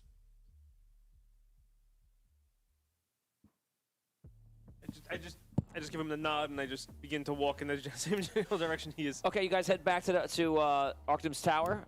You walk through the tower, and you see the same guards that are there. It's only been a few hours in the past, and they look at you very odd. They're like, oh, they let you out, eh? Did indeed. As you walk past, one of the wizards kind of grabs you by the collar and comes in close to you, Robin. Mm-hmm. Don't mess with these people. These dog creatures. You'll disappear overnight. He sits back almost like he looks away. Like he's not even really speaking to you. Thank you for the advice. Come on, gentlemen. Let's go. Okay. You go up to a different stairs. And you walk up and you make your way to your room. This is a level where there's actually quite a few people in the room. Helen also has her her room up here, and some other officials as well. And you guys rest for the night. Now, out of game, we're gonna play a bit of Riddles in the Dark here. Ooh. Except I'm gonna take Tom's job for 1 minute. Oh. Haha, Tom. Yes. So what we're gonna do is I'm gonna let all of you ask me a yes or no question. I'm gonna answer it truthfully. Ask me anything you like. You can ask me about my real life too. Whatever you whatever you want. It's up to you to use your question and whatever you think is important. I'll also I'll answer 3 questions from the audience. You can ask one question, yes or no, and I'll answer it. I'll answer the first 3 that come in. I'll make them good, fans. And I'll give you guys time. Come on, don't waste them. Fans, you can relax a little bit because I'm going to go to the crew first. If you have a question right now, I'll let that person can start. Go ahead. How about each of us can ask you one question about the game and one question about your real life? Really? Okay, if you want to. The only thing you can't ask me about is the true or false scenario. I can't answer that. Okay. Oh. Okay. Good thing I said that. Let's get that one out of here. Okay, guys, go ahead. Oh, we have 1,000 stars from Scott Weber or Vigorish to the V. Don't forget the ones for Vinny earlier. Got to bail off, guys. I will cast the rest of the episode later. Awesome. Thank you. Yeah. Right. Thank you, Nash. Nice. So you got a donation earlier? I think I missed that. I think it was the You one for said the it. names. It was. I believe you said Finn. So you actually have, you guys can write down, that's a karma for you.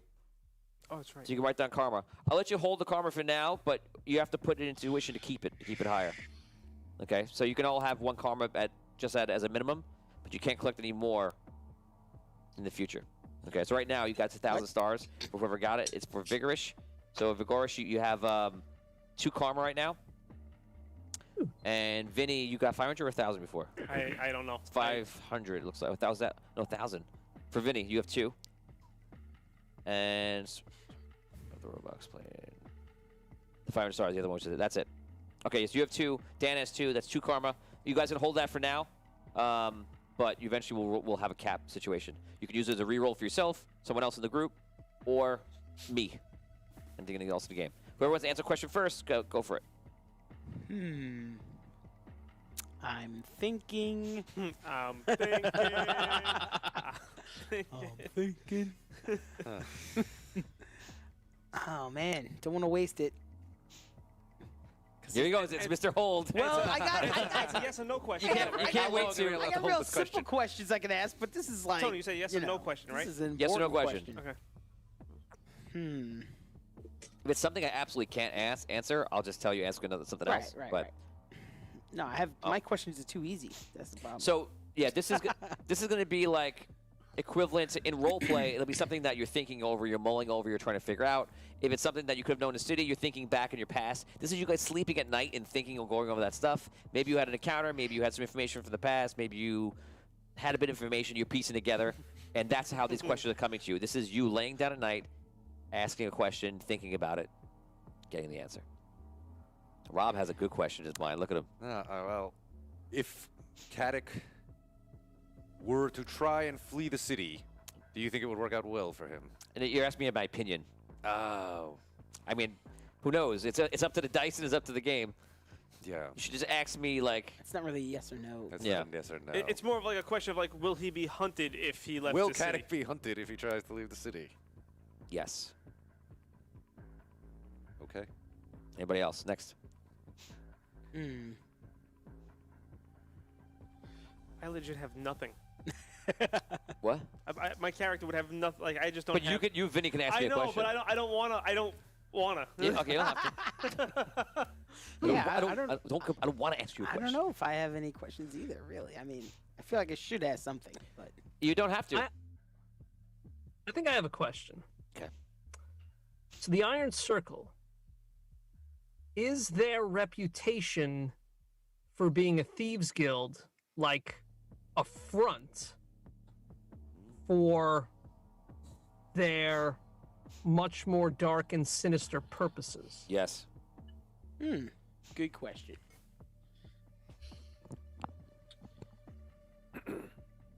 Also, personal life question. Okay. Have you seen Space Sweepers on Netflix? No, I want to though. It's on my list. Yeah. Yeah, it's making my way to Good it. stuff. All right. I liked it very, very much. When I was on Cool. Discord I like to last give you a week, free I talked plug about to it for like Space a minute. Sweepers right now. What's that? I like to give you a free plug to Space Sweepers right now. I really liked it.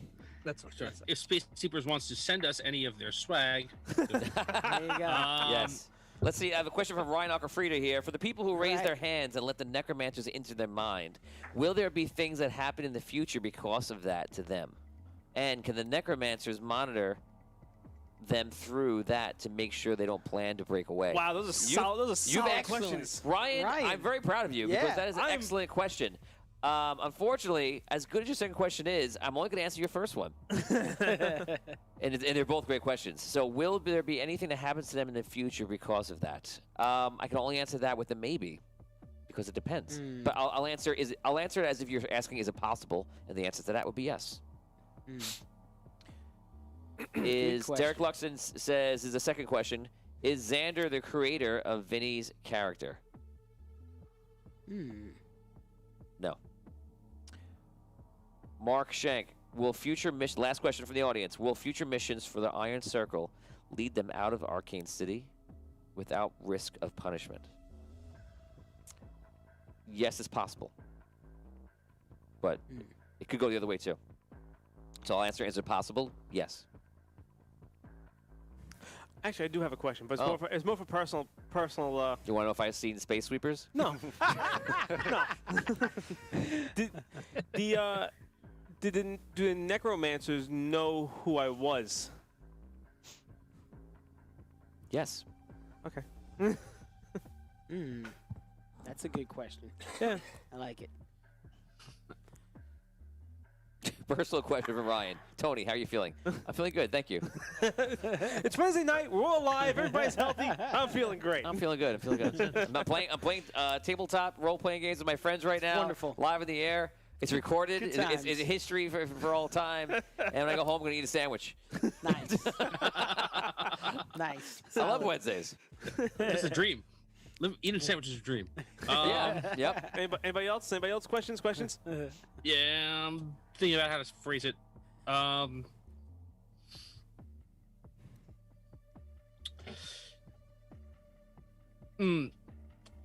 If my character wanted to get a message out to his father, would he know how? No. All right.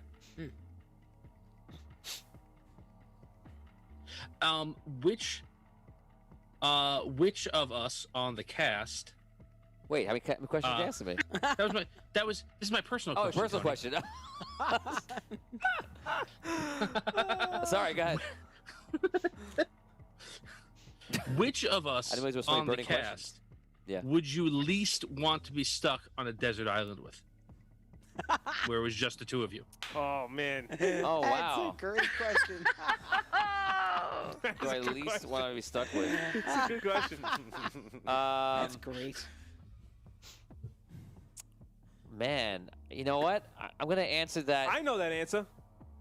I can tell you who that answer is. Okay. This guy right here. Really? Me. I couldn't see which one you pointed at. He's pointing at Rob. You wouldn't be able to sleep on the same island as him. I wouldn't be able to? Yeah. Why? Oh, because every time you guys are next to each other in Civilization, it's always a problem. Well, that too. Anytime we're playing Civilization and I was referring to more like every time we go out like to a hotel room, he's like, you have to stay in separate rooms because you just can't sit together. I think I'll say that. I thought you were going to say Tom for asking that question. I think I'll say that if I was on a stranded island with any one of you, I would be happy, and it would be a very different experience about the things that we would talk to, whatever games would play, or things we'd try to keep from going mad. And so I think that would be good. I'd be playing games and nerd stuff with Scro. Yeah. We'd be making tactical games with Rob. Me and Vin probably talking about Dungeons and Dragons, different things like that. Me and Dan be talking about stock market stuff.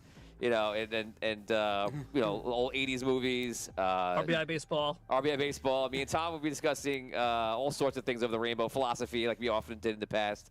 And me and Brooke will be discussing spirituality. So I would I'd be happy to have spirituality. How many conversations do we have about it?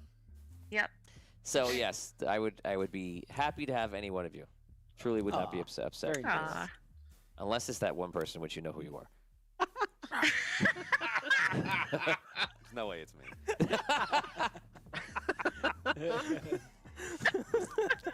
Could be anybody. Did anyone ask me a question? I didn't, but I don't really have one. If you want to forego your question, yeah, you can. I think so. Wow, what a waste. Or go to who? I know. No, not to anyone, just to the air. To forego. Can Scrooge save the question if he promises Okay. to ask it the last episode of the show? Yes. I kind of want to say yes to that. You know how I like to hold things. I want to say yes, but I'm going to say no. I'm going to give you 10 seconds to ask a question. I'm content. You're not going to ask any questions. No. Wow. Okay. I'm gonna ask a question. Is it a good thing to destroy the cauldron? Is it a good thing to destroy the cauldron? Good thing for who? I'm sorry. Let me say. Would the cauldron would what is inside the cauldron be helpful to us or hurtful to us? It could be either. It wasn't a yes or no question either. Sorry. It's yes and no. Okay. My favorite answer. Yes, that's exactly what I was thinking. It's Tom's favorite answer. Yes and no. He always puts a big gap between. You know, like so you have the emotional surge for one, and then ruins after a second. Because you could just deliver the yes, no, yes and no, or the yes and no. Okay, so that is all your questions. Damien sacrifices his question. I have a little question. It's really not a big. Is it a one, though. personal question? No, it's in the game. Oh, it's in the game. Okay. Question. Does my character own any weapons, like at home? Yes. Okay. All right. You own the weapons you think you own. Okay. Yeah. Like stuff on my character sheet, Yeah. basically. Yeah. Cool. I was just wondering. So we can actually. It's a good segue. So when you guys go back home, you can, if you have a weapon, and you know you might have a brook, you have a staff, you have a dagger on you, of course. You have a pistol at home, and you have a blunderbuss on you. Nice. You don't have a home, but you go to Tom's home. Tom, you do not have a weapon at home. I could see you saying you have a dagger though, because you might have one just like in your room. So that's fine if you want to have a dagger. That's up to you. Your call of your character. Dan, you have an instrument. Up to you to decide if you have a dagger at home. What do you think, Dan? Oh, nah, probably not. It's a kitchen knife. Do I not have a sword? Like, I don't carry it around with me, but did I bring one to the city with me? Yeah, you can have a sword. Your father kind of keeps it. Okay. Man. Jeez, Rob. Jeez. He's holding it for you. He's like, you're like Barney Fife. He's got the bullet in his pocket. It's terrible. How old are you? How old's your character? 22. Oh my God. Yeah, but his dad treats him like he's 12. Yep. Okay, I want to be clear. This is an attack on your father, not on you. Yes. Yeah. I'm starting to hate him, so keep you it know, coming. Great character. Starting to? Love it. Guys, what we're gonna do now. There's something that we're gonna do every single episode now, and this is gonna be a chance to manifest a spell. Ooh. Okay, you are in the Arcane City. You're surrounded by arcane energy. You just encountered the Iron Circle. You've been to Artem's Tower, and in all this, you've been through a lot of tense situations. There is a possibility that you can manifest arcane energy and have a spell appear out of nowhere. You're gonna roll for it now, and if you have a spell, if you achieve it, I will give you that spell at the beginning of next episode. Okay. Now. Okay. We're gonna go around the room, and you're gonna be able to roll a 1d100. If you want to use your rerolls, your karma, you can. You can also ruin someone else's roll. If they get it, you can ruin it. This is, spirit of the quest. Okay. In fact, you know what? I'm gonna award you experience if you ruin someone else's roll. Wow. So, guys, as you know, this is 25 experience points you get per episode. If you ruin someone else's moment, and not just for like, haha, funny, but like ruin their moment, you know? Not like, water falls on somebody's face and it's hilarious. It has to be like, you ruin their chance or something. I'll give you 25 experience points, equal to a full episode of On the Show. Wow. And I don't know how long I'll keep that up, because if you guys use it a lot, you get a lot of experience points. So if you ruin it, if you do it and ruin it, I will give you that experience points. Make a roll. You can roll as well, too. Oh.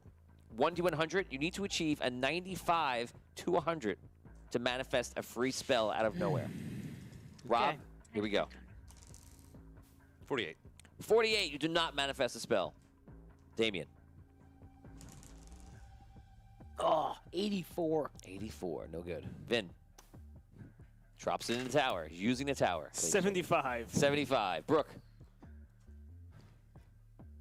33. 33. Tom. Nope. And Dan. 15. Oh. 15. So no one manifests any spells this week. Guys, you're going to have a chance to do that every single week. And right now, also, I'm going to give you one more thing.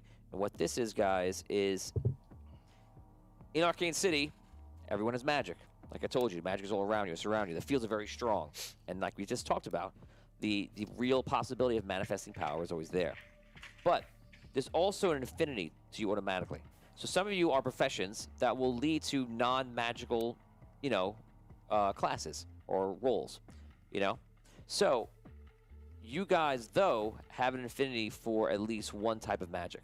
If you're a wizard, actually, Vin's character is a wizard, he will have, obviously, access to more than that, okay? But you're going to have your affinity, okay? I'm going to go around the room, and I'm going to award you everybody's affinity for everything right now, okay? So here we go. Vin, I'll start with you. Vin, your affinity is geomancy.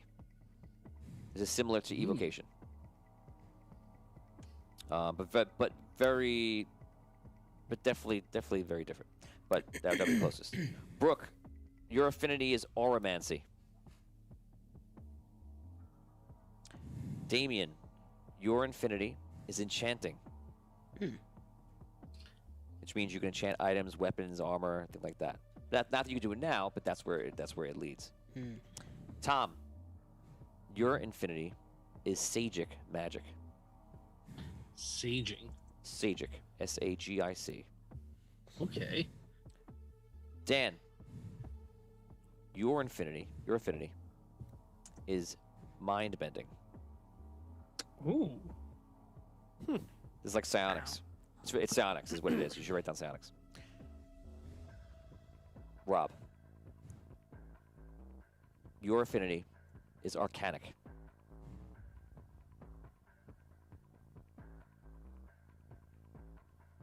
Okay, so if you get spells, if you manifest a spell, or if you take anything, unless you're a wizard like Vin's character, which you obviously will have to evolve to that, you will have a spell from that category, which will be rewarded. There are other ways to get spells. You can get spells by finding them, scribing them, different things like that. If you can't scribe it now, obviously you can't do it. Don't just look thing and start to scribe a spell. You need to work out in the story. You'll probably see those opportunities, take advantage of them or not. Okay, that's up to you. So that's something that you have to pay attention to. You'll see how it goes, and we'll see how it develops. You guys go home, you rest, you thought about all those questions that we went over. You think about what your character is going to do in the future, about what's going to happen. You go about your day. You guys go through the beginning of your day. Does anyone talk about what happened? Does anyone mention to anybody that's not in this group about what happened? So you guys go about your day. You work at the docks. You work at the docks. You guys are there. During the day, where do you go, Vin? I guess I stay in the room. Yeah, I give him. Do I have any books in the room? Like, yes, I would say yes. Yeah, I'll give him a book just about. I don't know, like a book. If I have a book about the city, I'll give him a book about the city. I'm like, here, read this. You may learn something. I Johnny Five it. Yeah. Well, you're not a robot. No, I'm not thinking. Start reading it. Tom, you go to work, and you notice that you still have a job. I'm frankly amazed. You're amazed on one level. But on another level, you feel like, who am I working for really right now? Right. Brooke, you work during the day. Do you try to escape the shield again, as you've done often? Because the last time you went, you weren't able to get anything to your family. Or I do not. you just help out? Okay, so you help out in the apothecary? Mm-hmm. So Yes. Brooke's backstory, for anyone who doesn't know, is her family is in the apothecary, and they kind of, they sell potions, they work on all different sorts of things like that.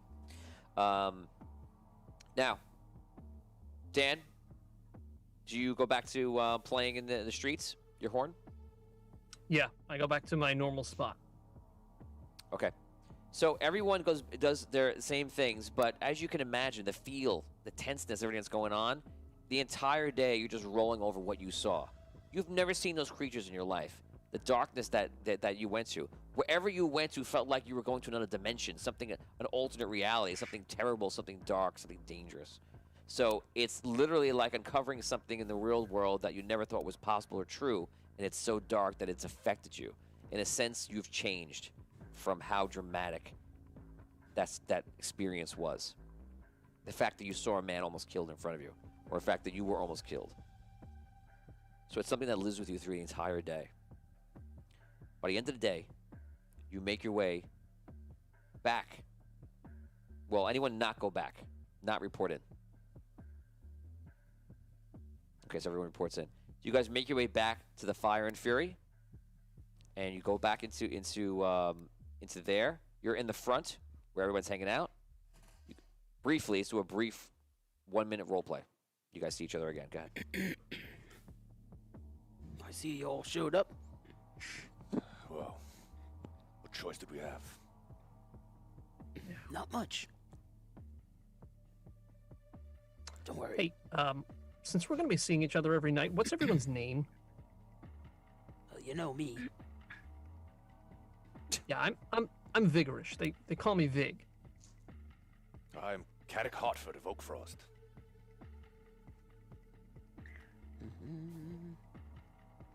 My name's Robin. My name's Robin.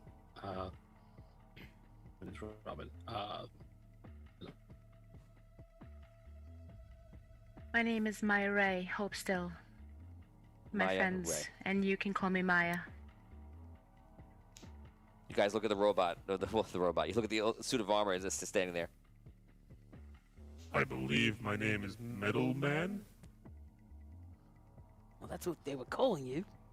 That's what you were referring to me as. Well met, Middleman. I hope this doesn't stick. I hope it does.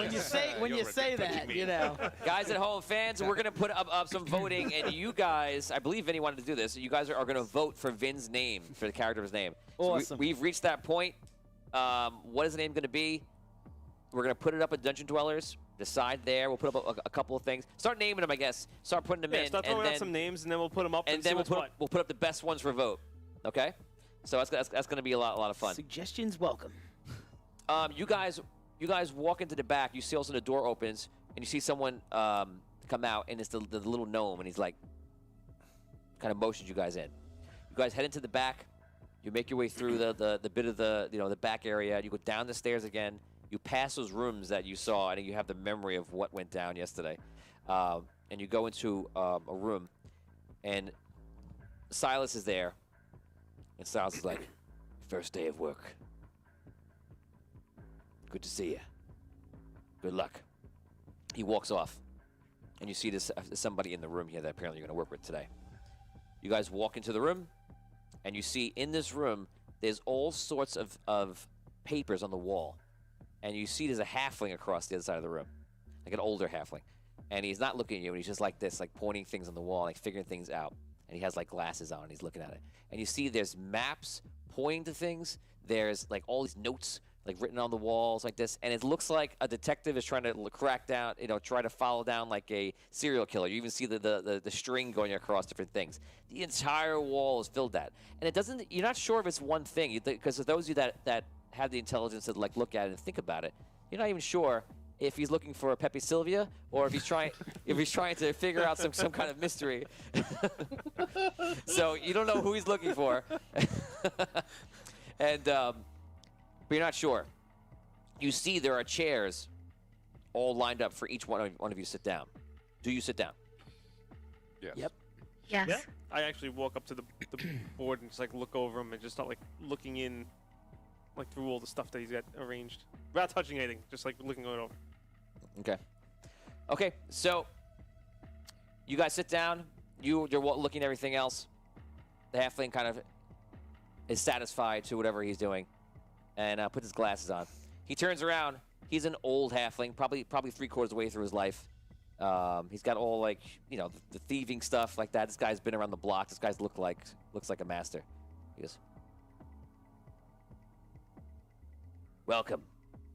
You can be working for me for at least a little while. I'm Master Thief Burr. And that's where we're going to stop. Yes. Guys, thank you so much for watching Audio Dungeon today. We appreciate you. Please like and heart this video. Please share us out. And hope, did you guys realize what just happened? Yeah. And Yeah. I was a little stunned. I'm sorry. Yes, please put in the chat right now, !notified. You'll be notified every time we go live. Every Wednesday we play tabletop game, which is Arcane City Audio Dungeon. We have a campaign we just finished called Celestial War. And on Mondays we play Dungeon Games, which is all a bunch of mini games. Right now, don't go anywhere because we are about to go live for Dungeon Talk. And we're going to unravel this crazy, dark, mysterious box of a story that has happened today. If you thought episode 1 was crazy, episode 2 was really crazy. That was a great trailer, right?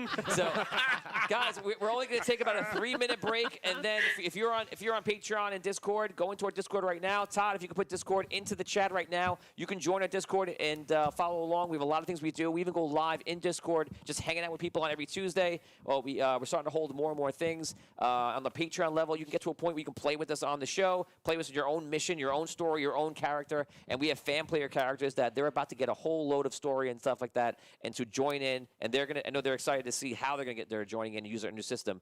So that's all gonna come up as well too. So yeah, stick around, don't go anywhere. We're gonna go live with Dungeon Talk right now, unravel this whole episode, and it's gonna be a lot of fun, especially if you realize what just happened. So guys, we'll see you soon, and don't go anywhere. We're right back.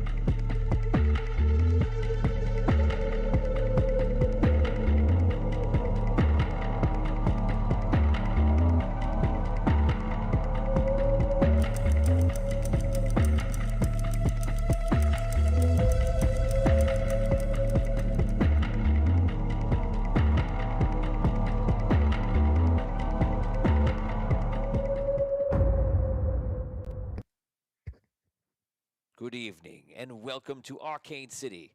I am joined by the rest of the Audio Dungeon crew, and I am Tony Hansen, your Dungeon Master and host. Guys, in the last episode in episode 2, we had a very interesting experience. You guys had to fight hand-to-hand combat each other, and you guys have now realized that you are now, and also the name of this episode, prisoners of the very city that most of you were born in. Rob's character, Kadek, has now just become into the city, and you find that you, of the same kind of regard, are now in a place where you feel like you don't have much control about anything. So you guys are now working for the Thieves Guild, and you're working for the Iron Circle. So we now have last episode. We went through. You guys went home. We role played that you guys just worked a day, and you come back and you met at night. And then when you arrived, you met apparently a person you would be working with for a while, and that was Master Thief Burr, who appeared to be an older gnome, and he had a bunch of stuff on the wall, things he's figuring out. Halfling. An older halfling, and there's so many gnomes in the last quest. I'm so used to gnomes. I don't know. I take offense to that. Gnomes. Halfling, and on the wall you see he has all sorts of things he's trying to figure out, put together, and you guys arrived, and that's where we stopped, and that is where we begin today. We're going to take you right from that moment, and you can now roleplay. You guys have set down the chairs. and Master Thief Burr turns to you and greets you. He talks to you a little bit. You guys can begin. So, what's the job? That's what I want to know. What we doing? Well. First, you're going to have a little time to get used to everything because they don't care about you, but they also don't want you dead on day one. They care about me. Well, maybe. You know, I've been working in this place for a long time, but I've never seen you. Who are you? The name is Burr, and I don't go out much beyond the Thieves Guild. You're down here all the time? Pretty much. What is it that you do here? It's this. I take groups, I put them out there, I get jobs done, I make sure they're done correctly. And as long as I do that, we're all good. I see. So, Master Thief Burr, you say they're not going to throw us to the wolves on day one, which is much appreciated. But what are we to do to get acclimated to our new positions? So what you're going to be doing for the next few days is you're going to be doing small assignments, and we're going to start with this. And he pulls out vials. This is the same case that was used for those healing potions. Not the same exact one. It's the same style. And in it, though, you see vials that are all glowing ember color. And he hands them out to all of you.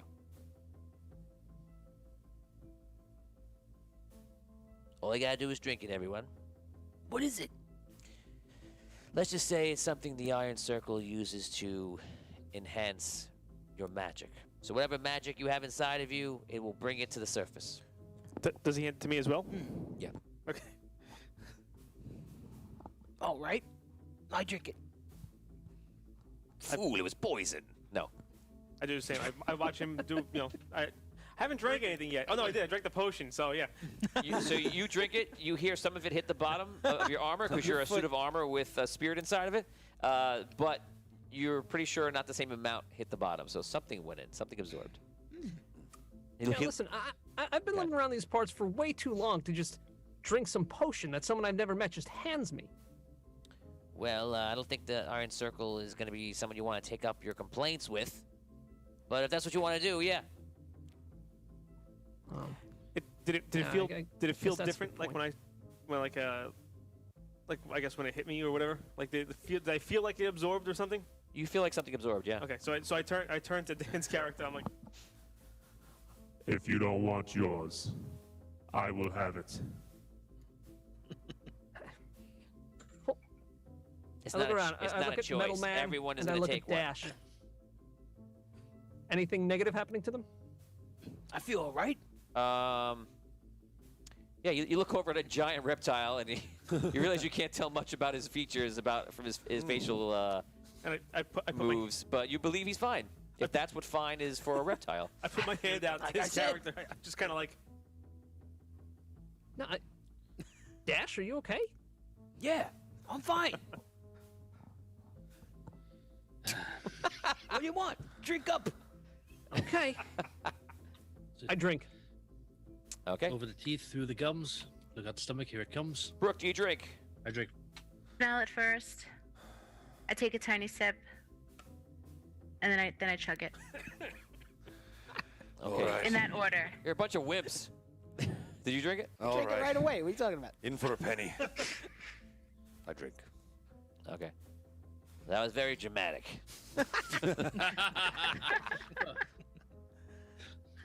Okay. So, you're going to be drinking one of those a day for the next 5 or 7 days. You should see some effects by the end of it. Don't worry if little things happen. Some hair may What fall little out. things? It may be a different color for a while. I don't have to worry about the hair. Oh, we trust you absolutely, thief. I don't have hair. You say that with contempt. Alec, why don't you tell him who your father is? Who's your father? I'll not disgrace his name by speaking it to you. Okay. Well, so you guys are off to a great start. It looks like you're all happy to be here. Listen, I'm in the same boat as you. I can't leave. Now you can't leave. None of us can leave. So what we're going to do is we're going to do our jobs, keep our head above water, and live to the next day. That's kind of how I do it. And it's all I can do. Master Thief Burr, we're able to leave during the daytime, but Yeah. you're not? Yeah, you can't leave the city. That's really what it Right. is. But they know you can't leave the city. And you know what? I've seen about 2 or 3 people in the last 20, 30 years try to leave. They caught them all. So I wouldn't try it. Okay. 1,000 stars from Lee House. All right. Brooke's makeup is on point. Awesome. Thank you. Thank you, Lee. That's 1,000 stars. I'm going to give you 2 karma for that. So that's 2 rerolls for you.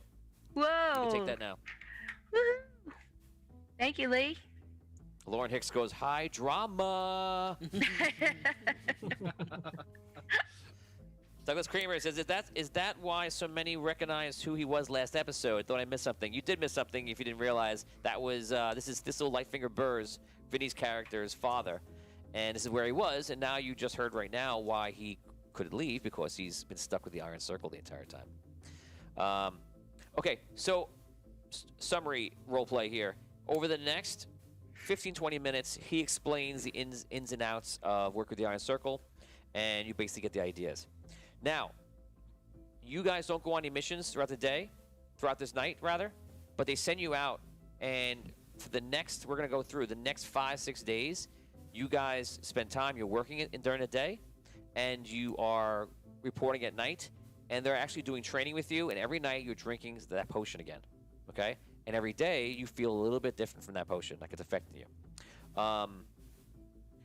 You find that they're just trying to get you used to different things. You feel like the more mentally and emotionally they're trying to get you used to what you're seeing. So you're spending time with other people in the organization here and there, and you're seeing what they're doing. You're kind of just watching, and they split you up a little bit, but you always start together and usually always end together. They make some big points to you about what you can and can't do. So we'll put this. We'll summarize through it. On the 3rd day, this is what he reads to you. You're sitting down with Master Thief Burr again. Okay, so you've been learning a few things, but today we're gonna go over your ground rules.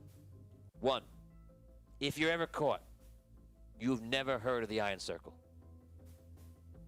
Because if you are caught and you say something like that, you're gonna die in prison.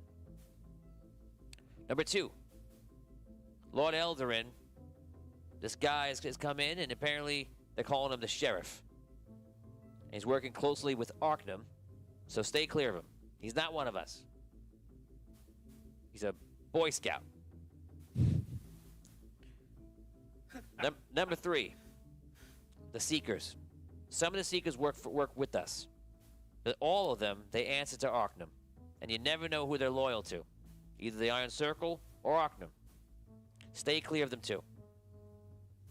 Number 4, every mission you have, you must report back at midnight. As you know, the city has a curfew. And it's right there at midnight, and it goes till 6 a.m. The penalty is severe. They say they'll throw you into dungeons, but it's actually much worse than that. And 5, when you're out there, this gentleman here will be your contact. And you see him wave somebody in, and you see a man walks in. You tell him everything you find out. It's like talking to me. His code name is Mustachio. I named him that because he has a crazy thick mustache, and he hates that name. And most importantly, it's funny. He has no tongue, so don't expect long conversations with this guy. But he has magical means to go anywhere, and he can travel around. If you need him, you go to any tavern in the city, and you say, the city is quiet today. Mustachio will get the message, and he'll show up. Last but not least, this is your first real mission is going to come up in a few days. Don't mess it up. If you don't come back in time by midnight, Silas is going to charge you for sending out his forces to find you. And you better make it back before they find you. If you arrive back without them finding you, he'll probably just charge you some gold. He may take some of your stuff. Whatever he wants to do, he's going to do. If the enforcers find you, their job is to kill you. out of game, that is how it's going to happen. So if you don't make it back in time, know that they're out to find you. If they get you, they're literally just going to kill you. Oh So my. you must be back every episode at midnight in game. So that's that. So be careful, because whatever Silas says to you about the enforcers coming to get you to help you, they're going to help you die. Is what it's going to be. Okay, drink your potions up today. Everybody drink them? Drink, drink, drink. Yep. Drink it. Drink, drink, drink. You drink. You drink your potions. Okay, 3 more days pass on. You guys just learning different things. They're going over the finer points of every little thing about how they operate, what they do, so you kind of know how to handle yourself. You still know nothing. You're 0-level characters. You know, this is your 3rd episode, but you at least know the ins and outs. And anyone now in the, not the inner circle, but in the Thieves Guild underneath, know who you are. They're aware of you, and they show you all parts of the city. Todd, could you please run through all the artwork? And this is what you guys learn about the city. You just get a kind of a quick tour for any of you that don't spend a lot of time there. Go ahead, Todd. So this is the outskirts of the city. This is the city as a whole. As you see, the shield is all around it, and there's a lighthouse in the back left of that photo. You can see Arctum's tower prominently displayed. It says 2 pointy towers on the right. It's actually considered one tower that you could teleport back from the left one to the right one. So it looks like it's split in 2, but it actually operates as one tower. Somewhere in that middle, in the center circle, is where Rob's character, Kadek, lives with his daddy, Lord Aldurin. And on the outskirts is the Rim, where a lot of the poorer folk live there. Go ahead, Todd, next one. This is where Dan's character lives, in the Rim. Notice the sludge on the bottom left. That's not a good place to live. And you see in the background, you can see that's the wall of the city that's out there. So it's basically wrapping around the entire city against the wall. Am I just showing you pictures right now? Or am I showing you details of the city that are important for later? You can decide. Let's go to our next one, Todd. This is Center Circle. This is where Kadek lives with his dad. He lives in that house to the right in the back where you see the red lights are. Right to the immediate right is the Opera House, which is always bustling at night, and is actually a tavern right across the street from there in the green. So again, this is Center Circle. There is a crystal floating in the middle of that circle right there that goes up to create the center point of the shield, the dome that is around the entire city. Todd, next one. This is the docks. So you're looking at the docks from the water view in there. So you're just seeing one small skiff, it looks like, but there is a lot more to docks. Actually, the docks on Solst are pretty well known. It's interesting because they don't want everyone in Solst to carry all sorts of weapons and items. There's no need to. No one's adventuring. But there's a lot of people that come in through the docks and go into the marketplace because the bazaar is worldly and very widely known. So they trade all sorts of things that the residents don't use. They have no need for. But you could buy almost anything in there. And everything you'll see is highly priced in Solst, and even things that should be normally priced, like torches, are much more expensive because, you know, they can charge you. It's like being at Disney World and realizing the fries cost triple the amount because what are you going to do? Leave? Nope.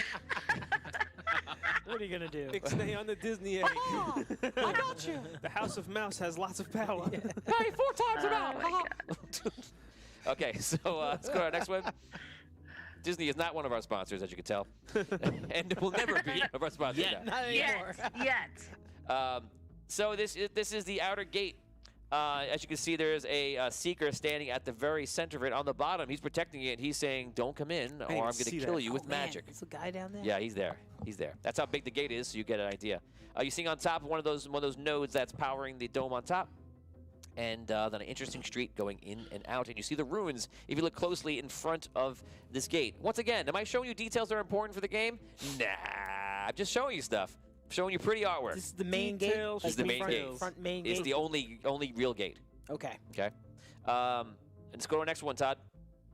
Welcome to the bazaar. This bazaar has a very interesting purple tree. There's a few purple trees throughout the city, and but there's not that many in the city. The bazaar is full of all different vendors and such. You can see in this shot, some people are actually performing a small little wizarding show in there. Apparently one guy's making diamonds, the other one's making hearts, because that's an interesting show. So it's all, again, it's all different levels. It's all tightly packed together, and vendors from literally around the entire world. The only person who does more trade than Solst is any kind of Queen's city, which is Queensland, Queen's Reach, the Citadel, things like that. Otherwise, Stolz pretty much has a very strong market and well-positioned in the center of the world. Let's go to our next one. There is one more. Okay, it's one more that I guess I didn't bring it in yet. So, and there's one more where you can see a very important thing, which is the walking tower. We don't have that right now, but the walking tower, don't forget, is the tower that is animated and out in the bay, and that is basically how they get their troops around, and their troops are just all wizards floating on a tower like a beehive's nest, flying around it, as we've seen in Celestial War when they went to battle. I thought we were going to lose that tower, and I love the tower. I think it's awesome. So close. And I thought I was going to lose it, and I was like, man, because I wanted to stay in the story, and then you guys decided to not go through, and you guys hauled ass out of there.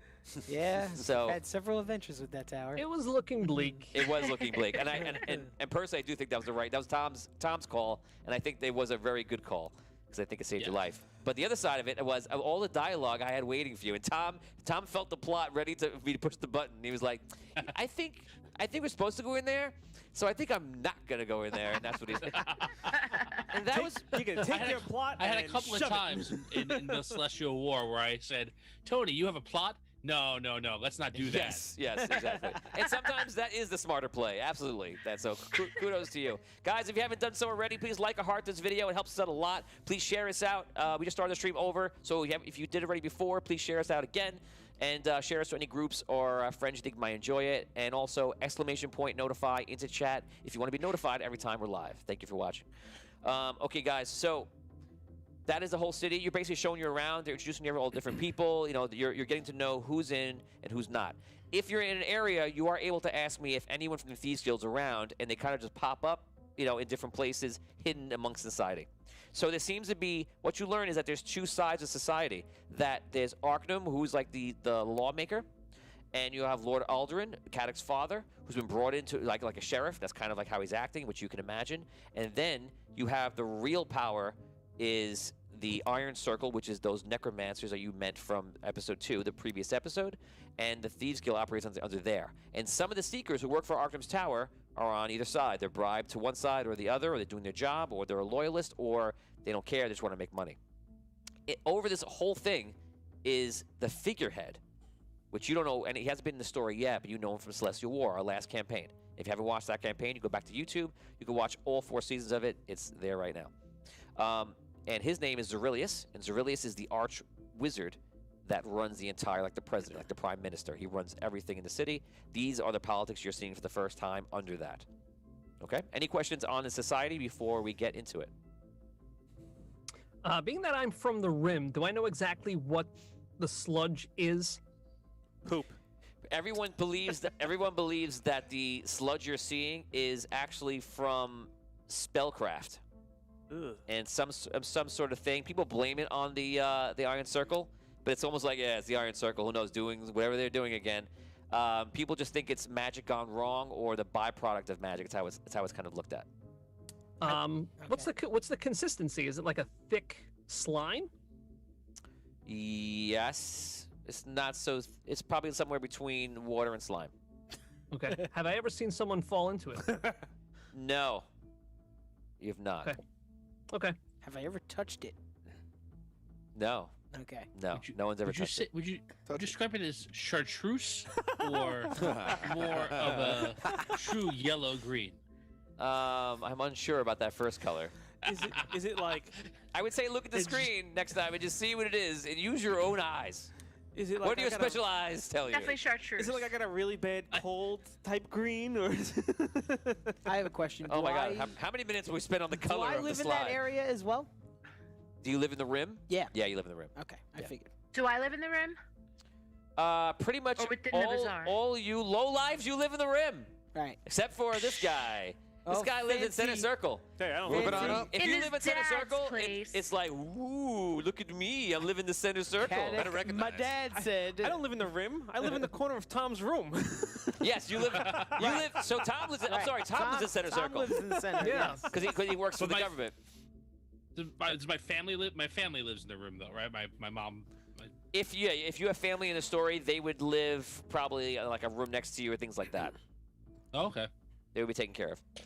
No. Okay, guys. So Nice. you guys are coming back to your first day. This is your first mission, guys. You begin to manifest magic from the potions that you've been taking.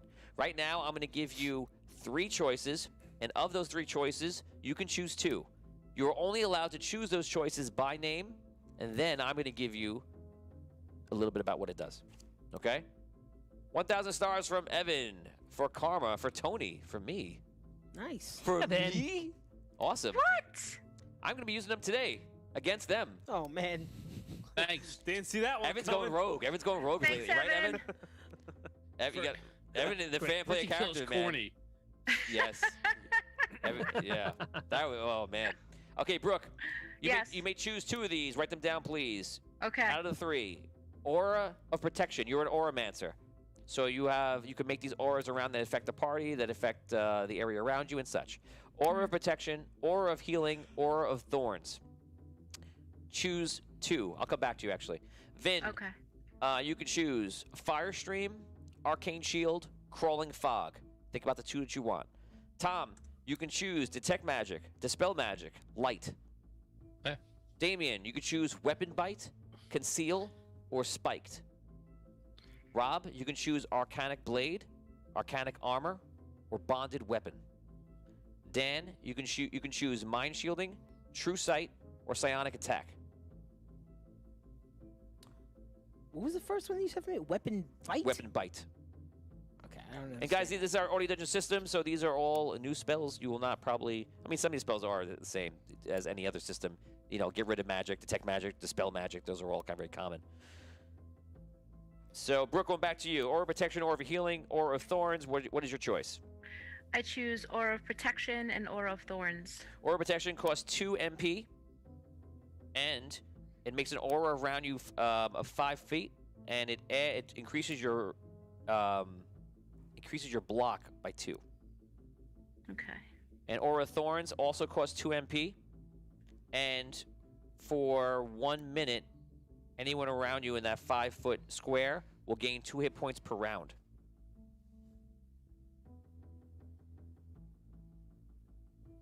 Okay.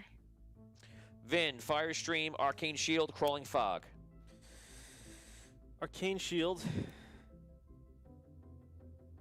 And damn, I'm torn.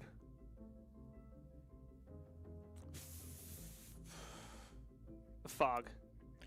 Okay, I'm curious. Arcane Shield, Energy Shield protects you using your energy as shields. Whatever your energy score is, that whenever you guys use your skills like jumping, swimming, you use 1 energy point. Okay, but now if you wanted to turn that energy into like a defensive, like almost like hit points can take off, like a absorption, you can use your energy for that. Crawling Fog fills 10 by 10 area around you with fog. You guessed it. Congratulations, Tom. Detect Magic, Dispel. So it's not just a clever name. It's not just the shitty Beatles. So it's not just they suck. What's the mana cost on those?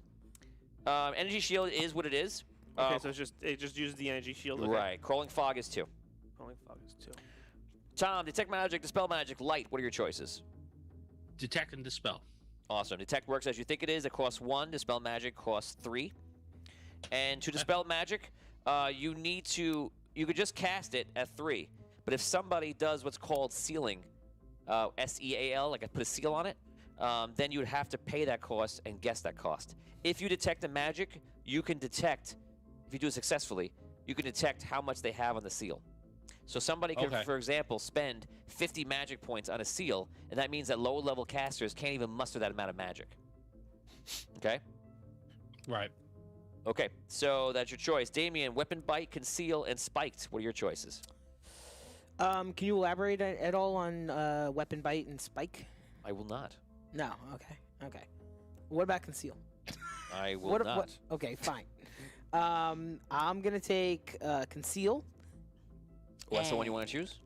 Yes. For real? Yeah. Okay, the decision has been made. I've spoken. If that's what you want. Are you sure? Conceal and Spike.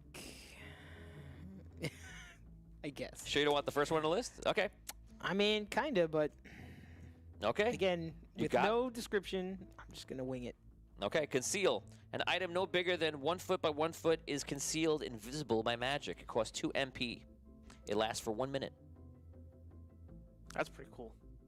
Spiked costs 2 MP. Item grows spikes for 1 round, dealing 1d6 damage. Could be any inanimate object 5 foot to 5 foot.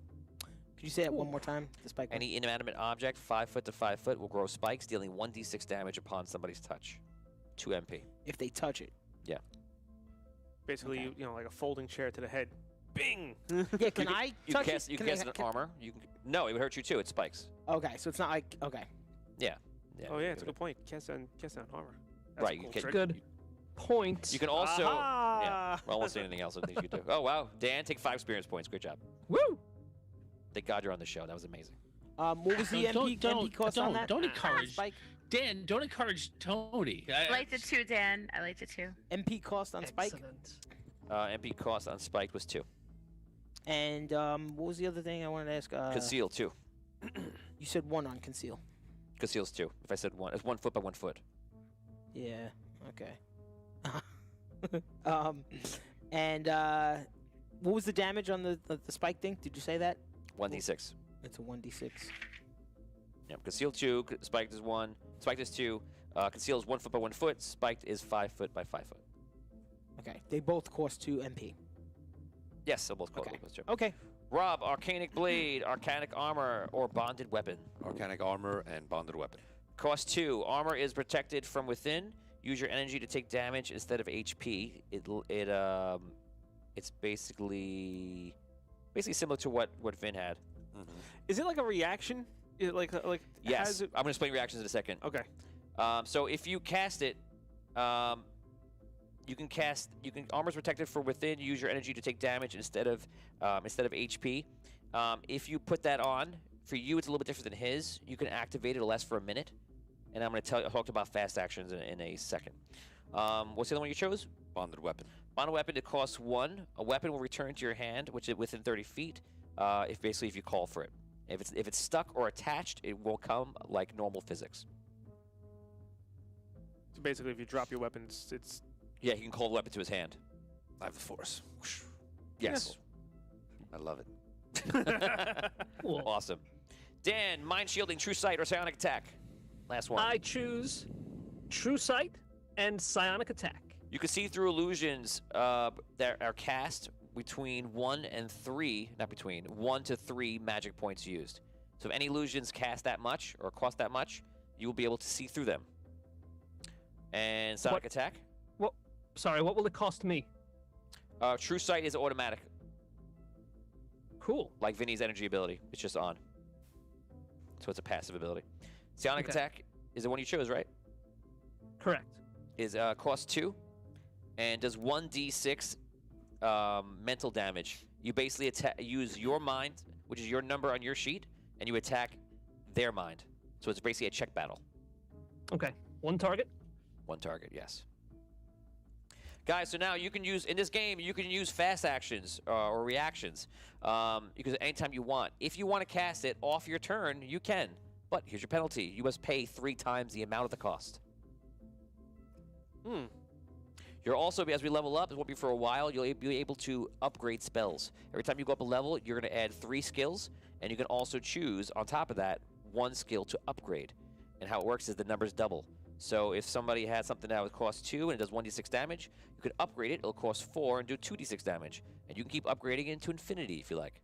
And you can also cast it at the lower levels, even though it's higher. So if you upgrade it 3 times, you can cast it at its original cost if you want to, just by halving it down. So if it can cost 8, it can cost 4, it can cost 2, 48, 2d8, 1d8. And if too much math for you, just cast it like you see it. I'm good. Okay, Too much so math. Numbers. So that is, so Brooke, you have Oromancy. Vin, you have Geomancy, which is similar to Evocation for those who are familiar with Dungeons & Dragons, Pathfinder, and such. Tom, you have Sagic Magic. It's basically about the researching wizard. It's the investigator wizard type. Dan, you have Mind Bending, which you guys encountered a Mind Bender before. It's all psionic abilities, illusions, and such like that. and some of the mental stuff as well. Damien, you have a chanting. You can chant weapons, items, armor, different things. You can put what's called seeds into items. You know, if you put it into this item, then this item will have this ability and that ability and that ability. It's basically like a craftsman kind of thing, which is cool. And Rob, you have Arcanic, which is basically using raw arcane energy to your means, and you combine it with your fighting style. In the Celestial War, in the very early days, there were arcane knights, and those knights used magic and steel together. What's the expression, Tom? Go ahead. I'm sorry. I'm blanking on it. I was trying to Steel pull and it. magic. Damn it. Steel and magic. In Dragonlance Saga, they always mention I know. every time Raceland and Caramon fight together, they always mention steel and magic like 40,000 times. Using their combination of steel and magic. I'm like, yes, I know. They fight together. Well, They're brothers. They know how to do this together. They've been practicing since childhood. Yes, we get it. We get it. They work together well. Don't worry about it, Tony. There's 3 more books coming out that they're going to be saying it again. I can't wait. I'm honestly joking because they're my favorite books in the whole world. Okay, so guys, that is a magic that you have manifested. I hope that was fun for you guys at home to see. We wanted to do all the creation on the show so you could see what they're creating. Guys, we're going to start from the very first moment of your very first mission.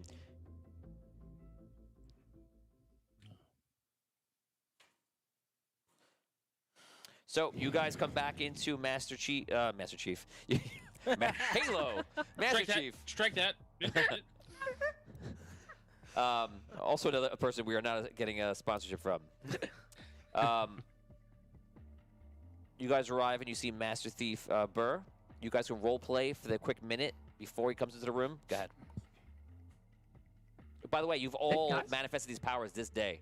So it's a first to all of you at the same time. Go ahead. So we've never actually used them yet at all? Nope. Do we know we can use them? Yes. Yes. Okay. And they've been training you. So some of the wizards like in the guild are helping you. And they tell you like, okay, I can see your affinity is this. And they help you kind of develop it. And you kind of just see the power. That's why you couldn't choose it. It's really just kind of comes up. But you might have a sense in real life. You might have a sense of something you can do. And then you lean towards that way. And that's how we just did it right now. Okay, guys, role play. You're in the room waiting for Master Thief Burr to finish up talking to That's somebody. it. You see him That's talking. new Arky and Sparky. Yeah, you see him outside in the hallway. He's talking to Mustachio, the person he gave his nickname because he loves his huge mustache. And the guys are on a table. Some of you may remember Mustachio from old campaigns, and he was a lot of fun. Go ahead, guys, role play. All right, guys, this is it. You guys feel like you're ready to go? I have my new magic powers here. What is this? This city has already begun to infect me. I feel these strange things happening. Yeah, well, we've been drinking that magic potion every night, you know? That's what's doing it. It really is that. And, you know, I imagine it's quite difficult for you. And, you know, just try and I think you're doing it. You're doing it for the right reasons, right? You're caught in a bind, right? So, what magical powers did you get? Did this cursed city curse you with? Hopefully, something fun. I seem to be able to draw my weapons to my hand from a distance. It really is quite extraordinary. Wait a second, you guys are friends now? Wouldn't say that. Friends is a strong word, but we're going to be working together, and Well, you sympathize with him now, though. Look, I do. I understand how difficult it is for all of us. It's probably more difficult for him. At least we knew what this place was. Yes, as did Mo. I've chosen to forgive his actions. He almost did a few times. All right, he was put in a situation. I've chosen to forget what he's done. None of us perhaps want to be here. We'll move on. I appreciate. I do appreciate that. You see Master Thief Burr walk in the room. Okay, everyone. I can hear from inside that some of you are beginning to feel the effects of the magic. That's good, because you're going to need it. Today is your first day. We have your mission for you. So, there's a person of importance in port, living on a galleon in port. We don't really know too much about him, and this is because The deals we have with Souls, with everybody else out, is that we don't have Seekers and any sort of security personnel on the port, and that's because they know how tightly knit the society is in here and how they can kind of keep people under. So we're now Souls is not allowed to put Seekers out on the port side, so we don't know much what's going on there, but we do know there's a person of importance out there right now, and apparently the Iron Circle wants him. So I only know a few things about him, but I don't know everything. So here's what I do know about him. You're going to be looking for this man. Kill him or capture him. If you capture him, they're going to reward you. If you kill him, they're going to reward you. But they're not going to give you as much as if you capture him. His name is Guinness McSwift, a.k.a. the Leprechaun. Happy St. Patrick's Day, everybody. Well done. Well done. He's a well-known thief amongst the Isles and brother to a once well-known thief in Sunken City. He is dangerous. As I mentioned, they call him the Leprechaun. And they do this because he's unnaturally lucky. And he has a huge stash of gold that no one seems to know where it is. Supposedly, the rumor is amongst his friends, the joke is he never leaves it out of sight, except that no one could ever see it. So I don't know what that is, but that's the intel I got. Your mission is to kill him or capture him. And if somehow you can recover the gold, the Iron Circle will give all of you, but you'll be able to split 10% of it. And they're going to give you one night off. Which is more than they ever gave me. I work every night. Now, the Leprechaun, Guinness, has been here for 3 days and arrived on a galleon trading vessel called the Silver Fox. I have no information as to why the Circle wants him. So, that's all I got for you. Go out, find him, do what you can, be back at midnight.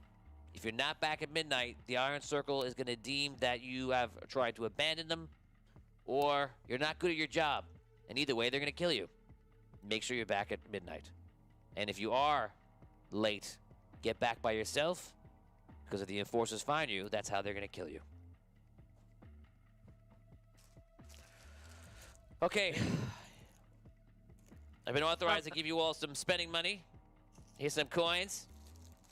You filthy animal. Keep the change, you filthy animal. Guys, we're going to be using real coins. Not real coins. Real coins. Not real coins, but real coins. Fake real coins. Here's what you're going to do, guys. You can keep your coins. You can keep it anywhere you want, Vin, in front of you. The two of you must keep your coins on the side of you that is closest to a player. In-game, if you want to steal coins from another player, you may. If you get away with it, great. Okay? So all you have to do to steal someone's coins is just take it. And as Well these, done, Stro. Well done. As you start looking like Scrooge McDuck with your coins, you may see Rob or Damien come over and yoink one away. And if you and if you do, and you can spend it, you've stolen it in game somehow, somewhere along the way. It's a nice, fun mechanic. We don't have to sit there and keep thinking about watching people steal stuff from each other. So just so you know, it's a thing, and you must keep the coins on the side of a player. Finn is lucky because no one's around him. The rest of you can stay home, you filthy animals. Okay, so that's the only gold. No, I can't do that. A little security device. He's trying to put a die on it to keep it weighted. I'll put the cup on there. Yep, it has to be out for the grab. Now, if you guys manage to steal gold from somebody and they don't notice, I'm going to say by the end of the episode, I'm going to award you 25 experience points for free. Wow. Nice. You can double, because as you know, you get 25 experience points per episode. That will double it. Okay? So, guys, you give your mission. You guys head outside of the Fire and Fury. You walk outside into the street. You guys are now on the clock. It's 9:42 for us, PM in real life. You'll need to be done within an hour at 10:45, because this adventure ends at 10:45. And if you go to overtime, you're not going to like it. Oh, man. Oh, no. Wait, Tony, how many coins do we get each? 5. Lauren Hicks says yes, Dragonlance. Dragonlance, I love Dragonlance. I've read it. I've read most of them several times. I love the entire series, and Raceland is literally like my favorite thing on this planet for my whole childhood growing up. And It was on your softball jersey. Yeah, I was gonna yes, say. my softball jersey was Raceland X. Raceland X. Yes, yes, love Raceland Majiri. He's You know literally the what? best. You know what I was gonna wear today? No. I was gonna wear the new jerseys that we bought that we never got to wear. Oh, interesting. No time to talk. No Okay, time to talk. Douglas Kramer. A minute's been wasted. Yes. Douglas Kramer gave us 500 stars. I have to bail for the evening. Oh, thank you, Doug. No problem. Thank you, Doug. How you do? Stars for anyone at DM's discretion. Guys, everyone roll D20. The highest person gets a free karma, which is a re-roll for yourself. To reviews against somebody 16. else. Your choice. 16. 8. 12. Who's got the We 16? got 2 16s, I think. Roll off. 16's roll off. Me and Tom. Roll off. Roll off. Go for it. 11. A 9. Tom, it is yours. Did you enjoy the free karma? Woohoo! Thank you again It's to the Douglas. karma's gonna get you. Karma's gonna get you.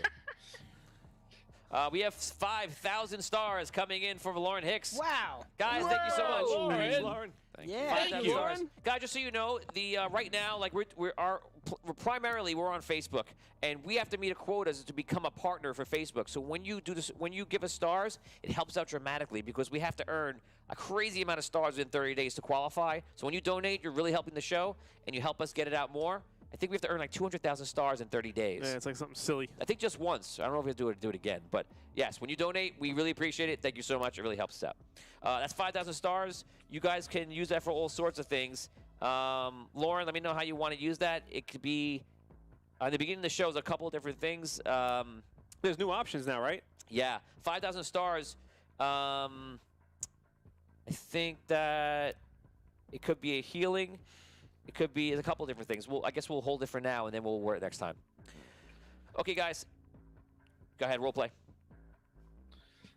Can we buy time? No, you can't buy time. Good question, though. Can we buy time? It's a good question. A really good question. Do I know what the port is like? Have I been there? Yes, like I mentioned before in game, you guys basically went around with representatives of the Thieves Guild, and you've seen every single spot. So you're all, or to some degree, are familiar with all those main areas in the game. So what's the day in, day out activities that are going on at the port? Is it like ships coming in, unloading boxes? Yes, there's usually at least 3 big ships coming in and a lot of smaller ships. There's usually always the big 3. Could you just keep down the 5,000 stars? We don't forget. Thank you. Dash, you work at the docks. That's right. Correct? Can you get us on this boat? On the boat? Maybe. I was thinking we at least should go down there and ask some questions. Try to track this guy down. Well, I mean, when you worked at the docks, did you ever hear of this guy? Nope. Can't say I have. When we saw the docks this week, did we see this boat? When you saw the docks this week, did you see the Silver Fox? The Silver Fox. He must know if the galleon was like import. Okay. So when you guys head down to the docks, remember this is at night, guys. This is you start at 6 p.m. You go to midnight, basically. You go down there, and basically you're stopped by some of the guards on the docks. They're like, "Oh, there. Where you going? You two are off duty. What are you doing back?"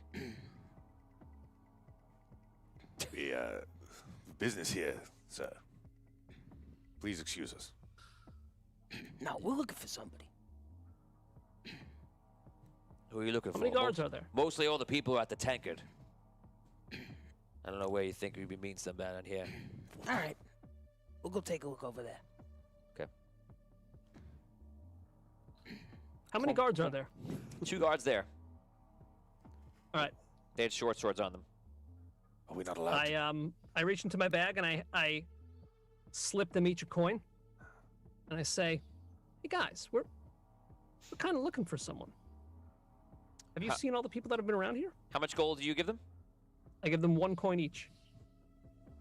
They smile and look at each other. I think maybe for 1 more each, I might have a good memory. All right. I give them 1 more piece. Ah, yeah. So what are you looking for? What can I help you with? We're looking for a guy who has a reputation for being very lucky And the guy's got a reputation for having a stash of gold. They call him McSwift. McSwift. I'm gonna roll a die. If I roll a 15 or higher, natural 20. Wow. And the other guy rolled a 17, so they've met him. Here we go. Oh yeah, I've seen that guy around. Always wears some green leather armor. Can't miss him. But he's in and out of one of the ships here. I believe it's the Silver Fox, I think it is. Does he hang out at the tankard? Only a couple of times. He's definitely on that ship. He's in the tankard, and he's other places too. I don't know. I'm pretty sure. I don't think he's in the ship right now. Hard to tell. He could be there. Do when he mentions the ship, do I see which ship he's looking at? Yeah, He he points, and you can see one of the ships, and they're once you get closer, they're identifiable.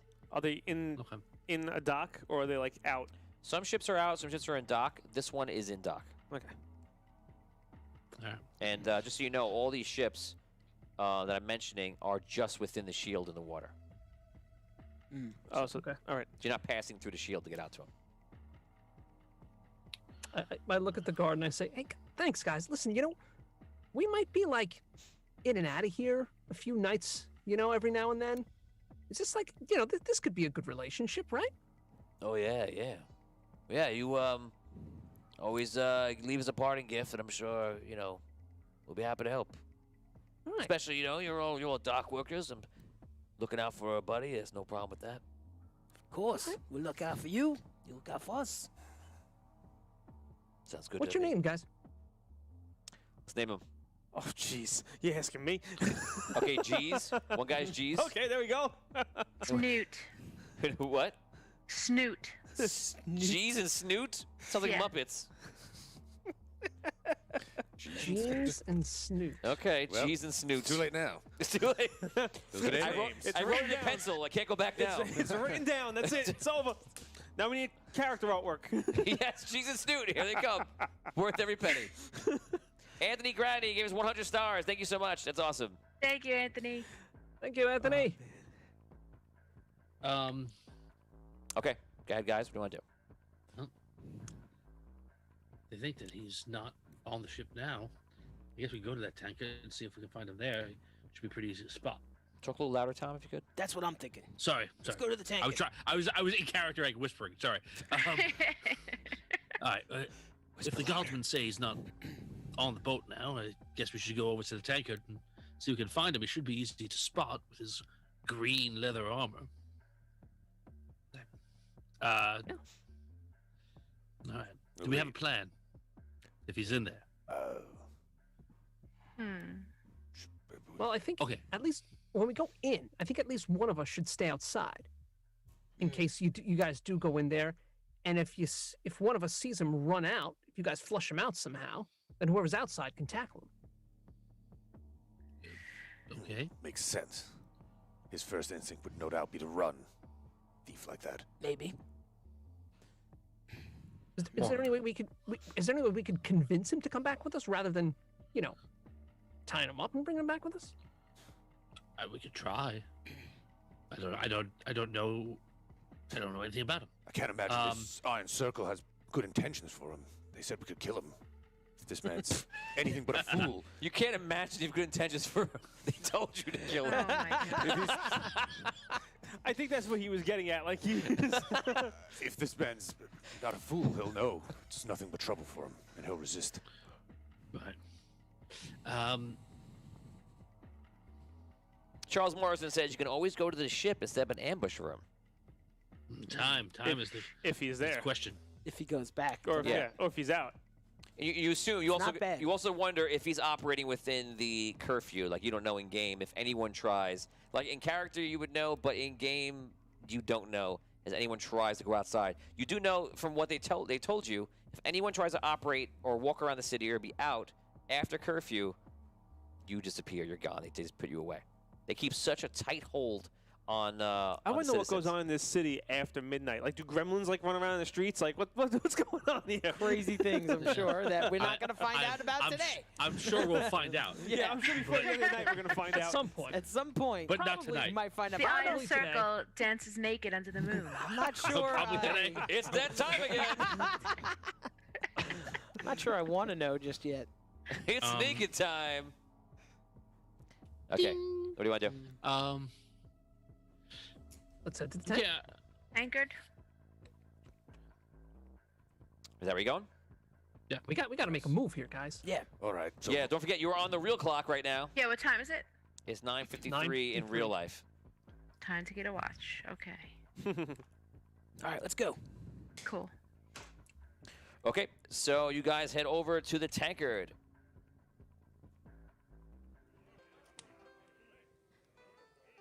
As you walk into the tankard, you see everyone is sitting down, having fun. It looks like this is most of the people that come in from the boats. They pretty much hang out in this tavern, and it's not so much the dock workers who are probably tired of those people and go somewhere else. So this is all the people who have come in, and they're basically in for a few days. And usually people are in for a maximum of about 1 to 3 days with their trading vessel. They bring their stuff to the bazaar. They put it out for trade. They do whatever they can do. Then when they find out it's kind of over, they take it back in, they head off to another port. Pretty simple.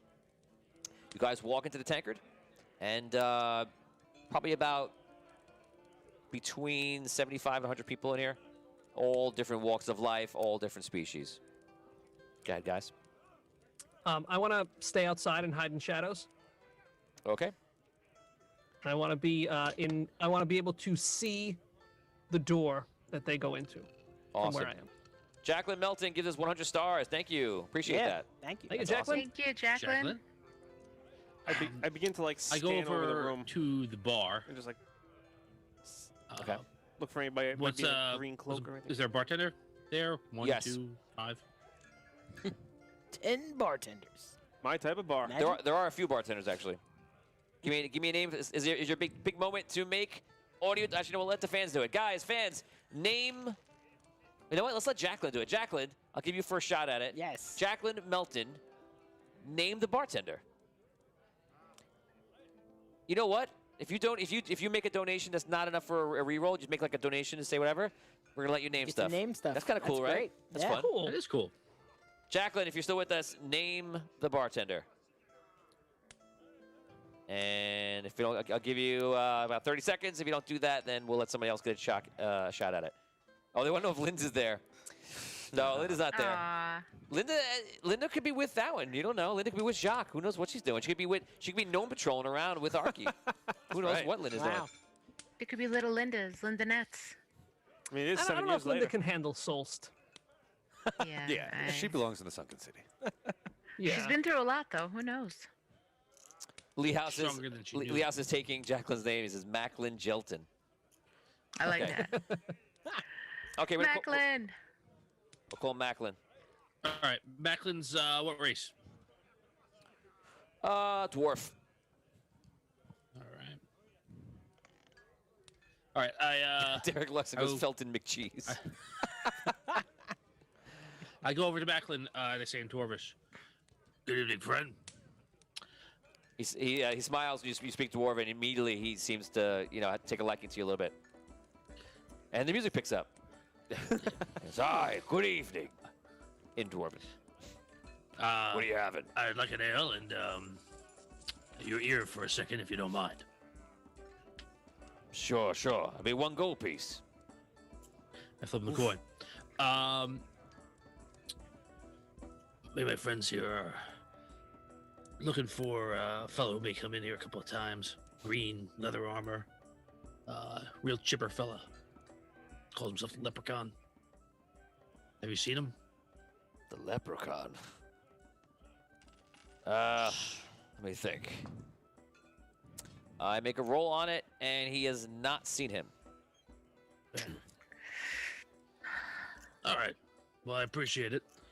It's always good to see a bearded face. Well, you'll always see a beard on this face. I raise my mug to him.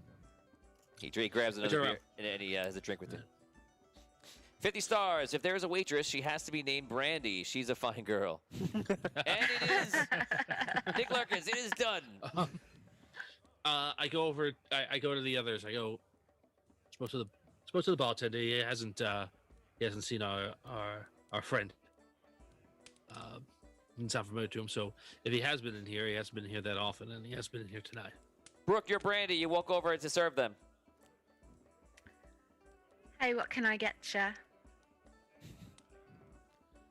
I'm quite good, love. I turn to. You're good. You're in here. You can't be too good.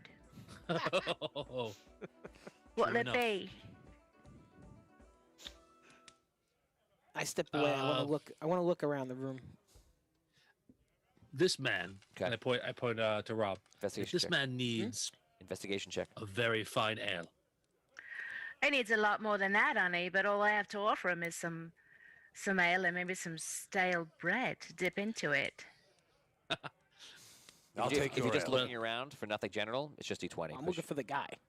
Oh. Right. Okay. I rolled a 12. I didn't know. So if you ever just roll the generic check, it's a D20. Okay. Yeah. It's not specific. 14. 14. Can I roll as well? Do you work here every night, ma'am? Just about. We're looking for a fellow. Funny, I'm always looking for a fella too. You've got that in common already. I like your laugh.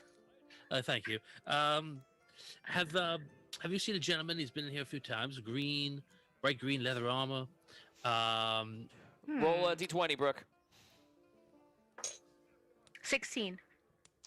You have seen the gentleman, and he was in here. He basically took 2 ales, and he actually stole the mugs and left with them. So I you haven't. And that son of a bitch. You haven't told Macklin yet. I'll keep my cool. He's but not I a have friend, seen him. so Well, no, he's not anyone's friend. He's a dirty, dirty. Never mind. Yeah, what you want with him? well, let's just say that my friends and I, he's also angered us, and we were hoping to just get a word with him. Well, I'm sorry, Tony. I don't know where he went. Do I? I'm sorry.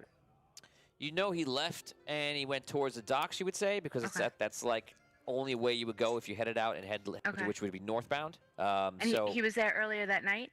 Yes, probably about an hour or 2 ago. Okay. Well, he was here, and if you happen to see him down at the docks, I think it's where he's keeping his ship. From what I've heard, I don't know. But he ran out of here about an hour ago. Macklin yells over, Brandy, get back to work. Oh, Macklin, quiet down. I'll go back at my own time. Don't mean to get you in trouble. There's no trouble here. I'd like to get in trouble with you, though. Oh. If you had the time. Brandy, stop flirting. Macklin! I give her 2 gold pieces. One for the thank beer, you, love. One for the ale and one for you. Lauren Hicks gives 500 stars and says, Yas, that accent, Brooke. Yes, thank you, girl. And Nick Lurkins wanted you to tip her, and he did. So. To what? Nick Lurkins wanted Tom to Nick, tip you. I'm a gentleman, please. Oh, thank you, love. Yes. I'll see you next time, and next time the ale's on me. And I don't mean one on your cup. Jeez. Toodles, love. What is going on? Brandy wanted you to give her the tip, and you did. Yo, that's the end of the story. You gave her the tip. Wow. 5 experience points. Wow. Thank you. I'm just saying, I'm just DMing and narrating. So what's wrong with that? What's the matter? It's what you wanted. Everything's fine. I mean, I turn to Haddock and I go, and that, my friend, is how you talk to women. Yes. Well, it's obvious he's back on the ship. Let's go back to the docks and get this man now. Kadek is always just upset. Just always in a bad mood. Why don't you just have a little time? Why don't you enjoy the ale that's coming for you? Wait, you suggest we sit here and drink? I suggest we drink. sitting Guys, is it's in real life. It is 10 o'clock. 15 minutes has passed. So you guys Okay. only have about 4 hours left or so. All right, fine. Let's Let's go. let's go. I'm going. Rob's checking his watch. He's like, this ain't right. No time for drinking. Best go. Me, caveman. No time, no drink. Can it go? Captain Caddock! Sorry, tangent. Youngins are not gonna catch that. It's only right. funny. It's only funny if you're 40. 20-year-olds are like, what? Who? Click. But you're Swipe. so old. Swipe left on Audio Dungeon. I look around for Dash and oh Christ, I forgot Brooke's name. Maya. Maya, sorry. I bet you remember Brandy's though. Oh, yes, he does. Brandy's a heck of a lot nicer to me than Maya is. Oh, that's a good point. Anyway, I look around for Dash and Maya just to make sure that they're around. We're here. Yeah, I said I'm here. ready to go. Let's go. I guess we should head back and see what we can see. And see if Okay, you he head has left to us the before we docks. go. Is that correct? Sounds good. Okay. Mm-hmm. You guys make your way to the docks and away from the interesting tavern, the Tankard.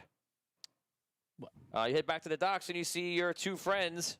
You go way back with these guys, Jeez and Snoot. And Jeez and Snoot are just chilling out, doing it is what Jeez and Snoot do. When I see them come out and I realize that they weren't even looking for me, I trail them back, like I hide in shadows and follow them back. I want to see how long it takes them to realize I wasn't there. You should have said nothing even now. Yeah. Oh. Okay, so I think I'm going to safely say, because that's what happened, they completely forget about you. Guys, make a realize Dan is gone check, which will be intelligence, and I'm going to say achieve a 10 or above. You're rolling it. You're rolling. 19. 11. 17. Nope. I make it. Okay, so when you guys get to the dock, you go to talk to the guy, and you realize that Dan's character's not with you. But I don't say nothing. I just walk I by don't them. say anything We just either. walk by. We already made this deal with them. So I stride forward. Okay, I'm gonna roll a d20. As long as I don't roll anything above a 5, they let you through because you paid them off. But if it's below a 5, they want more coin. Here we go. A natural 20. Wow. These are my wife's die, and these dice are fantastic. I'm gonna murder all of you with them. I mean, it's gonna be a great I'm game. calling Teresa. I'm calling your wife tonight. Yeah, call her. What's she gonna do? Steal the dice back. Tell her to take a dice. That's what she's gonna do. Nope. It was a gift. They're yours, not his. Shut up, Brandy. That wasn't Brandy Love. This is Brandy Love. I'll call your wife and tell her where to put those dice. Jesus. So you never find them. Wow. Okay. Wait a second now. Hold on. Can you tell I miss bartending? Yeah. Okay. So you guys walk up. He does not charge you. In fact, he loves you guys right now. He's like, "Oh yeah, come on through, come on through." He goes, "Go ahead. Just make sure don't mess anything up. Don't cause a ruckus. Make sure you see us on your way out, so we know you're out. Yeah, we'll keep it quiet." No problem. Will do. Okay, you guys head into the docks, I imagine, and you start walking. You feel very small compared to the large ships. There's all different sizes, from the small skiffs all the way up to the galleons, and even a few cargo ships that are bigger than that. Brigantine, things like that. Okay, guys, role play. I turn to Middleman. I go, hey, Middleman, any of these feel like home? Did you come off of one of these things? I came out of a box. He did, though. We carried him off in a box from one of these ships. I came from one of these ships. Yeah. Which one? Is it still here? Do you see it? No. No. I don't see it anymore. It was a Rhaegarian, a vessel from Rhaegar. It and was it's here gone. on that day when we were working, and we had to carry all the way to the tower. Yeah. It went well. Yeah. All right. But we still all right, we know which ship is his. Yeah, we right? do. They pointed it out. They did point it out earlier, so. So That's where we're going. That's where I'm going. what do we do? Just board the ship, drag him off? Well, I don't know if that's The such a good question idea. is, what do we know about this ship? Not much. Nothing. Where is it from? Who captains it? I don't know. just a quick out of game question. When did you start talking in full sentences? During the week, or is it tonight? I don't So know. that's okay because you even daily, especially with the potions you've been taking, you are becoming more of like a person, just with no memory before this last Well, week. me and Tony had a whole conversation about that. I've been reading books in your room for the past week, so. Nice. This was supposed to be a one-night thing. Yeah, well, I didn't believe that. Sorry. So, Well, just think of it this way: you got your own personal bodyguard standing in the corner of the room at all times. I'm actually very happy that you're like. I want you to feel like I'm your number one guy. Like that's. You have a full-blown roommate right now, just so you know. I don't take much. I think you're starting to smell. I just need a corner. Maybe clean my boot out. That's probably what you need to kind of It's do. our first meal. Oh man, those boots gotta stink right now. Oof. There's only a piece of chicken, right? So. All right, so who knows what else you threw down there? The healing potion. Okay, guys, what do you want to do? What do we want? Scope out the ship and see if there's any signs of life.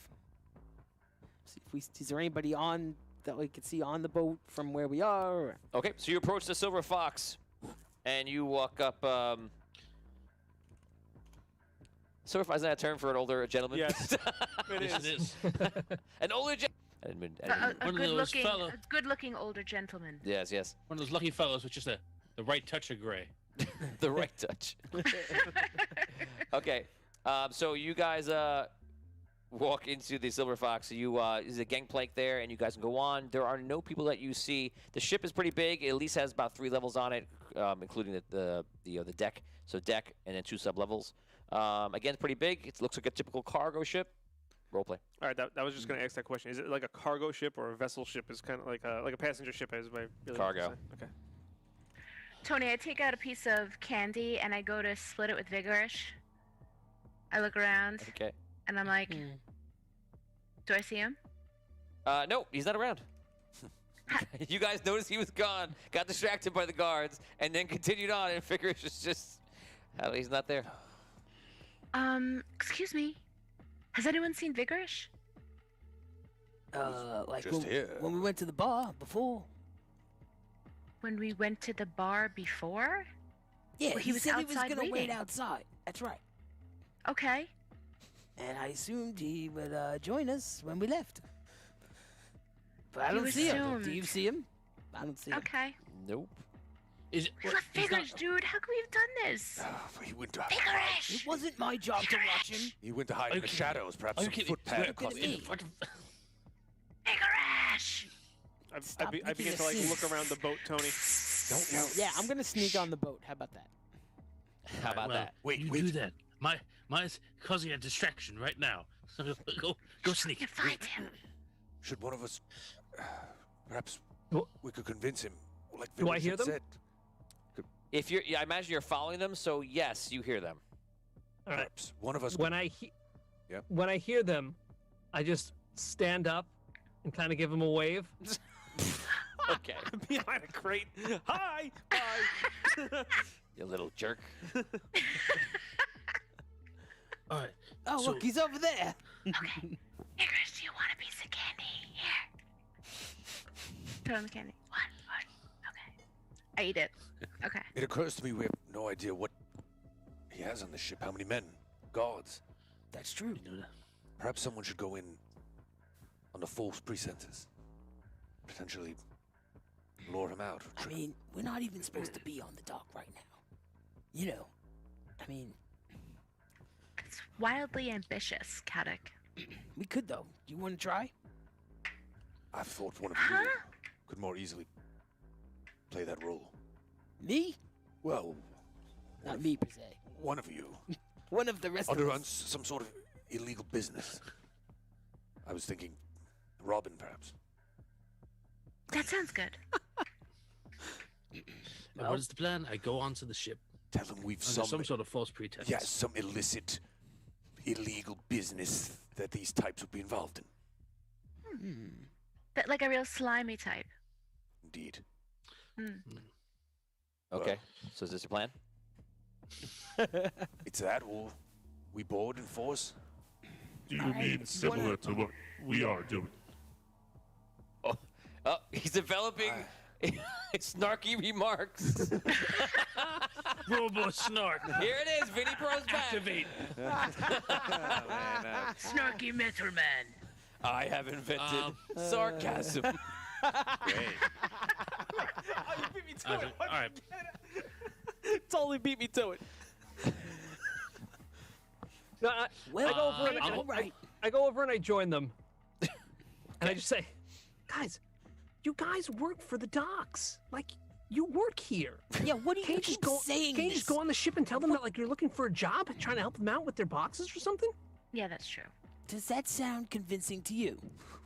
If you That work really here. sounds like a good idea. To help him really? with his boxes. Yes. You want us to just go to show up? Oh, this guy and this other guy works here. And all of a sudden, they're showing up in the middle of the night. Oh, do you have any boxes we want to move? No. That sounds like a but good Big- idea. Big Wish has a good kernel of idea here. Delivered at night? The best lies are lies that have an element of truth to them. You were delivered at You do the work end for of the the docks. shift, my friend. You have heard of his we reputation. were still on the clock. You are involved in, off the clock activities and want to know if there's an opportunity for you here.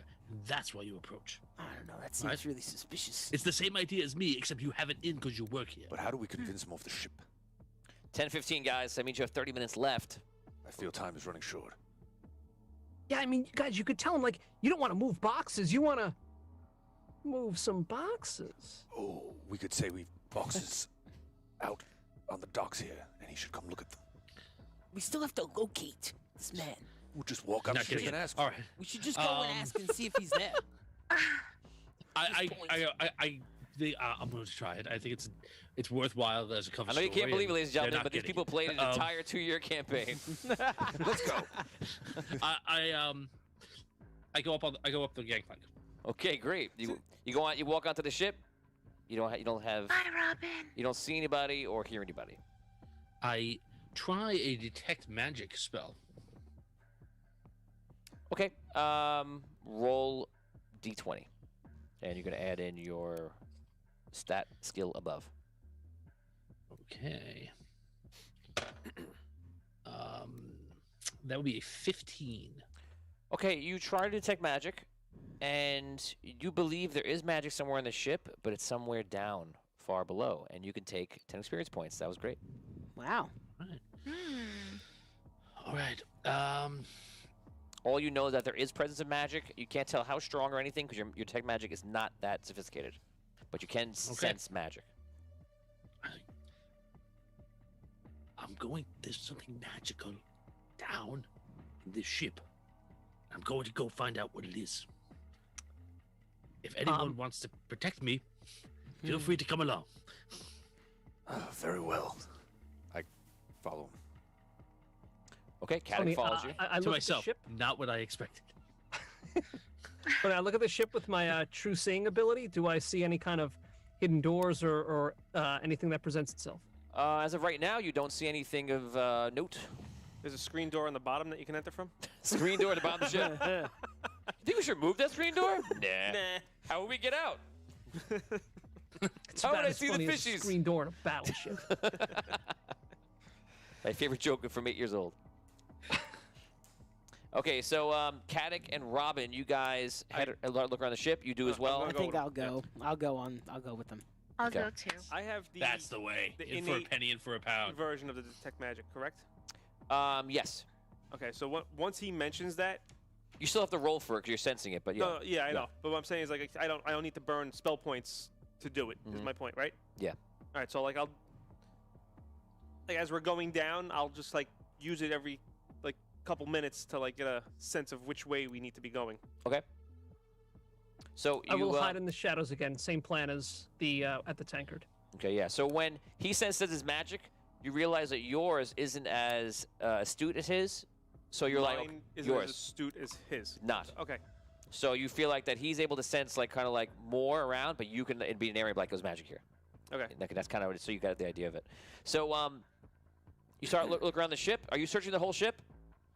Well, I'm no, going. I'm I'm pushing following down. him. Okay. Yeah, following him. You make your way down, and you quickly realize that there's nobody on the ship.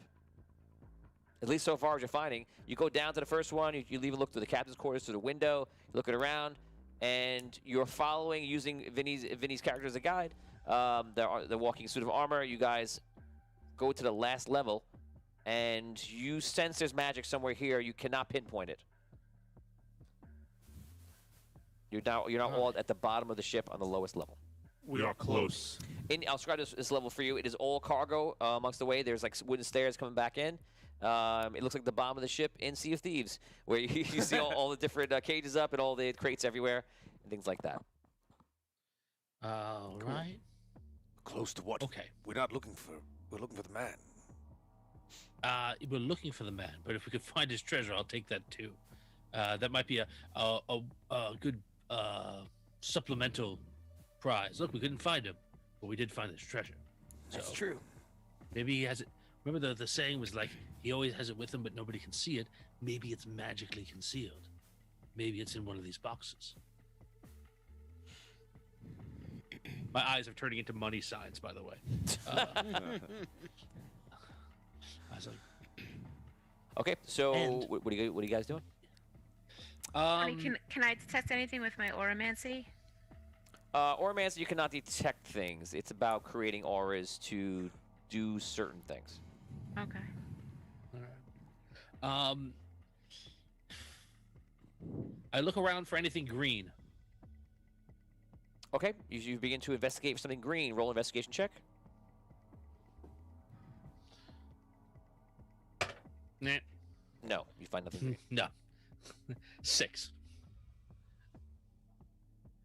How big I do is say this? that out loud though. I'm like, look, the gentleman likes to brand himself. He's right, very colorful, green leather armor, whatever.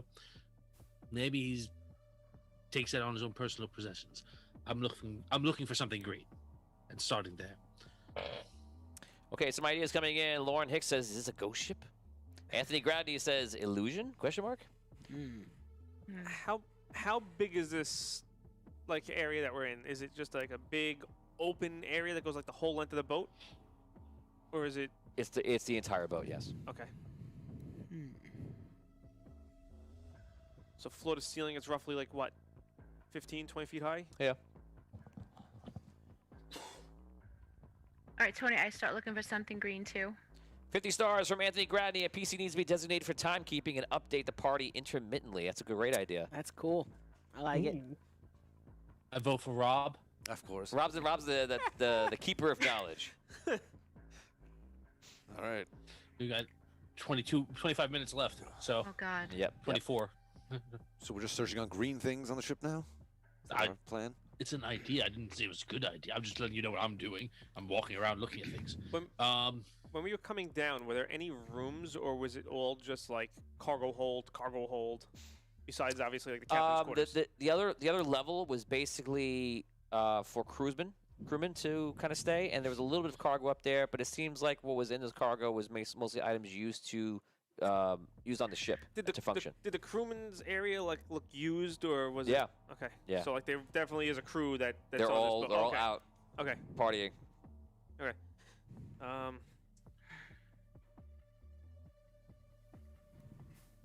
You guys better hurry. Out of game. You better hurry. Not in the tavern.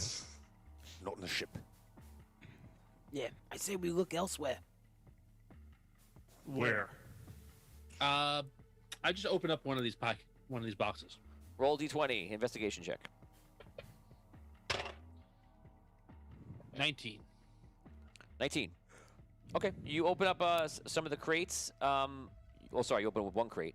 In this crate, you find that there's all sorts of different drinks in it, different types of wines. Boring. I begin to like look around at the crates themselves and see if like they have any specific markings or like. Okay. If anything is Investigation check. a 5. 5. You're looking for. You spend the next minute. Just so you know, every time you investigate, it takes a minute in game. You spend the next minute looking around. What are you all doing while he does that? Perhaps some of us should split off and search elsewhere in the docks. If you all want to search this ship. Yeah, I'm ready to go. All right. All right. So I start heading above. And Me too. Gonna Go with Dash. Okay. start looking around the docks. The two of you head up top, and you go with them as well, Brooke? Yes. Okay, the 3 of you head up top, and the 3 of you are still in this bottom. After Vinny finishes, you find nothing of note. That minute passes. That puts you guys outside in about a minute to get outside, and you're walking around the ship, the 3 of you. We're gonna stay with the crew inside the ship. Go ahead, guys. All right. I basically are the boxes like neatly positioned, or are they just kind of a little bit pell-mell? With that question, I will answer that you do see there are boxes very neatly put in the center, and the rest of them are kind of messed up. I go over to the center then. Okay. And I look to see what type of boxes are there. They look any different, just in... These boxes look much bigger than the other boxes. How big? Yeah, and what's... They look about as big as bigger than Metal you. Man's box? Bigger than you. Bigger than the box I came out of? Probably about as big, or but wider though. Much wider. Yours is like almost like a casket sized. This box is like a giant square. So are they like right next to each other? All these boxes are really close to each other. You actually, as I'm following your questions you're asking me, as you look at these crates, you're noticing there's no space between them. Ooh. What is this? What is this?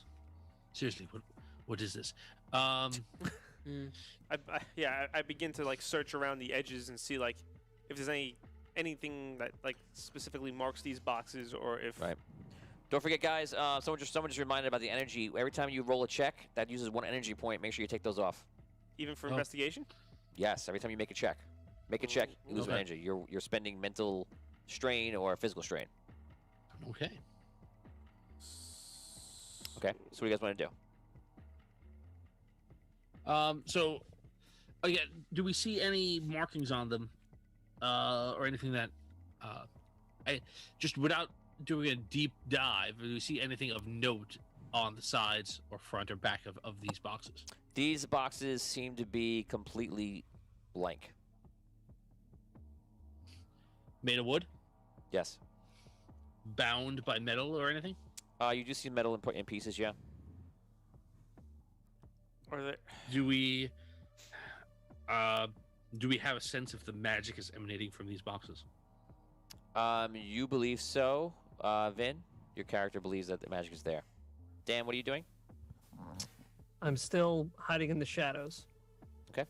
But I do want to interact with the group that came off the ship when they come off the ship. Okay, so as they're walking off, you're saying, or you're following them? All right. Okay. So No, I want to go talk to them. So we'll take it back to when you guys, as you're walking off, you see Vigorish catch up with you. You walk up with them? You No, stop them? I want to stop them. Guys, Okay. guys, Vigorish. what happened? Why are you getting off the ship? What did you find? It seems to be empty. He's not there. There's nothing on the ship? Well, there's boxes and crates and stuff, but there's nobody there. We couldn't find him, so we're gonna look elsewhere. Well, why are Robin and Metal Guy still Well, on they're the ship? still looking in the boxes and stuff. They were sensing some magic down there, and they were investigating. They see more than plunder, to be honest, than But- finding this man. Yeah, but we gotta find this man. I mean, he's gonna come back here at some point, but we can't really afford to wait. Okay, so where are you guys going? I'm gonna head to. Is there another tavern that I know of around here, or another? Not around here. The Tanker is the only one that there is. There's one tavern that you haven't been there. It's on the other side of town. Like on the other side of the city, like Yeah. all the way over. Okay. Yeah. Is there any other like places where people might gather? Like Not in the dock area. Like it's a while. Imagine being in the docks. It's a bit. So there's nothing really close. The closest thing are warehouses. okay. what about, I don't know, like how far of a walk is it to like say the next area of the city, like more inward from where we are now? Okay, so if you were to walk to the center of the city, it probably would take you about 15 minutes. Okay. Fast walk. Is there another ship that looks like it has a party going on? No, very little activity on the ships. You do see some lights. Either people are just hanging out and talking, or they're on some sort of watch on some of them. This ship is completely empty though, and that's all the activity you see in the docks. Besides, in the distance, the 2 guards that you greased to get into this area. And the Fire and Fury place is in the rim. It's on the complete other side of the city. Okay, how long does it take to get there? Probably about 30 minutes. Okay. Okay. All right. All right. So I want to head away from the docks towards the next area, like okay. of the city. Yeah. Okay, but you follow, Kadek? I'll follow. Okay, so you guys are... No, I'm not going to follow. I'm going to stay with Vigorish. Okay, the 2 of you head back outside of the docks, and then you'll be gone for busy for a few minutes, and you head back to... Vigorish, where are you standing?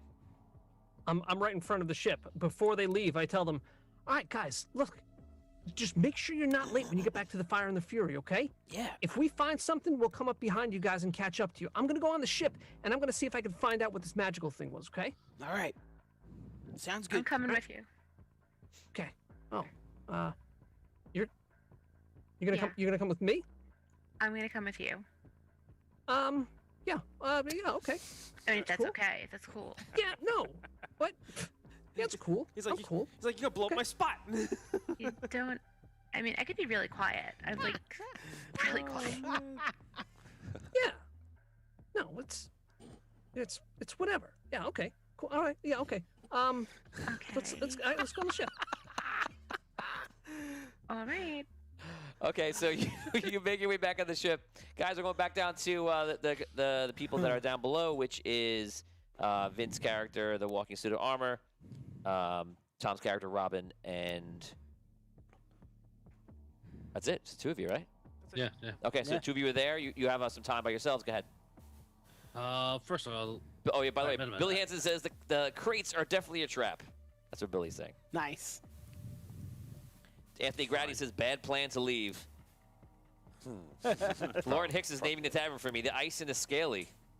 The Ice and the Scally? S-C-A-L-Y? Is that Scaly or Scally? Scaly. Scaly. Scallywag. The Ice and the Scally. I like that. That's interesting. Okay. You got it, Lauren. It's in. Ice and the Scally. Okay, what are you guys doing? Man, I think we... I don't know if we should open the boxes, but I think we probably ought to open these boxes.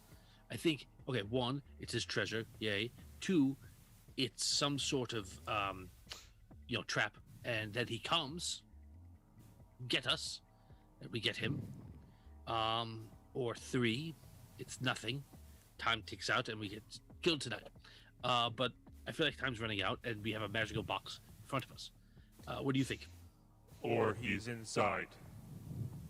Even better. Maybe he's a leprechaun vampire. Jason Haynes says splitting the party is never bueno. Comes out in the night. Anyway, so okay. I look around for like a crowbar. On the random chance on crowbar. the off chance, nope. You got to. Can you just rip it apart with your metal arms? Go gadget. Crowbar. I grab a corner, and I try to like see if I can peel a corner back. Okay, so you go. You pull off the side of it, and you do pull off like a hole in it. At the same time, a blast of magical energy goes off, and it goes like an arcane blast, dealing 1d6 damage to everybody around it. Ooh. With an +2 for damage. 4 damage total. How does the You celebrating because you're not there?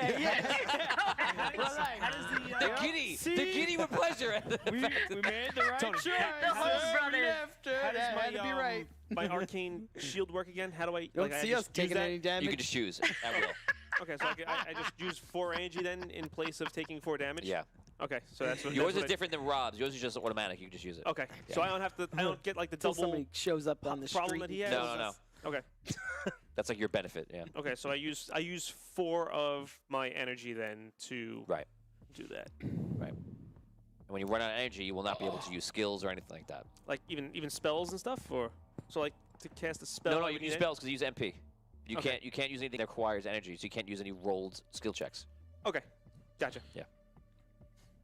All right. Okay, so what do you guys want to do? You see the Get up. Get up. I live. You look at yourselves. You both have like weird slash marks from the arcane energy, and you see there's a giant hole and there's light coming through that hole. That's odd. I do one of those. I like, duck my head down to like see what's inside the hole. You look at the hole and you see this whole area looks to be like someone's like secret office. It's disguised as a bunch of large crates. Can I fit in the hole? No. Yeah. Can I fit in the hole? You could. Yeah, you're much more malleable. You could wiggle your way in. All right. Okay. I'm going to try and go in, and hopefully he doesn't kill me right away. I will stay here. I look I through will stay first, here. and do I see? I'm gonna hack it off. Do I see any people inside? No. You do see a candle that is lit. It's poison. I was like, what? Oh. Hold your breath. We'll cover the curtains, quick. All right. I see a lit candle. A lit candle. It looks like it's like half burnt. Okay. But I don't see anybody. All right. Money? No. You don't see any money. I go in. I try and squeeze in. Once he enters, I literally block the hole with my body. Like if I have to kneel down to like just clog the hole, that's what I do. Okay. Right. And 10-minute warning, guys. Okay. All right. So you look around in here, and what you see is all sorts of drawings. And you see a drawing of Ravensclaw, and you see a drawing that's pointing to an island in the middle of Ravensclaw, and it says something about like gold. And you also then you see a drawing of Arcanum's Tower, and on the drawing, you see what I just sent you, Tom, right now. And Steve, don't put this up yet, but I'm gonna put it up right now.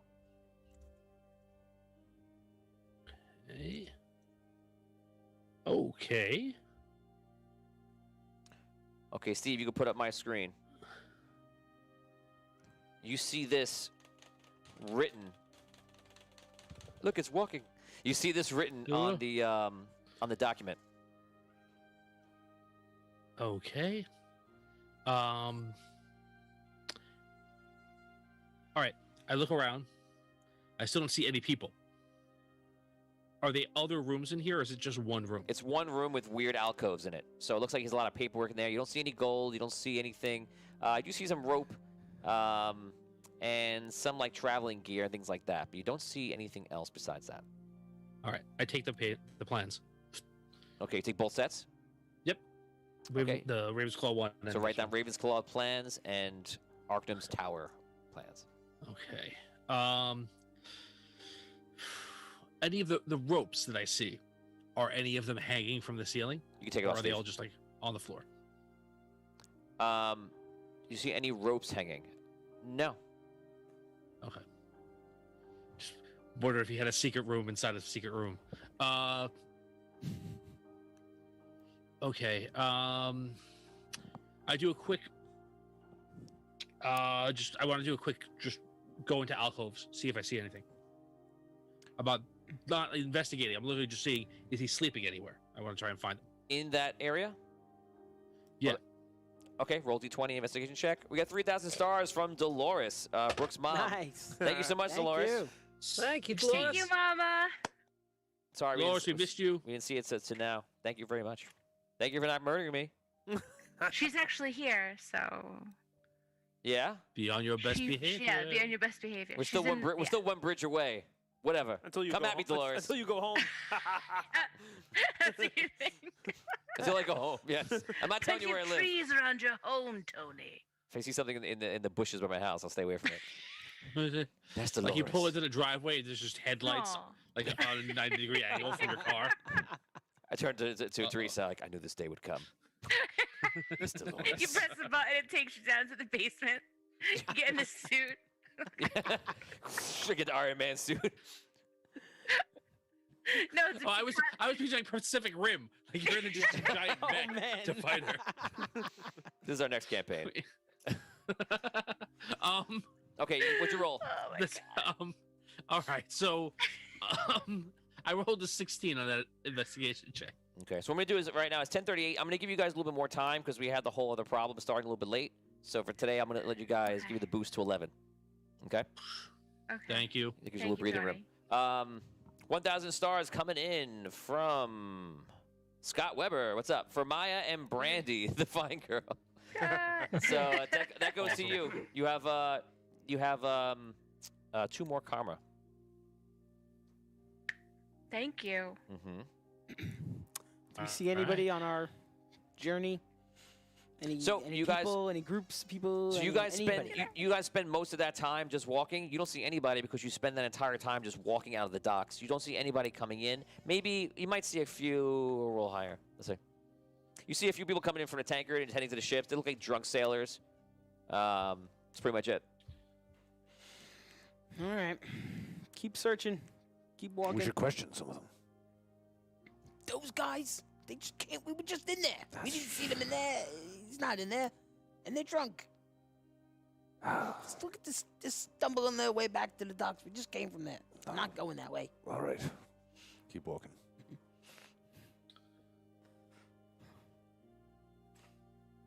Okay. So you guys keep walking and looking around. Searching.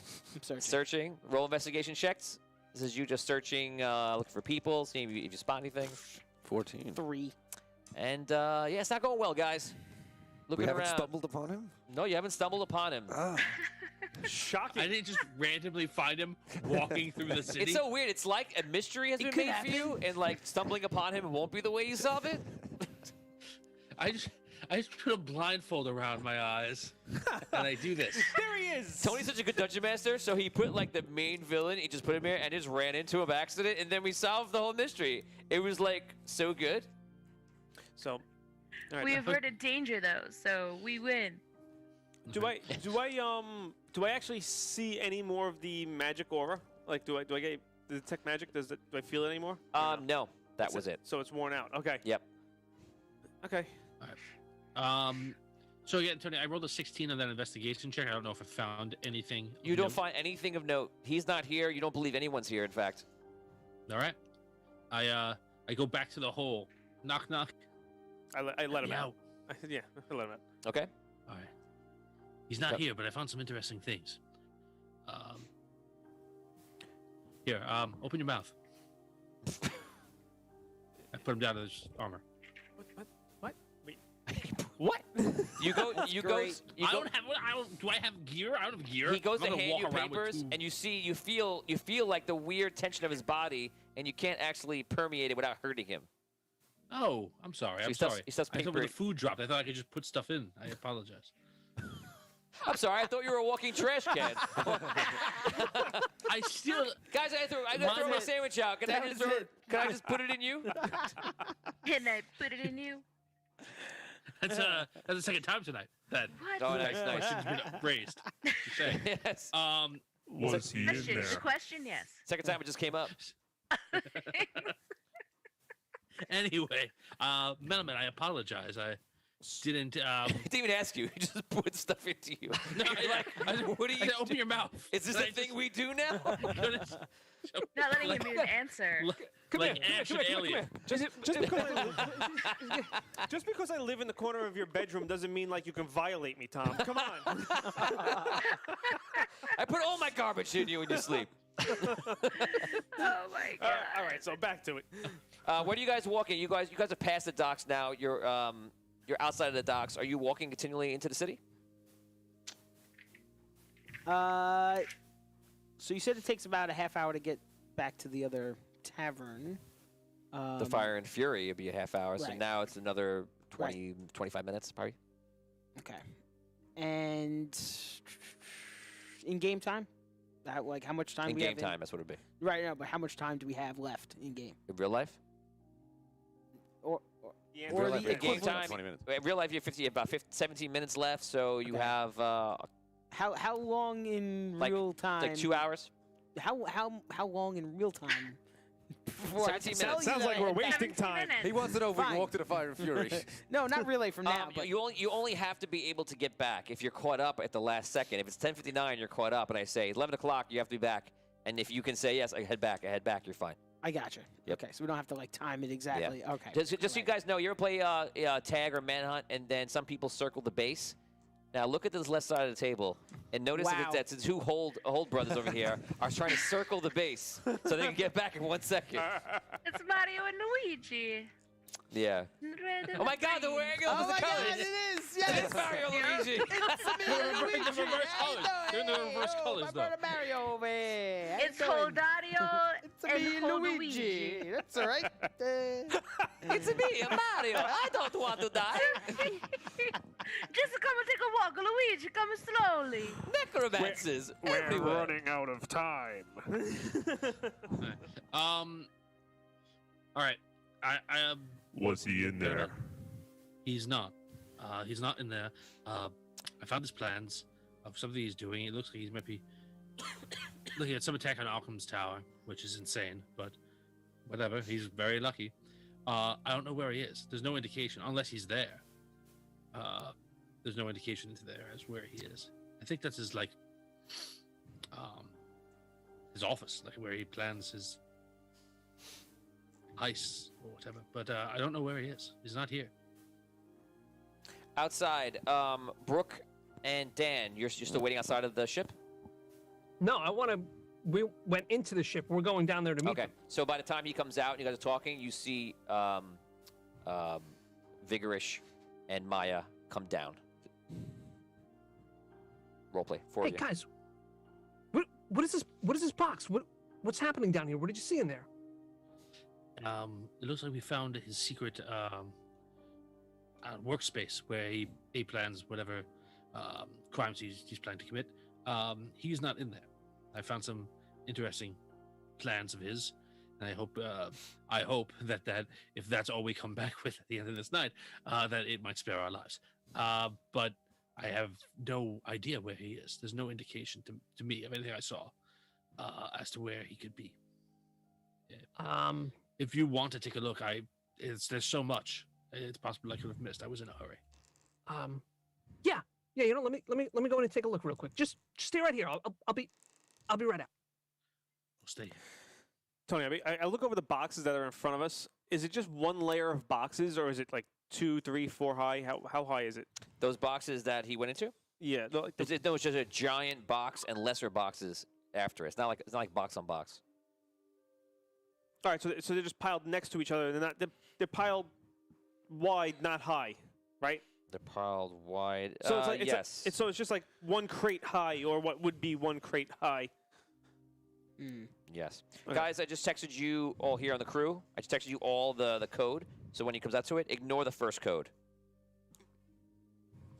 Okay, it's the second code. You can you don't even look at it now because you're not there. Oh, sorry. This only applies. Only look at it if you have access to look at it.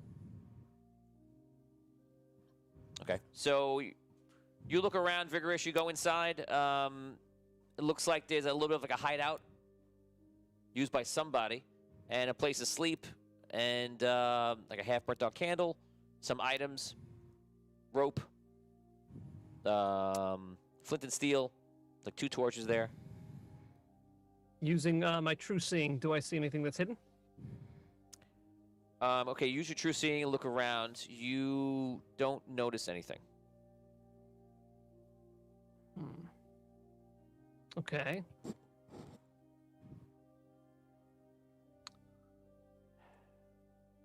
Where are the torches? Are they on the wall? They're sitting on his bed. Okay. I pick up the torches. Anything? Okay, you have torches. Okay.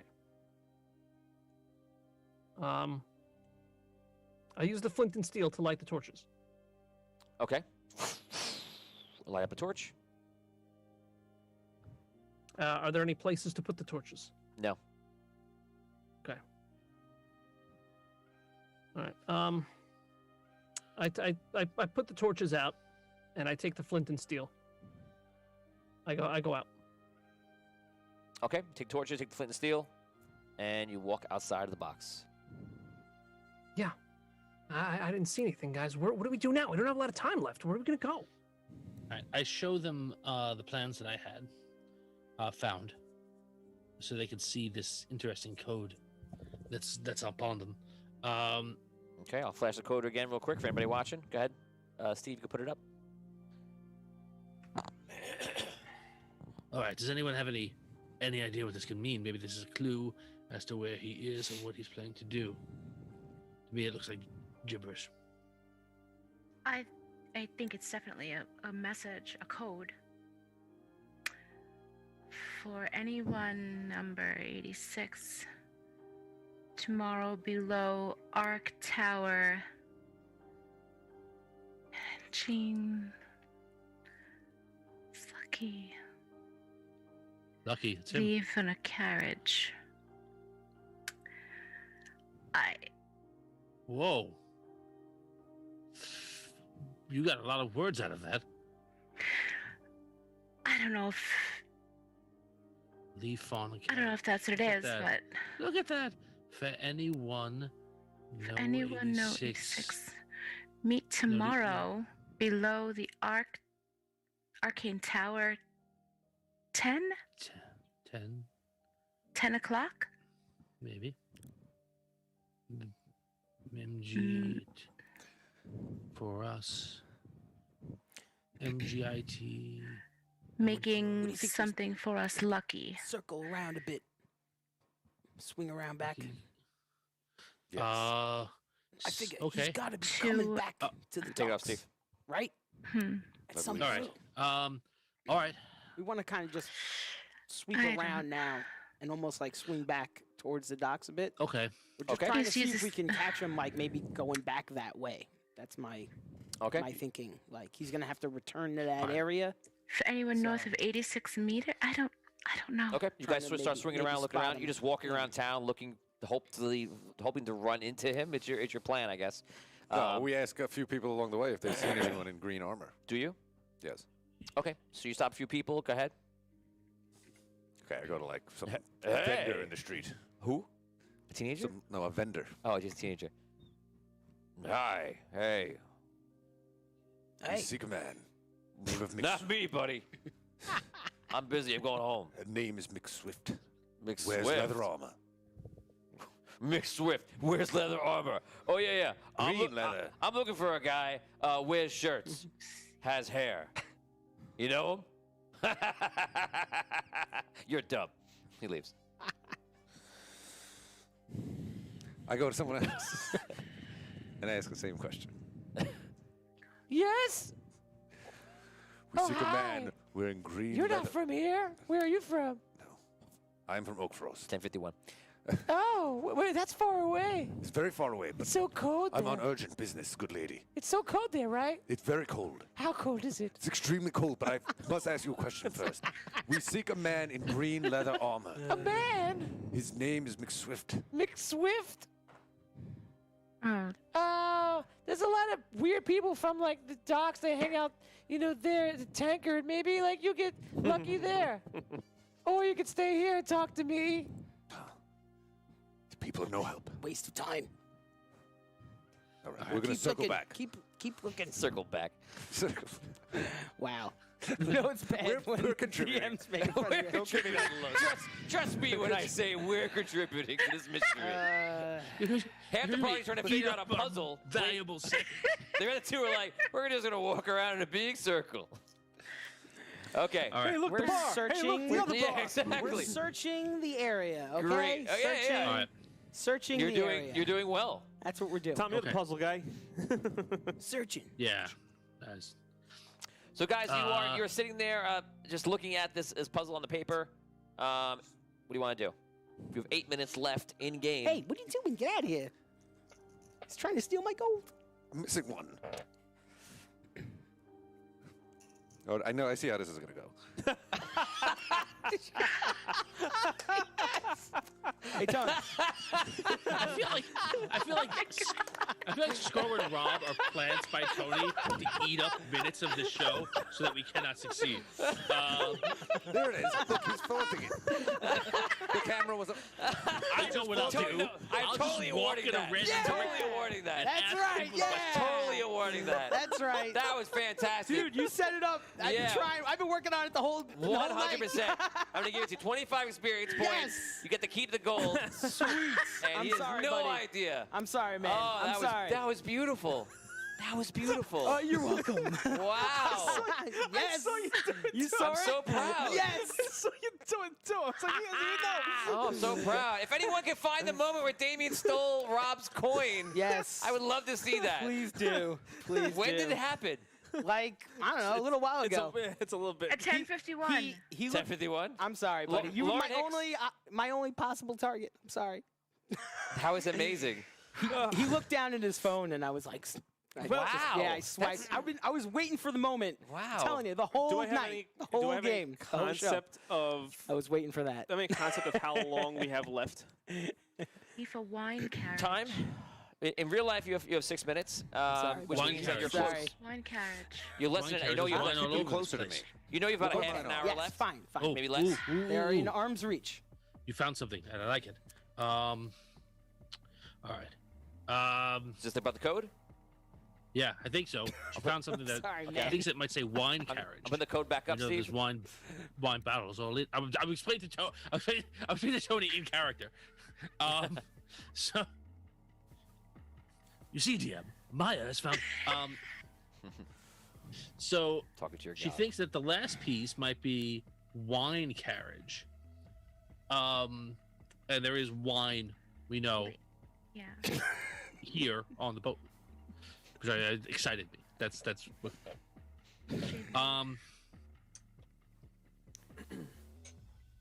All right. Okay. So they have a plan, Mm-hmm. and it's going to involve somehow sneaking Wines in or and out carriages. when they're shipping this wine in. Okay. We haven't found him yet, but we No. found this. It's a good start. It is a good start, and time is running out. We're gonna have Let's to see if we can back. find. Let's see. Where are the others? The ones who work here. They said they were just going to leave. Yeah. They're going to start they- walking in toward the city. They I just mean, left. We're not their parents. Left. They could get back on their own.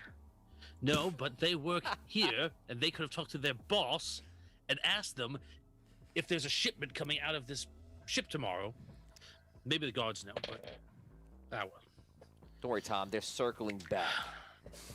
All right. Yeah. All right. Let's. I Searching. don't think we're gonna get anything else here. I don't know if you guys do. What is this gibberish? I think it's a code, middleman, to imply what the plan is for doing some sort of thievery of the arcane tower. Perhaps this is what our bosses want to prevent. But we haven't brought him back. We haven't found him. Again, this is me hoping, because I really, don't want to die. I'm hoping that if all we come back with is this might be enough to give us another day. I mean, it looks like Lucky is going to be at the tower tomorrow. So why don't we just tell them, like, hey, we didn't get the job done tonight, but we'll work a few You think we hours know tomorrow where we- morning instead. We'll get him. I think we got him. Hopefully, it's not too late by then. Right. Time is close. All right. Let's go. 10 in the morning. I think this says 10 in the morning. If we can get there before then. Well, I'm definitely there before then. I sleep there and work there. So, Well, if, all right. all right. I think we got to get back for now. Yeah, let's get back. Yeah. Get back to what? All of a sudden, you see 4 thieves come down the steps and pull out daggers. Uh-oh. You know, the boss don't like you looking in through all our stuff. We just came here to deliver a few things, and I don't know who you are, but I know that you're not leaving. Guys, it's 10:57. You got 4 thieves in front of you. Fair enough. You must finish this battle. They're on the steps. 10:58. You must finish this battle in 2 minutes. Otherwise, you will begin to be late. All right. So the first one that talked, I just arcane blast him straight up out. Like, Okay. boom. Open the battle. Roll your attack. Is it an attack? You should add your combat, yeah. Okay, so it's I have no idea where anything is on here. Combat is top left. Top left. So it's not filled in, so I guess that's a 0. So it's a 20, right? Yep. A 9. You fire it, it goes wide, it hits and like damages some of the wood. You see, like they look at it like, oh, like that kind of scares them a little bit. But I'll give you a roll. If I roll a 1, they like don't want to fight you because they don't know what you are. Natural 20, no, they don't care. I rolled 3 natural 20s today and like 5 rolls. They start running in with daggers. I'm gonna roll initiative for me. I rolled a natural 20 on initiative again. What in the world? I know. It's I'm Teresa's calling dice. her right now. They're fantastic. They're running in. 2 of them are going to jump on you, and 1 on the rest. No, it's actually, I'm sorry. There's 4 of you, actually, so we'll do 1 on each. Vin, you have attack on you. It is 18. That is definitely a hit. So you take 3 damage. You said I can mitigate that damage with a block, right? Like with the armor? You don't. It's not an active thing you do. It's passive. The armor would take damage. For now, don't worry about it because we're moving fast. We only have like a minute. Okay. So you're just blocking it and you're taking the damage. Or if it's above your block, it's taking damage rather. Gotcha. 11 on you, Tom. All right. Is that a miss? Miss or hit? Yeah, I think everything hits. Right? Yeah. Well, you should have your 10 plus your evade is your dodge. Okay. So yeah, 11 hits. Okay. What is your dodge? Is it 10? 0. So it's yeah, 10. 10. I have 10. Okay. 10 hits me. So it's a hit you. Let's do your damage. 4 damage on you, Brooke. 11 also again. Hit. 2 damage to you. Vigorish. Unnatural 20. Ish. 4 damage. So these thieves really going to work, and they're slicing all of you up. It is 11 o'clock. I'm going to give you guys this round. Go ahead, go for it. If you could finish it up, the battle in this round, you will not be late. You need to finish it this round. Getting late. Think we should head back. Wait. I arcane blast. Head back. Yeah. Let's go. my I assume we haven't circled back. You realize you're circling back, but you realize you're out of time, so you head back. Or you time to go. Or you can go to them if you think that they need your help. What do you want to do? No, they said they would meet us back, right? They totally did. You have to choose now because you're. I'm going back. He's back. He's gone. No, Stay your go. Buddy, you drop. 6. You drop. 5, 4, 3, 2. I head back to the 1. ship. Back to the ship. He's going back to the ship. Wow. Okay. Okay, guys, I'm finish totally going back. finish your round, and then that's arcane it. blast him. I rolled an 18. 18. You hit the one guy in front of you. He was flying across the room. Do your damage. You never told me what 26. it was. I'll give you damage. 5 plus 5. 5. That's it. Yeah. 5 damage. The guy hits the ground. He looks messed up from the hit, but he's still like alive and such. Just trying to get back on his feet. Tom, you're up. I run. I have no weapons or armor. What am I gonna do? Okay, so what you're gonna do is you're gonna try to run past this guy. This guy is gonna he's probably gonna try to take you down to a grapple. So give me a dodge. You're just gonna roll. I don't think you have anything dexterity, so just roll d20 and defeat me. I rolled a 12. I have an 8 total. 12. So you run past him. He dives to catch you and misses.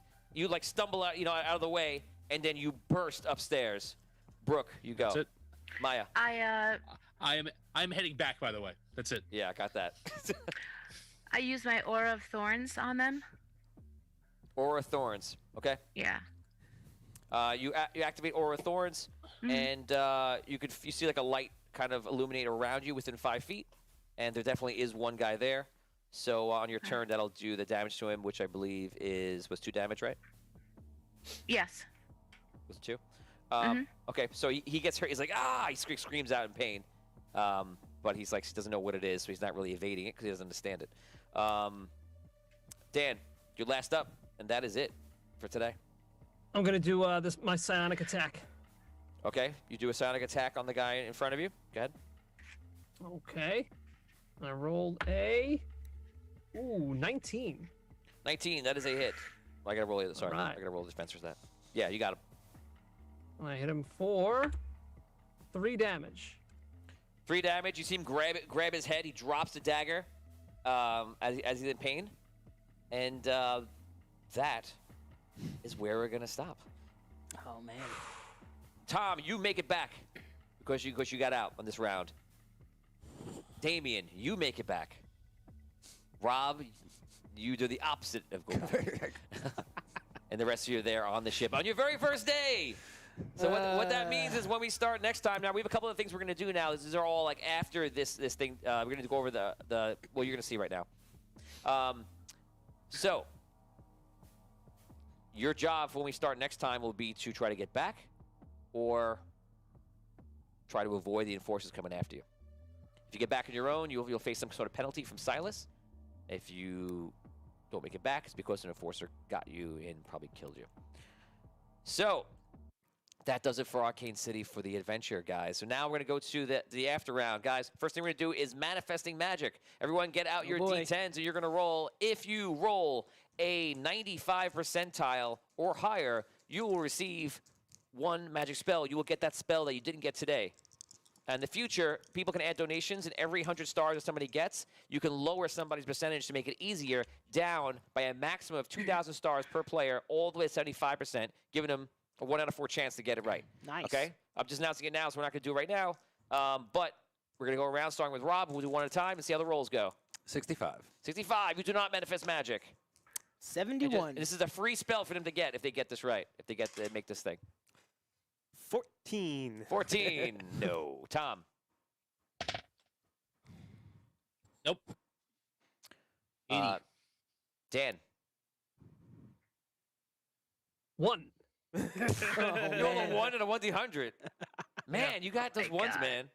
That's crazy. Okay, Brooke. 92. Oh, so close. See, if someone gave you 300 stars, you would have gotten that next time. Close. Okay, so that's manifesting magic. That is the random roll that we do to see if randomly you manifest more magic from all the stuff you've been doing, and that's a chance you can have every single episode to get something else. Now we're going into the next day. This is only for people. We're gonna role play this. This is only for the people who made it home. You now have a couple of minutes to go through and shop, whatever you're going to do. This is the next day. You're by yourselves. What do? This is in between working at the docks. If you want, you can go somewhere and you can buy anything you want, an item, weapon, armor. So we have... I'm sorry, you're not there because you're I'm back there. in... Yes. Right. I don't think there's anything that I want to buy immediately. Yeah, you can pass, obviously. You don't have to buy anything. Yeah, I mean, I don't really know how much stuff costs. I don't have that much gold, so, I mean, I'm assuming I don't really have enough to buy much of anything. Well, you're +1. Yeah, you got one Actually, more. I returned that one. I gave You returned back. it? Yeah. I just did it for the XP. Yeah, he gave it back. I don't know. I think you... I don't know if I'm not allowed to give it back? You already awarded me the XP. I don't think I would take it away. Oh, you got to keep it. That's the point of it. All right, well, all right, I'll keep it then. Sorry, bro. I'm still going to pass on the shopping for today. Okay. Don't worry about it, Rob. You might be dead next week anyway, so that gold coin might be nothing for you. How much would it be to get like a chest piece of leather armor? Leather armor? Yeah. I'll tell you right now. So you head into the store during like some of your breaks in between, and you're looking for items to see what they have, and you're looking for leather armor, which you find is 15 gold. Yeah, I figured it was going All to be right. more than I Well, had to. my 2 leftover gold from last night ain't gonna get me that. All right. At least I have a target as to something I want to save for. All right. Okay, so you I'm not gonna. You just window shop. Yeah, I'm pricing. I guess I'm pricing out browsing. what I would like my attire to be. Nice. So as you, so that's it. So no one else run back, right? So as you can see, guys, this is very much like, it's a little bit like a board game tactic where if you mess up the first part, you lose the option to shop because you won't have any time the next day. So, and some of you obviously may die or not. We're gonna complete that at the beginning of the next time we play, which I'm very excited to see if you guys can now avoid the enforcers. Pretty much know where you are. So that's gonna be fun. So last thing we're gonna do before we go is we're gonna go to the fan player character report. Guys, this is for our Patreon members that actually have fan players that play in the world, and we're gonna do something really awesome. So for one, this new Audio Dungeon system, the fan players are gonna actually be able to use the same exact system. We have something very, very cool coming out where they can use it and be able to play live on the show with us. You'll use that on the show. You'll use it if you come on the show. You'll use it if you do the fan player adventure on Patreon with us, which is monthly. And also, if you guys take a position, because you're all 0 level characters, and even the fan player characters will be 0 level characters. If you take a position in town as a person, say you're the tavern owner, and you're not gonna be an owner, you're a 0 level character. You're most likely gonna be just working at a place. But say you're the blacksmith, for example. If they go to the blacksmith in game, we're gonna put a Zoom code out. And you'll have the option to jump on and play your character. I love it. And I know, isn't that fantastic? That's wonderful. And be the owner, and then you won't just be that person in that shop. You'll be developing the seeds of your story as we keep playing. And when we do the FPC characters, you'll have known the characters, you'll have interfaced them, and it makes this story even more real than it is already. It's wonderful. So it'll be, if we get enough people back there to play, you maybe have like 20, 25 people that all have stories in the game as a regular shopkeeper or wherever they are, and then when we play the fan player characters, you have your own episode where you're going off doing whatever you're doing inside of town. So awesome. I think that's amazing. It's a lot of fun. So I hope that you guys take advantage of that.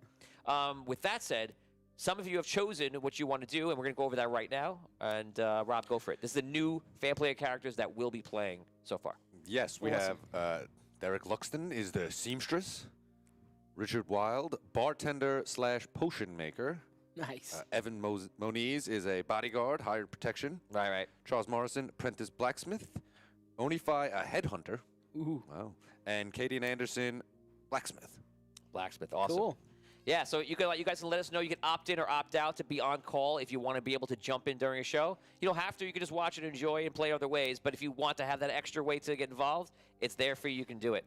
So that's really awesome. Excellent. Guys, we have Discord, we have Patreon. We'll put those links up for you right now. It's audiodungeon.com, it's patreon.com/audiodungeon. And we have a whole assortment of things that you can do to get more merch from us, to get involved, have your own character and play and change the story. And yeah, it's a lot of fun for us, and it's a lot of fun for you guys to be involved in the community.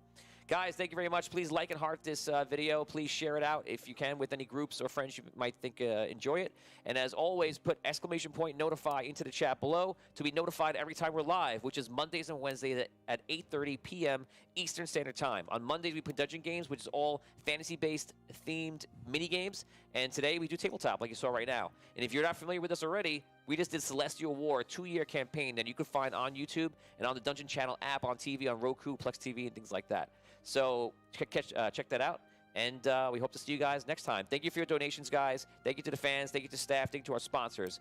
I'm Tony Hansen, joined by the rest of the Audio Dungeon crew. Don't go anywhere because we're about to go live with Dungeon Talk, which is our after show, and we'll unravel everything that happened in this episode and how they're going to die in all sorts of ways next time. And that'll be in a couple of minutes, so don't sit right back, hit the bathroom, and come right back here and get ready for more fun. Guys, thank you very much. We'll see you soon in a couple of minutes. Bye.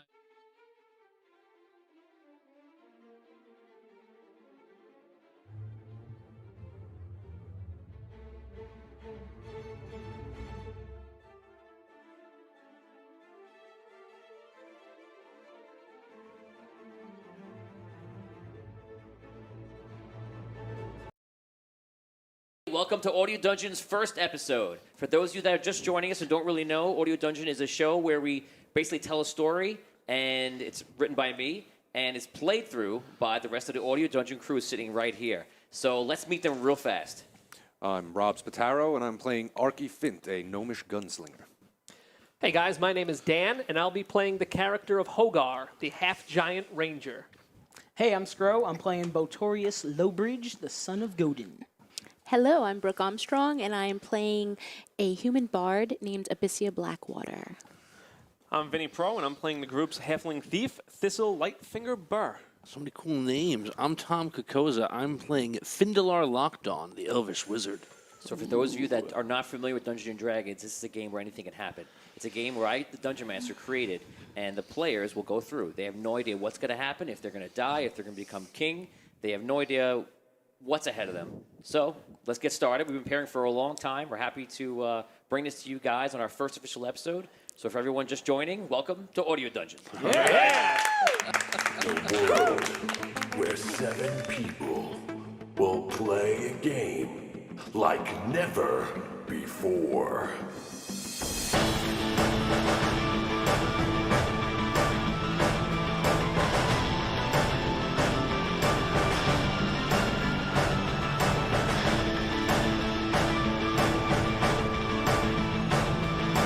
Will they survive? Audio Dungeon. We begin our story with Tom and Dan. You've been traveling the desert for a very long time, for about 2 months. You've come from the Elven Forest with your ranger guide, and you finally have arrived. You're walking through the city, and your mission, as you know it, was to find an artifact that you're to get and bring back to the Elven City. The artifact is very important, and this is the first mission that you've been given that you are undertaking for the tower. You're a wizard, as we mentioned before. You're a ranger, and once again, is your mission, and the ranger, Dan, has been hired to protect you. Right. We're finally here at the Sunken City. Hogar, you did a good job, I have to say. Appearances are deceiving. We did it.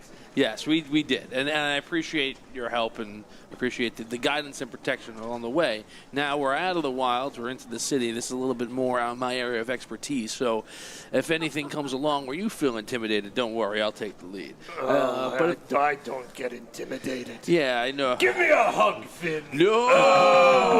That is way too close. Oh my gosh. We're good friends now. We know each other for a couple of months. That is as far as I'll go. But I appreciate the body odor. Where do we go now?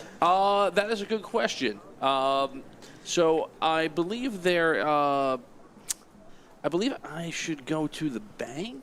So what you know is that the Elven Tower had an artifact created, and they commissioned it through the vault, right, and through the government in Sunken City. And you know that the vault was taking care of, the bank is taking care of everything, and they hired on the master craftsman who's going to be developing this device. All you have to do is come, get the device, and bring it back. That's your entire mission. All right. So do I know I don't know the name of the master craftsman yet, though. You know his last name is Fint. Okay. So we're looking for a man named Finn. He's a master craftsman. He must be known somewhat around the town. You are Finn. No. I'm Finn. This guy's Fint. Fint. I think that's the last name. Finn is. I thought we were looking for you the whole time. No, that would be a waste of a trip, I would say. But it would be a funny story, I guess. So we are looking for Fint. Fint, and I believe that is his last name. Right? Okay. All right, and he is a master craftsman, not a wizard, which is what I am, and it's a different kind of a lifestyle choice. So I look around for a guardsman or someone who I feel like looks like they might know the town, someone that I would see as a person of authority that I can ask for directions. Okay, you look around and you find a guard. Right. And you can go up to him. Yes, sir. I'm sorry to disturb you. I am new to the city. I'm looking for a craftsman named Fint. Do you happen to know where I may go, where he may be?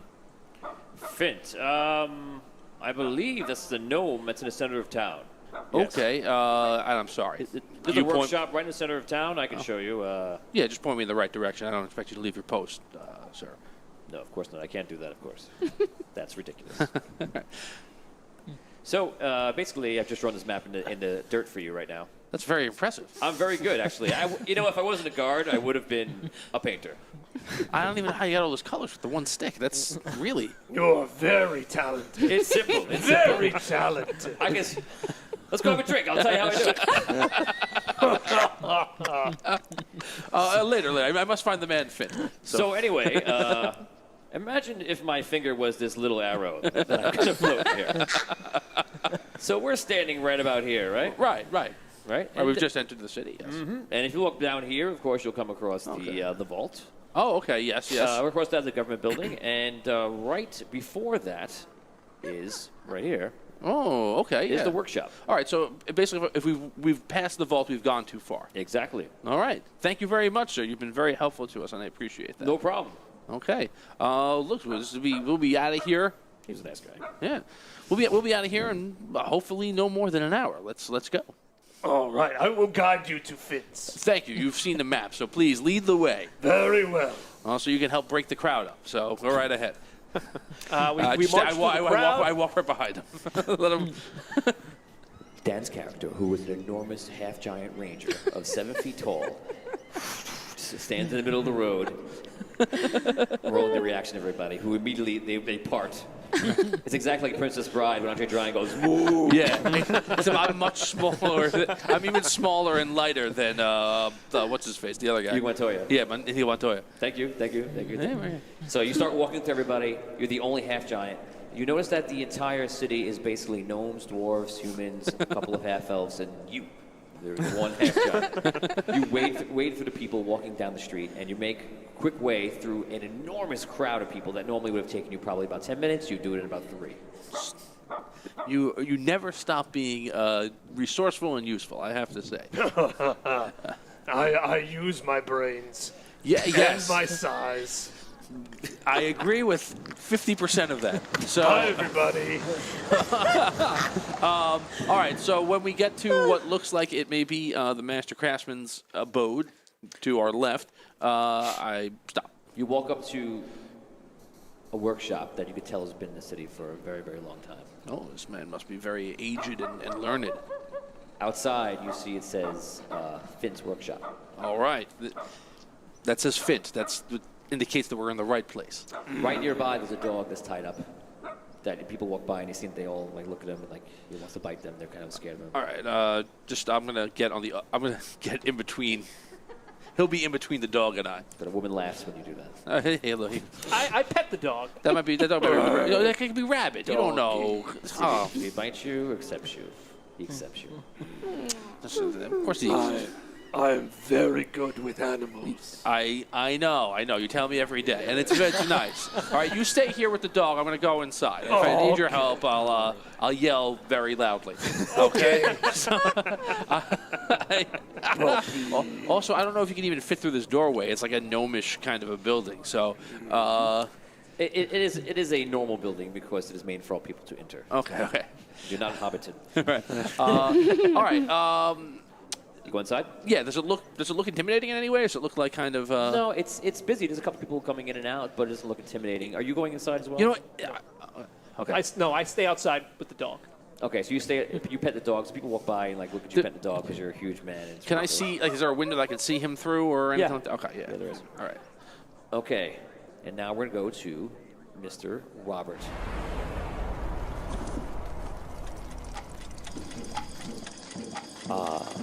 Robert Spataro, the man of mystery.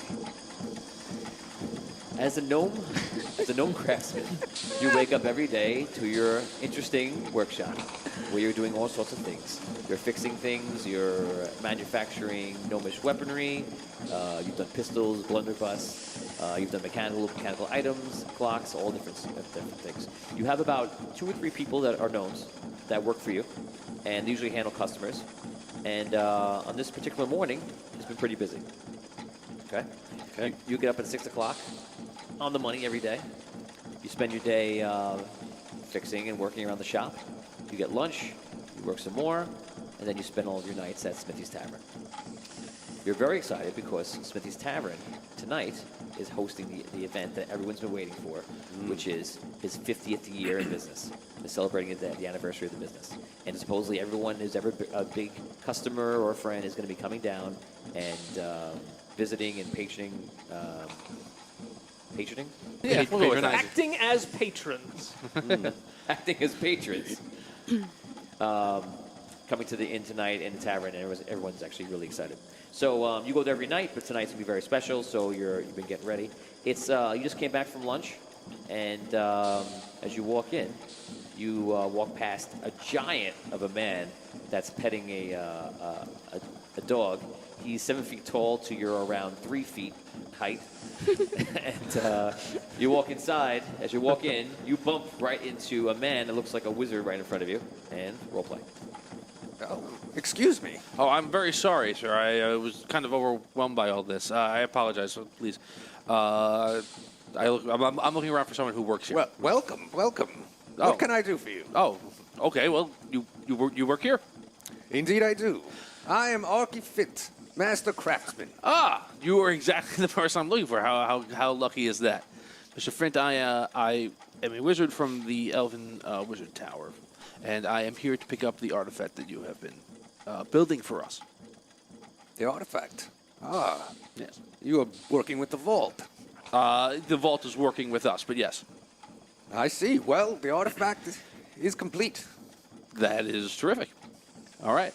So, may I see it? Of course. Okay. You bring the wizard into the back, and you show him what you made, which is basically a rod. You look at it. The rod is made of dwarven steel and has elven wood wrapped around it in a very interesting way.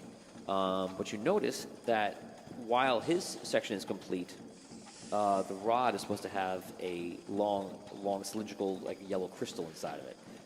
You don't know how it was supposed to be there, who was supposed to supply it, but you're pretty sure that another city that the elves were working with was supposed to have that together, but you only have half of the item here. Right. So, this is, I don't mean to insult your craftsmanship. This looks like a very fine piece of work, sir. Thank you. It is not complete, however.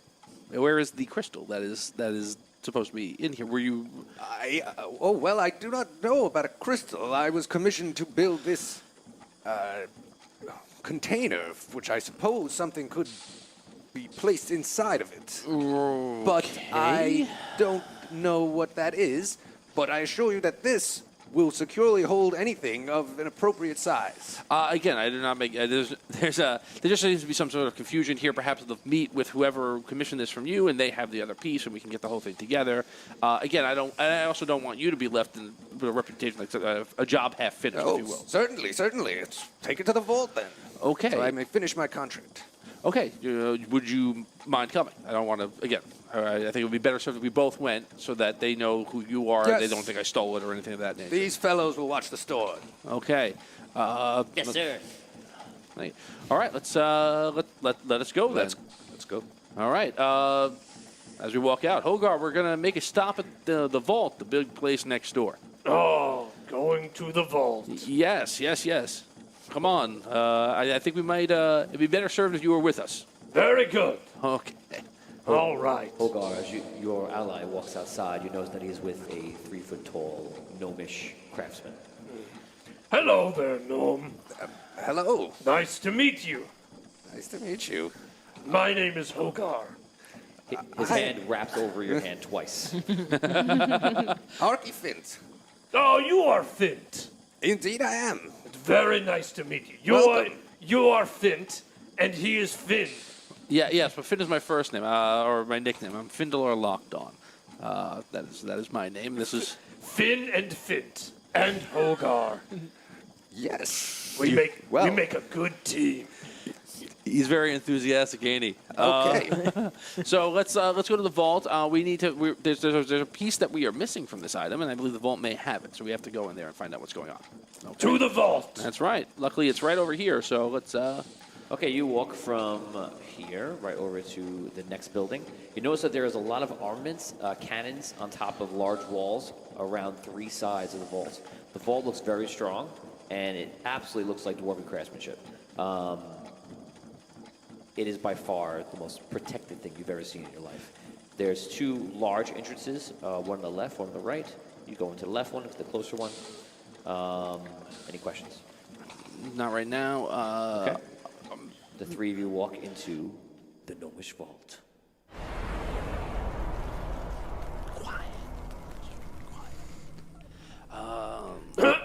You walk into the vault, and you see that immediately there are large pots or cauldrons, one on each side, and there's like a fire coming out of each one. There's a large desk. There's 2 gnomes sitting at it. It puts the gnomes probably about 7 feet tall. And when you walk in, you're like right at the face at the same level as the little gnome. And he's like, and to the sides of them is a huge, very complex, looks like either a steel or an iron door to your eyes. It looks like it's part of a contraption, like a mechanism needs to open it up. And there's the exact same thing on the other side. There's 3 dwarves on the left and 3 dwarves on the right. They're obviously the muscle, and they're just basically sitting there. 2 of them have weapons. The rest of them just sitting there, arms folded. Okay.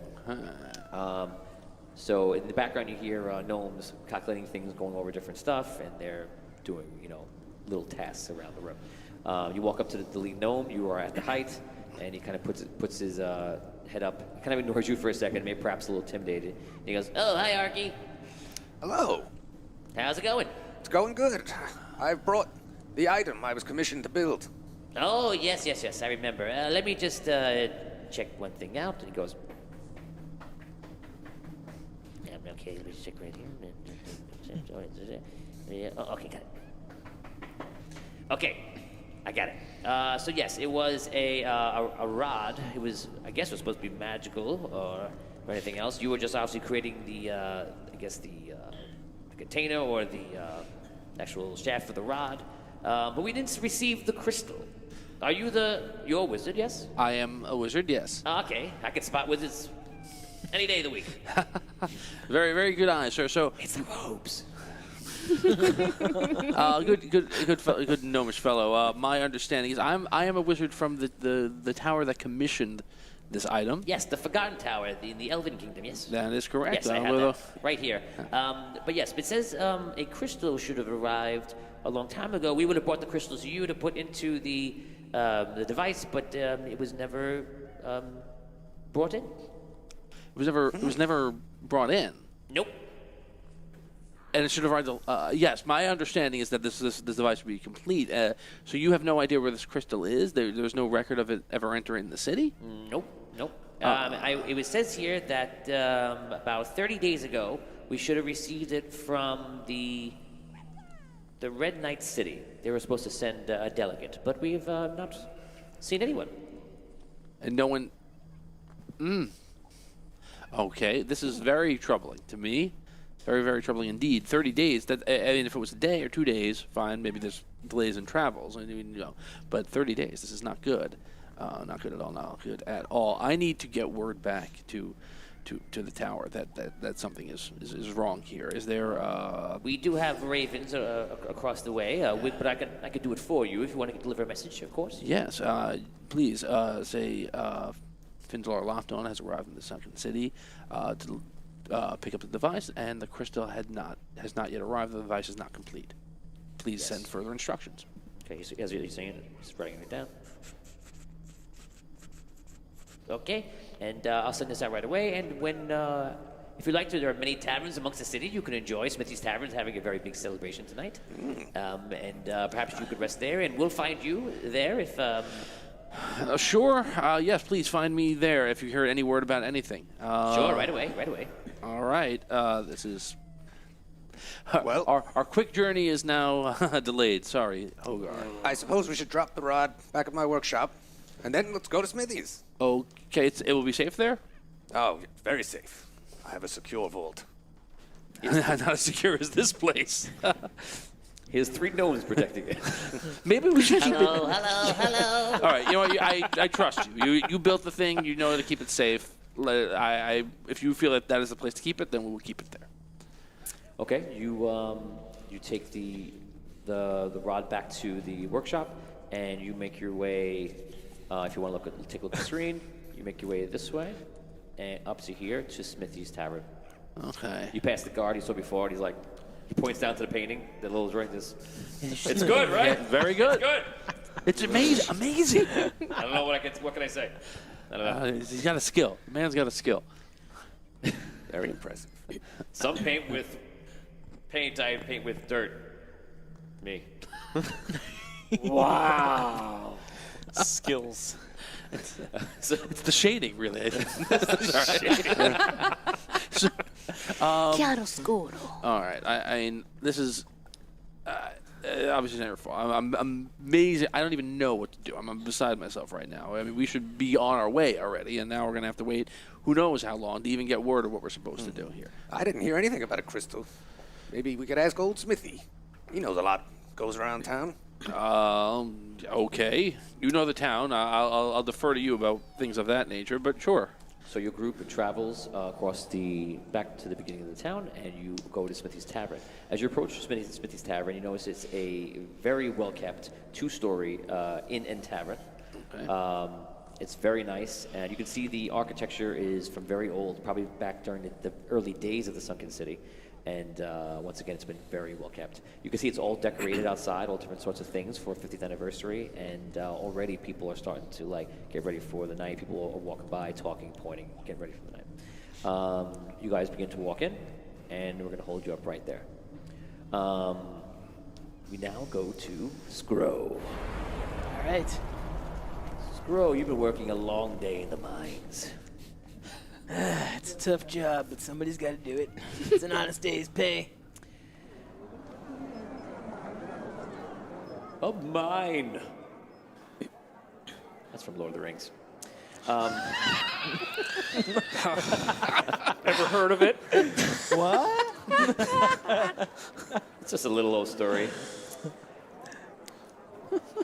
Scro, you've been working at the mines for I believe a few years now. The last month, something happened that you were a part of, which anyone watching this show can go back into one of our other episodes, and you will be able to see that story about what happened.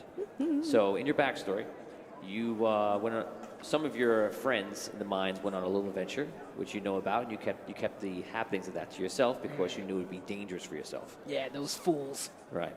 So, since then, there was a cavern, a way to go in the mines that connected to other parts of the underground into the city. Normally, you work in the mines in the spot where you're actually mining, and no one would go that way, but your friends did, and they found something that they didn't expect. That's from Lord of the Rings also.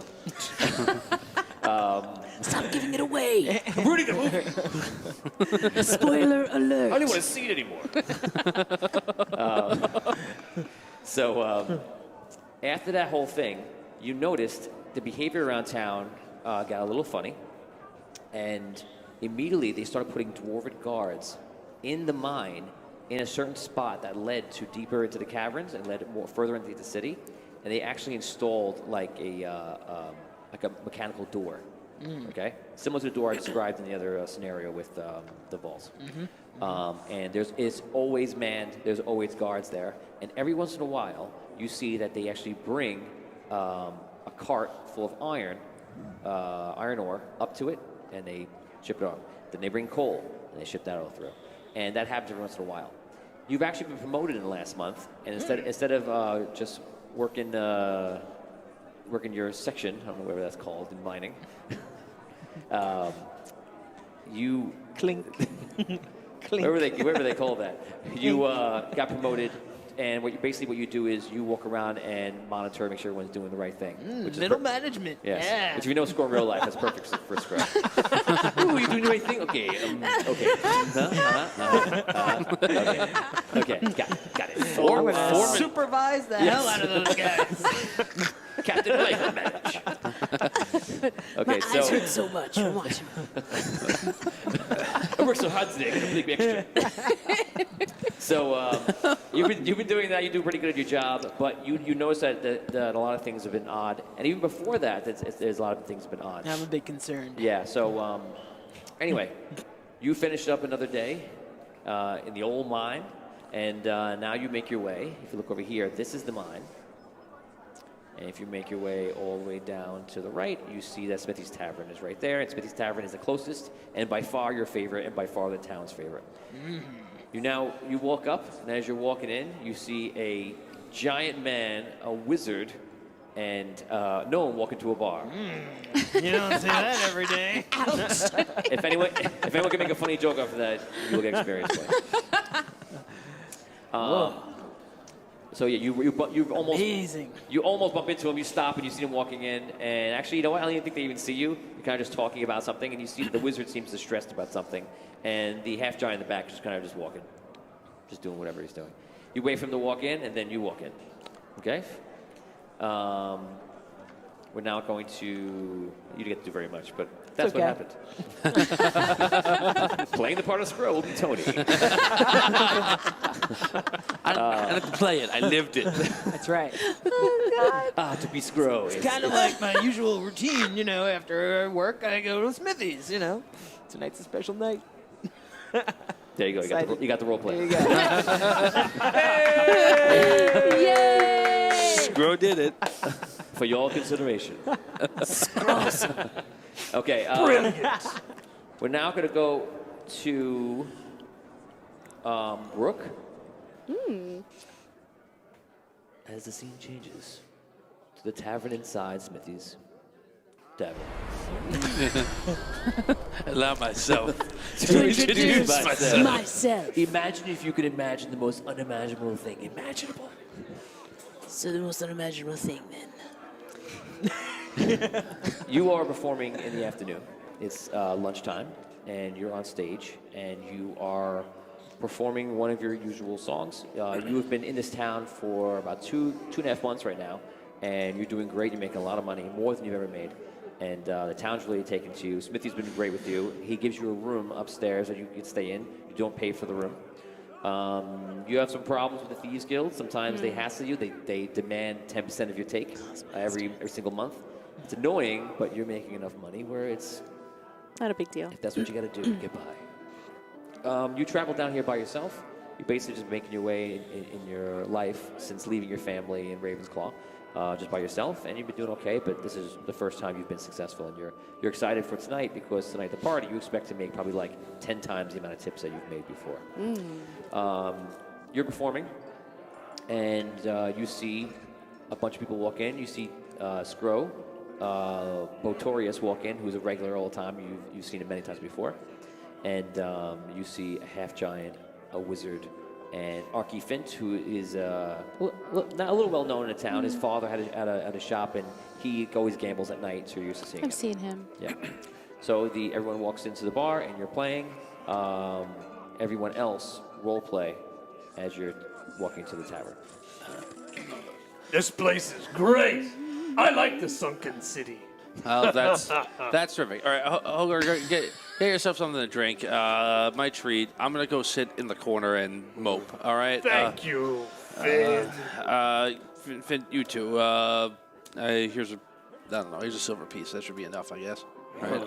Certainly. I look around if I see Smithy.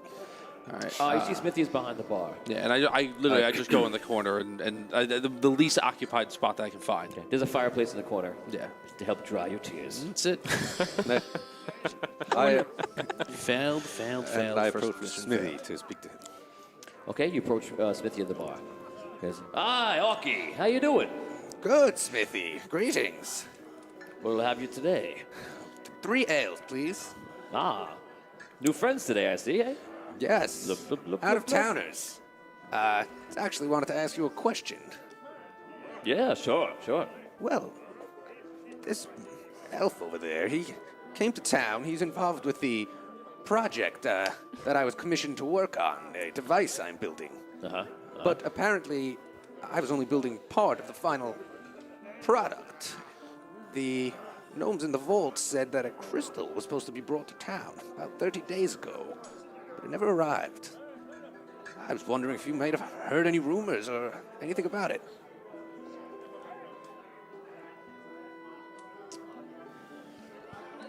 He leans over to you. I just rolled a 15. So I'm going to tell you some information. That's wonderful. Sorry. Okay. Me and you go back a bit. Your father's been in the town for a long time, and I feel close to you. It's important that you don't share the information I'm about to tell you. Of course. You know Bludgy, of course. I think something happened when that crystal came into town. I heard that the Thieves Guild got their hands on it, and they intercepted it when it came in. And I know that because it's literally all he's been talking about. So Sorry. Oh, Bludgy has some big plan. I think he's... I can't do much when he wants to do something, because what am I going to do? It's a Thieves Guild, so I have to do whatever. But he's taking a room upstairs tonight, and they're doing something up there, some kind of big trade. He's planning to do something to retire and to get out of Sunken City and whatever he's going to do in a rush.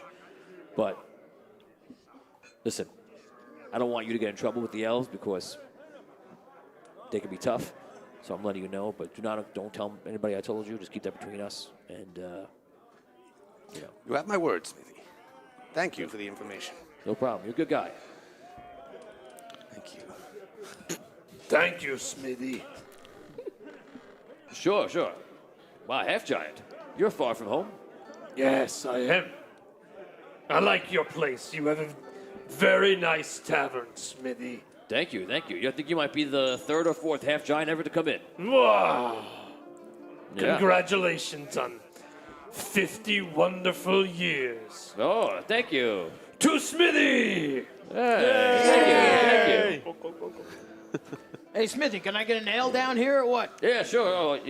Here. He picks up the ales he brought to Arky, he brings them over to you, and he gives you an ale. Thanks. Enjoy yourselves. He walks away. Role play. You guys sit down at the table by the fire. Oh, this is bad news, right? Yes. What is bad news? What bad news? What did he tell you something? Well, unfortunately, he doesn't know where the crystal is. Okay. So that is just as bad as we were when we walked in. Okay, great. Who is this? Why is this guy? Who is this guy that just sat down with us? I'm sitting at the bar. Okay. I'm at the bar. He's like, oh. I don't know you yet. Wrong conversation. So, okay. Yeah, all right. So, what? That's what you... He looks confused, and that happens a lot. But he looks a particular kind of confused. Did you hear something that what happened? What? That's not what he said. He said something different. He said, I don't remember his exact words, but that was the gist of it. He does not know exactly what the whereabouts of any crystal might be. But he kind of knows. What do you mean he kind of...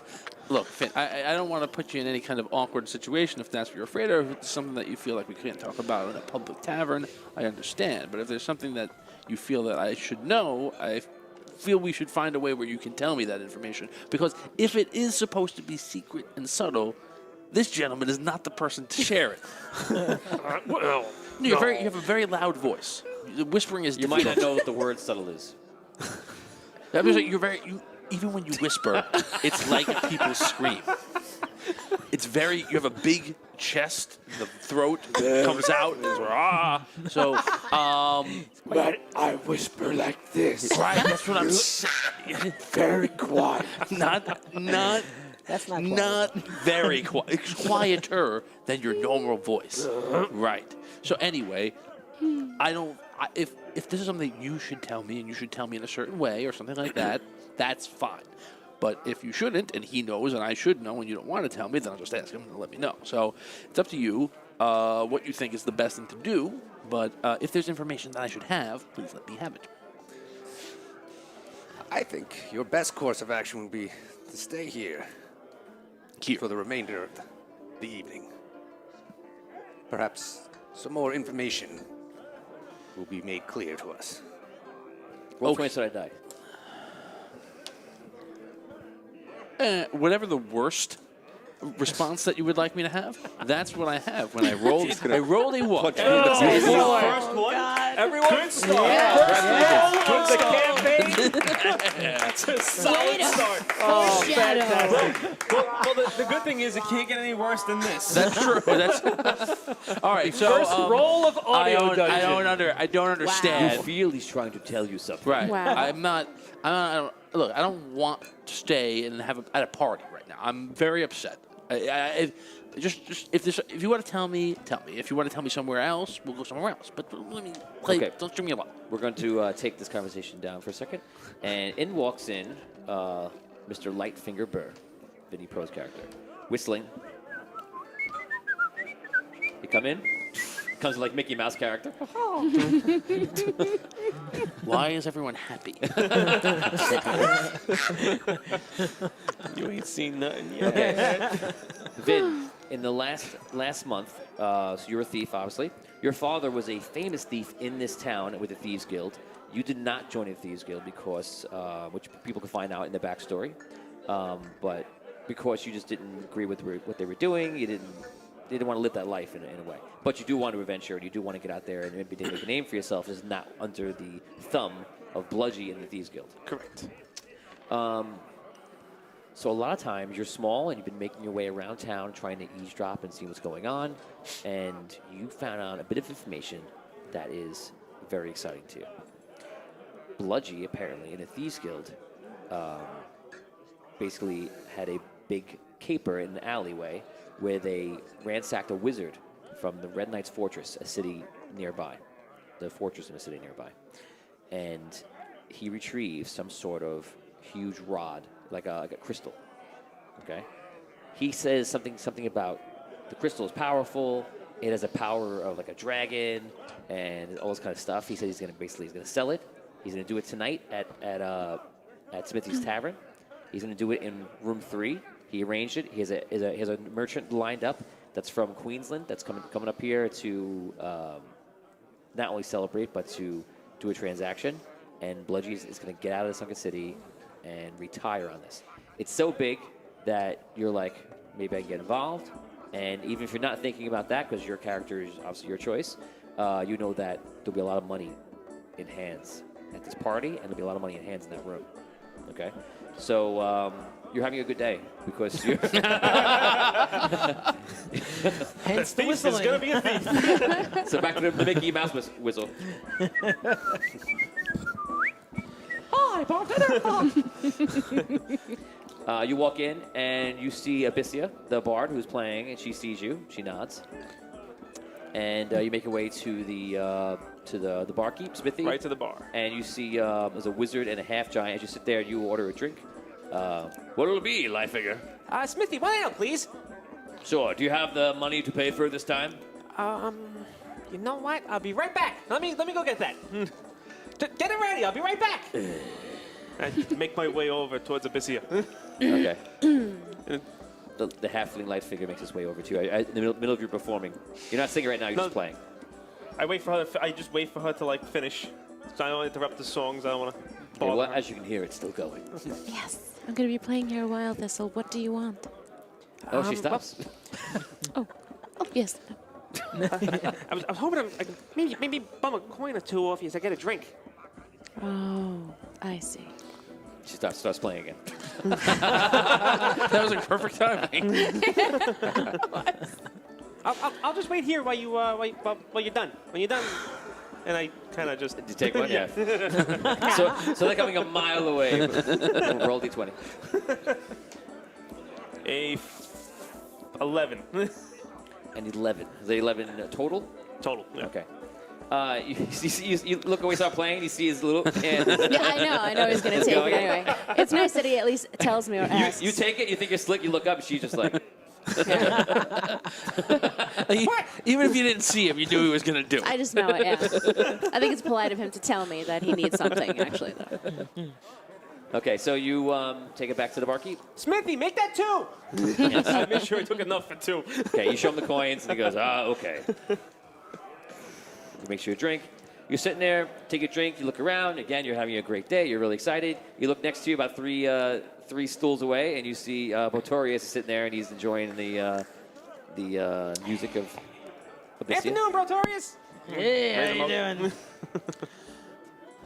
And I just kind of sit around. And apparently you're close friends because you had a great conversation. Well, we know each other from the town. I mean, obviously we know each other from here. You're bar buddies. I kind of just sit in the bar, like taking in the sights and seeing like who might be the mark for the night. So the first thing you spy is a wizard. And we're across the room. And he looks like this, and you know wizards have magical things on them, and that's very exciting to you. It is very exciting. You also see next to him, which is a little discouraging, is a giant man. And he is right next to him, and he's about 7 feet tall. You can tell that, even though he's sitting down, slouched over. He's still triple your size, sitting down on the chair. And you see Arky Finn, who you know from the town. You don't have much relationship with him, a little bit. From the backstories that we've done, you know him a little bit. And they're just sitting down talking, and like I said, the wizard seems to be upset. Okay, so his mind looks like it's someplace else, and like it's not here. All right, so right now I kind of put my sights on him and see like where this is gonna go. I want to keep an eye on his half-giant buddy and just keep an eye on him. Not gonna do anything yet. Okay, so you keep an eye on things. After about 10 minutes, you finish your set, and there's someone moves something.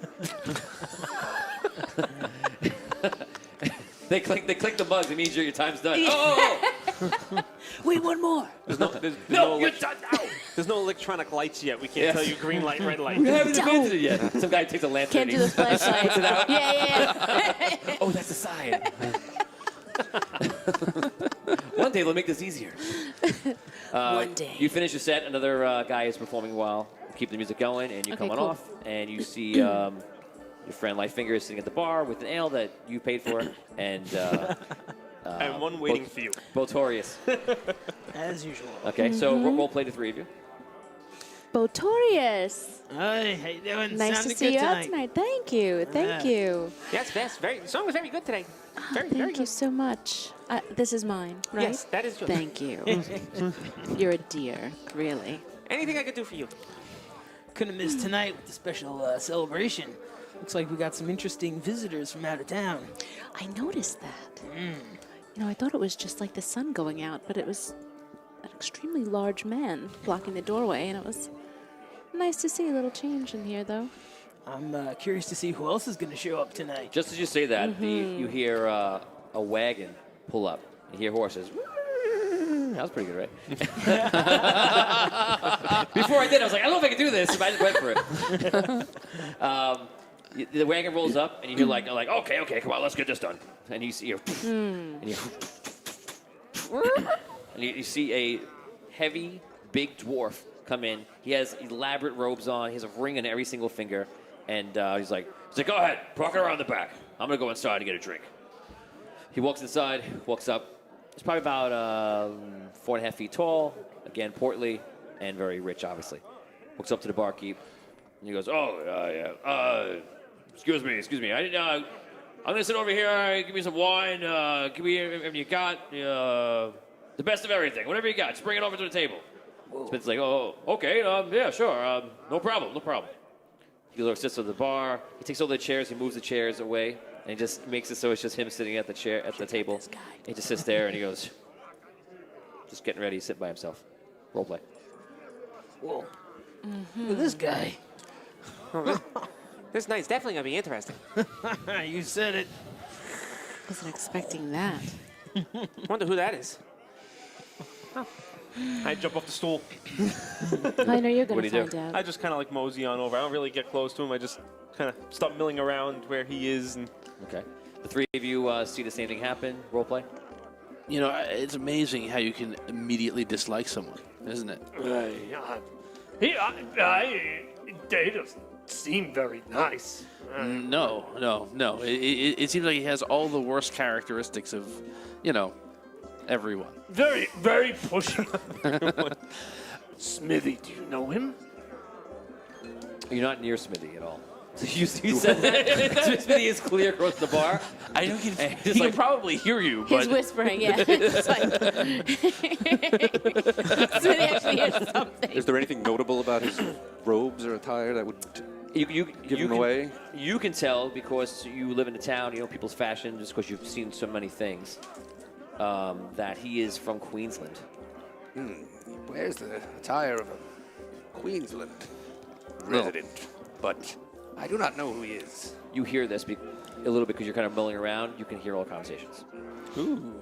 Yeah. Okay, I just kind of... A halfling nearby goes, ooh.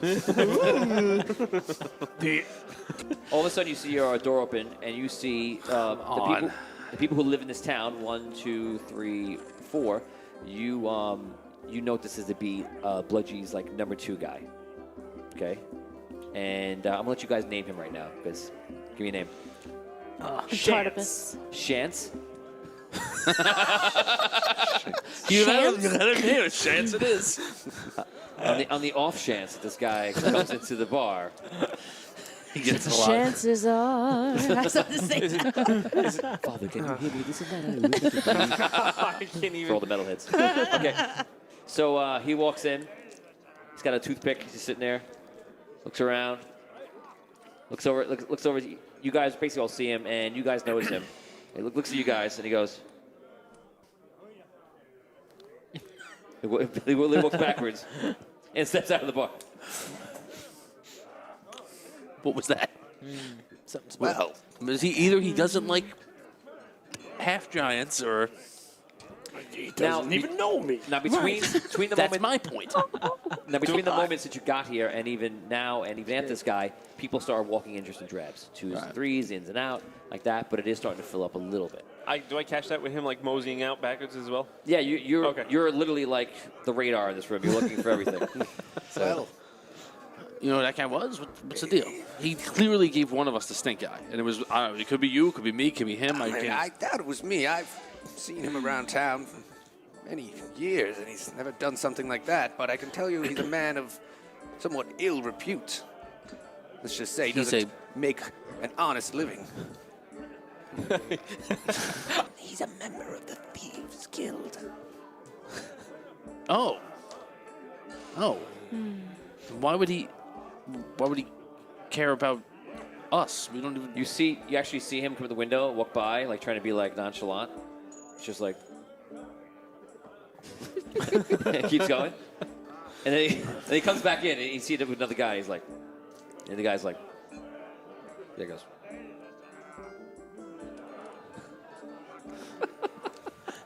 This is the worst Thieves Guild I've ever seen. I think we know why you don't want to be a part of them. I think we're clear about why you wanted to work solo. Well, when there's incompetence at the top, the bottom ain't too good either. So, what is going on? Perhaps they might know something about that crystal. Time passes. You guys trying to figure out what's going on. You're sitting in the bar. You're taking a break. You're moseying around the room, and you're just drinking. Having a drink. You're having a drink after drink after drink. The bar starts to fill in, and it gets up to about 5 o'clock. It's dinner time, and now it's getting to the point where it is completely packed. Thank God you have a table early. You feel very lucky. All of a sudden, you see some guy come in, and he kind of sticks his head in. He goes, hey, they have an amazing sale outside on barbarian furs. And if anybody's looking for something like that, you should go out there. And they're amazing. And he runs back outside. Are there a lot of barbarians around here? Not too many. I bet these mooks think that you're a barbarian because you're so big. And they're trying to get you to go out there so they can, thieve you up. There's a guy back and goes, sale on large clubs. Sale on large clubs. You're up. Screw's excited. Perhaps I could use a large club. I hold up my club. I have a great club. Whoa. And next couple minutes, some guy goes, unusually large armor outside. Someone just dropped it on the floor. Who's going to take it? It's too big for me. Does anybody end up coming anywhere near this, the guy from Queensland at all by any chance? Is he sitting table by himself? He does have servants. The servants come over and constantly help out, and they help the servers give him his food. He sits there and he's eating a lot of food, just chilling out. But is he isolated? Are other people sitting at his table? No, he moved all the chairs away, so that it's just be just him. him by himself. And if the servants come near him, they just kind of sit there and stand behind him and wait. So you guys just sit in the bar, just waiting around. Obviously, the Thieves Guild, or some people are doing something unusual to get your attention. Right. And all of a sudden, you hear Smithy kind of silence everyone down.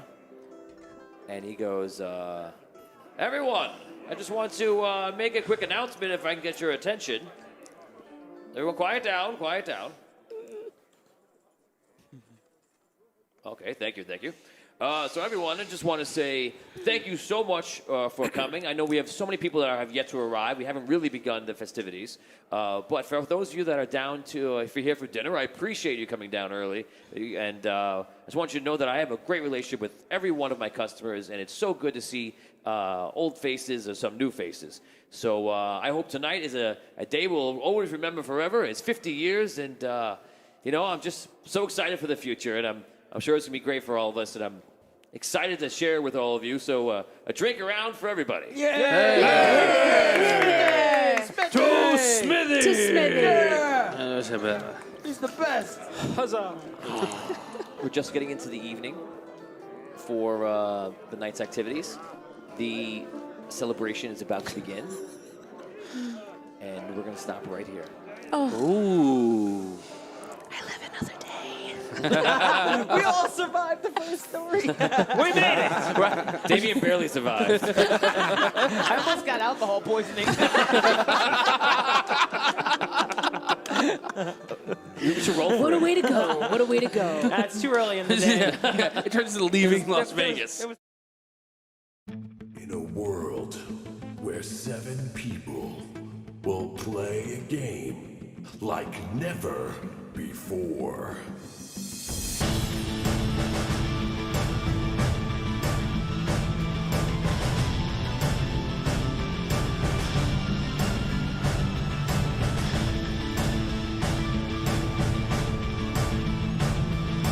Will they survive? Audio Dungeon.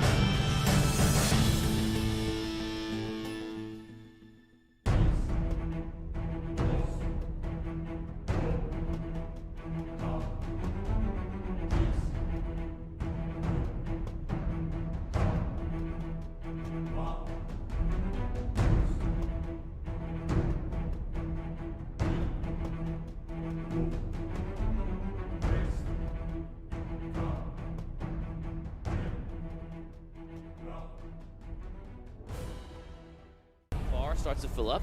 It gets crowded, even more crowded, and even more crowded. It gets to the point where people are outside, and the servers are going outside and serving people out there. They're setting up little makeshift tables on like wine barrels and stuff. People just chilling out. Everyone's having a really good time, and the bar is filled to the brim. You guys have your seat. You're kind of feeling lucky that you came in early and you have it, and it's having a great time. So Smithy finally comes up, and Smithy goes up to the little stage they have where Abyssia performs. And Abyssia, you pretty much finished for the night, and he whispers over to you, he goes, come on, enjoy the party. You work enough. Go ahead. Thanks, boss. So you get your tips and everything else, which could be 100%, or it could have been taken from Vinny. You're not sure how much. I'm pretty sure. I'm pretty sure. What? For sure what? I did nothing, I swear. I found this off a truck. Off the back of a truck. Back of a cart. So he goes, okay, everyone, quiet down. So our first act of entertainment for tonight is going to be Sweet Esmeralda. Esmeralda is a psychic, and she can see the future. So she's going to go around and try to do whoever she can and see their future. So, of course, it'll cost a couple of silver pieces for her talent, but enjoy the entertainment. When people hear that. Oh, yeah. Okay. Please. Do me. It's not free. I'm not going to do it yet, just buddy. Not that drunk. But thank you. We'll see if that's in the cards. So Esmeralda says, "Good evening, everyone. I'll be coming around very shortly to you all." Excuse me. My word. She walks off, and you guys, on the three of you, are actually the first one to the table. The first table that she sees. She goes, "I have time for two of you, and then I must go on. Who will I read? Whose future shall I set forth?" Well, I'd love to have my future read. "Ah, of course. And what is your name?" Arky. Arky Fint. Arky Fint. What a peculiar name. Thank you. May I see your hand? Okay. Your hand is very nice. It's very clean. Good for you. Arky, you will make a choice to live within the fire so that perhaps one day others will not burn. But your time will come. Ooh, very interesting reading for you, yes.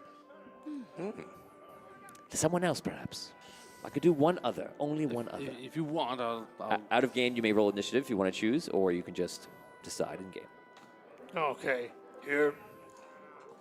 Ah, your hands are huge. Just face palms her. You put back on her face. Read it. I can't see anything except your hand. Takes things very literally. Yes. And what is your name, giant man? My name is Holgar. Holgar, well, Holgar, you'll find your place soon. Unleash your inner warrior. You'll need it. I see you returning home much sooner than you think.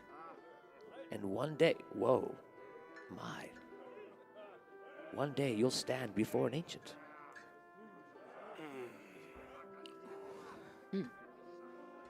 Okay, I'll do one more. Hold on. I was like, after that, you better. Give me your hand. Okay. I see your mission. You seek something of which you know not its purpose. You feel it is lost, yet it is very close. Blood will be spilled tonight to retrieve it. And to retrieve it, you must. Also, whatever this means to you, I see a blind man has put you on a path to your destiny. He knows this. Thank you. I give her a silver. Thank you very much. And she walks to the next table. She starts going around the room. Within a couple of minutes, she stops by you. Oh. Hello. Good dwarf, do you wish to have your palm read and your secrets foretold? Yes, yes. Yes. She takes the silver piece of you. Oh, it's interesting I said that because I have something very short and sweet for you to tell you. Today, and only on this day, a secret must be told.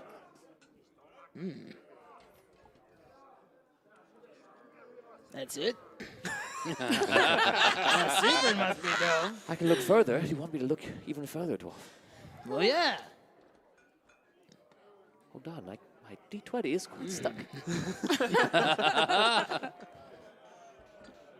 Secret. I see you in one half getting the adventure that you so desired. Yet the other part of you is yearning for some peace and quiet. That does sound like me. You will go on a great adventure. Really? Heard they have some good rides. You will see things that no one else has seen.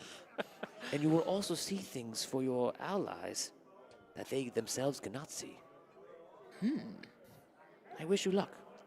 Well, thank you. Very interesting readings today. Here you are. Here's a good tip. Ooh, thank you. I like the tip. Psst. Anyway. Alrighty. And be on your way then. I'm in this room. I said too much. She makes her way over to the halfling. She sees, she finds you almost with your hand in her pocket. She's like, "Oh, it's your hand. Yes, of course." She immediately starts reading you. She goes, "What is your name?" Thistle. Thistle. Well, Thistle, I see your father. Your father's path will become your own, and yours, your father's. He protects you still. That's good to know. Very good to know. There's something else very big that you're going to do, but I have a feeling you already know you're going to do this. So I'm not going to tell you what it is. In fact, we all know. He makes his way around and he finds you. Ah, Bissy, I've seen you so many times. It is wonderful to sit with you and read for you. This is, of course, free. I'm happy to do this for you. Thank you, Esmeralda. That's so kind. Oh, it is my pleasure. Abyssia, sometimes the clock strikes midnight. You must always pay attention to the time. But today, in particular, you must pay attention. Don't worry. Because I see you are a worrier. Like really, really, really worrying. Yeah, sometimes. Don't worry, your family is closer than ever. In fact, closer than they've ever been. And perhaps the ones that you do not believe that are your family. Wow, it's comforting. I will allow you to ask me one question about your future, and I will answer it. Don't waste this opportunity. Will I have red pajamas or yellow pajamas? Your clothes are black.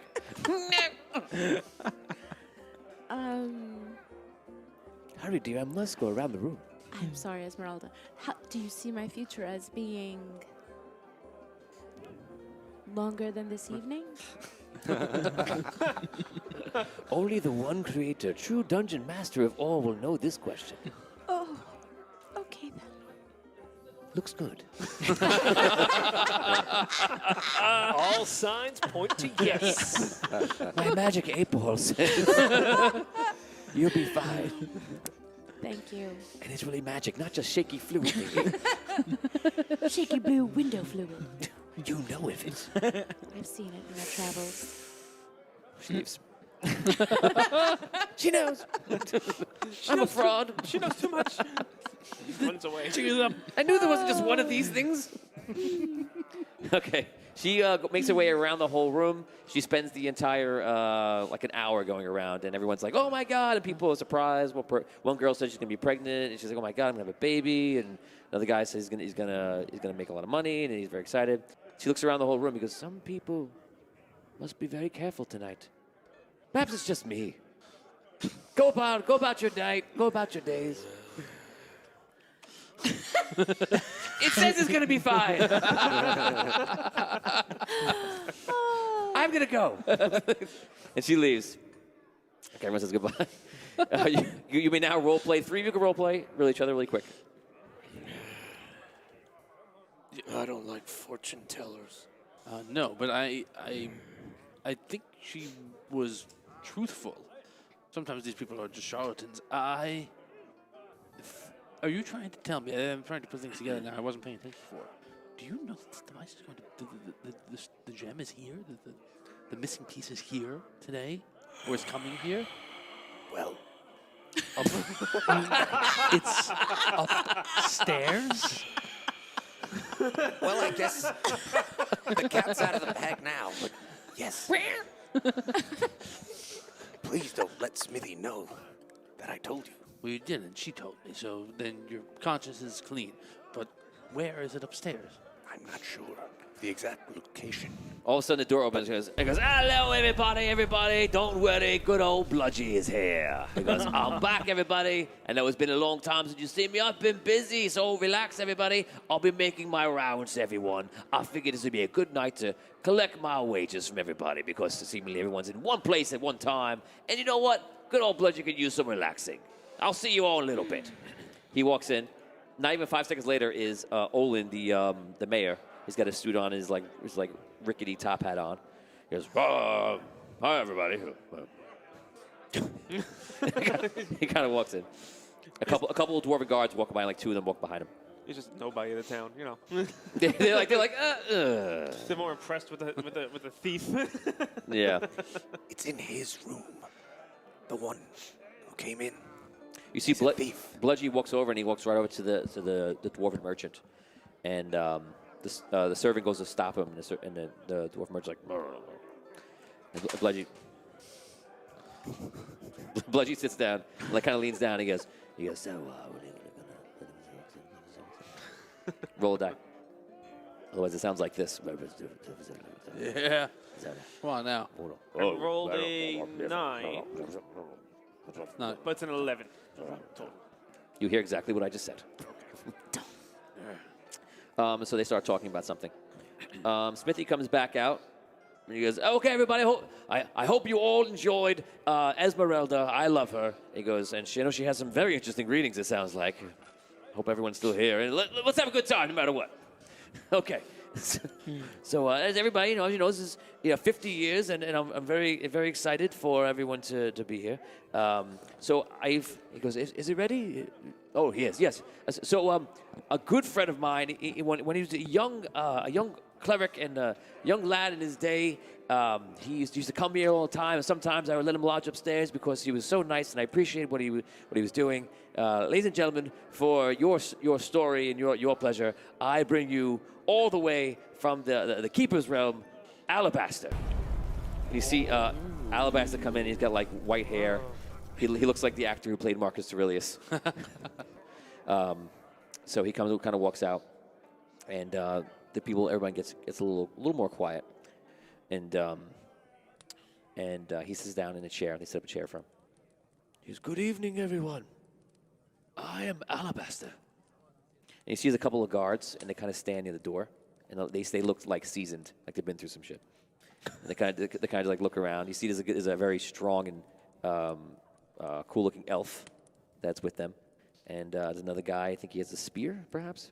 Mm-hmm. He looks pretty cool, and there's a lot of just strong companions in the background. He's like, "Who is this guy?" Actually, everyone roll 20 sided die. If anyone rolls a 15 or higher on an intelligence check, you have heard of him.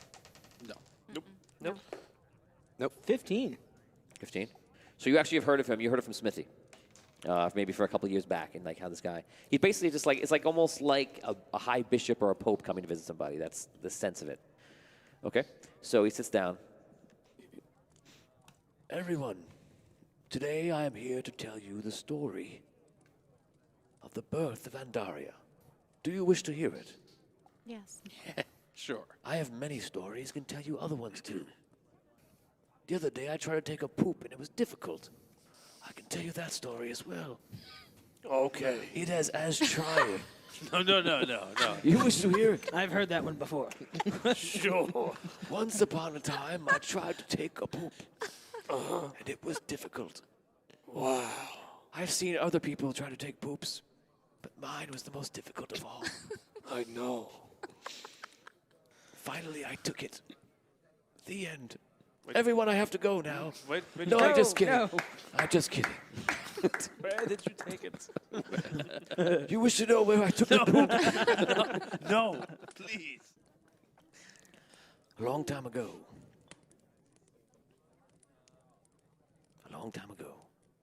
the one creator created 8 beings. Beings that we now know as the Ancients. We call them as such: the Collector, the Queen, the Red Knight, the Lion, the Elven Lord, the Dwarven King, the Archmage, and the one who I worship, the Keeper. Every ancient created mortals out of their own light, their own essence, as, if you will, a sacrifice to themselves. They created beings, mortals, in their own image, or an image that they desired. The Elven Lord created elves, of course, the Dwarven King, dwarves, the Keeper, humans. The Queen created fairies, unicorns, angels, and demons. The Collector created gnomes and halflings. The Lion, animals and beasts. The Archmage created twisted creatures of his kin, and performed experiments and enjoyed creating, but to a perverse sense. He created what we know today as monsters. The Red Knight, however, in the beginning did not create anything.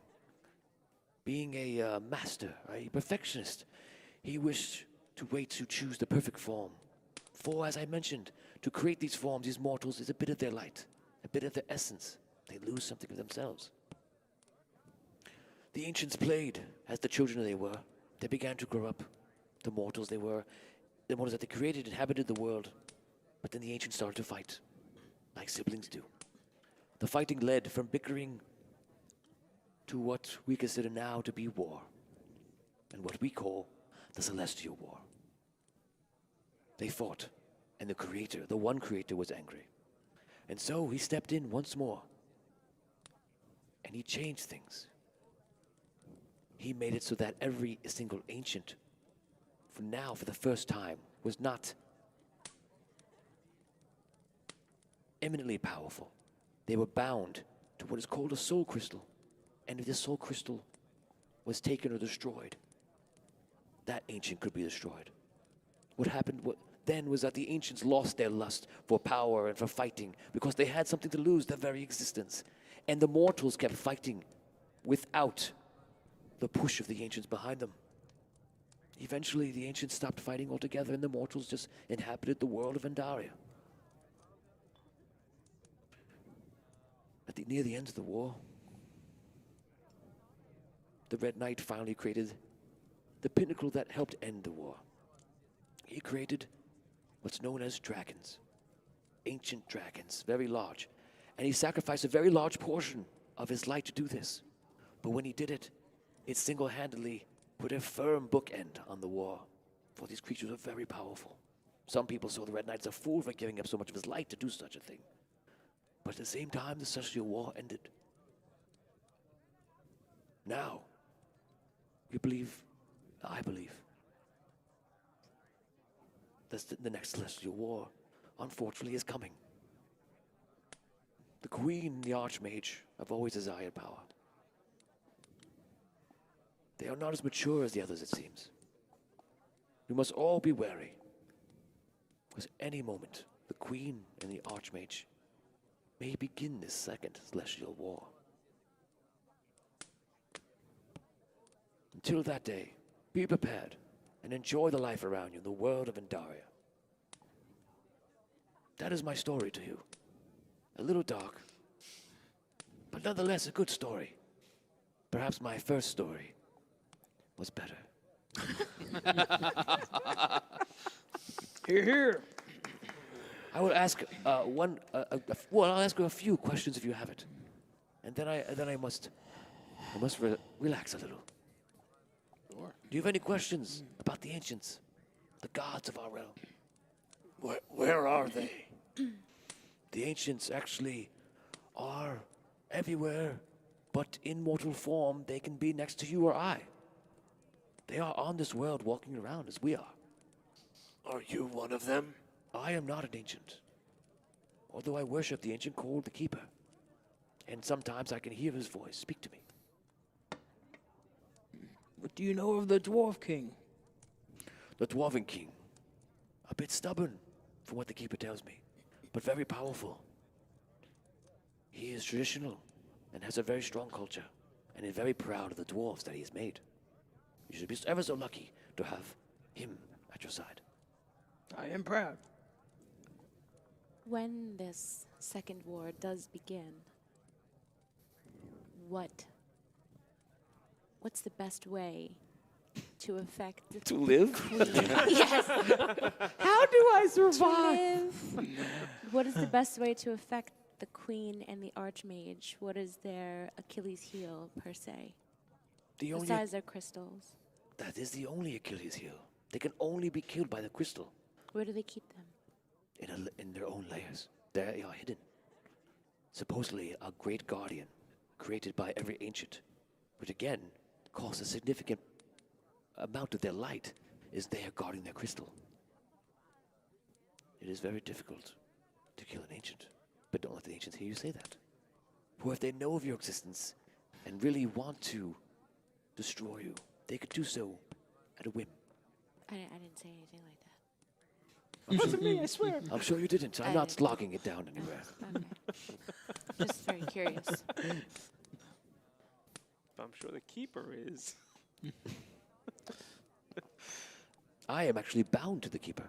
Some people prefer to be bound to their ancients. Therefore, the keeper is able to hear what I hear and see what I see and know what I know. But if I were to anger him, of course, he could wish me out of existence in but a second. How can one become bound to an ancient? You must meet an elder like myself, who deems you worthy to be bound. It is a way for the ancients to know that the mortals will, for one, get information for them, but two, know that they cannot betray them. The mortals, the ancients have become more of sitting in their layers back and letting the mortals do the work for them. They don't wish to fight, but they also, at the same time, wish to be more powerful than everybody else. So, if there truly is a second celestial war on the horizon, as you fear or you believe, yes. What could anybody do to protect themselves or try to avert it? I mean, these are ancients you're talking about. If they're as all powerful as you say, then we're all just ants beneath their giant feet. No pun intended, buddy. But what can you do? How can we any of us hope to survive? The only beings that were powerful enough to battle an ancient, even in the slightest amount, were the dragons. The dragons contain the most light out of any creature. Us mortals, as such, our light is infinitesimal. It is very small, so small. So it is difficult to think that a mortal could stand up to an ancient, but the dragons would have somewhat of a chance. The dragons are usually loners at this point. They are actually angry at the Red Knight for their creation. They do not want to be created for the need of battle and just for killing. They consider themselves to be incredibly intelligent and magical and special, which they indeed are. They are angry for the Red Knight for creating them for that purpose. And therefore they all went to different ways. We all know about the dragon that lives beneath Sunken City. He is a lord of this city, and he keeps the fires going, and he made this city what it was in his pact with the gnomes, and he's acquired the wealth that the city creates, and he's been there for over 1,000 years. That is one example of what a dragon could do. I'm sure he'll be there forever. How many dragons are there? Supposedly that there are 2 dragons of every color, and that is it. I've even heard a rumor that east of here, there's someone says they've seen a dragon flying in the sky. Bah, I'm sure it's not real. Primary colors or like full spectrum? All the colors of the rainbow, my dear. Okay. Full spectrum. Sure.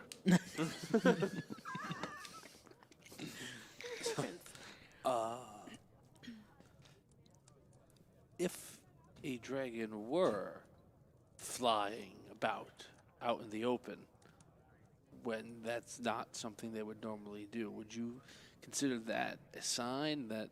That is a sign of the end times. It's good. It's good. All right. Guys just start running. Scariest device ever imaginable. All right. That's all you have Just to say say. that. Just say Scariest that. device ever imaginable. Scariest Got part it. imaginable. All right. Who made the giants and the half-giants? Some say that the Archmage twisted man and made half-giants. There is a tower near your home. I'm sure you've seen it. It is a very large, sleek obsidian tower. And the half-giants, your people, revere the tower as your gods. We are pretty sure, and many believe, that tower is a tower of the Archmage.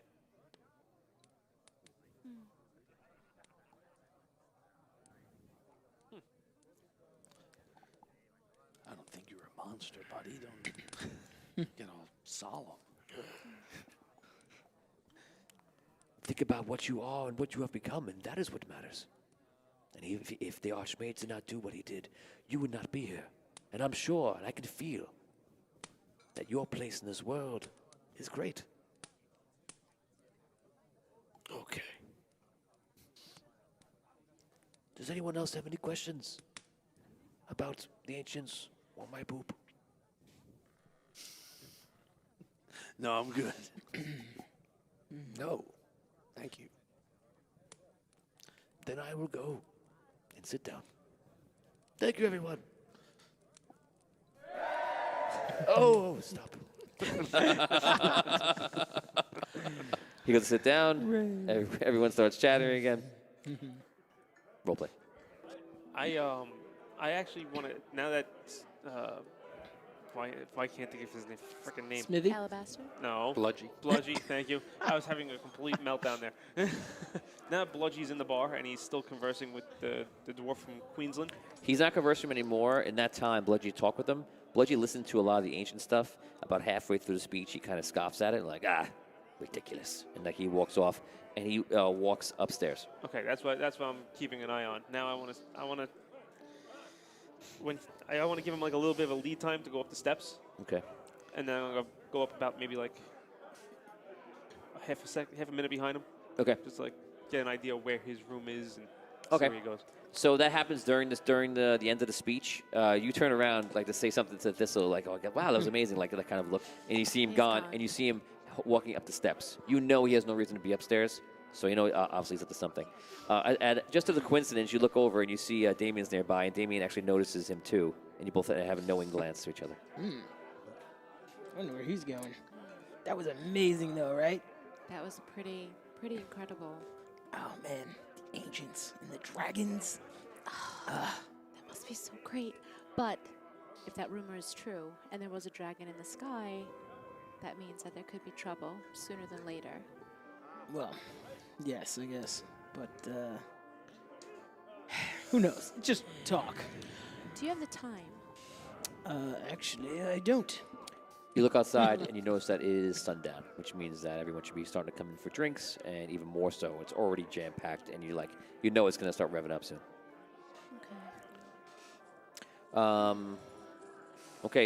You upstairs, you see that Bludgy goes over to the rooms. He walks past room 1, 2, 3, 4, 5, and he goes number 6, and he looks around.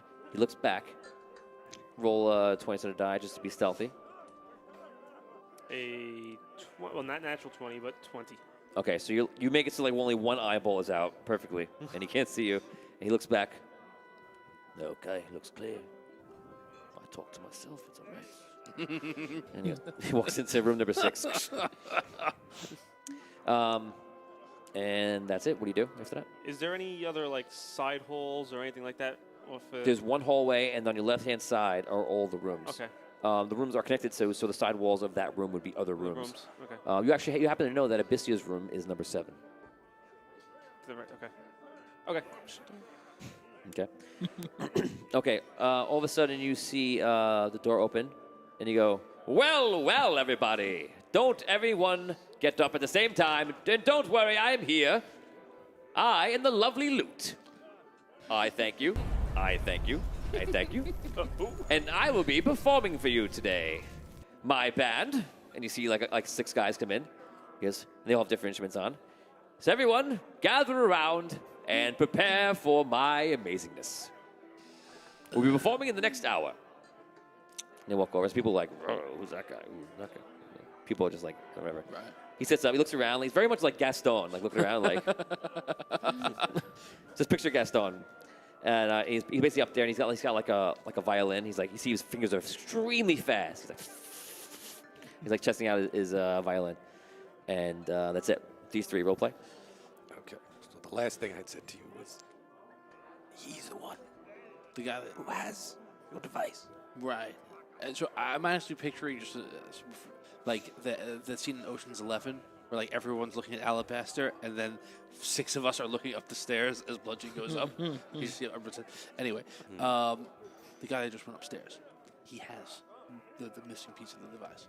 Yes. Let's go get it. He's a notorious thief. I get up. Yeah, let's go get it. Come on. Okay, Take you up. stand up. Roll 20 sided die. 8. 8. Roll 20 sided die. 12. 12. Okay. You stand up, just like, I'm big, I'm going upstairs. And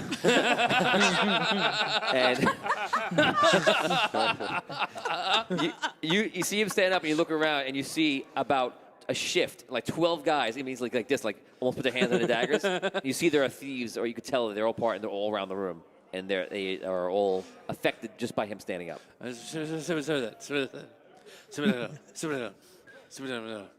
What? Sit back down. Sit back down. I keep going. No. Okay. As I'm walking, I take out my club too. All right. Okay. Hold on. Oh my God. As you're getting up and you see the large merchant dwarf, and you guys bump into each other, and you have a moment where you're both trying to go up the stairs at the same time. He goes, "Oh, what? Get this walking giant man out of my way! Get out of my way!" I just. No. I run over. You. Hey, wait, Get out of my way! I'm walking upstairs. Oh, they're not upstairs yet. Damn it. Pardon us, good dwarf. Please go first. Thank you. He squeezed the button. Thank you very much. When he gets up the steps, is he by himself? Yeah. He turns the corner. You're there. I was actually gonna go make like I was going into her room. Okay, you can make it. He sees you. He goes. What's behind him? Goes up to room 6. He goes. Oh, good day. My room. He goes in. There are a lot of men that are ready to When he attack goes us. into the room, as Yeah. he's going in, I want to get first. I want to see if I can get one of my picks and stop the lock from locking behind him. You want to rush back and try to do that? I figured the rooms are right next to each other. I don't know. Roll. Maybe. You have to roll incredibly high for that. Okay. 'Cause that's a ridiculous All thing. right, give it a shot. What the hell? That's why we're here. Never before ever Dungeons & Dragons you ever tried to do anything like that. Try to go back in, get it, and catch the lock. I must maybe stop. He the was lock. never Thistle Lightfinger before. Wow. Get out. What do I need? Oh. What do I need? High, 20 or above. Unnatural. 24. Oh, my God. Okay. To the tune of Chariots of Fire.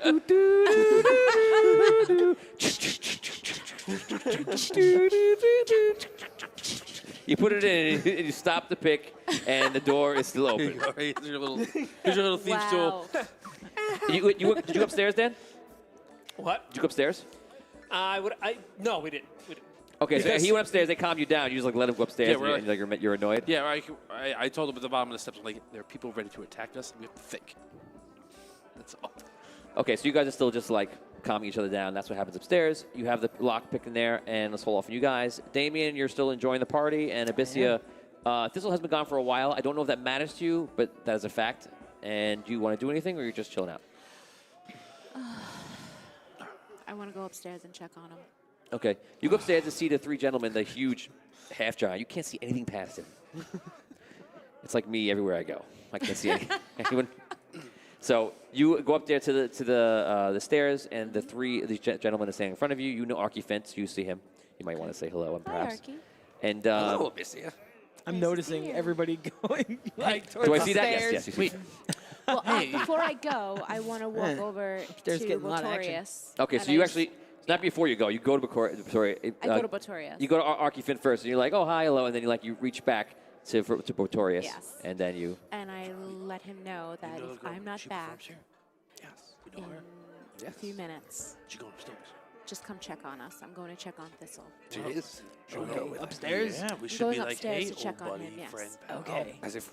I'm sure he's in my room, but I'm sure Where's he's Where's your room? I don't know where What, you your have room no confidence in Thistle? I just expect No, don't talk shit. Where's Yeah, Where's okay. your room again? Room number 7. Oh, Some guy goes, oh, look at this one. He's going to get in the room. Oh, I bet he is. Get outta here, you Oh, lucky mongrels. dwarf. Get out of here, you mongrels. Oh, I'm going to leave. All right. Thank you. You mongrels. I love it. Another round over here. right, Botorius. So I leave. Okay, so you go go upstairs. Okay, you start trying to go. She starts trying to go by you guys. Go upstairs. You let her go by. You walk up with her. What do you do? Well, I kind of let her start going by, and as she's walking up, I go, Abyssia, I wanted to ask you something. Allow me to walk with you for a moment. Sure, come along. It'd be nice to have some company. Do I hear any of this? No, we just roll. Yeah, we go up with her. 18. Yes. Okay. You don't hear every word, but you know you can hear the voices, and you can kind of tell who it is coming. Is he in the hallway? So I want. You're not there yet. Okay. What I want to do is I want to leave the door unlocked and just take the pick back out and put it away. You leave room 6 unlocked. Yes. To pick back out. Okay. And then you just stand there? Yes. In the hallway. I go back towards 7. You know what? I go back towards 7. Okay. So you make the turn, you go upstairs, you make the turn into the hallway, you make the turn in the hallway. Are you following? Yes. Yeah. Okay, and you guys make the turn in the hallway. So Everyone goes upstairs, Victoria's downstairs, just bored, just looking around. That's Calling right. people mongrels. Mongrel. I can always spot him. Mongrel 1. Mongrel 2, Mongrel 3, Mongrel 4. I'll fight you, I'll fight you, I'll fight you. You're cool. So all of you are upstairs, and the party is downstairs, and you guys are all upstairs.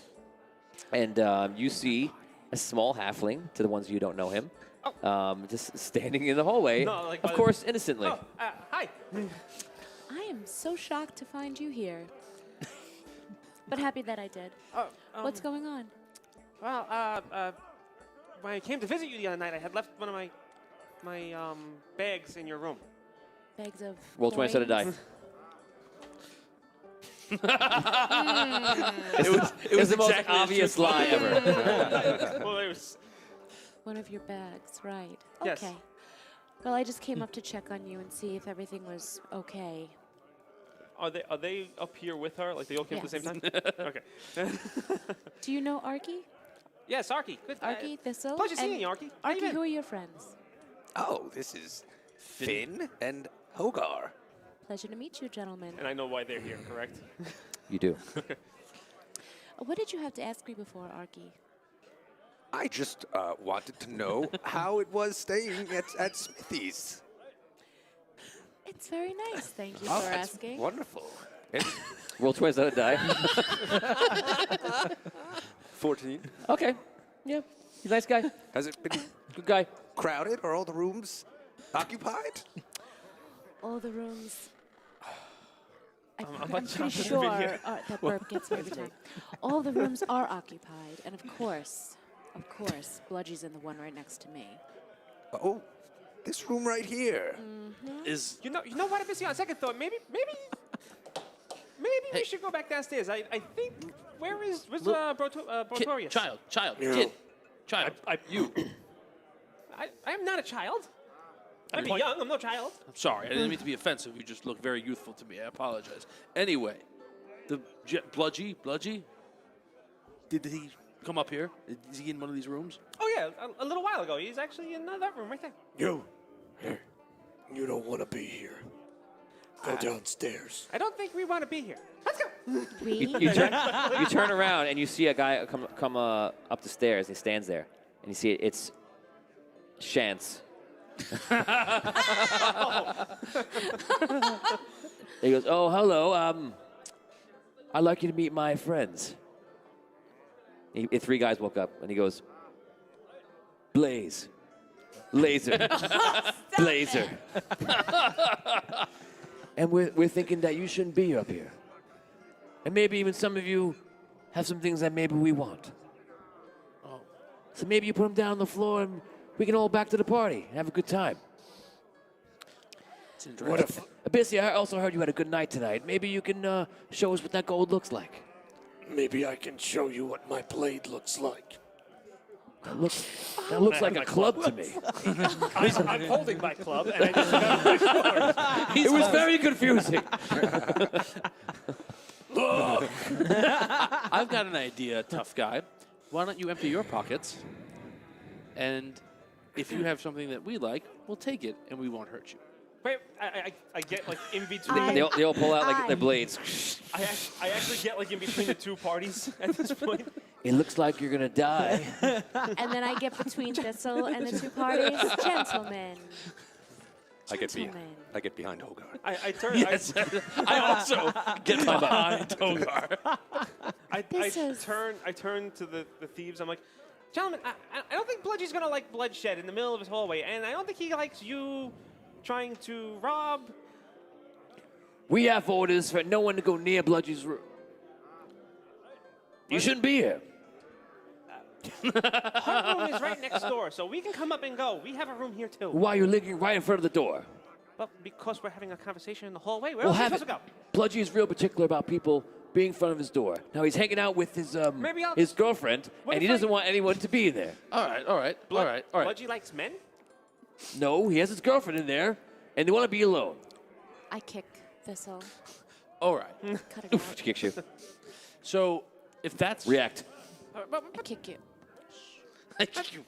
I kick you again. I kick you, damn it! I keep kicking you. Oh, everyone has their blades out, including Dan. Right. I just have my hand out because I'm. It's a giant two-handed sword. Yeah, With it's- one it's- hand. And I step in the middle. You see, they're like sweating a little bit, but they're like trying to like hold their ground. I step in the middle. Yeah, you're in the middle. And still. I start talking to Chance. Yeah. And I just let him know that You guys named him. Chance. I was just taking my friends on a tour. They'd never been upstairs to Smithy's Tavern. They just all came to celebrate this evening. We're not looking to cause any problems. I'll tell you what. Wrong voice. Yes, Alabaster. Alabaster comes out of the bathroom. I finally took that poop. I'm gonna go downstairs. I'm here to defuse the situation. He goes downstairs. Well, now what I was going to say is much different than what he was saying. You give me all your gold, and maybe we'll forget the whole thing. Don't be silly. You had a really good night. You probably have about like 10 gold in there, which is amazing. Yeah. Really amazing. Do you think that Smithy would really appreciate you hijacking? Smithy doesn't get a say. Bludgy is the one that matters. Smithy plays by the rules. Maybe you should too. And you know what? You're right. Bludgy is the one that matters. Maybe I'll just go see Bludgy about this whole scenario. Stop kicking me! You're not getting her gold. I go over to the door. I go, "Hey, Bludgy!" and I bang open the door. So the door which is open, bangs open. Oh my god! And you go inside. Bludgy, you see what you guys are doing out here? This is ridiculous. Okay, you open the door and you see that there is nobody inside. Nice. He goes, now at the same time you do that, they freak out, they get worried, they flash, like a look to each other, and attack. And they rush in.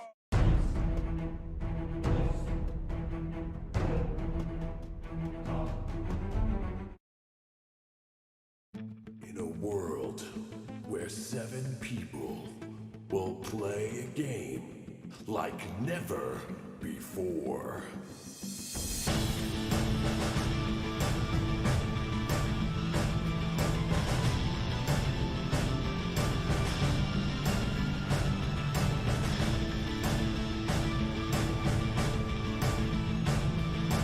Will they survive? Audio Dungeon.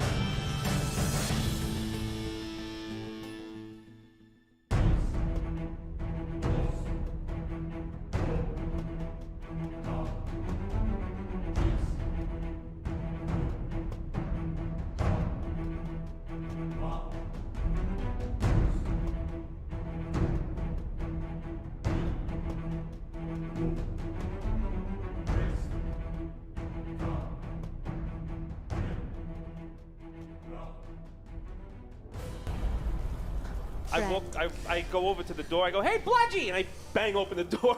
Yeah. So the door which is open, bangs open. Oh my god! Yes. And you go inside. Bludgy, you see what you guys are doing out here? This is ridiculous. Okay, you open the door and you see that there is nobody inside. Nice. He goes, now at the same time you do that, they freak out, they get worried, they flash, like a look to each other, and attack. And they rush in. They attack 3 of us? them, one, actually, Chance goes in, grabs you, and pulls you back. The other 3 run forward and go right after him. Scariest one to them. Here they go. What's your armor class? Why'd you come upstairs? 9. 9. It's not been a Oh my couple gosh. minutes. Yeah, God. It's like 30 seconds. Oh. No. Yes, it is. Fine. 8 damage. She was a couple minutes. She told me a couple minutes. Yeah. Now you have DR, don't forget. You have damage reduction. Yeah. It's equal to your constitution, I believe. Is that DR for every attack? Yes. So what does that put me at then? What So is it? minus 6.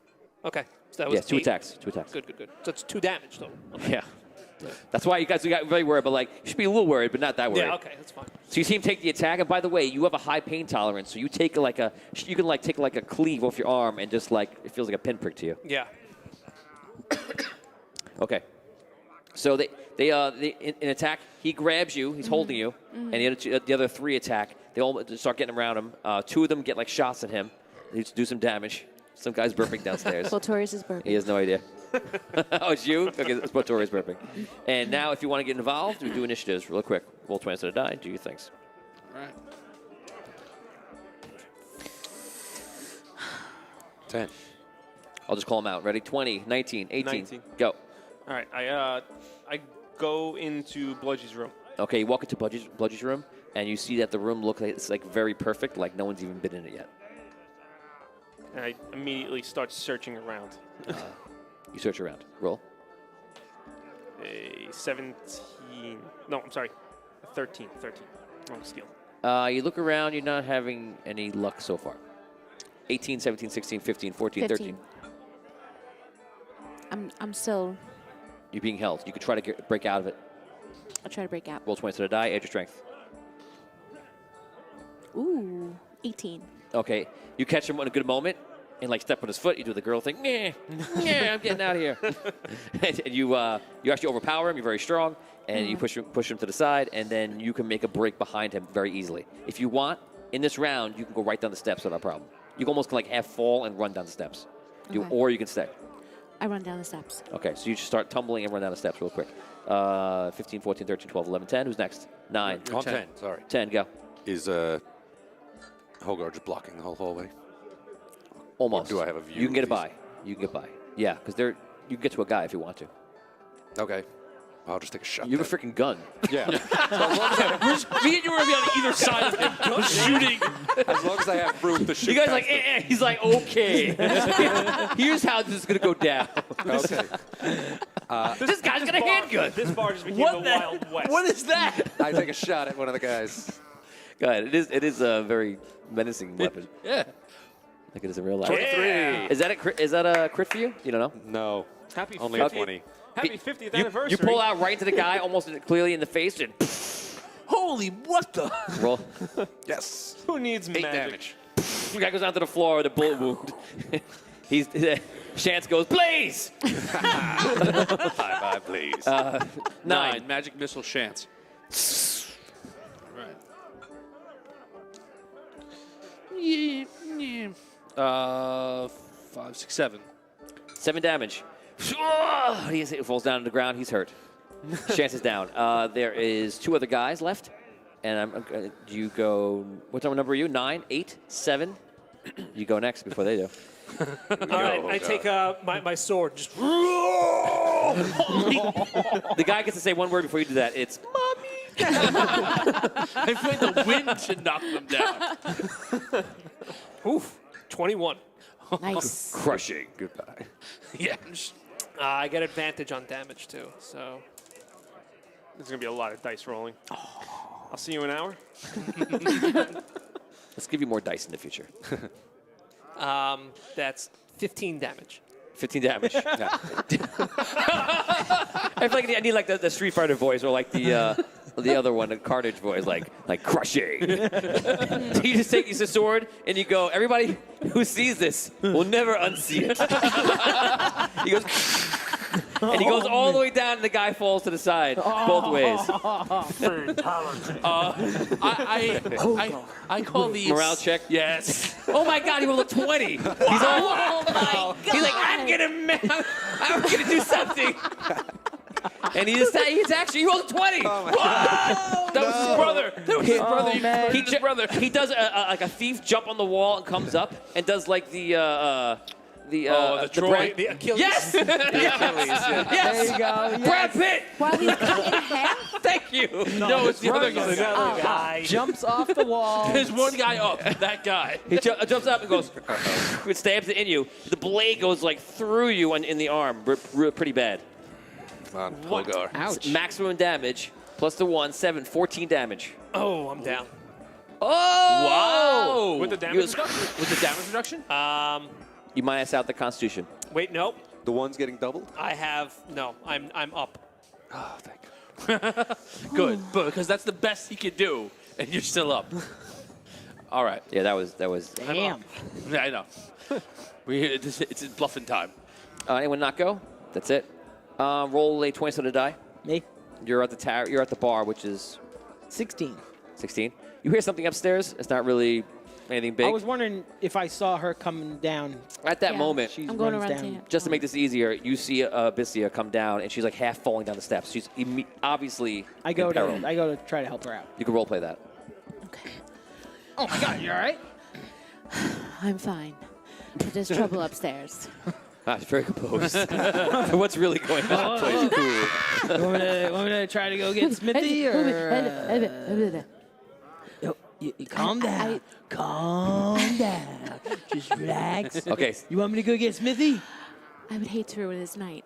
All right, well, what do you want me to do? I think we're past that point.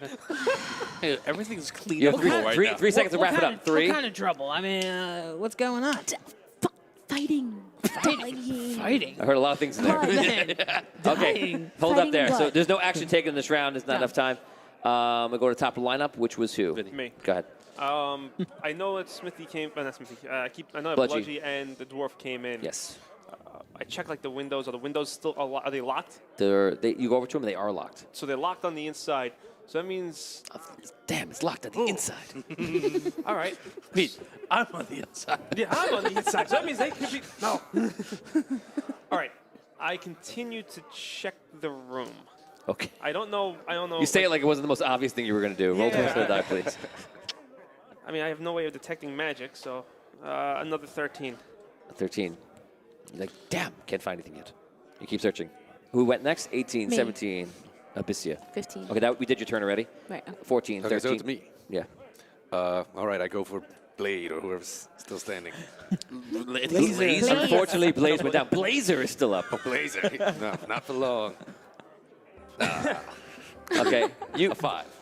Blazer, who apparently is the quickest of the bunch. You shoot, and he's like, Yeah. he's a bullet dodger. Dodge this. Another magic missile. Oh, he knocks him down to the floor. All right. 5, 6, 7. Oh, he's on the floor, and you see the energy damage is on his armor, his leather armor. And that's it. That's the end of that gang, or that little gang of the big gang. All right. Are you okay? You look very hurt. No. All right. Let's not Bleeding profusely. Let's go follow the little guy. Can we get these bodies? Well, I'll try. Yeah, I'm not. Try to start dragging one of them into the room. Pick one out. He's Pick so one up small. in each hand. I'm not gentle with them either. Yeah. Banging them against the doors as I walk By the way, I like how you're playing this character. I thought you were playing a much more gentle giant. I like this. Yeah. I'm very happy with this. Well, I mean, I'm Homicidal very half-giant? emotional right now. I was just found out that I'm a monster. So. Wow. Let's give it to him. Let's go. Okay. Ooh, you want to see a monster? I'm gonna show it to you. I got you. It's good, man. It's Wow. That's great. And I guess let's drag the The other two of us guy. drag a guy. Yeah. Right. He got 2. Where are you dragging them? Into Bludgy's room. Oh. This was in there searching. He sees us Okay, coming. you guys are men. You see blood-stained men coming in. Everybody's coming in. Now you're. You get the 2 bodies. We're gonna get the half bodies. It's not even half this. It's half this way. It's gross. I take the left side. Oh. Grab a leg and just drag it by the leg. Hopefully, the floors are sturdy and the blood doesn't drip down to the bottom level. This all finishes up, and you hear the weird fighting and yelling, especially when this guy got hurt before everything. So something's upstairs, and it's pretty serious. What do you want me to do? Who should we get? If you're not going to get Smithy, tell him it's his place. By the way, at the top of the steps, you see a body. I'm sorry. You saw something. You didn't see a body, but you still see, which they didn't pick up, a sword is right on the steps. A big one? A small one, a short sword. Oh, okay. 6 seconds. Yep. Well, what should I do? Grab the sword. Up there? Round is over. You're all 1, 2, 3, 4. The 4 of you right here are in Bludgy's room. Do you close the door? Open the door? Leave it open? Yeah, once you get all the bodies in, close the door. Close the door. Where are they? Where's? I have no idea. I came in the room. Nobody's here. I don't know. I don't know where he is. Here somewhere. He could have went out. The windows are still locked. The wind. The windows are locked. Yeah, I understood the words. All right. He's a thief. This guy, Bludgy. Yes. Yes. He's like the thief. Leader of the guild. Good. All right. There's got to be some sort of like thief passageway or something like that in this room. Like he must have prepped it. Like he's gonna go into this room and then go to his real secret room. Perhaps a trap door. Yeah. Is there a rug on the ground or something? There is indeed a rug on the ground. I flip it over. Flip it over. You don't see anything just yet. If there is there, it'll take more inspection. Which I will continue to do. Okay, so in sense, whoever is looking, start rolling a die. Damien, what do you want to do downstairs? I look. We're going to Damien. Let's see. Well, I'm talking. The last thing she said to you was, "There's a sword upstairs. I want you to pick it up." Wait. Why should I pick up the sword? What do you want? I'm going to get in trouble here. Why would you get in trouble? This is like this is the equivalent of asking Norm to pick up a gun or a sword and do something. That's where we're at right now. Yes. I'm trying to enjoy the party, and you're telling me to pick up a sword. I don't even know what's going on. Listen to me. There is no party to be had in a few moments because there's a lot of crap going on upstairs. Okay, so shouldn't we tell Smithy because it's his place? Fine, tell Smithy. I mean, yeah. Tell Smithy. All right, come on. And I try to, make my way over. Smithy is surrounded by like 20 people giving out orders. He's having a great time, and he's saying orders. And he's like yelling everything else. You try to get attention, and it's like being at a bar and knowing that you will never get your drink. You're just staring at the bartenders, and you know you're like 50th on the list. He's completely not even seeing you.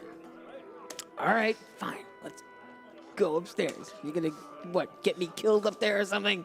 No, I'm gonna get you a sword.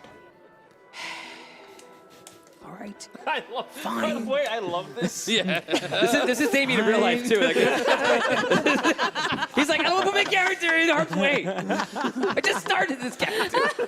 I don't want him to actually adventure. I just want him to be an adventurer. What's the adventure? Can I have a life decoy model? Listen, this is No, it's real. It's real. Exactly. There you go. Do you go upstairs? What's my motivation? Yes.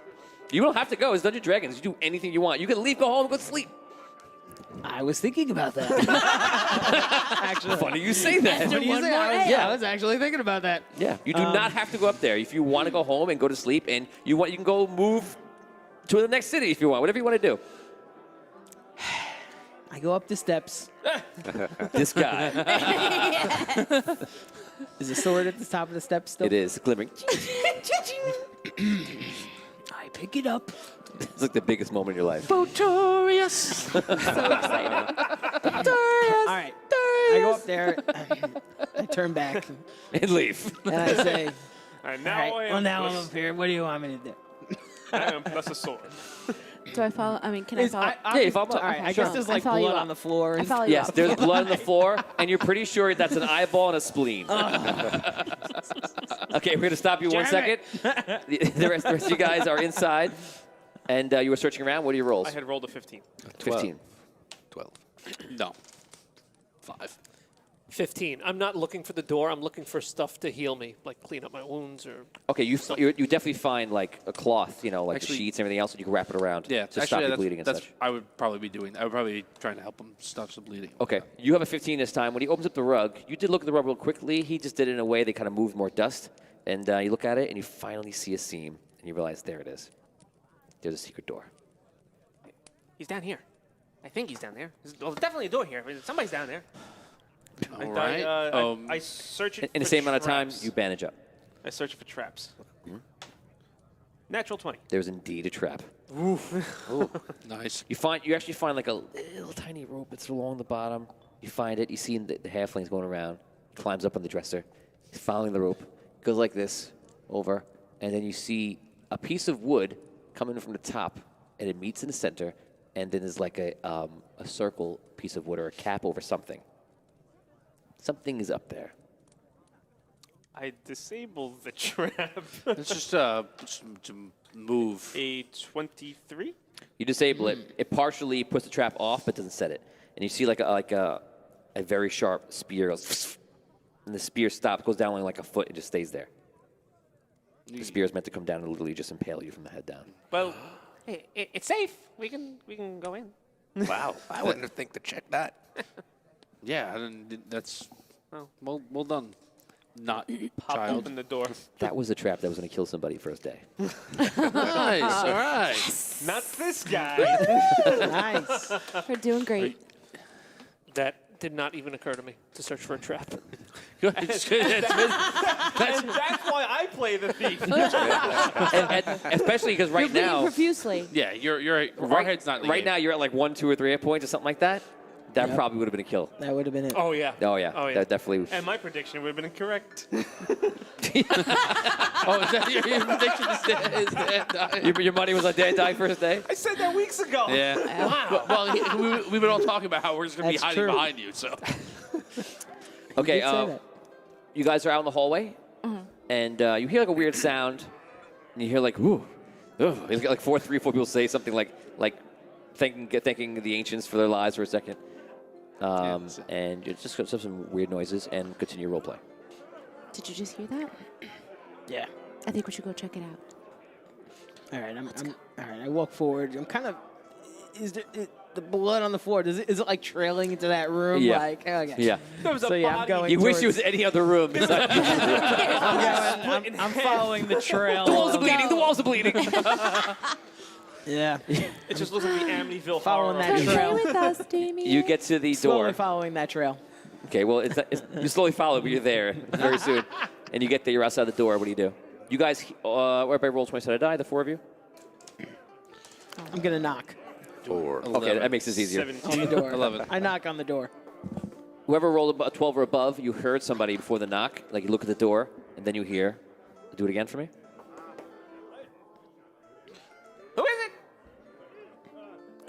It's me. Do I recognize? Can I answer too? Yes. Yeah. I know it's Botorius. Thistle. Because you're a thief, because you're is what you part of your skills, you immediately recognize this Botorius. Is everything okay in there? Watch that door. And I. Yeah, okay. the trap door. I got it. There. Is I it just crack open the door like a little bit. Hey. Hey, Abyssia was scared, trying to see what's going on. What's with all this? Can I yank the door open? Everything's fine. I'm fine. Also, the door is pushed open by yanked the door Abyssia. open. No. And you stand there. You see all of them like this. They're all like caught red-handed, looking. Yeah, she just hell are brought you me up doing? here. There's also a spear hanging from the ceiling, like a foot down. Close the door. Get in. And they have a rug opened up, and there's a trap door. Actually, I'm taking the rug and putting it over the bodies.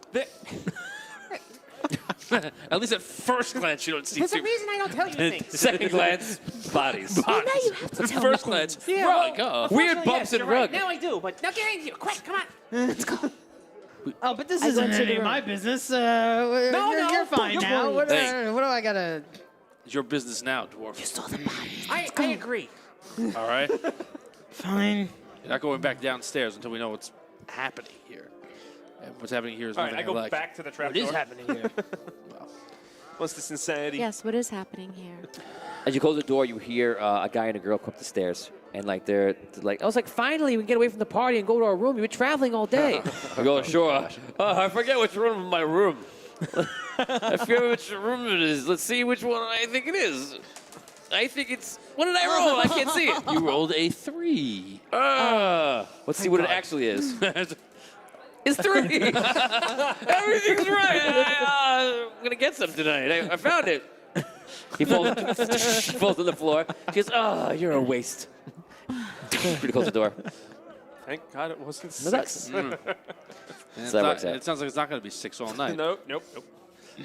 Okay, so you guys are doing what? Okay, All right. I was going to go open the trap door. Okay.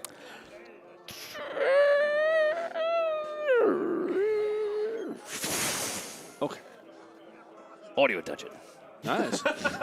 very, very, very, very brief. Very brief. Subtle. The gentleman's name is Bludgy. Oh yeah. Okay. That guy.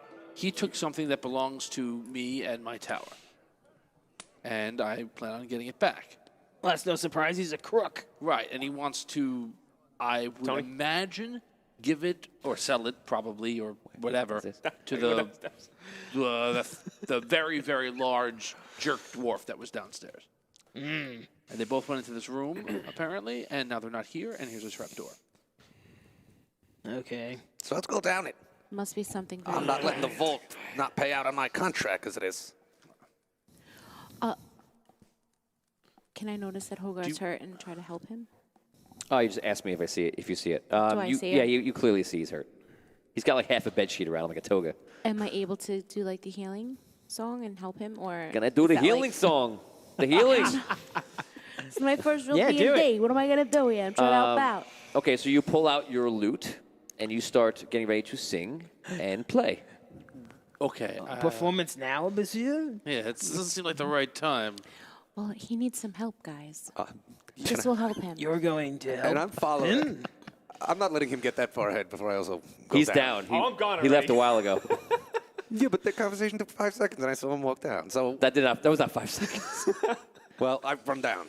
I go anyway. He's got. I say you got 3 rounds ahead of everybody. Okay. You go down round 4. And she's pulling out a lute and getting ready to play. So you sing your healing song? I sing, yeah. Okay. She begins to sing. What? Oh, okay. Do I really sing?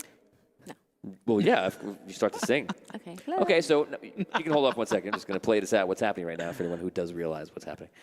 So the trapdoor was opened. The thief went down. We're going to now take the story to you. You go downstairs, and he goes down pretty far, and it goes like into like the underground. It's like cavey. You feel like it might be an extension of the mine, something like that. It goes really far down, and it's just steps, and then the steps kind of turn into like crude, like mountainy steps. Go down, and you go down, and you sit there a little bit, and you see there are 2 ways to go.